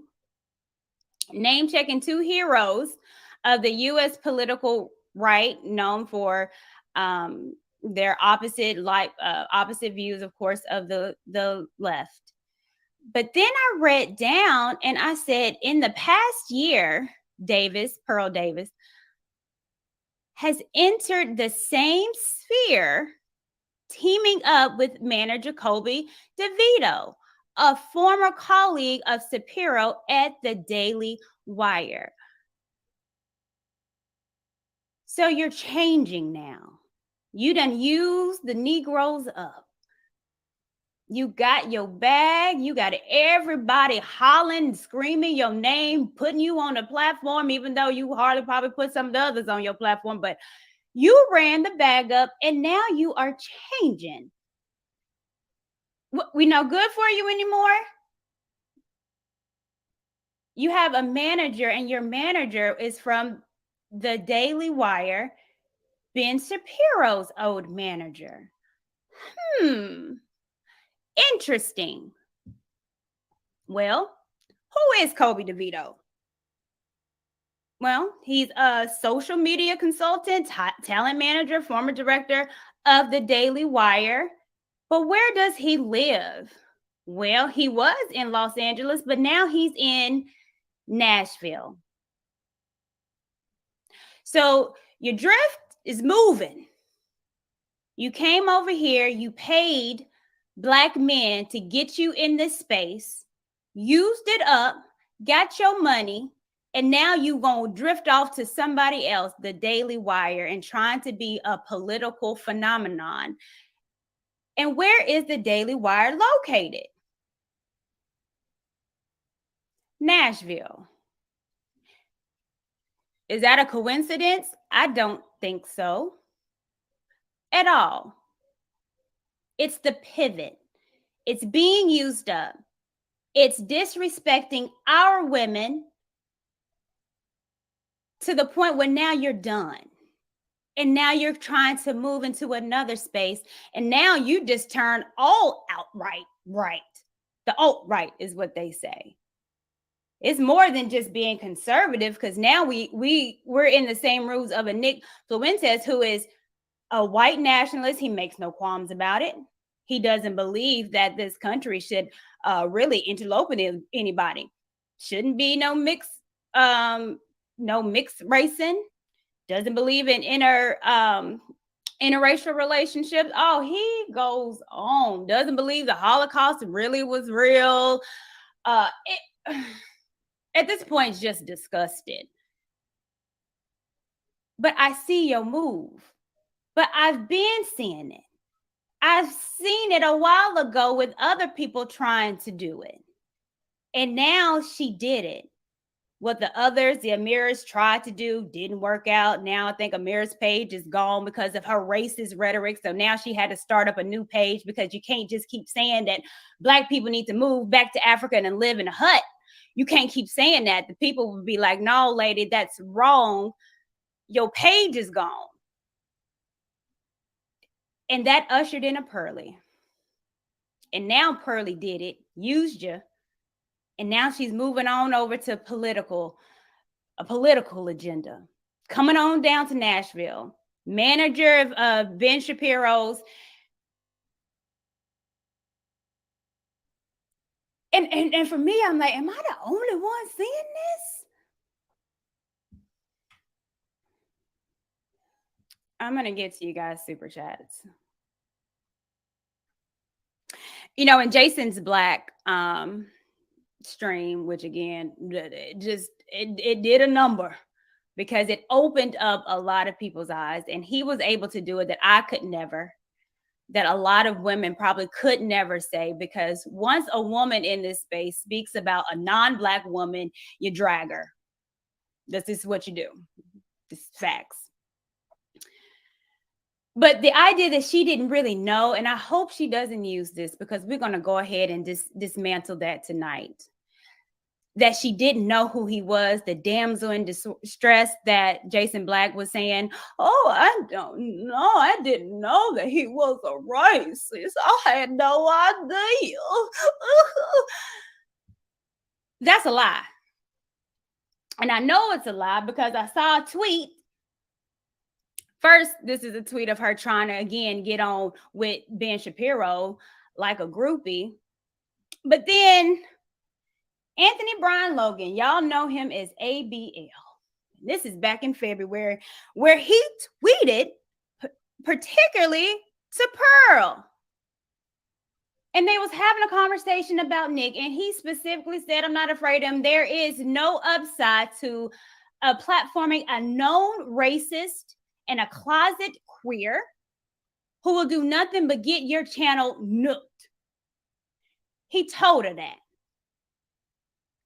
So let's not, and I hope she never uses, I didn't know. I had no idea. Yes, you did. Because a big platform of ABL told you about him. So you did know. I'm going to get into that interview as well, because there was a lot that was going on. But let me finish up Omawale, because his sentiments is what I have been saying since I got in the space. And I was shunned for saying it. And I am grateful that I'm not the only one finally that's saying it. We need to be on a code. And what that means is that if you have in-home problems, you got to fix it in home. YouTube. He was an image consultant, and that's what I know of him to be selling, was him being an image consultant, not how to be big on YouTube. However, what I do find is interesting is that even if she did pay for the help, which is great on her, a lot of people have paid. Shout out to Uncle Stu for TLA help. So it's not necessarily just because you paid, you're going to be as big as anyone else. So I don't think that's necessarily the discussion that we keep going on to. The question would be, why is a white woman paying Black men to get in a Black space? That's the real question, because she was over there with the white folks in the Studio 21s, but they didn't allow her, or she didn't seem fitting to give them money to help with her people. But somehow the white woman wanted to interject and get into a Black space and page off to get over here. And for me, I would ask, why is it that you're paying the Black men that are not as big as those the regular Manospheres and the Rollo Tomasis, and but here's my question. Been doing it? So that's the real question. And that for me, feel free to go and ask them. Feel free to ask Rollo Tomasi. Feel free to ask Anthony Dream Johnson. Feel free to ask them. My question is this: if Black people really mean it about gatekeeping, if Black people really mean it about pushing a more positive message, where is the work behind it? Where is the funding behind it? Where is the money behind it? Where is the will behind it? Where is it? What do you really mean it?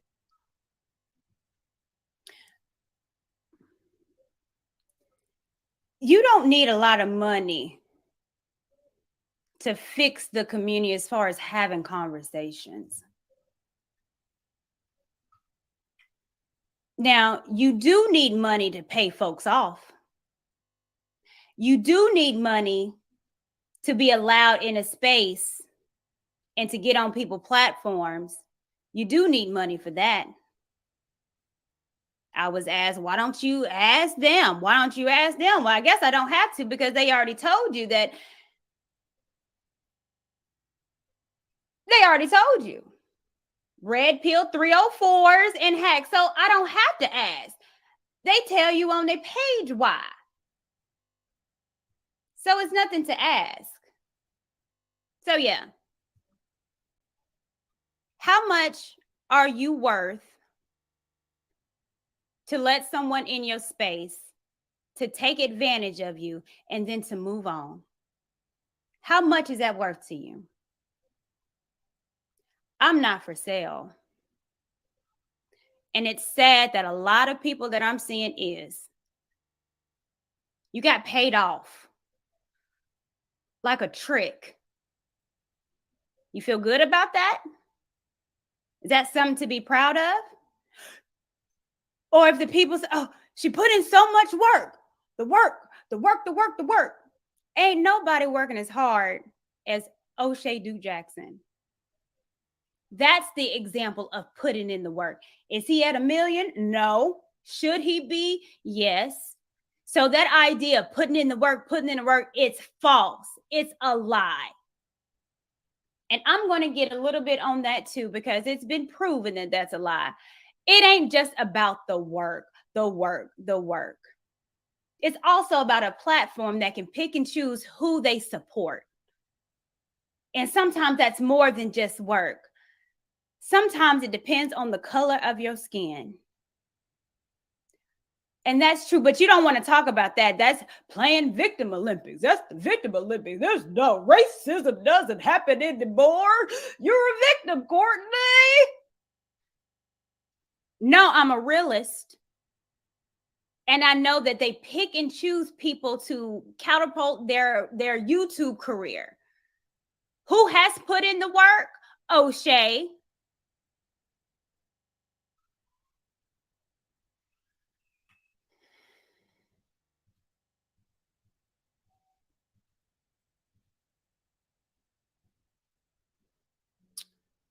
Let me get into this interview.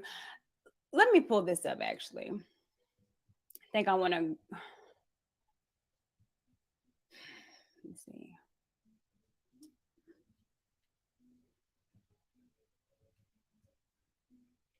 Let me bring that down. Let's get into the interview of her, Nick, and let's discuss it like everybody else has.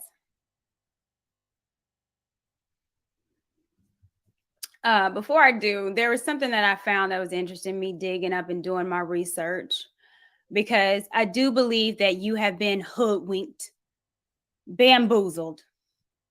Okay. Plymouth Rock didn't land on us. What was that quote? You get the picture.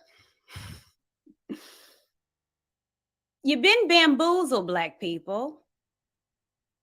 She's been bamboozling you, if that's a word. And it's interesting because she already had a TikTok career. So she was very popular on TikTok from her boyfriend that happens to be a Black man. But we're going to get into that. But she had a best friend on there. And she has been on there telling it like it is. That this is not her. That what she is saying and what she's telling the people to do, it's not her. It's a money grab. And it's been a money grab. Get your paper, boo-boo. Just not off the backs of my people. That's where we have a problem. And that's where you have a problem with me. With angry reactions, it was kind of like when I watched it, I didn't take it very seriously, simply because I know how people can do things for clout. I didn't think she was very serious about him. I didn't think he was very serious about her, but it wasn't my place to judge, so I just kind of just moved on from that. But I always find it weird when women who have not been in the position of a marriage or a divorce to really try to give out this advice that they don't have any experience to draw from. None. And like truly, and it's not even like I don't know what research she does, because she backs her stuff up with research, I think. I mean, again, I don't watch her videos, but she's such in this red pill content that I think she just looks up, she researches that type of mindset, and it's just reiterated and like she just repeats it. And so she like knows what she's talking about, quote unquote, but she's like, it's just ideas of these other red pill content creators. Anyone on here right now who could speak to this, you've known her, you've known Hannah for no, she's known Hannah for over 20 years. Pearl. For over 20 years. And she doesn't believe it. She just researched what y'all say. Spit it out, get a bag and go. She don't believe anything. And she don't care about our community because she ain't in it. Matter of fact, she don't even care about the Black folks that's in America. She likes the Africans. But we'll get into that. What else her friend got to say? Particular individual struggled with her weight, and instead of doing something about it, she blamed it on me. Hi, she's talking about me. So Hannah and I were friends from 2002 pre-K until last year when I stopped being friends with her. I'll show you pics.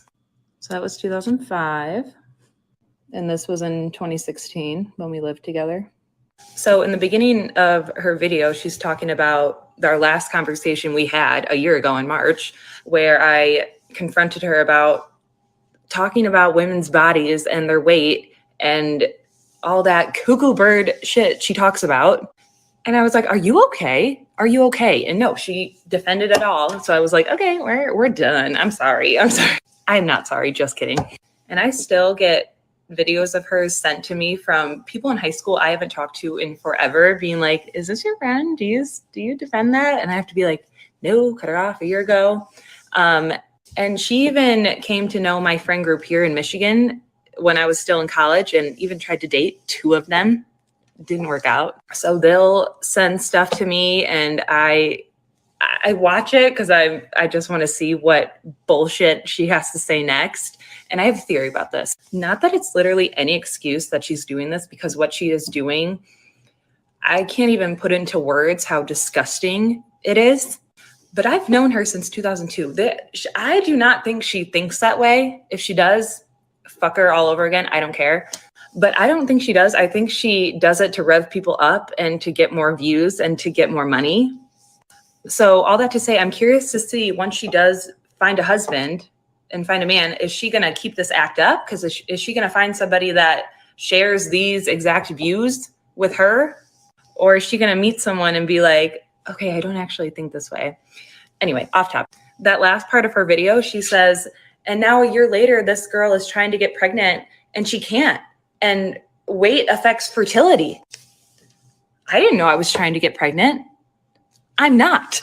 Now, when I last talked to her a year ago, that was my plan to get pregnant this year with my husband. So I don't know if she has seen my page from like her siblings' accounts, because I don't follow her on anything and I'm private, but I still follow her siblings, and sees that I'm not pregnant yet. So she's assuming that I'm too fat to get pregnant. And like, how rude, because we really supported each other, like going through a weight loss journey together. I've also seen some clips of her YouTube channel, and she literally lies. She makes up stories or does not tell the truth about her family. So all this to say, she was lying about that whole story to get you revved up about her stupid ass point that she was trying to make. So don't believe her. She's lying. And girls, if you find a good man, he will not leave you if you gain weight, okay? But her people already know that she's just doing it for likes and views. There was a comment that just passed that I'm going to address. Let me see if I can find it. Wow, Courtney, wake the F up. Worrying about the wrong thing. Worried about what? Our community being used again? About people coming into our space, taking advantage of us, making us look as worse as possible. No, I'm worried about the right thing because ain't nobody else worried about it. I've been worried about it. I've been doing this, saying the same shit for 2 years now. So, no, I'm worried about it. I sure am. And I'm going to continue to worry about it. Because in order, again, to fix what we have that's dysfunctional, we have to do it amongst ourselves, because every time we try to let somebody try to fix our issues, then what happens? It gets worse. What did feminism do? Got worse. Like, I don't know if this person is on the slow bunny train, but you, first of all, you can't tell me what to or not to worry about. I'm worried about us. And if I'm the only person worried about us, if I'm the only person that has forever gotten dragged by saying the same shit, then I will be that girl. I've been her. If I got to get made fun of reaction videos saying that I'm not feminine because I go off on a broad that could care less about you, then I'll be that.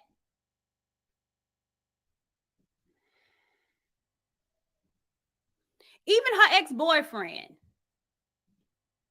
was surprised. And I think all this attention is getting on his nerves.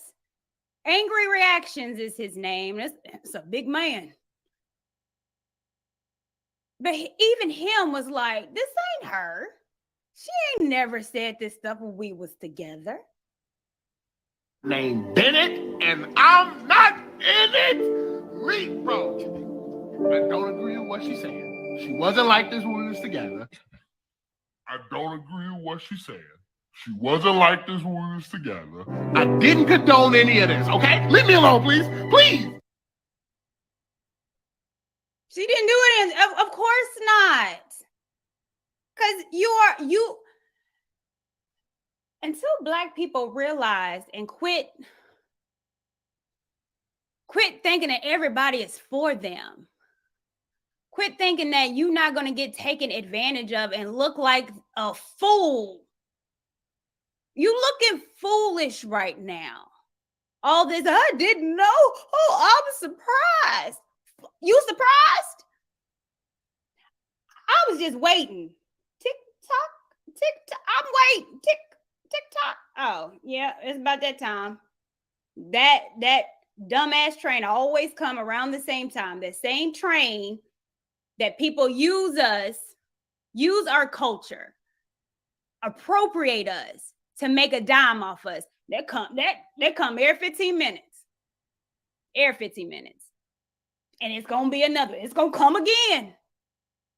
And I'm hoping maybe some people will realize and open their eyes and realize that some of these people are not for you. And just because someone sounds good doesn't mean that they are good. Okay, so I used to work in sales. I used to sell copiers, and that was a horrible job. I hated it. I had to quit that job. But I just wanted to say thank you to all the crazy women on this app, all the beautiful, majestic creatures, all of the, baby mothers, all of the ones talking their shit, whatever. Thank you for giving me a job, because I hated selling copiers, and now I get to talk about you guys for a living. So thank you so much. You're welcome. So you guys, she's saying thank you. She got tired of doing what she was doing, selling copiers. Now she can talk about your black ass. She's thanking you. Who's saying you welcome? Is anybody saying you welcome? You like being used? You like being taken advantage of? Clearly you do, because you keep falling for it. You keep falling for it.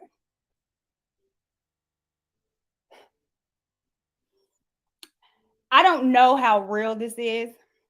I was told that it is. But just like all the modern women that say they've been engaged so many times but not being married, all the modern women got all the engagements in the world, but not a wedding band. We hear that all the time. But she speaks up against that, right? The modern women, we so engaged, never married, but she did. The Great White Hope would never.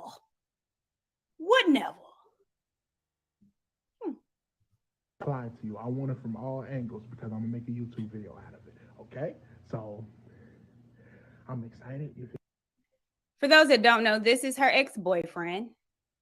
Angry Reactions, huge platform on TikTok. He got over 20 million followers. I didn't know anything about him. Matter of fact, when I saw him, I was like, oh, we talk about Pookie and Ray Rays, and I'm not saying that he is one, but you would categorize him as that, maybe, especially looking at his page. But let's play. Like, she in a bathroom, I think, or in the next room or whatever. But that's funny. She likes him big. I see that comment. Yes. While making fun and calling fat women elephants and big and making fun of all the big women, but she sleeps with a big man. The hypocrisy. You make fun of fat women, yet you won't topple one. Okay, gotcha. And this time, so I'm ready. I'm excited. Okay, let's do this.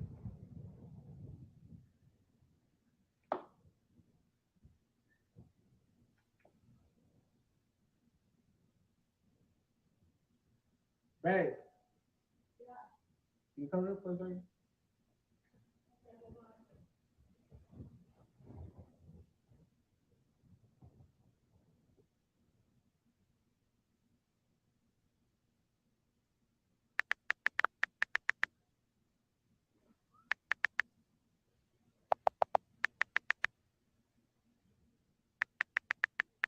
Okay.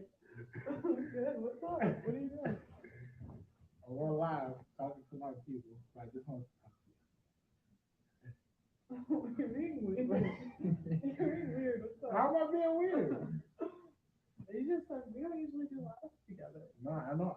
I just want to. Okay.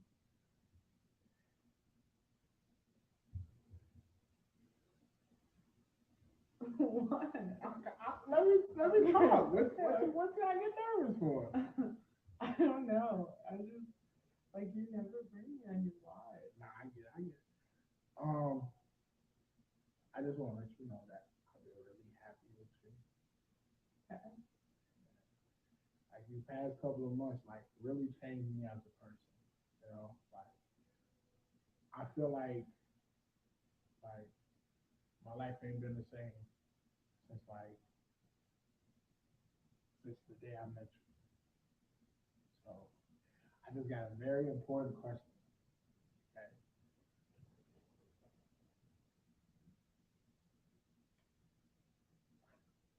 Will you marry me?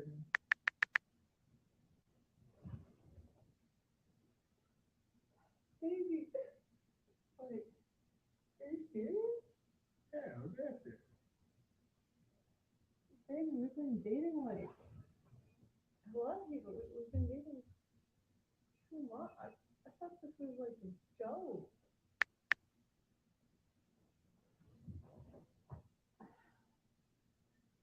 Nope. We've been dating 2 months. We've been talking about this for the longest. You said you would marry me if I asked you. You serious? I said I wanted to marry you someday, but baby, I don't. Oh, that sounds modern. No, like Very modern. I know you 2 months. How do you know me? You told me you love me. I do love you, but baby, like I barely.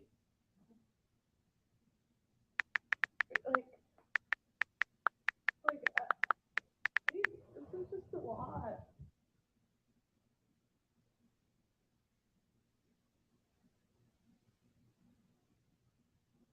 It's just a lot. Like.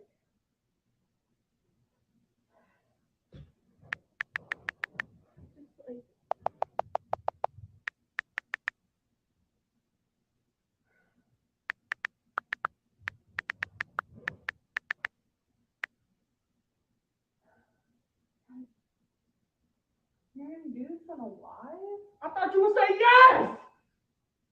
What you mean? We've been talking about getting married for the longest, bro.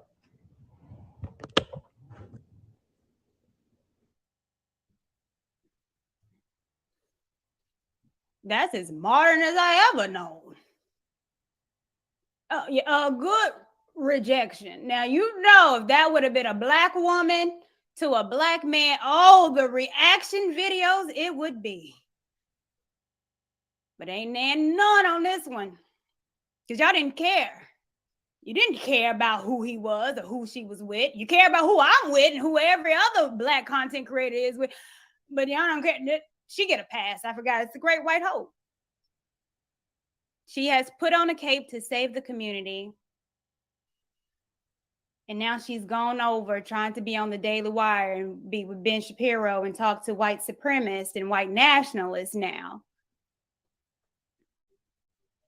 Ran the bag up on y'all asses.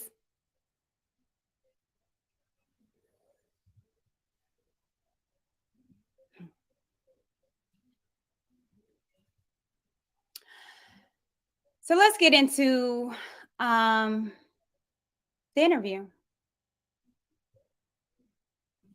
We are the best Karens. Yeah, we do Karen it better than anyone else. That's true. Yeah, that's not sure that's like something to be proud of. It kind of is though. Actually, I'm actually in a way kind of like pro Karen. Karens are needed. I'm not saying like sometimes we're in the wrong, but I honestly think like Karens are the ones that do the shit that no one else wants to do. Now, you might have been on the negative end of the Karen stick, right? But they all probably wanted you fired or wanted you blacklisted, right? Karen's just the one that did it. Yeah, that's right. So from my point of view, if the guy next door is having this loud party and I'm the one that goes and complains, everyone wanted it to stop. That's right. I'm pro Karen. I am too. They're upholding the standards in society. We have no standards. My building, right? I'm gonna remove that. And I heard she's in the building. Well, good for her. It's great.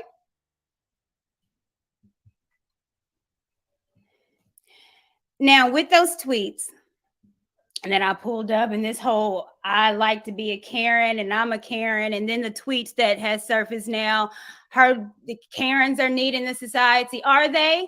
Because the Karens I know call the cops on black people and lie. The Karens I know, the multiple videos that we in the space look at and do reactions, is the Karens that's in the gyms that's lying on the men, saying that they are being harassed and they're not for clout. The Karens I know are calling the police on Black men that are watching birds, that are bird watchers, and calling the police on them. The Karens I know are calling police on Black men for being in their area, in their neighborhood. You don't belong here. Let me see your key to this condo. Those are the Karens I know. But you pro Karen? Oh, they do the things that the other people want to do. You know, it's funny because when I heard that, I was like, I heard that before. Someone else spoke about a Karen. And then knowing that she just regurgitates what everybody else say because she doesn't have an original thought of her own. And I was like, where did I hear that? Oh, I know. A comedian. Who's like, she's kind of like a Karen, right? And Joe, I love her because she does the shit I want her to do. She's the Antifa you're building. Yeah, but like somebody's somebody's fucking loud. Somebody's having a crazy party. I know Danielle's got it. Like I don't gotta call nobody. Right. I might send a text like, Danielle, are you hearing this? Already on it. So it's like that's my CIA. Do you know what I'm saying? Like she's your Antifa. Or Antifa or whatever the organization is. Like the second the gas prices are too high, all of a sudden weapons of mass destruction, or the second anything is about to be inconvenient, there's the group that goes and does it. And then I don't have to feel weird like I snitched on the person in the elevator. I just get to sit and smile. That's, I think, the American or like the Western experience. We're removed from the things we would feel guilty about. Like, Oh, so that idea, Karen, wasn't even her idea. It was Andrew freaking Schultz. You mean to tell me you can't eat? I would like to be a Karen. You said the exact same thing that Andrew Schultz said months ago. You can't even regurgitate or do your own jokes. You steal from Andrew Schultz? This is becoming pathetic. I was like, I know I heard that joke before. It came from Andrew Schultz talking about Karens, and you thinking it's funny because you don't have really a good personality. So you thought that you was going to steal his joke and wasn't nobody going to know. Newsflash. I knew you stole that, just like you stole Kevin's stuff. Like you came in here and stole every Black content creator's ideas, took it for your own, on the backs of my men. They mine. And you took from them, stole from them, and now you doing the Nick Fuentes now. I got you.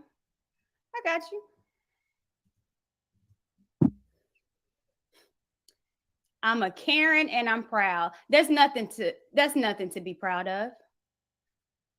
The idea of a Karen is lying on Black people and trying to use your whiteness, your damsel in distress to get over. That's nothing to be proud of.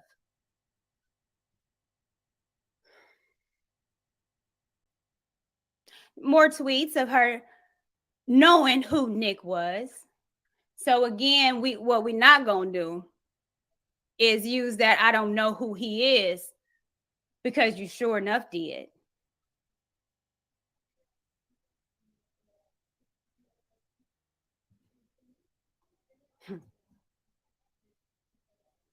More tweets from the good old White Hope. Let's bring back stereotyping. I can generalize and I will continue to generalize. Why would we want to bring back stereotypes? Because what's the stereotypes of Black people? Oh, the city girls that you have on your show? You want to bring back the stereotypes of Black people, maybe? The stereotypes of whom? Whom, madam, do you speak of? I can generalize and I will continue to generalize. You know, the stereotypes of Black women is what I know a lot of content creators, women, are trying to fight against. Because those are the stereotypes that keeps perpetuating and making us look like shit. And I am trying my damnedest to try to move the needle forward, to show that we're not a monolith. There's different Black folks, different Black women with different ideologies that needs to be pushed to the forefront, instead of always the city girls, that culture, that culture, that every single woman that you put on your platform, have them looking like sluts and hoes, the fresh and fit, all those women, we have to counter that. But you want to keep the stereotype alive. This ain't the Jesse Jackson, keep hope alive. Oh no, Pearl, keep stereotypes alive. Because it puts money in your pocket. Because if we were to get better, or we were pushing the needle, then you don't have anything to complain about, because you damn sure ain't gonna complain about your white women, your culture. You just bring your little happy ass in ours.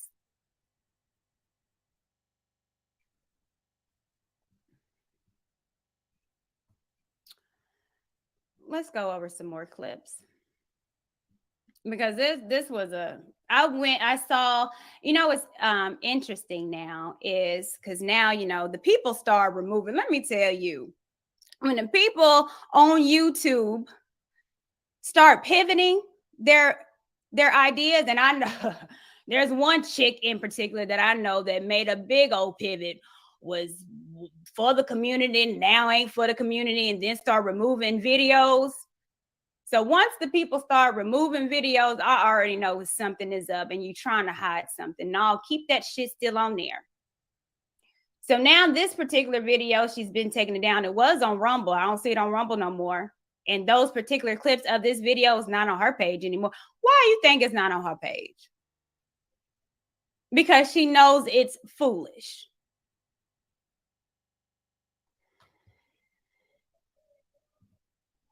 I'm so tired of us being dumb. I'm so tired of Black people being stupid.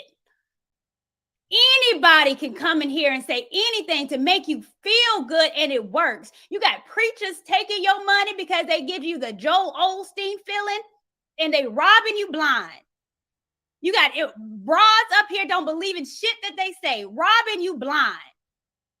And I freaking care. And I've been caring. Karen, funny.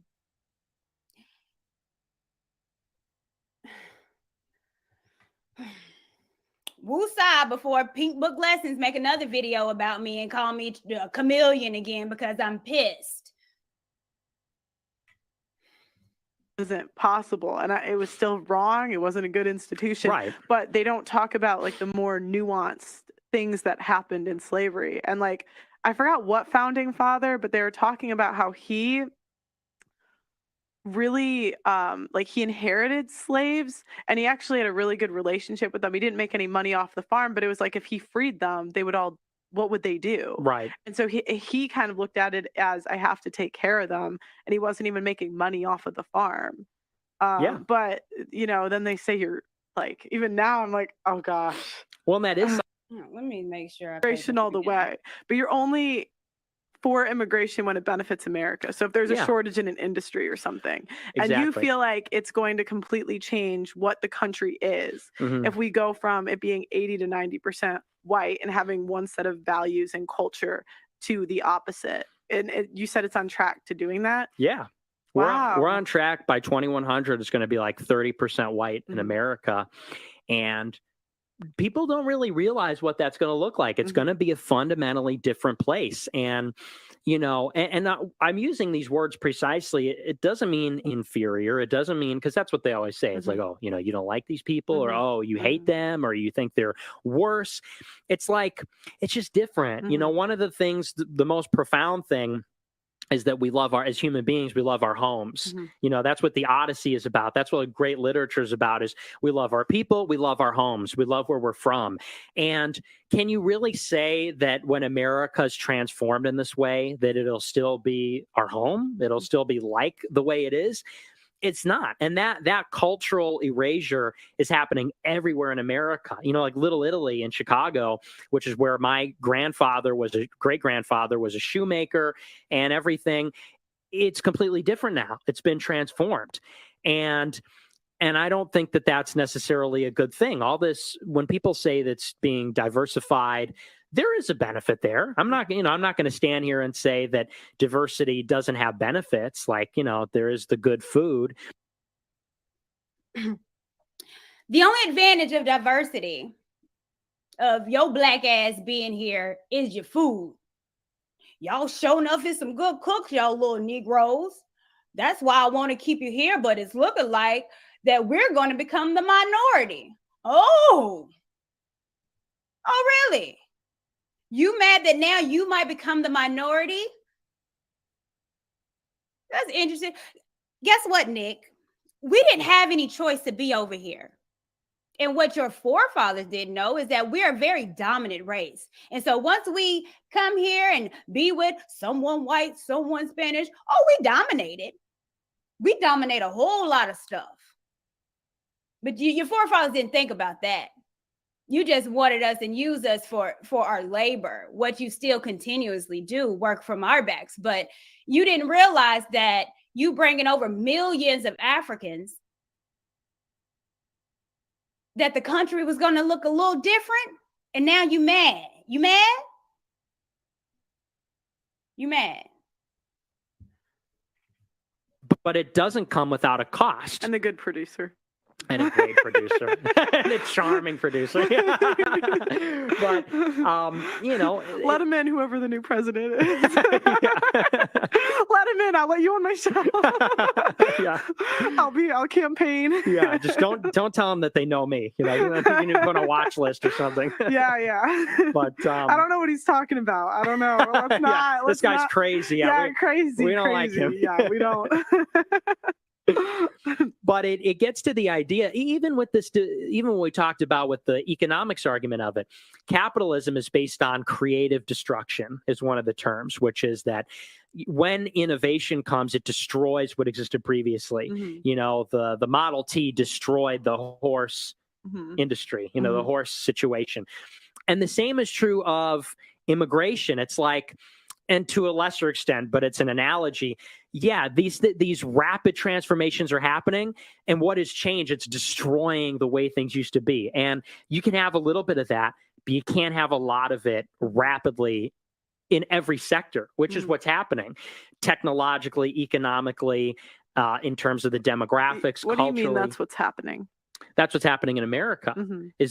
What's happening is a rapid pace of change in everything. Like human beings 100 years ago were on a horse and buggy, and everybody believed in God. And when women wore veils in church, and look at what it's like today. You could get a virgin bride. I'm Italian. The only times I'm on time for things is when I get the time wrong, when I think I'm supposed to be there way earlier than I'm actually supposed to be there. Because I thought I was supposed to be here at 3. Oh, really? That's why I texted you. I texted you, I'm on my way, because I thought I was already 10 minutes late when I was leaving. Yeah, well, it's okay. Blessing was more late African. Well, he's black. Yeah.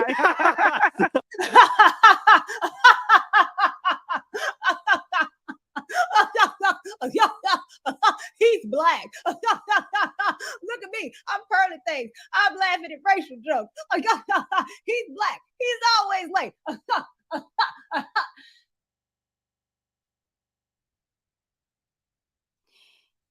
You lame ass white supremacist Raggedy Ann heifer. You don't laugh at my people.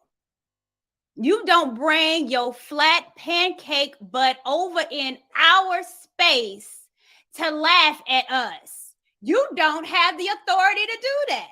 Oh, you thought you did because you paid off the people. But you don't. Basic ass over here.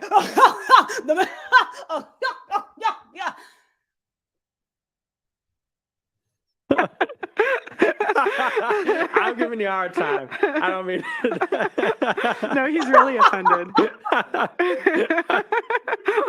He's going to report you to HR. Just having a good time off your expense. Just laughing off of your expense. Joking about you. And as a matter of fact, that Negro, the African that she's employed that's back there and allowing them to laugh, they are laughing at you. What type of man, black man, got these 2 Ritz cracker looking people laughing at you and you saying it's okay? They're laughing at you, bruh. They're making a fool, a mockery out of you. See, the thing is, the people will say, well, we didn't give her all the subscribers. It wasn't us. We're just a small little niche. It wasn't us that gave us all the subscribers. It was you that allowed it to be okay for her to talk shit about you. You gave her the golden ticket. Yes, Miss Pearly. You sure enough can talk bad about us. We talk bad about ourselves. What's it gonna mean if somebody else talks bad about us? Here's you go. All of you. All of you gave her the right, the go ahead to talk shit about our community. You gave her the okay. That's what you're accountable for. You might not have gave her all of it, but what you did was made it okay for her to create these shows, to create all these topics demeaning us. You gave her the okay. You gave her the pass. So you being held accountable today. Black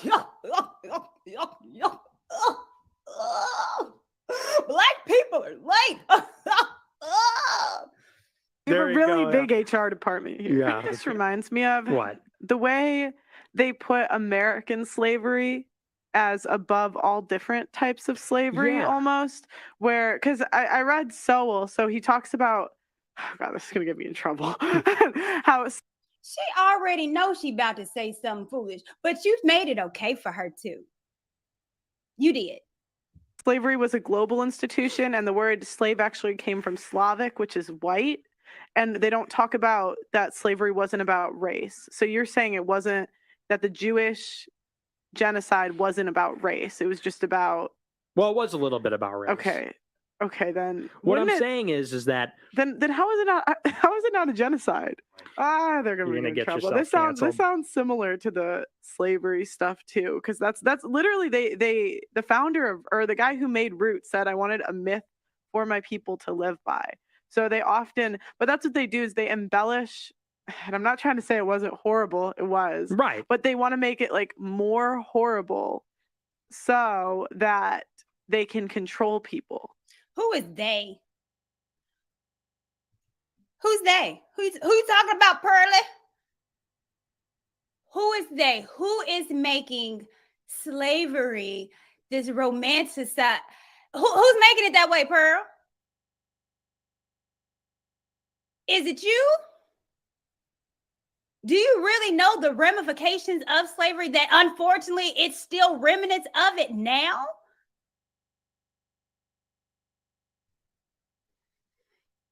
I'm going to do a fact check and we're going to go over this because we're going to have a history lesson tonight. In a way. And that it sounds really similar, because even with the please leave me on YouTube. Please. But even with like the slavery stuff, like that's what they'll do. And they won't talk about instances of like slaves traveling across states. Like when they initially freed the slaves, there were some slaves that felt so indebted to their owners that they would travel across states to pay them back. And they actually had a really good relationship. I ain't find nothing that said that was factual. Nothing. Cite your source, lady. What group of I'm gonna have the history lesson. We're gonna go through that. Let me just let her talk stupid.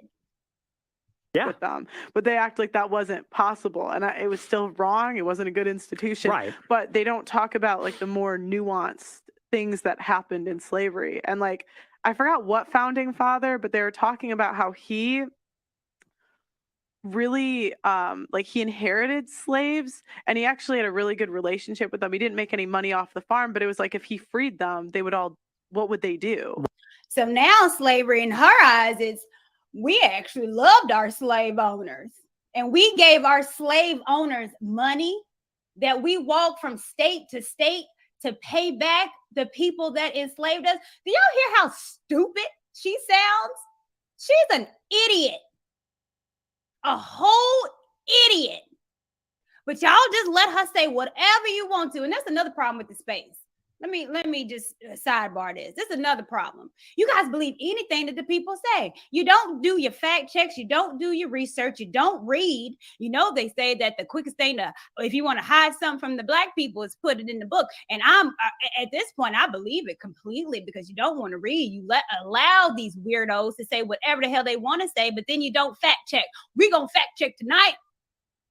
That's what we're going to do. And so he kind of looked at it as, I have to take care of them, and he wasn't even making money off of the farm. But then they say you're like, even now I'm like, oh gosh. Well, and that is something that happened when that was one of the big arguments against the abolition of slavery, is that a lot of them would just die because they didn't know how to get along independently, and that did happen for generations.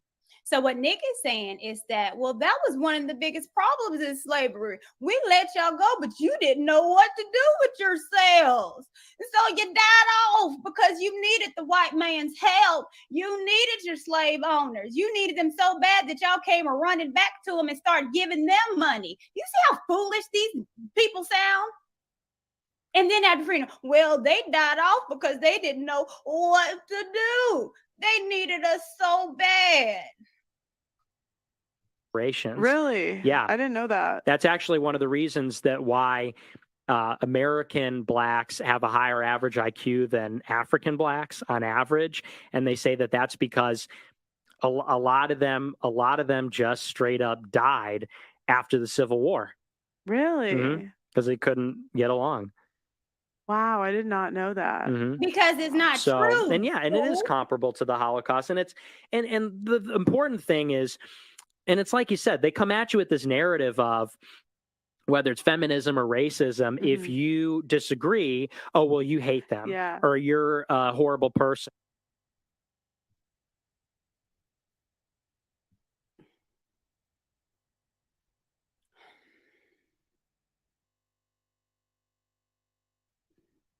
Is this your queen? This your queen. This your queen. Y'all. This y'all gal.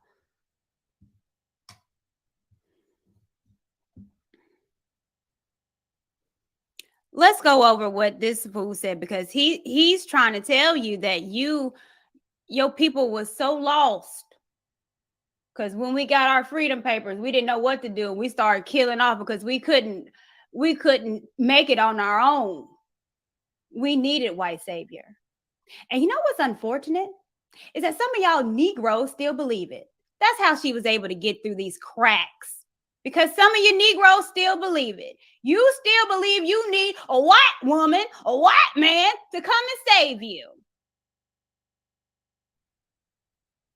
How the end of slavery led to the starvation and death of millions of Black Americans. See, the thing about Satan is that he's cunning.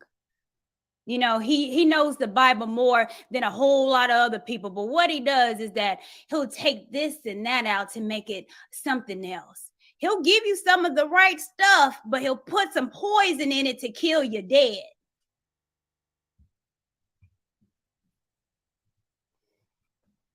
I'm going to make this big so you guys can know.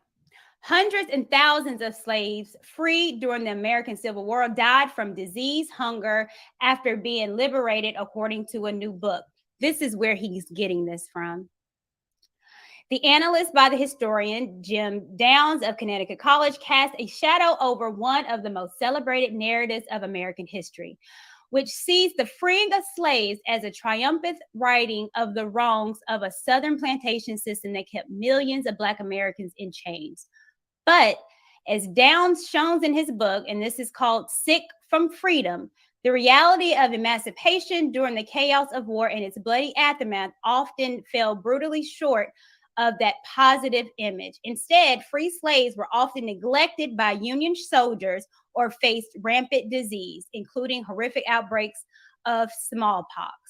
After combing through the obscure records, newspapers and journals, Downs believes that about 250,000 freed slaves either died or suffered from illness between 1862 and 1870. He writes in his book that it can be considered the largest biological crisis of the 19th century, and yet it is one that has been little investigated by contemporary historians. This is what he left out. Downs' book is full of terrible vignettes about the individual experiences of slave families who embraced their freedom from brutal plantations in which they had been born or sold to. Many ended up in encampments called contraband camps. See, this is what he forgot to tell you. It wasn't that we just, we needed the white man. We was free from slavery. We didn't know what to do. No, a lot of us did die with getting our freedom, but there was a reason why.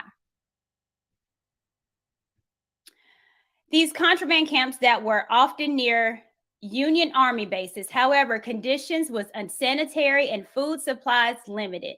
Shockingly, some contraband camps were actually former slave pens, meaning newly freed people ended up being kept virtual prisoners back in the same cells that had previously held them. In many such camps, diseases and hunger led to countless deaths. Often, the only way to leave the camp was to agree to go back to work the very same plantations from which the slaves have recently escaped. So no, Pearl. No, Pearl. We wasn't running back to the slave master because we loved them dearly. It's because when we were freed, they let us go. However, where did we live? We lived on the plantations. We were enslaved. We didn't work for money. We had no money. They freed us. And then where were we supposed to go? So those little tricky people that enslaved us and then said that you was free, well, then they made camps for us. Hey, Black people, we know you have nothing. We know that we took complete advantage of you, degraded you, dehumanized you, didn't even make you a human being. However, we freed you, but yet you have no resources. You have nothing. So we'll create these spaces for you. So in actuality, the reason why we were dying of diseases is because we got damn near re-enslaved, because we had nowhere to go. We had no resources, remember? See, putting things in the correct context. But that's not what they wanted to do on this. They wanted to think that you couldn't take care of yourself. That our ancestors were just so dumb that we came running back to the slave masters, but wasn't true. We had no resources. They freed us without a dime to our names. We had no family. We hardly had a language. We had no culture.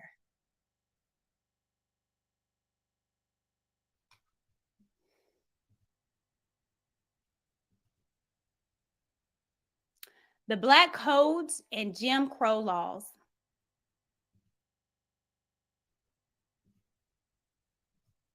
Black codes and Jim Crow laws were laws passed at different periods in the southern United States to enforce racial segregation and curtail the power of Black voters. After the Civil War ended in 1865, some states passed Black codes that severely limit the rights of Black people.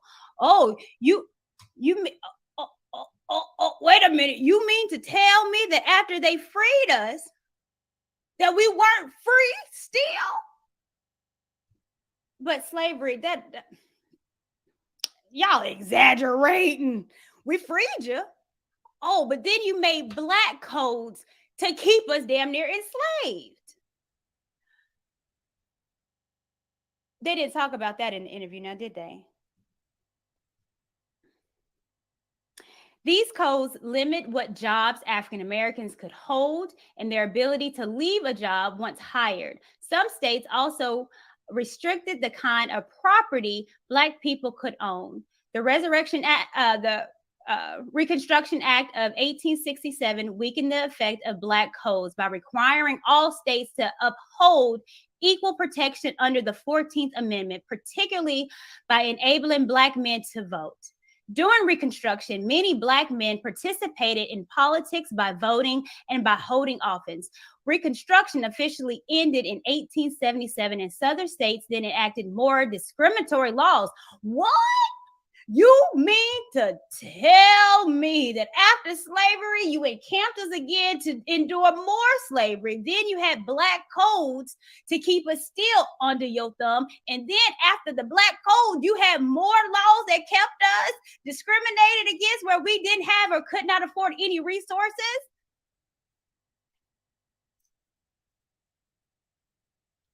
Did they go in that in the interview?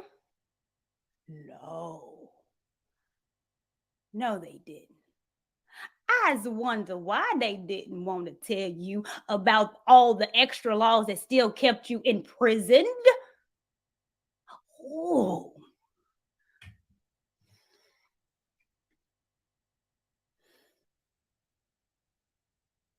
Efforts to enforce white supremacy by legislation increased, and African Americans tried to assert their rights through legal challenges. However, the efforts led to disappointing results. In 1896, when the Supreme Court ruled, and this is Plessy versus Ferguson, that so-called separate but equal facilities, including public transportation and schools, were constitutional.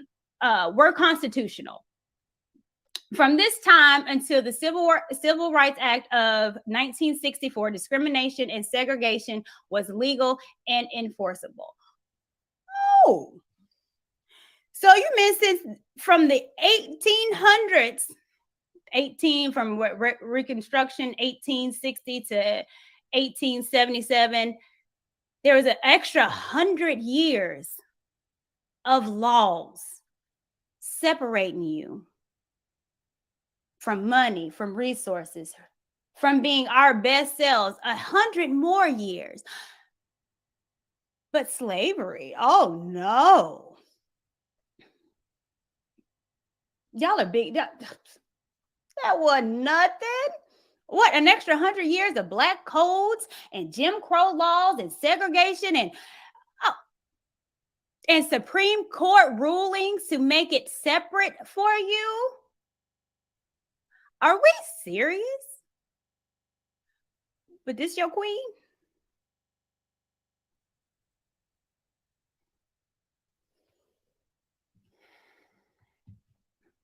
I'm going to get to some of the super chats and then we're going to go to another clip. And I might do some calls. I don't know. Y'all got me on 1,000 right now. Thank you, Obi. I appreciate you. B1, forgive them, Courtney. 10 plus years in the Black Manosphere and they're still getting fooled.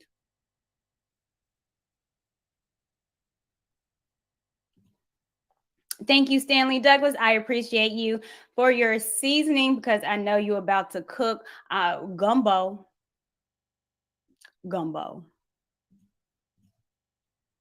Thank you, Cynthia. I appreciate you. I'm so glad someone is finally highlighting this.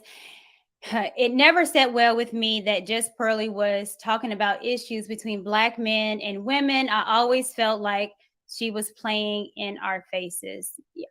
Oh, well, that's been proven. She's laughing at you. Oh. Y'all on that CP time, ain't you?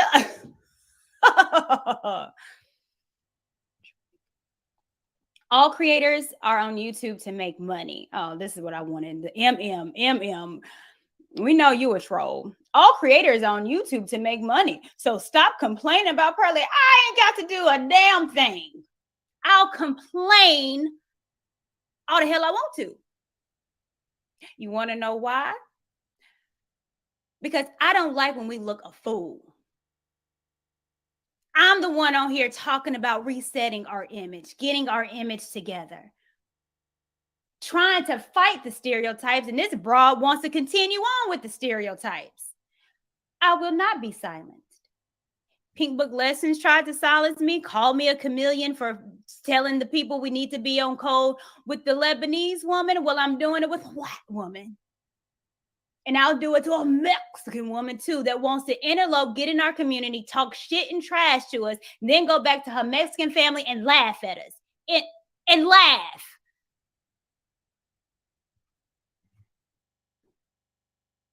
Real Bravado Network. Thank you so much. I appreciate this. Courtney, I mean, who couldn't see this coming? Ray Charles could. I know Nick Fuentes doesn't think that the Holocaust happened, but I bet Anne Frank could see this happening. Deaf, dumb, and blind, but Anne Frank could have saw it. We welcome them other folks all the time into our space, knowing historically we are their cash cows. Facts. Let this be a lesson. Beware of them folks trying to carry water for you. Mr. G's World, thank you so much. The weirdest thing about this is Obsidian and the other drifters are going to double down. The Black Manosphere faithfully promotes white supremacy. Thank you again, Mr. G's World. I bet y'all the master teacher, Angry Man, and the rest of them drifters will find a perfect way to explain this. I dare them to show integrity. I dare. It got to be some point where we can have to call a spade a spade. It got to be a point where you're not just trying to prove a pointer that Black women are so modern and Black women are so fat, Black women are baby mamas. It got to be a point where we put that to a side for just a second and check the people trying to get in our community. It got to be a point where you can step aside and be like, yeah, I know our Black women are like this. Yeah, I know our Black men are like this. But however, you don't get a say so in it. You don't get a say about my Black women, about my Black men. You don't get to say so. It got to be a point where we start looking at each other as worthy enough to fix our own stuff. It got to be a point where y'all stop looking for freaking handouts and do the work yourselves. Courtney on ether mode tonight. I blame y'all. I was playing a little Nas. Super ether.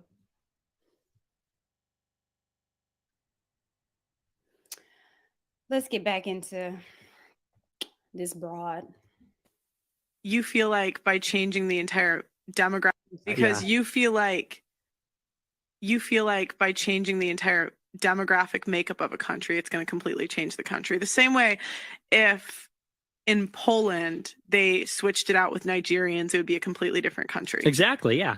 How do you feel? Well, I don't want to get you in trouble, but I mean, do you think that makes me a white supremacist to say that? No, that kind of makes sense, like what you're saying. Personally, I'm trying to get my Africans in America, so we're not gonna support that. You trying to get your what? Your Africans? Oh, what? Well, hold on, Miss Pearly. Hold on, Miss Pearly. We're not gonna support. I'm trying to get my Africans. Like what you're saying. Personally, I'm trying to get my Africans in America. My Africans, they're yours? You own them. Well, I see why you want to say that slavery wasn't all that and it was exaggerated. Your silly ass still want to own Black people. Your silly ass still want to own us. You want to be a slave master. Is that it, Missy Pooh? You want my Africans, mine is ownership. It's possession. That yours? You want to own them. Do you own them? I know you paid some folks off.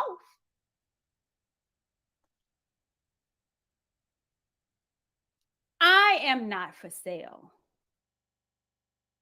Ain't a dime in this world that you can get me for. My Africans. Oh, Miss Slaver do want to get back on the plantation. That's why she's trying to say that it was exaggerated, because she still wants to have a trope of Negroes working for her, just like old Master with the Whip did. My Africans. Oh, mine. So we're not gonna support that. Look at, please make it easy for me to immigrate next year. Well, I will say, because you feel like. Please make it easy for me to bring my Africans back to the States. I want them to travel along with me because I'm not going to work with the foundation of Black Americans. I'm not going to work with the Americans, the Black Americans in the States. I'm not going to work for them. I'm going to bring those immigrants because, like she said in her interview with Nick Fuentes, that you're not smart enough, Black people, She prefers immigrants. They work harder. Y'all lazy. Y'all don't work. So she wants to bring my Africans over here.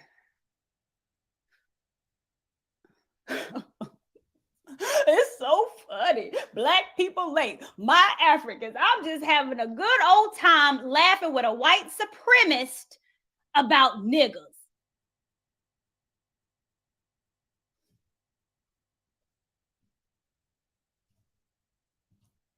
She said a quote in that interview. And the quote that she specifically said, that Alex Haley said, that I was just trying to give my people a myth to live by. That's what she quoted. That was her. This is the reason why she said that slavery was just embellished, that it really wasn't that bad. She took a quote that she said came from Alex Haley. I was just trying to give my people a myth to live by. Well, fact check. On February 23rd, 1993, an investigative journalist broke a story that Haley's best-selling Pulitzer Prize-winning Roots, the saga of an American family, was a hoax. Haley, this journalist claimed, had invented 200 years of a family history. However, what she didn't tell y'all, that Alex had no reply and he couldn't defend himself because he was dead. Alex Haley died in 1992. A journalist came out a year after he died and said that this was an I quote for him. No one ever said that Alex Haley said that. It was a journalist that said it. It was a white man that said it. But Alex Haley couldn't defend himself or didn't even say that he said it because he was dead. So you mean to tell me that the only idea that you have to quote from to say that slavery was embellished was from a journalist that quoted something when the man died? Are you freaking kidding me?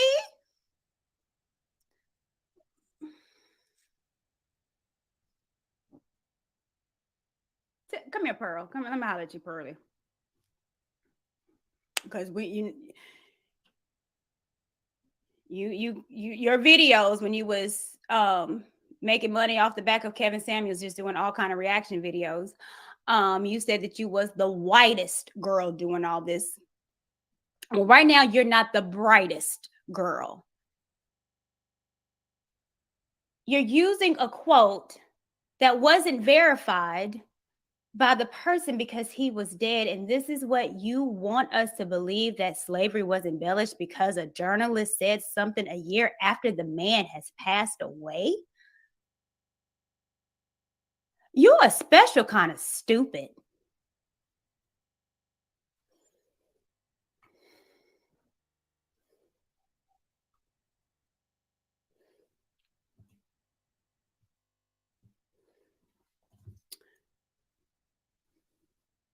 I'm going to pull up some information here that I want to go over real quick. Again, this is what I try to do on these shows, is to take away and to learn something from this. And I think that this situation we can learn a lot from. And what we can learn from this is that you need to be wary of who you let in. Your space, your house, your platform. Be wary. Vet the people. I said this before and the people made fun of me, dragged me to smithereens. You need to vet the people. Little known fact that Nick ain't gonna talk about, that Miss Pearly thing ain't gonna talk about. It's the Slave Compensation Act of 1837. It's hard to believe, but it was only in 2015 that, according to the Treasury, British taxpayers finished paying off the debt which the British government incurred in order to compensate British slave owners in 1835 because the abolition of slavery. Abolition meant that their profiteering from human misery would gradually come to an end. Not a penny was paid to those who were enslaved and brutalized. The British government borrowed 20 million pounds to compensate slave owners, which amounted to a massive of 40% of the Treasury's annual income, or about 5% of the British GDP. The loan was one of the largest in history. Do you know what that means? Because we are here talking about reparations, and of course, you know, I'm sure they believe that you shouldn't get reparations. The slave owners in the UK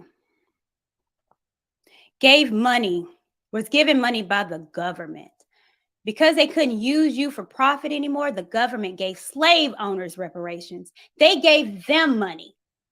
Here's money for you freeing people, for you not having slaves. The government, now mind you, the government gave the slave owners money, and they just now paying off that loan in 2015. So the people that enslaved you got reparations. What you got to say about that, Nick? What you got to say about that, Hannah? They weren't the only ones, though. In the United States, reparations to slave owners in Washington, D.C. were paid at the height of the Civil War. On April 16, 1862, President Abraham Lincoln signed the Act for Release of Certain Persons Held to Service or Labor within the District of Columbia into law. It gave former slave owners $300 per enslaved person set free. More than 3,100 enslaved people saw their freedom paid for in this way, for a total cost accessing $930,000, almost $25 million in today's money. In contrast, the formerly enslaved received nothing. And they want to know why we asking for reparations. We received nothing. If they decided to stay in the United States, the act provided for an immigration incentive of $100, around $2,600 and $2,021. If the former enslaved agreed to permanently leave the United States. Similar examples of reparations going to individual slave owners can be found in the records of countries including Denmark, the Netherlands, Sweden, as well as Argentina, Colombia, Paraguay, Venezuela, Peru, and Brazil. All around the world, slave owners was getting reparations while your black ass worked for nothing and still not getting nothing. And you have these two degenerates laughing at you. Not only that, they was wanting to know, hey, I'll give you money if you leave because we don't need you anymore. You worked your ass off in this country and helped build it for nothing. And now that we've used you up, you can go on about your way. Darn, that sounds like what Pearl doing to y'all ass. She used you up and now she's moving on her merry little way. This, let me tell you, this every 15 minutes? Every 15 minutes it come around. It sure does. Where you at, Nick? Where you at, Pearlie?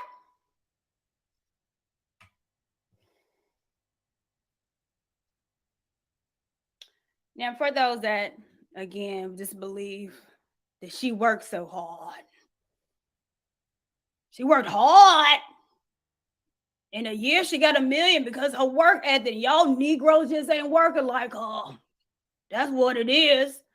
That's it. It's just working.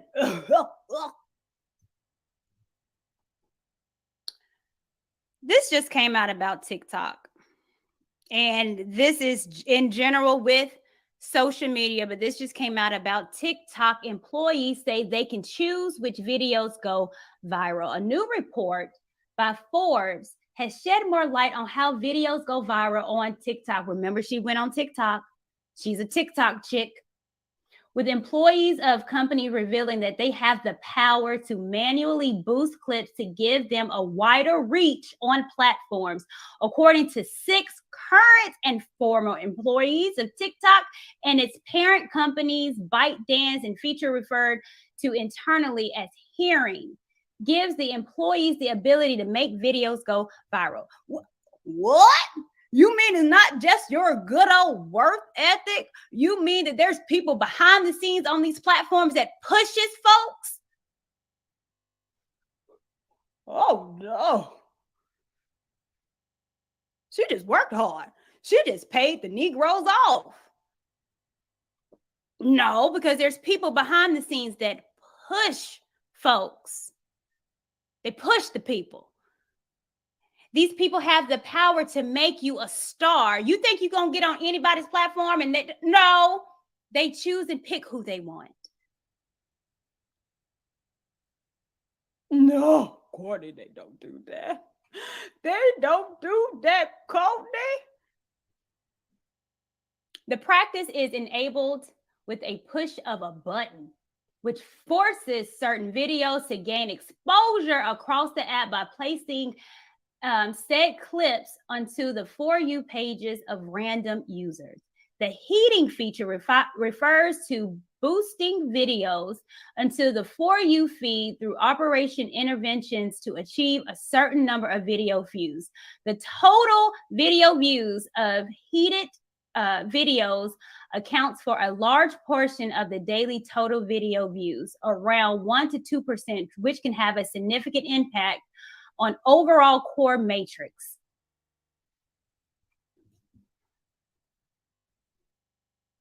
Oh, so sometimes it ain't got shit about who works hard. Because like I said, a shout out to O'Shea and a whole lot of other content creators that work just as hard. Unfortunately, we weren't, about to be quoting New Jack City, didn't grow up with a silver spoon in your mouth, Miss Hawkins. No, we didn't.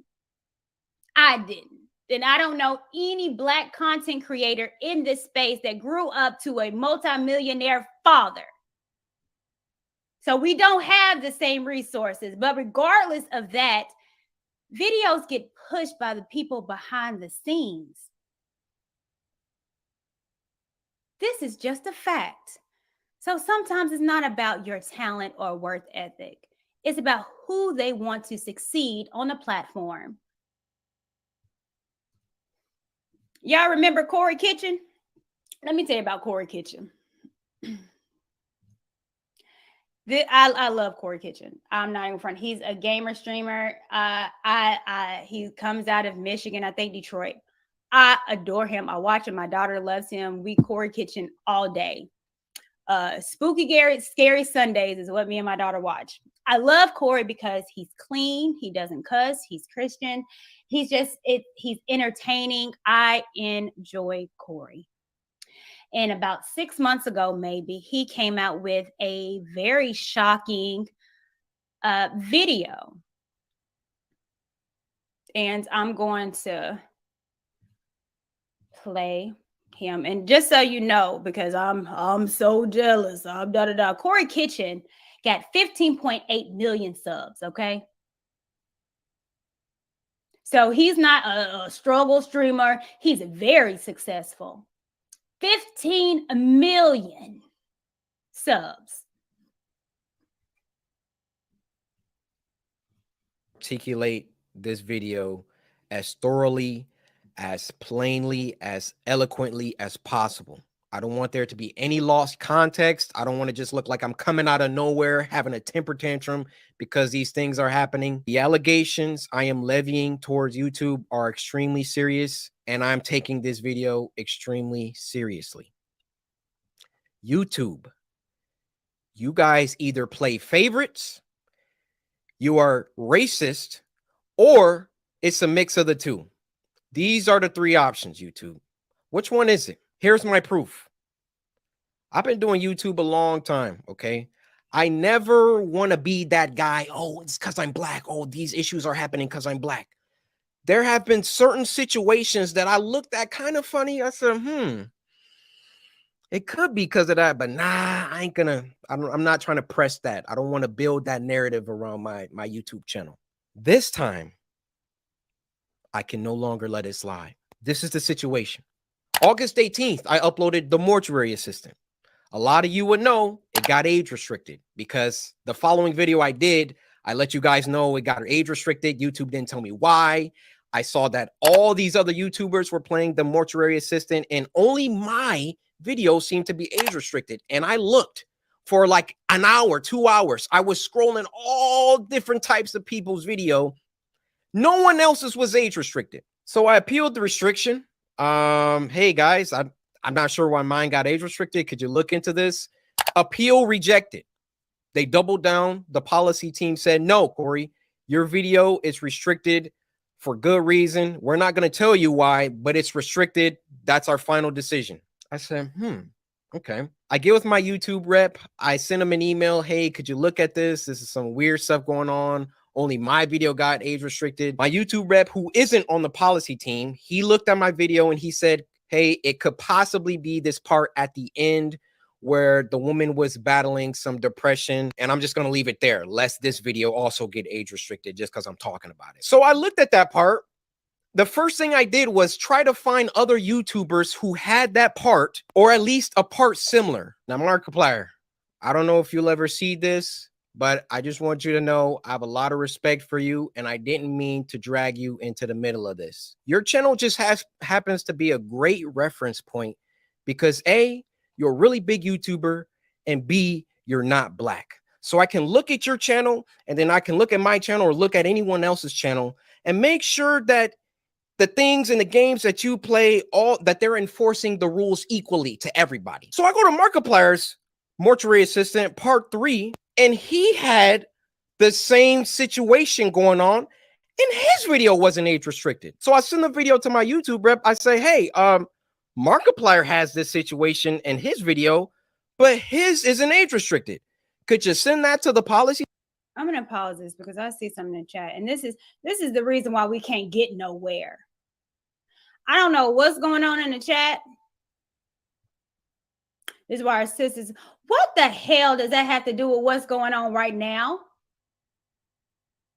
You are being used and abused, taken advantage of. People are coming in here and you worried about 70% of people single. Get your mind off broads.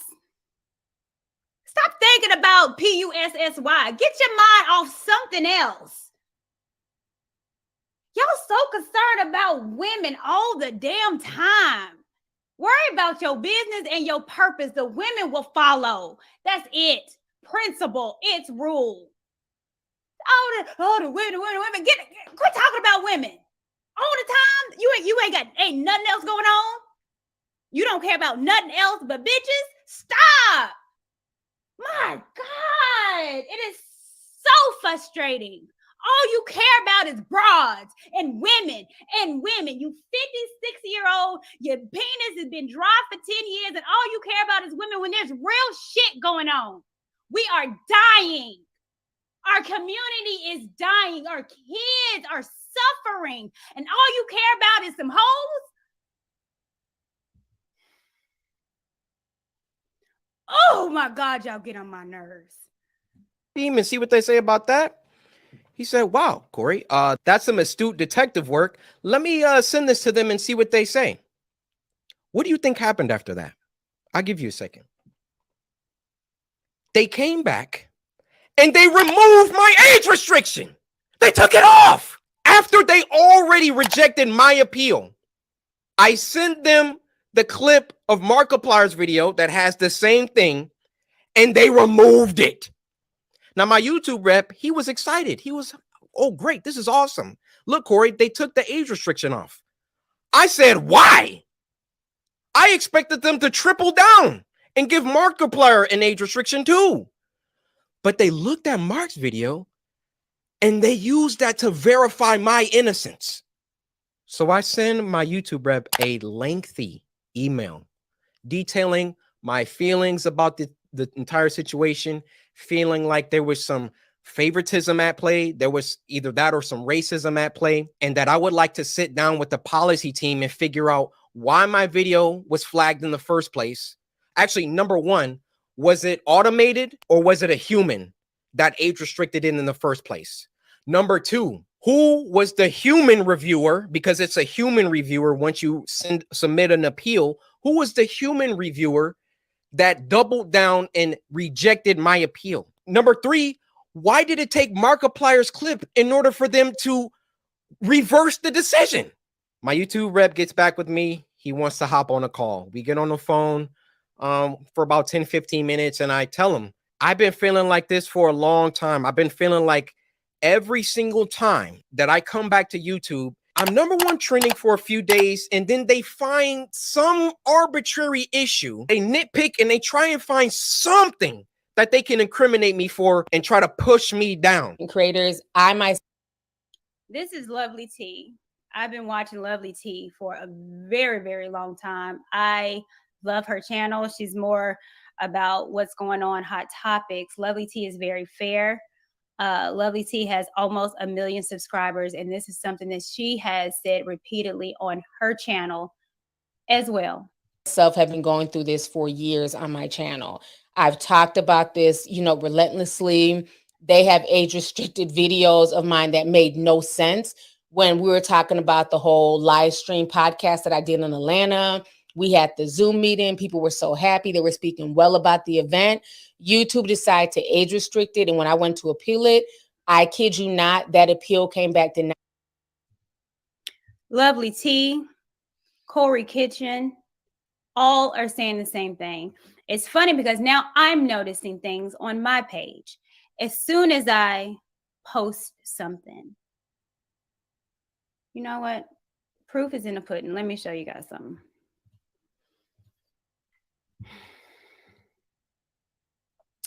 So I posted this live, and for some reason over the past month, every time I'm saying that I'm about to go live and I post it and I hit the monetization, well, usually for content creators know to get monetized, it has to be green. I have been, every single video that I have been posting, I have gotten restricted. This one today, before I did the live, when I put on my little green and I went and went into my timer in 5 minutes, I ain't said a word yet. And I'm restricted. All of my stuff has been, I have to always fight for monetization. Before I even started this stream, I was flagged.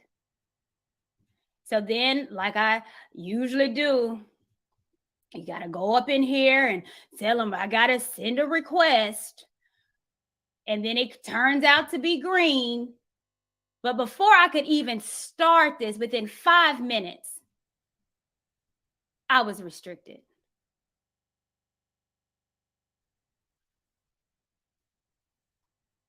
Black YouTubers are getting suppressed. We are getting restrictions for no apparent reason. And you would think that they would give you a, well, this is restricted, because they don't give you nothing. You just got to fight it. And if you don't, and they're like, no, we're going to go restricted. I'm not a big YouTuber where I don't have my YouTube person. I think you got to have like 100K on that. But they don't tell you why, because they don't care. Because at the end of the day, even if your content is restricted, they still gonna run ads. They still gonna get their money while you don't.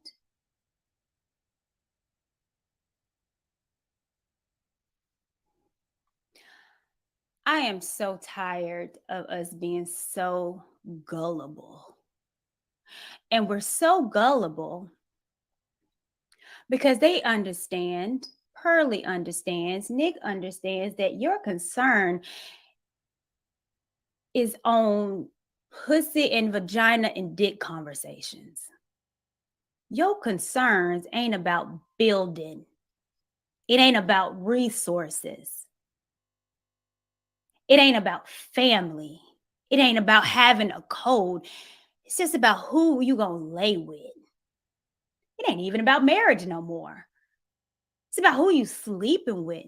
Do you know how immature the conversations continuously be about talking about the same old lame shit day after day? Y'all are on panels for 6, 10, 12 hours long about women being submissive, about women doing all. How long can you talk about the same thing? That's why no one takes you serious. Because you don't even take yourself serious. People know they can come in here, say what you want them to say, get the bag and go. You got hoodwinked. You got bamboozled.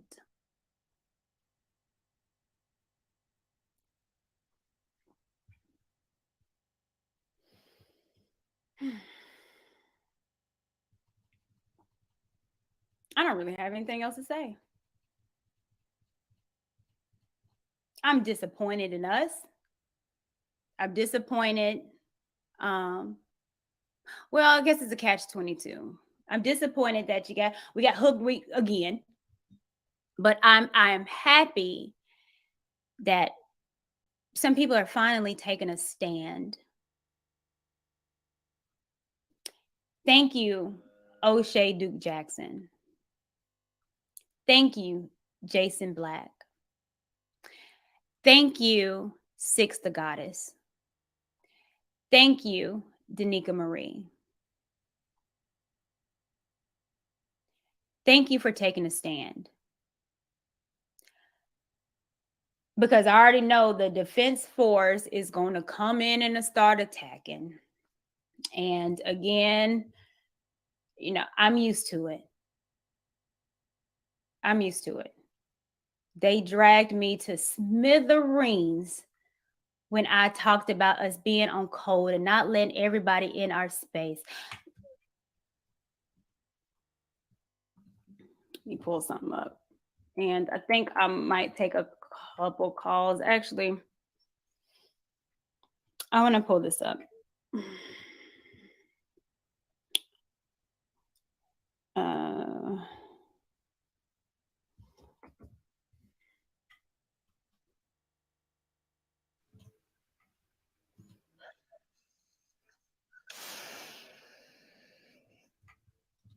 Let me share my screen.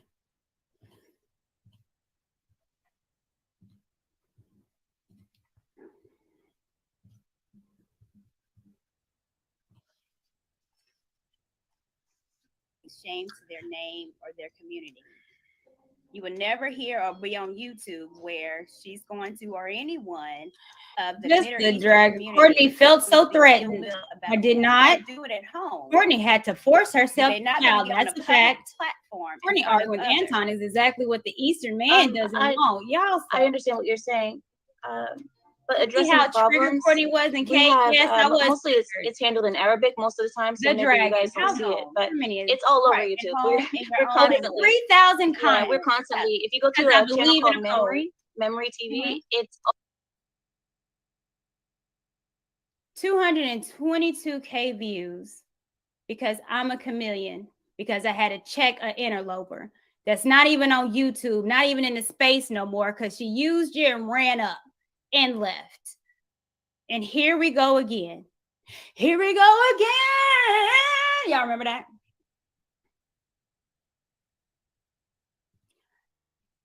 So I'll take it again. This is Chameleon versus Traditional Part 2.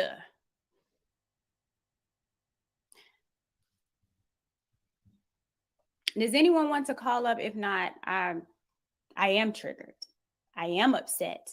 I am pissed. But this time I have my own platform to discuss it. This time I don't have anyone shutting me up. This time it's me saying it. I'm free to say whatever the hell I want to and not be restricted by anyone for likes and views. I am saying it.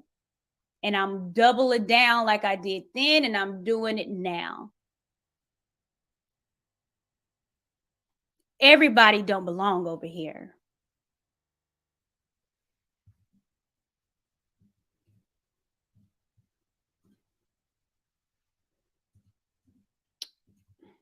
I'll take a couple calls. TJ, if you want to call up, I meant to send you the link in your stuff. But TJ, if you want to call up, or anyone else that has something to say, I'm gonna take one. Then I'm tired. Y'all got me.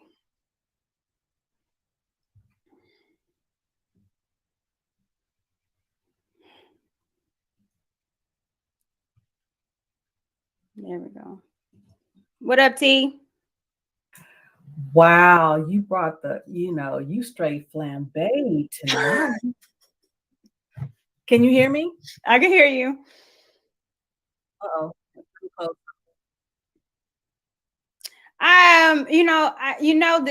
This is personal for me, and let me thank you, because during that time when I was getting drugged to smithereens and no one wanted to mess with me or talk to me, and I was deemed public enemy number one, the only people that really had my back and talked me down the ledge, you, Omawale, Rilla. I had to check you a little bit, Rilla, but you was there for me. But that was it. And we're here again. But what makes it different this time is that I don't give a damn. You've said a lot of things tonight that are just, so on point. But one of the things that I took note of, and I think you and I spoke about it, is when this young lady came on the scene talking about what women, specifically Black women, weren't. Yet I remember asking, okay, how old is she? 25, 26. I'm thinking, well, why isn't she looking for a husband herself?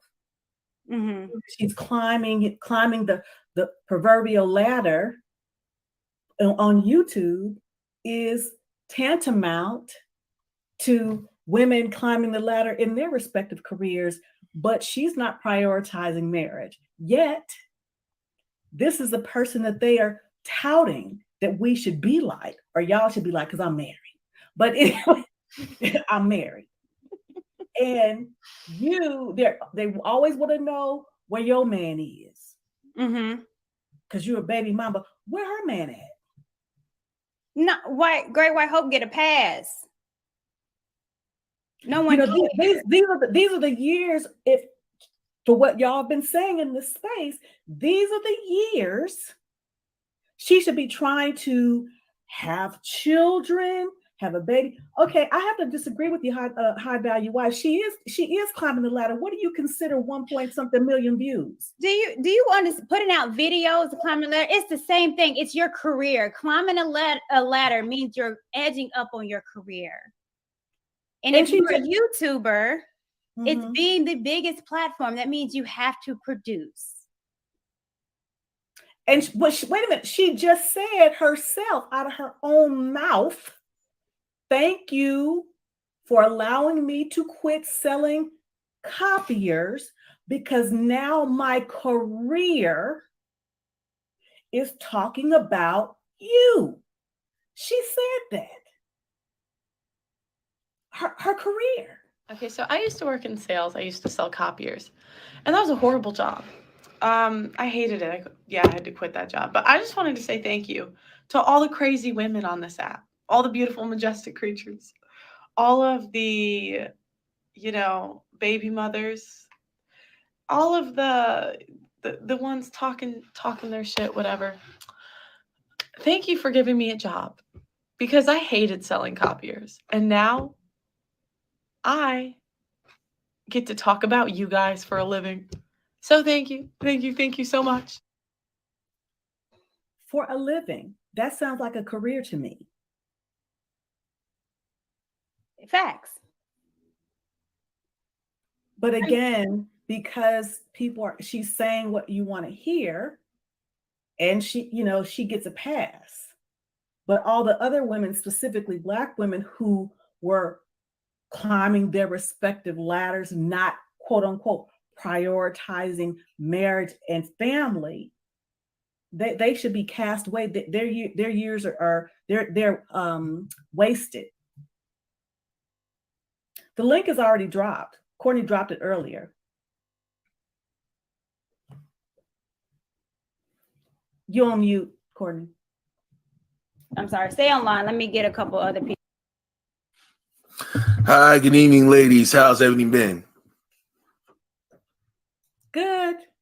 All right, good. I know it's like a little bit astounding these days, you guys holding up, but with Pearl, I've been known that she was subliminally sketchy for like about a good month. But you know, when they say when it comes to these spaces, you know, the charlatans would literally expose themselves literally in due time. You can actually go check out Fresh and Fit, for example.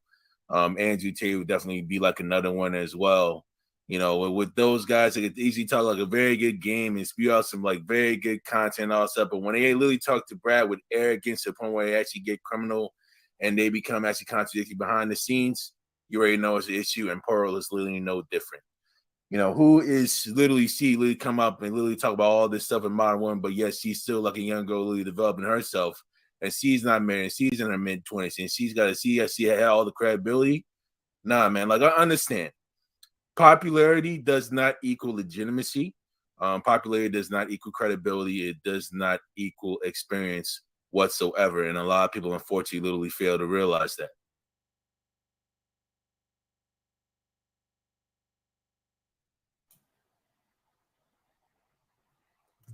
I think I can't hear you.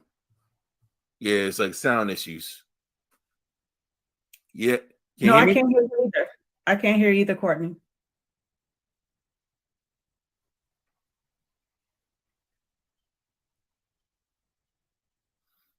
Yeah, it happens. Okay. Is that better? Yes, ma'am.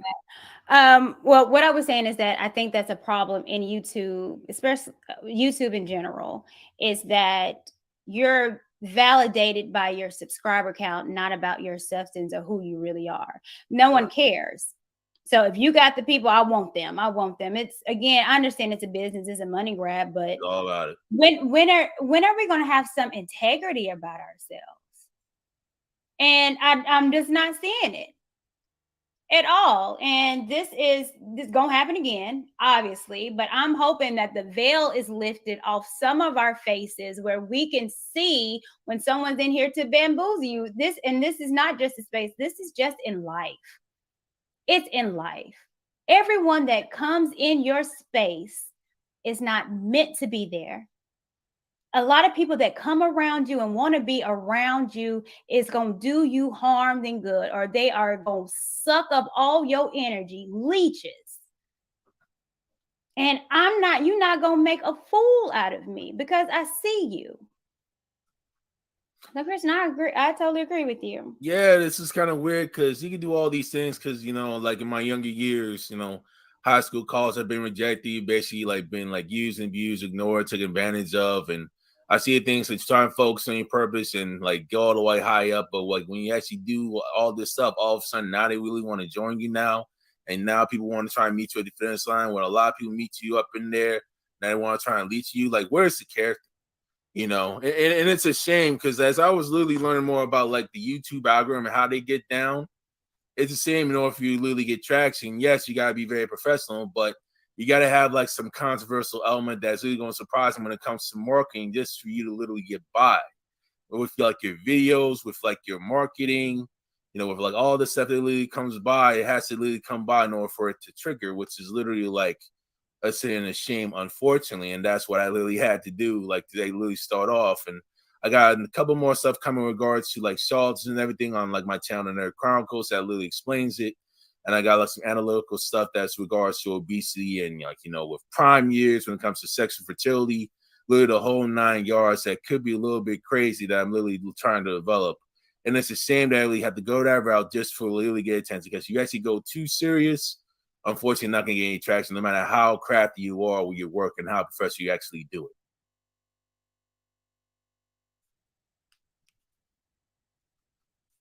Put your stuff in the chat if you want to, or Yeah, put let it me in do that the again, private. please. Yeah, put it in a private chat and we'll go ahead and tell people to subscribe to you because Boom. again, community building, it another thing that I can't stand, okay? People don't want to share to people, don't want to help the people. It ain't that serious. What I have learned in life is that I get more when I give. Right. When I give of me, I receive so much more. Right. These people be selfish as hell. Go ahead and put it in, and we'll shut your. Yeah, it's all set now. But it's really a shame. But it all comes back to mentality of like the people who run it literally at the end of the day. There's a lot of folks who literally just sick in the head right at the end of the day. And like after still learning about all this slavery stuff, and I'm literally still learning it now. It's just like literally discussing like what they go on. But then again, that's basically like who they are, who they've been acting at the end of the day. When you got literally like leeches like this, they literally want to try to act in the ass and literally try to act out and try to use you and actually try to abuse you basically within every area of life. This basically like a culture thing with like many of them. Not every single one of them, right? But with a lot of them at the end of the day. And it's not just like with like a lot of white people, but like a lot of people from other groups that want to literally trying to kiss ass and massa and all this stuff. Just to try to literally get in masses good graces. That's why you see literally the Yanez actually get acquitted with Philando Castile. With like the Asian DA and everything, with like they let off the Hispanic judge because they want to try and kiss Mass's ass really so bad. You know what I'm saying? Hey, please keep us in all that stuff. They don't even have like the strength in the gall to try and fight back whenever they get disrespected. And them folks over there literally trying to do their own thing, don't even care about them either. They're being used literally as a pawn. Yeah. And it's a sin and a shame. I agree with you. No matter what you do, no matter how hard you literally try to elevate it and go, and I've been literally drilled this by my family. Even if you do everything right, even if you do everything and try to please them and have a certain look, they still won't respect you and actually fear you more based on who you are and based on the color of your skin off of something stupid. Like being black and like having an Asperger's syndrome, y'all are beefing over like some nonsense just because you can't control. But that's a reflection of your insecurities. That's a reflection of your projection of what you probably can't even do or can't even fail to do when you're inside. That you got every single opportunity that you can do to have your life, but you're still worried about us. That's a problem. I agree with you. Well, I appreciate you and thank you for coming. I'm going to get a couple more calls and then I'm going to call it a night. But your page again is called YouTube The Nerd Chronicles, all one word. I got you. All right. Thank you so much. All right. Good night. Bye. To what Christian just said is interesting, and it's I think somebody was talking about how maybe they were talking about O'Shea, that he, and it wasn't you, I know you said it, but how he's been grinding and he should have been over 1 million by now. And there are several YouTubers continuously grinding and they should have been by 1 million by now. Yeah. I think it's unfortunate because again, he talked about when you try to talk about serious things, not just something that is controversial or inflammatory, if people don't want to hear that. Right. People are not drawn to that. They want to hear you talk about how bad we are as women. We know this. We know that we have some things that we need to fix. But it's like they would rather continually talk about what's broken as opposed to listening to some women who fixed it, because it doesn't get the views. Oh, I'm yeah. not gonna do that. Well, absolutely. You know, Housewives and Love and Hip Hop is going to be on views because they like buffoons and coons, idiots. So that's for sure. All right, I got High Value Wise back here. Let me bring her up. You are up here. What's going on? Hey, Courtney. Hello. How's it going? What you got for us? Yeah, so I guess just because I've been watching from the beginning, and I guess what I'm not clear on what exactly the problem is with Pearl. Are you saying that she's using Black people? Are you saying she's racist? Because there was a lot said, but I don't think the point was made clear. What is it about Pearl that you don't like? TJ, was my point made clear to you, chat? Make me, because I've been on here for 2.5 hours. And if my point wasn't made, then that's a problem. So no, I mean, if you could just make it clear, like, do you think she's a racist? Well, okay, before you answer that, Courtney, if your point wasn't clear, the number of people who didn't get it is minuscule to the number of people that did. Racist? I think she alluded to both of those things. Oh, I can't hear TJ. Can you hear me, Courtney? I can hear you as clear as I've been clear in this show for the past 2.5 hours. So the clarity in what I stated, which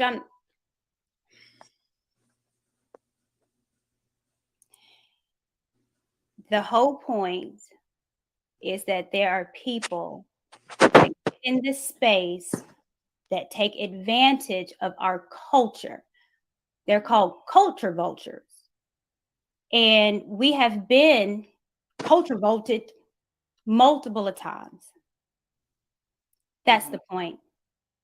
Okay, so how exactly did she do that? Are you saying that because she's been on some panels with Black people, that means she's a culture vulture? Like, how exactly did she do that? You know, I'm on one tonight, so I'm gonna make it clear because I'm not going through bullshit with you. It's very clear. Just like Adam 22, just like Vlad TV, is that they use our culture. They put Black folks looking a fool on their platform to make $1 and bounce. I don't know how clear I can make it. I don't know if you're up here to whatever. And I understand because I know that you be on the mirrors and I've talked about your girl. So I get it, but I'm not doing this tonight. So we can go there, but I'm not in the mood.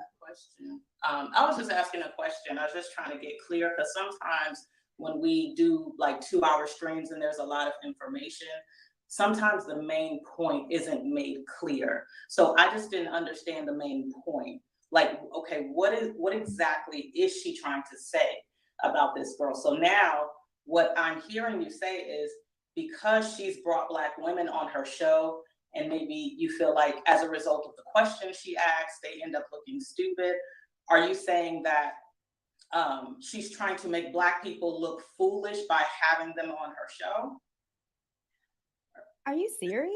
Did you watch the interview that she did with Nick Fuentes? The one that you played. Did you watch it in its entirety? I did not know. Okay.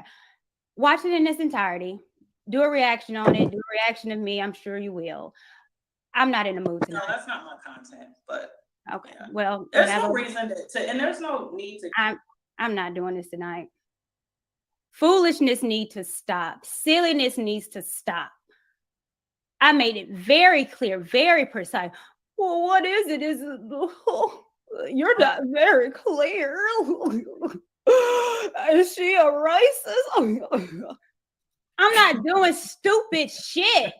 What is wrong with y'all? Just up here trying to make a name for yourself? This ain't the platform for it. Not tonight. Try somebody else.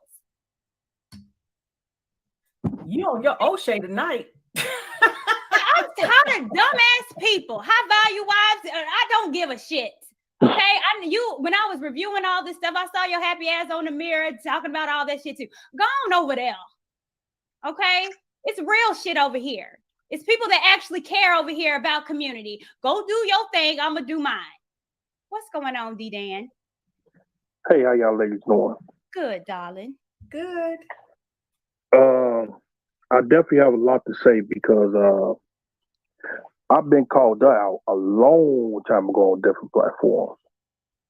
And one of the things, hey, I think I talked to you before. I used to call the people a couple of times, but I'm the type of nigga, I check all that shit.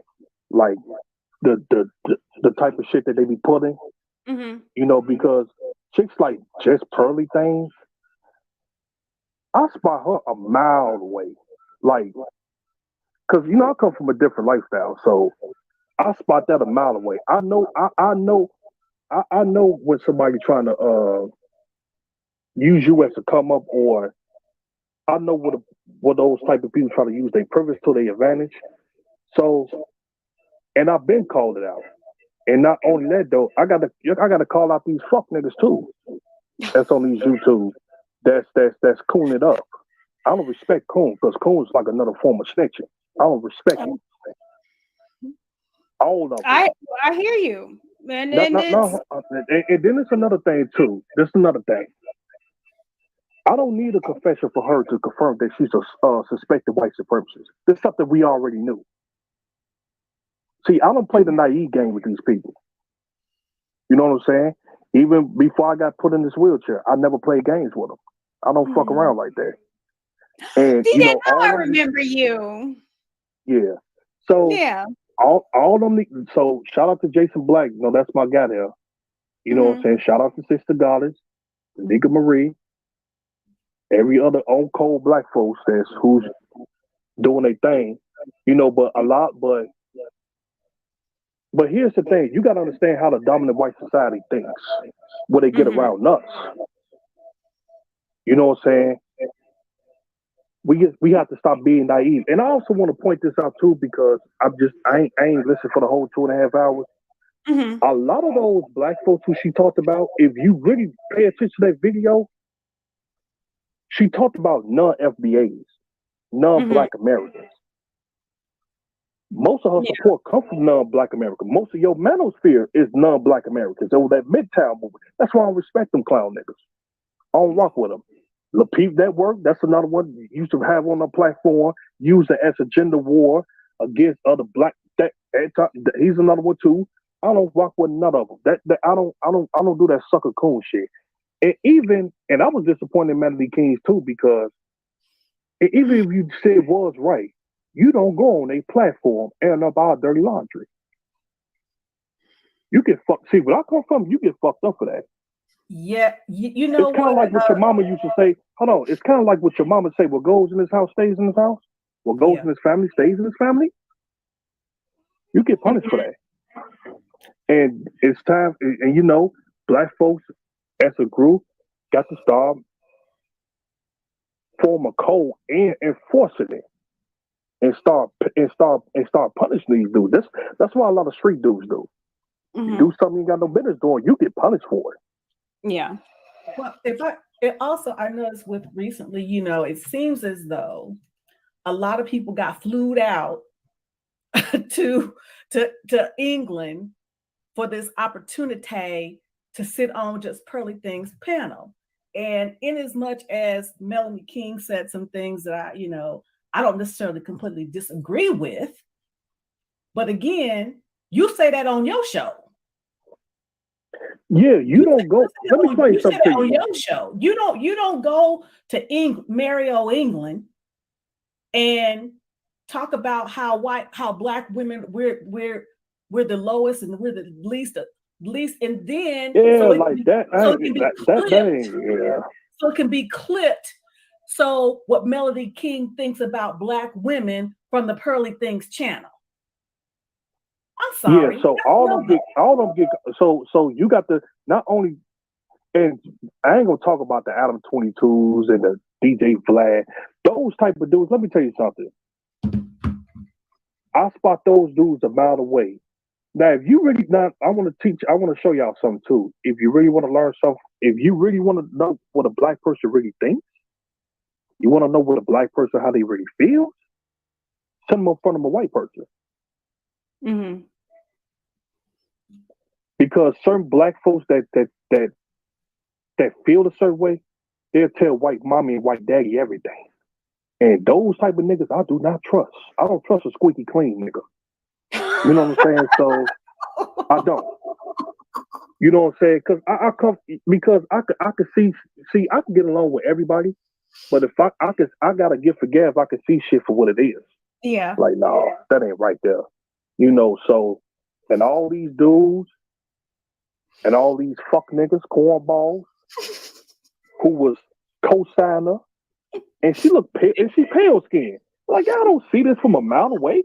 Lord have like, mercy. Come on, like real dudes, we understand that type. You know, I'm in Chicago, so I know that's nothing new. That's nothing new to us up here, man, because we see the type of shit. You know what I'm saying? What's going on? And this is why I do not respect these dudes. I do not respect these old niggas, man. I already know. This is why I put up on their shit and let them know what it is. And I'm gonna continue to, call it out. You got to call out the coons too. You got to call out the coons who was co-signer. Okay, I'm sorry. I'm about to kick some folks out. You about to get kicked, Morgan. Let's keep game. Okay, all right, TJ. You about to get kicked. Tell her she can block her or she can call in. If she don't want to call, then block her, because today and going forward, I'm gonna have a Courtney Michelle blocking party. You come in here act a fool, I'm gonna tell it like it is and block you. And How look, about you if guys? y'all pay Sorry, I had to block you attention- because I'm just tired of doing silly. But It's anyway, not, and let's be clear. Let us be clear. Just because Courtney is growing y'all tonight and you don't like it, it does not mean that Courtney's jealous. It don't mean that nobody's mad at her content. I don't give a fuck. Whoop, but hold on. So you don't get kicked over here. I'm sorry, I'm quiet. All right, D-Dan, go ahead and finish up. I'm going to take a couple more people, but go ahead. And if y'all really watch that video with Just Pearly Things, she tells you like how she really feel about Africans. So when you see a lot of these non-FBAs be talking shit about black folk, but they don't work hard enough. Well, black Americans, they don't work hard enough. Well, she basically she coming in with that colonized mindset. So she really telling African folks how she really feel about them too. Well, we just gonna hire you and pay you a little bit to no money. You know what I'm saying? So you just gotta understand them, because you know words mean everything, and they use certain codified words, and you know, and I'm not and a lot of us is not naive about it. So yeah. And another thing, and one more thing before I go. Okay. You have to stop, just because white folks is nice to you, just because white folks have sex with you, just because you will lay up and have kids with them. Guess what? You still a nigga, one of them. There's no such thing as biracial. You still a nigga to them, and that don't make them less of a racist. The worst kind of racist is the urban white. It's the urban white folks, the one that come with the yo talk, or what up gang, or they try to cater to the lower class of black society. Guess what? Because what happens is they be the first one to turn on your ass. They be shut up. They be the first one to tell on you. They be the first one to tell on you. They be the first one to call the police on you. They be the first one to use the $1 million worth of white and say, hey, I'm not a gangbanger. I'm white just like you. You remember that saying on First 48? When that little white boy say, hey, I'm white just like you. Like, I don't fall for that. Only stupid niggas fall for that. You know, so, but that's all I got to say. And y'all ladies, have a nice night. I appreciate you. And it's good to see you. It's been a minute. Okay. All right. Bye. DJ, calm down, TJ. But let me show this, and then Christian James, I see. I'm gonna bring you up, because you know I know there's gonna be, well, you didn't put in the work and you jealous. I don't give a damn. Okay, I've been saying the same thing before Just Pearly Things. That's why I had to pull up where my stock comes from. Yep, you did. Okay, this is my stock. There shouldn't be, because this is important. This is before Pearly. This is on a black platform, talking to thousands of black folks. We need to understand where she's coming from. Wait a minute. But I have someone that said, hold on. Let me. That's my stock. I've been consistent, doubled down, and now I'm a triple, quadruple down. Everybody don't belong here.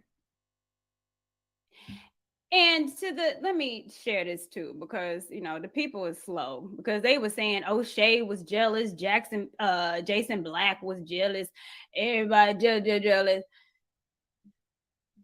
Is Abin Preach jealous? What they got to be jealous for? Abin Preach being called this fuckery out. Are they jealous? Speak on it. Because to date, they got 1.93 million subs. So are they jealous? I'll wait. No, they're victims. They're victims. They've got to be jealous, because in the they got to chat. be jealous. Comment, shout out Comment Chicago. I see you. like water for chocolate. He has a verse in there that says, if I don't like it, I don't like it. That don't mean that I'm hating. I don't like it. Never have, never will. Hey, Christian. Hi. I've been watching your show for about a little over an hour now, and I think everything that you said is on point. With Pearly Things, I think it must be said, a lot of us men, at least from me, I'm more of a Pan-African perspective, come from a two-parent household. I wasn't convinced of Pearly Things. The second that I saw her in some of her roundtables, white folks do this shit a lot where they try to siphon that something's picking up in our community, and then they latch on and leech on to that, ride the train up to the top. Miley Cyrus did this quite a few years ago because she was like appealing to our music, I think like some years ago, right before COVID. And then lo and behold, she ditched the Black community and is now singing country and left us hanging high and dry. So I think it's like Black people, I think you nailed it right on the head. It's like people, it's like we do have an impulse to like get triggered and start going in on one another. But the answer is, and I commented it earlier, if we went so hard on their ass as we do on each other, we would have conquered and changed the face of this country. Because I think that it is, and it's right, we should be critiquing each other. I think we should be critiquing each other duly. And I think I respect our community for that because we hold ourselves to a higher standard due to our pressure in this country. But I think if we literally dug in, if we literally said, okay, we're going to dedicate, like you're doing now, you're digging in on her ass, as should be, you know? And I think like this does mean, because it's like I wasn't aware fully of Pearly Things because I just saw her as an op. I automatically, if I see a white person in Black Manosphere space, I'm like, that's an op. It's like any white guy trying to latch on, it's why it's hard for them to get in, because we, from what I can see, a lot of them, it's like, oh, I see your ass from a mile away. You my natural enemy. You know what I'm saying? And so I think that that's what I can see. It's like, because I think if brothers are aware, what you're doing now is an expose. And it's like when brothers see this and this goes to the stream, this is going to help a lot of brothers say, okay, she talking about our sisters like that. She literally bold-faced gets on camera and says, hey, I'm making all the money off of you. Thank you so much, baby mama, and bad mouthing. It's like, okay, it's like we do have some people who might be on the shady side in our community, but don't dare go to all our women and just trash them like that. You know, that's where men need to stand up for them, because now it's going to creep onto her starting to disrespect Black men, which when she went in on Black history, she was totally wrong. God was totally wrong when he was saying the thing about history, about so many of us died after slavery. It was because Union soldiers, not Confederate soldiers, were killing us. For everyone in the chat, look up the Devil's Punch Bowl, Natchez, Mississippi. For 10 years, over 30,000 Black African Americans were killed in that concentration camp alone. And that's just the one that was popular and reported. There were dozens others to that same tune and number. So they systematically genocided us. But things like that, that was actually the point in time in history where African Americans did their most productive work.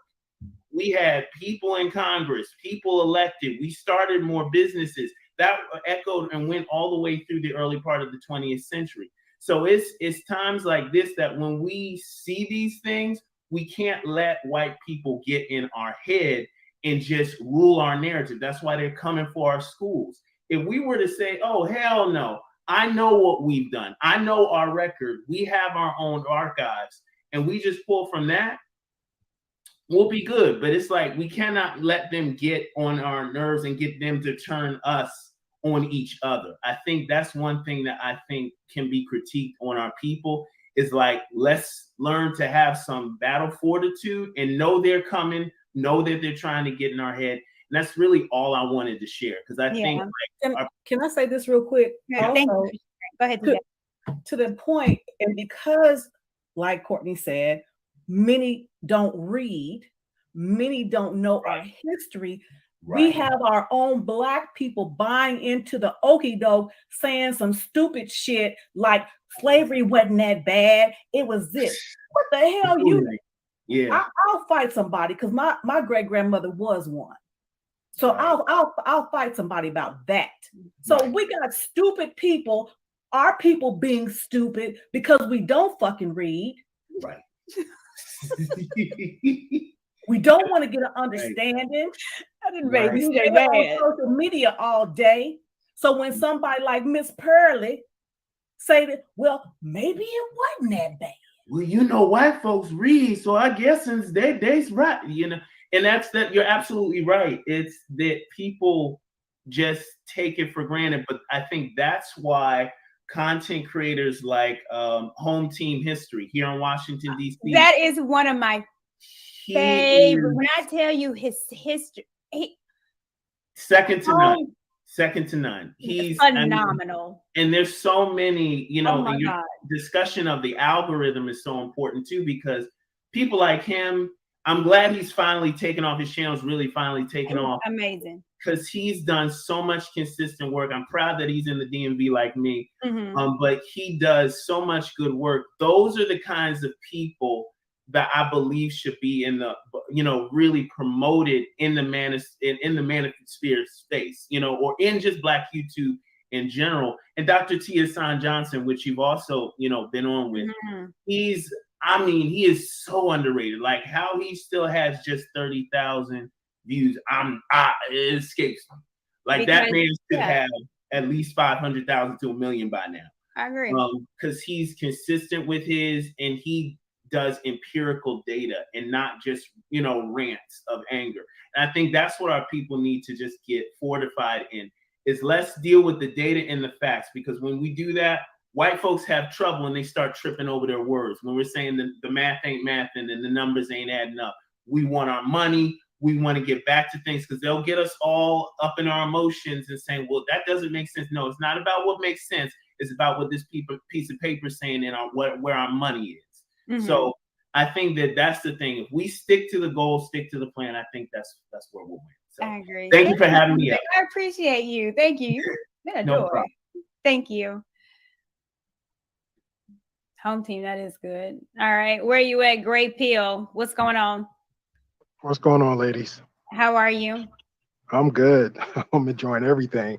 I'm just kind of shocked that you know, platforms your size are just coming to some kind of light and find out this, because there's been a lot of people that's been talking about Pearly from the beginning, but unfortunately, like you said, she slipped through the cracks, and everybody is eating what she's selling.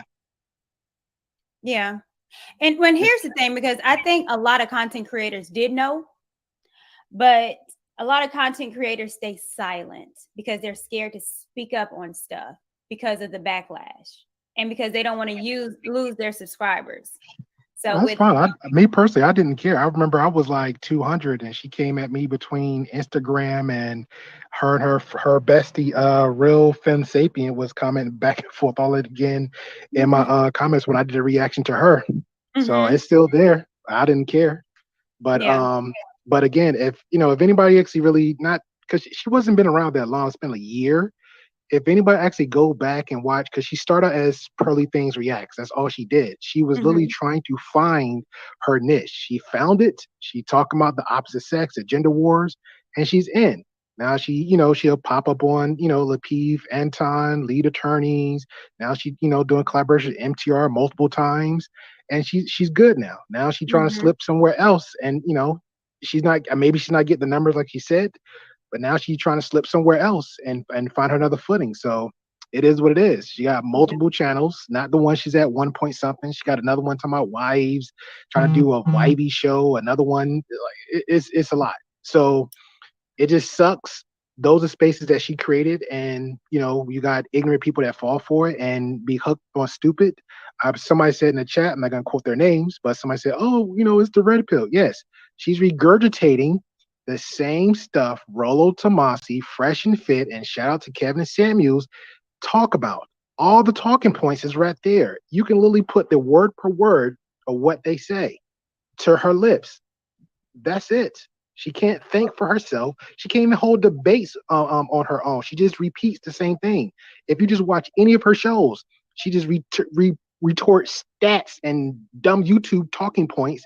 But if somebody actually directly come at her, the hands start fidgeting and she start fidgeting. She don't know what to say. She get lost. Also, here's the thing. I agree. Too. I think, you know, it's just been under the surface, and people, like Courtney said, people have seen it, but no one has said anything. But what has happened, what has brought about this outrage that we have right now, if you will, she got too damn comfortable. I agree. We allowed her to get too damn comfortable, so she could do what she just did, and do this interview with this white nationalist. She got too damn comfortable. I agree. But we allowed that though. Yeah, Y'all and that's that. what.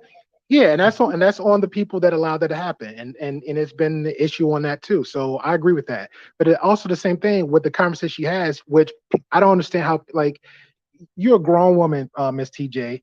I'd rather come to you and come to somebody with the actual experience of marriage than versus a 26-year-old girl that's trying to talk to other grown women how to get married when you haven't been in a relationship in 3 years. And the last relationship you was with an overweight dude. No disrespect to him, let him be him.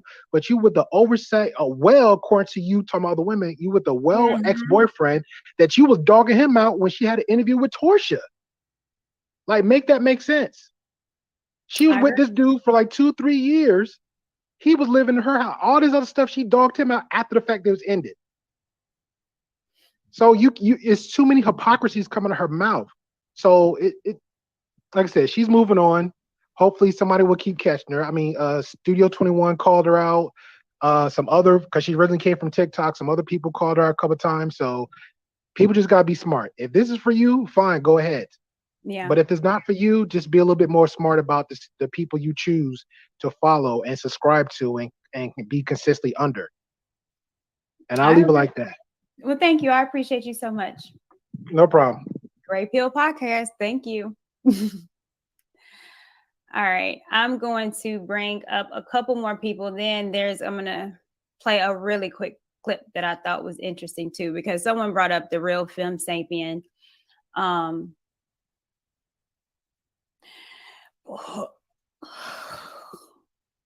Child, I gotta go to bed because I'll be up for another hour. What's going on, Better You? Hey, how you doing, Miss Courtney, Miss TJ? How y'all? Always a pleasure. What you got for us, darling? I gotta get to bed too because I gotta get up in like 4 hours for my workout. But the biggest problem with this whole thing and why it keeps happening again and again, I understand that certain people are frustrated with certain things and certain circumstances in life. That being said, just because somebody's saying something that sounds good, that don't mean they got your best interest. Right. And honestly, that's how the fox keeps getting in the hen house. That was Omawale show when he was talking about who let the fox in. Oh, bro. Yeah. Look, continue. I'll pull it up exactly when we were talking about Pearl. Like, who is letting her in the game? And exactly what we talked about. And this was like 5 months ago. But that's the whole thing. It's like, I feel, I'll speak from my own experience.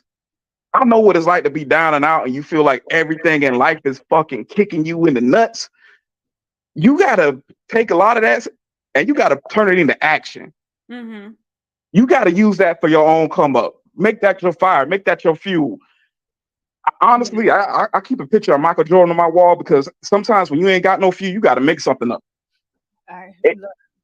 Hey, and I ain't saying like I'm the best off or anything like that, but just in terms of my life, like the way things have gone, like things are dramatically different in terms of my health, in terms of my finance, in terms of my family, in terms of a lot of things. But if you just sit there wallowing and just like, oh, well, these people out here, some people crazy, there's power in walking away.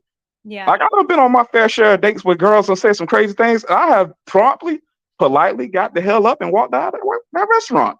Mm-hmm. And some of them to this day still hit me up. And it's like, okay, hey, bye, I'm well, thank you. Come It's on, like you blocking them. Pow, pow. That's right. I'm cool. Pow, block them. we have a lot more power than we realize.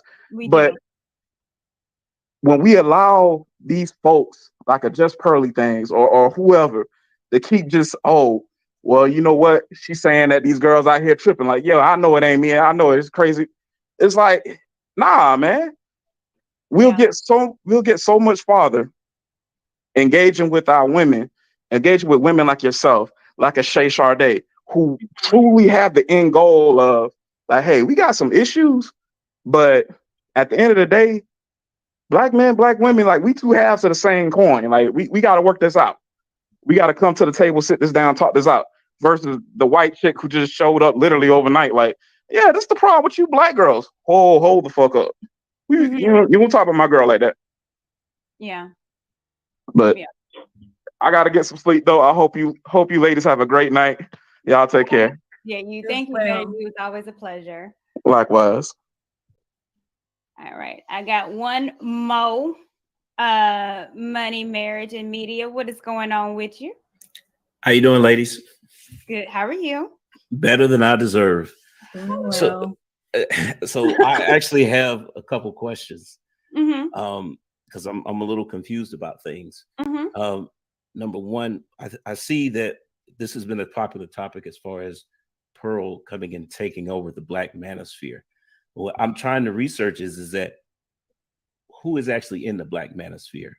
Because everyone that I thought was in it has said, no, I'm not in it. So I'm trying to figure out, we keep having these topics about this woman coming in and taking over a YouTube space, but I don't see anybody claiming to be in that space. The other question I have is that, Courtney, I do appreciate your content. However, similar content as far as working towards solutions to rebuild the community. Most people don't care. And my question is that controversy sells. Mm-hmm. This is why Just Pearly is so popular, is because she literally has said on camera that she's looking for the gender war, and she wants to record that and put it on camera because it's popular. Mm-hmm. But if you're trying to avoid that, you're not going to get as many views. So my question to you is that as another YouTuber, because I haven't been doing this that long, how do you discern from the videos that are going to boost your channel, i.e. become popular, versus the videos that you want to make that might not be popular, but the things need to be said? I think it's a balance. I think when you do, or anyone does a show, they want some source of entertainment. Like even with today, my entertainment, I'm animated. So you gonna see me. I'm animated. My personality is that's all I got. I ain't got no soundboard. I don't have production like that. But you do want some entertainment. So I get it. I talk about gender war stuff. I get it. I'm on Tamara's ass. I get it. But when you talk about these topics, it got to be some kind of resolve, some kind of something to help someone. Like even in this show, even though I'm going in, I'm sprinkling some history in here. I'm sprinkling some stuff that people probably didn't know about, didn't know that slave owners got reparations, didn't know that in 2015 that the British in UK, they just now paid off a loan that lasted probably over a century ago. So there's ways that you can do it, but I think if you come with integrity, then you want to. I don't want to be up here just being foolish just so to get likes and views. I can't sleep at night with that. So I do think it's a balance. You can entertain, you can talk about these topics, and I'm not saying that you shouldn't have to. I'm saying you as a Black man, you supposed to, because it's yours. This is your community. This is your women that you're talking about. This is your men that you're talking about. It is yours. But it has to be some point where there has to be some kind of resolve or something that someone can take away from it. I think that's why a lot of people got so much smoke right now for Chris Rock, but the reason why I respect Chris Rock, because in his stand-up, I learned something from it. I take something away from it. In his stand-up, there's a joke that I could say that he said 20 years ago that I could say now that's still relevant. That's what makes him remarkable. It's the difference between a Chris Rock, a Dave Chappelle, to a Mike Epps. The Mike Epps can get the slap foolery, but when you want something serious, something you can learn from and still be entertained, I'm going towards Dave Chappelle. And that's what I think in our community, even in this space, and I'm not talking Manosphere, just Black YouTube in general, you could do a balance. It's been done. Do it your way. But you talk about it because it's yours, and it ain't nobody else to tell your story, to reprimand anyone, to correct anyone. It ain't her responsibility because we not hers. My Africans, my ass. So I think it's a balance. And like I said, I look at people like that, like the Chris Rocks, like the Dave Chappelles. I mean, if I was a comedian, that'd be the kind of comedian I would be. But I learned something, or I take something away that's valuable amidst all the funny stuff. Interesting. Yeah, I actually agree. Any thoughts of the Black Manosphere question? Who's in it? Yeah, because I mean, I guess who's not? I mean, I guess, you know what, you get thrown in the space if you're talking about the topics of Black Manosphere. So if you put modern in it, if you put relationship, submissive it is. But O'Shea, is he part of? Yes, O'Shea is. He tried to say he is. Is Obsidian? Yes. MTR is skirting around it, but is he a part? Yes. So it's not a voluntary thing. You're just in it then. Because I've seen O'Shea say, I'm not affiliated. I've seen MTR say, no, I'm just me and I'm not in it. So that's why I say they're speaking on the talking points that are commensurate with the Manosphere in its heyday, which was just within the last year. So they're saying they're not a part of the Manosphere, but they're still talking about the same things that was in the Manosphere. So ergo, you're still part of the Manosphere. So even though you're not claiming it. So the Manosphere is more just talking points than an actual collection of creators then. Well, I'm not gonna look, okay. I'm not gonna I don't know. Fair enough. I don't want to go any further. I know when I think of Manosphere, I think about Angry Man. I think about, I think about those content creators. First, those are the ones that created it. O'Shea, Obsidian, Angry Man, those are the three pioneers of the Black Manosphere. So they will be forever indebted in this. The Negrosphere, the blog, that's them. So I don't know. But yeah, I don't get somebody else to do it. I ain't answering. I don't know. Okay. Well, last point, because I gotta go because I still got content to create tonight. But this whole culture vulture thing, the first time I heard this was years ago with DJ Vlad, and I think that I'm about done with it. I don't think that people with that mindset are going away. I think that people find they find profit in highlighting certain aspects of our culture, whether or not it represents the majority of it. They don't care.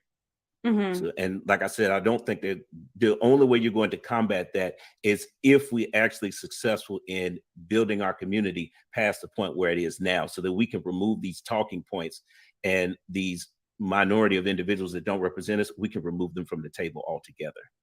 It's a slow grind too, because that's not going to happen overnight. But all these videos and all this stuff will come up overnight. But it's the only thing I can say is that, we need to popularize your channel more. We need to popularize your content. It's some other people that I highlight on my channel too, that, one of the things I often say is that we need more married people making content so that we have more examples of working relationships in our community. And I think that would be me. And hey, I've already reviewed some of your content on my channel. Yeah. I tell you, but it was good. It was actually an episode you did with you and your husband. But the point is, no problem. The point is that when individuals do what Just Pearly Things is doing or not doing, I don't know. I don't care. The point is that we can't keep stopping what we're doing to highlight it, because the reality is that all the people that are agreeing with her, I see a lot of these videos out where, you know, people are calling her out or none of that stuff matters, because she has her base and they're going to defend her to the earth split. But coincidentally, most of the people who are defending her, I rarely see them talking about. So they're not going to help out with that anyway. It's like, okay, it's almost like we need to cater to our base and go from there. Because one of the things, the one thing that I respect about Hafiz is that he made a point saying that, you know, he wishes that his channel was only 10,000 subscribers, because at that point he knows who is going to rock with him and who's going to watch his videos and promote his content no matter what. It was interesting because this is right when the roommate's channel was dead in the water. So I like it actually, I didn't figure out what he was talking about until I started my own channel. And I'm like, okay, so we've got a lot of, you can have videos go viral, but the point is that who's actually paying attention to the content that you're making, i.e. changing their life and making the changes in real life, versus saying, oh yeah, I like the video and that's it. Well, that's great, but if we're really trying to rebuild a community, that has to happen out in the real world. You know, YouTube is only going to take us so far, because this platform ain't going to be here forever. At some point, it's going to be another one and then another one, and we've got to be able to have these changes occur real time so that we can continue to promote it outside of this platform. Because you're not the only person who has suspicions about how YouTube works, but at the end of the day, it's not our platform. So I mean, we have to personal opinion, we've got to take advantage of the opportunity that's there and use it for what we can. But at the same time, there needs to be Kevin also talked about the reason why he built an Instagram platform at the same time is because this is an issue where we have to attack it on multiple fronts. We're not going to just having a YouTube channel is not enough. Yeah, I totally agree. And I've said this before. It's slow growth. I think for me, it's always better because it's more authentic. When you have a boost and then you get all these subscribers, it feels good, but then ain't nobody looking at your content because it ain't authentic. But but it makes me want to work. It makes me feel comfortable in, doing a show and letting my braids loose when I have like you or TJ or Better You or Real in there, because we're having these conversations and, you watch my stuff, I'll watch yours, but it's, it feels better. It feels home. And it's like, I could be honest and we can have real discussions and be really honest with each other instead of a whole group of people that don't give a damn. And I want to, like I said, I've always said I'm community building, but I really wholeheartedly believe in it. I think that we all need each other, and whether virtually or not, man, when you have the support, when I was going through that off Lapeef and with that Amira thing, and I was at a very, very low point. I was so sad. I had no idea why I was hated so much. And if it wasn't for the TJs and the Omawales, but their support, I needed them.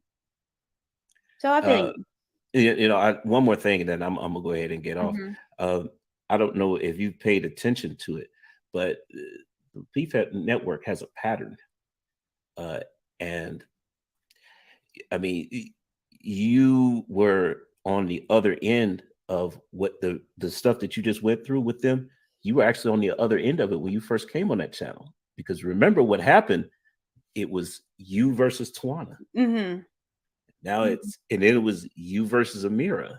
And that kind of thing keeps happening. So I just find it interesting, because one of the things that I say a lot is that the gender war is dumb. It's like you said, we still need each other. So what are we really going back and forth about? If we don't start breaking these conversations down to the point where there are more of us who will understand the fact that we're going to waste a lot of time arguing back and forth. Just like you kicked that other person out talking about, you know, with the, I can't do it. I can't do it no more. they were talking about single women, but that's not what this is about. I think there's a lot of people out. Yeah, we're at somebody else is profiting from it. Yeah, from us fighting each other. Like, what's the point of it? We both lose. I don't know. But hey, I appreciate the time. Thank you, ladies. Thank you so much. Y'all have a good night. Okay. TJ, you got a minute? Yes, ma'am. All right. I'm gonna I think that's it. I don't think I'm gonna take any more calls, but let me play a clip. Kick it. Let me find it first.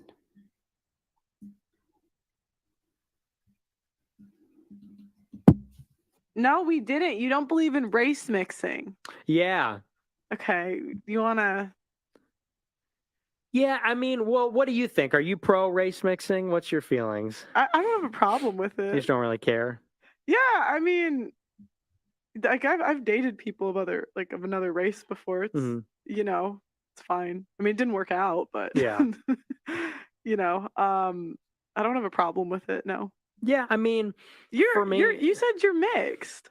Well, I didn't say that. I said I'm Mexican, Italian, and Irish. Yeah, so that's mixed. I mean, like kind of. Some would say you're mixed. But here's the thing, and this is what people, my Black folks, he still considered himself white because of his skin tone. He's passable. Y'all still be letting these non-ethnic looking women in the space that will claim they're Spanish, but has a whole white man. You'll still let these folks in the space, and they're considering themselves white still. So a lot of people was like, Fuentes, he's Spanish. Da, da, da. That's what I was thinking. He considers himself white. A lot of Spanish people that are white passing or very pale consider themselves white. Y'all need to know who you around. Why y'all kikiing with the and she's acting like a white woman and will carry your ass up too. You see what Rilla put. He said, named Nick Fuentes said he's Italian. So if he's mixed with all those things, but Fuentes, that is clearly not Italian. What? He's white. Yeah, some would say no. Because my dad's like half Mexican, and you know, Mexican's not really like a whole other race. So what do you mean it's not a whole other race? I mean, because Mexicans are definitely like closer to white people than like black people, for instance. Okay. You know, Chinese people. Okay. Because a lot of Hispanics have white DNA. Okay. Tell me why.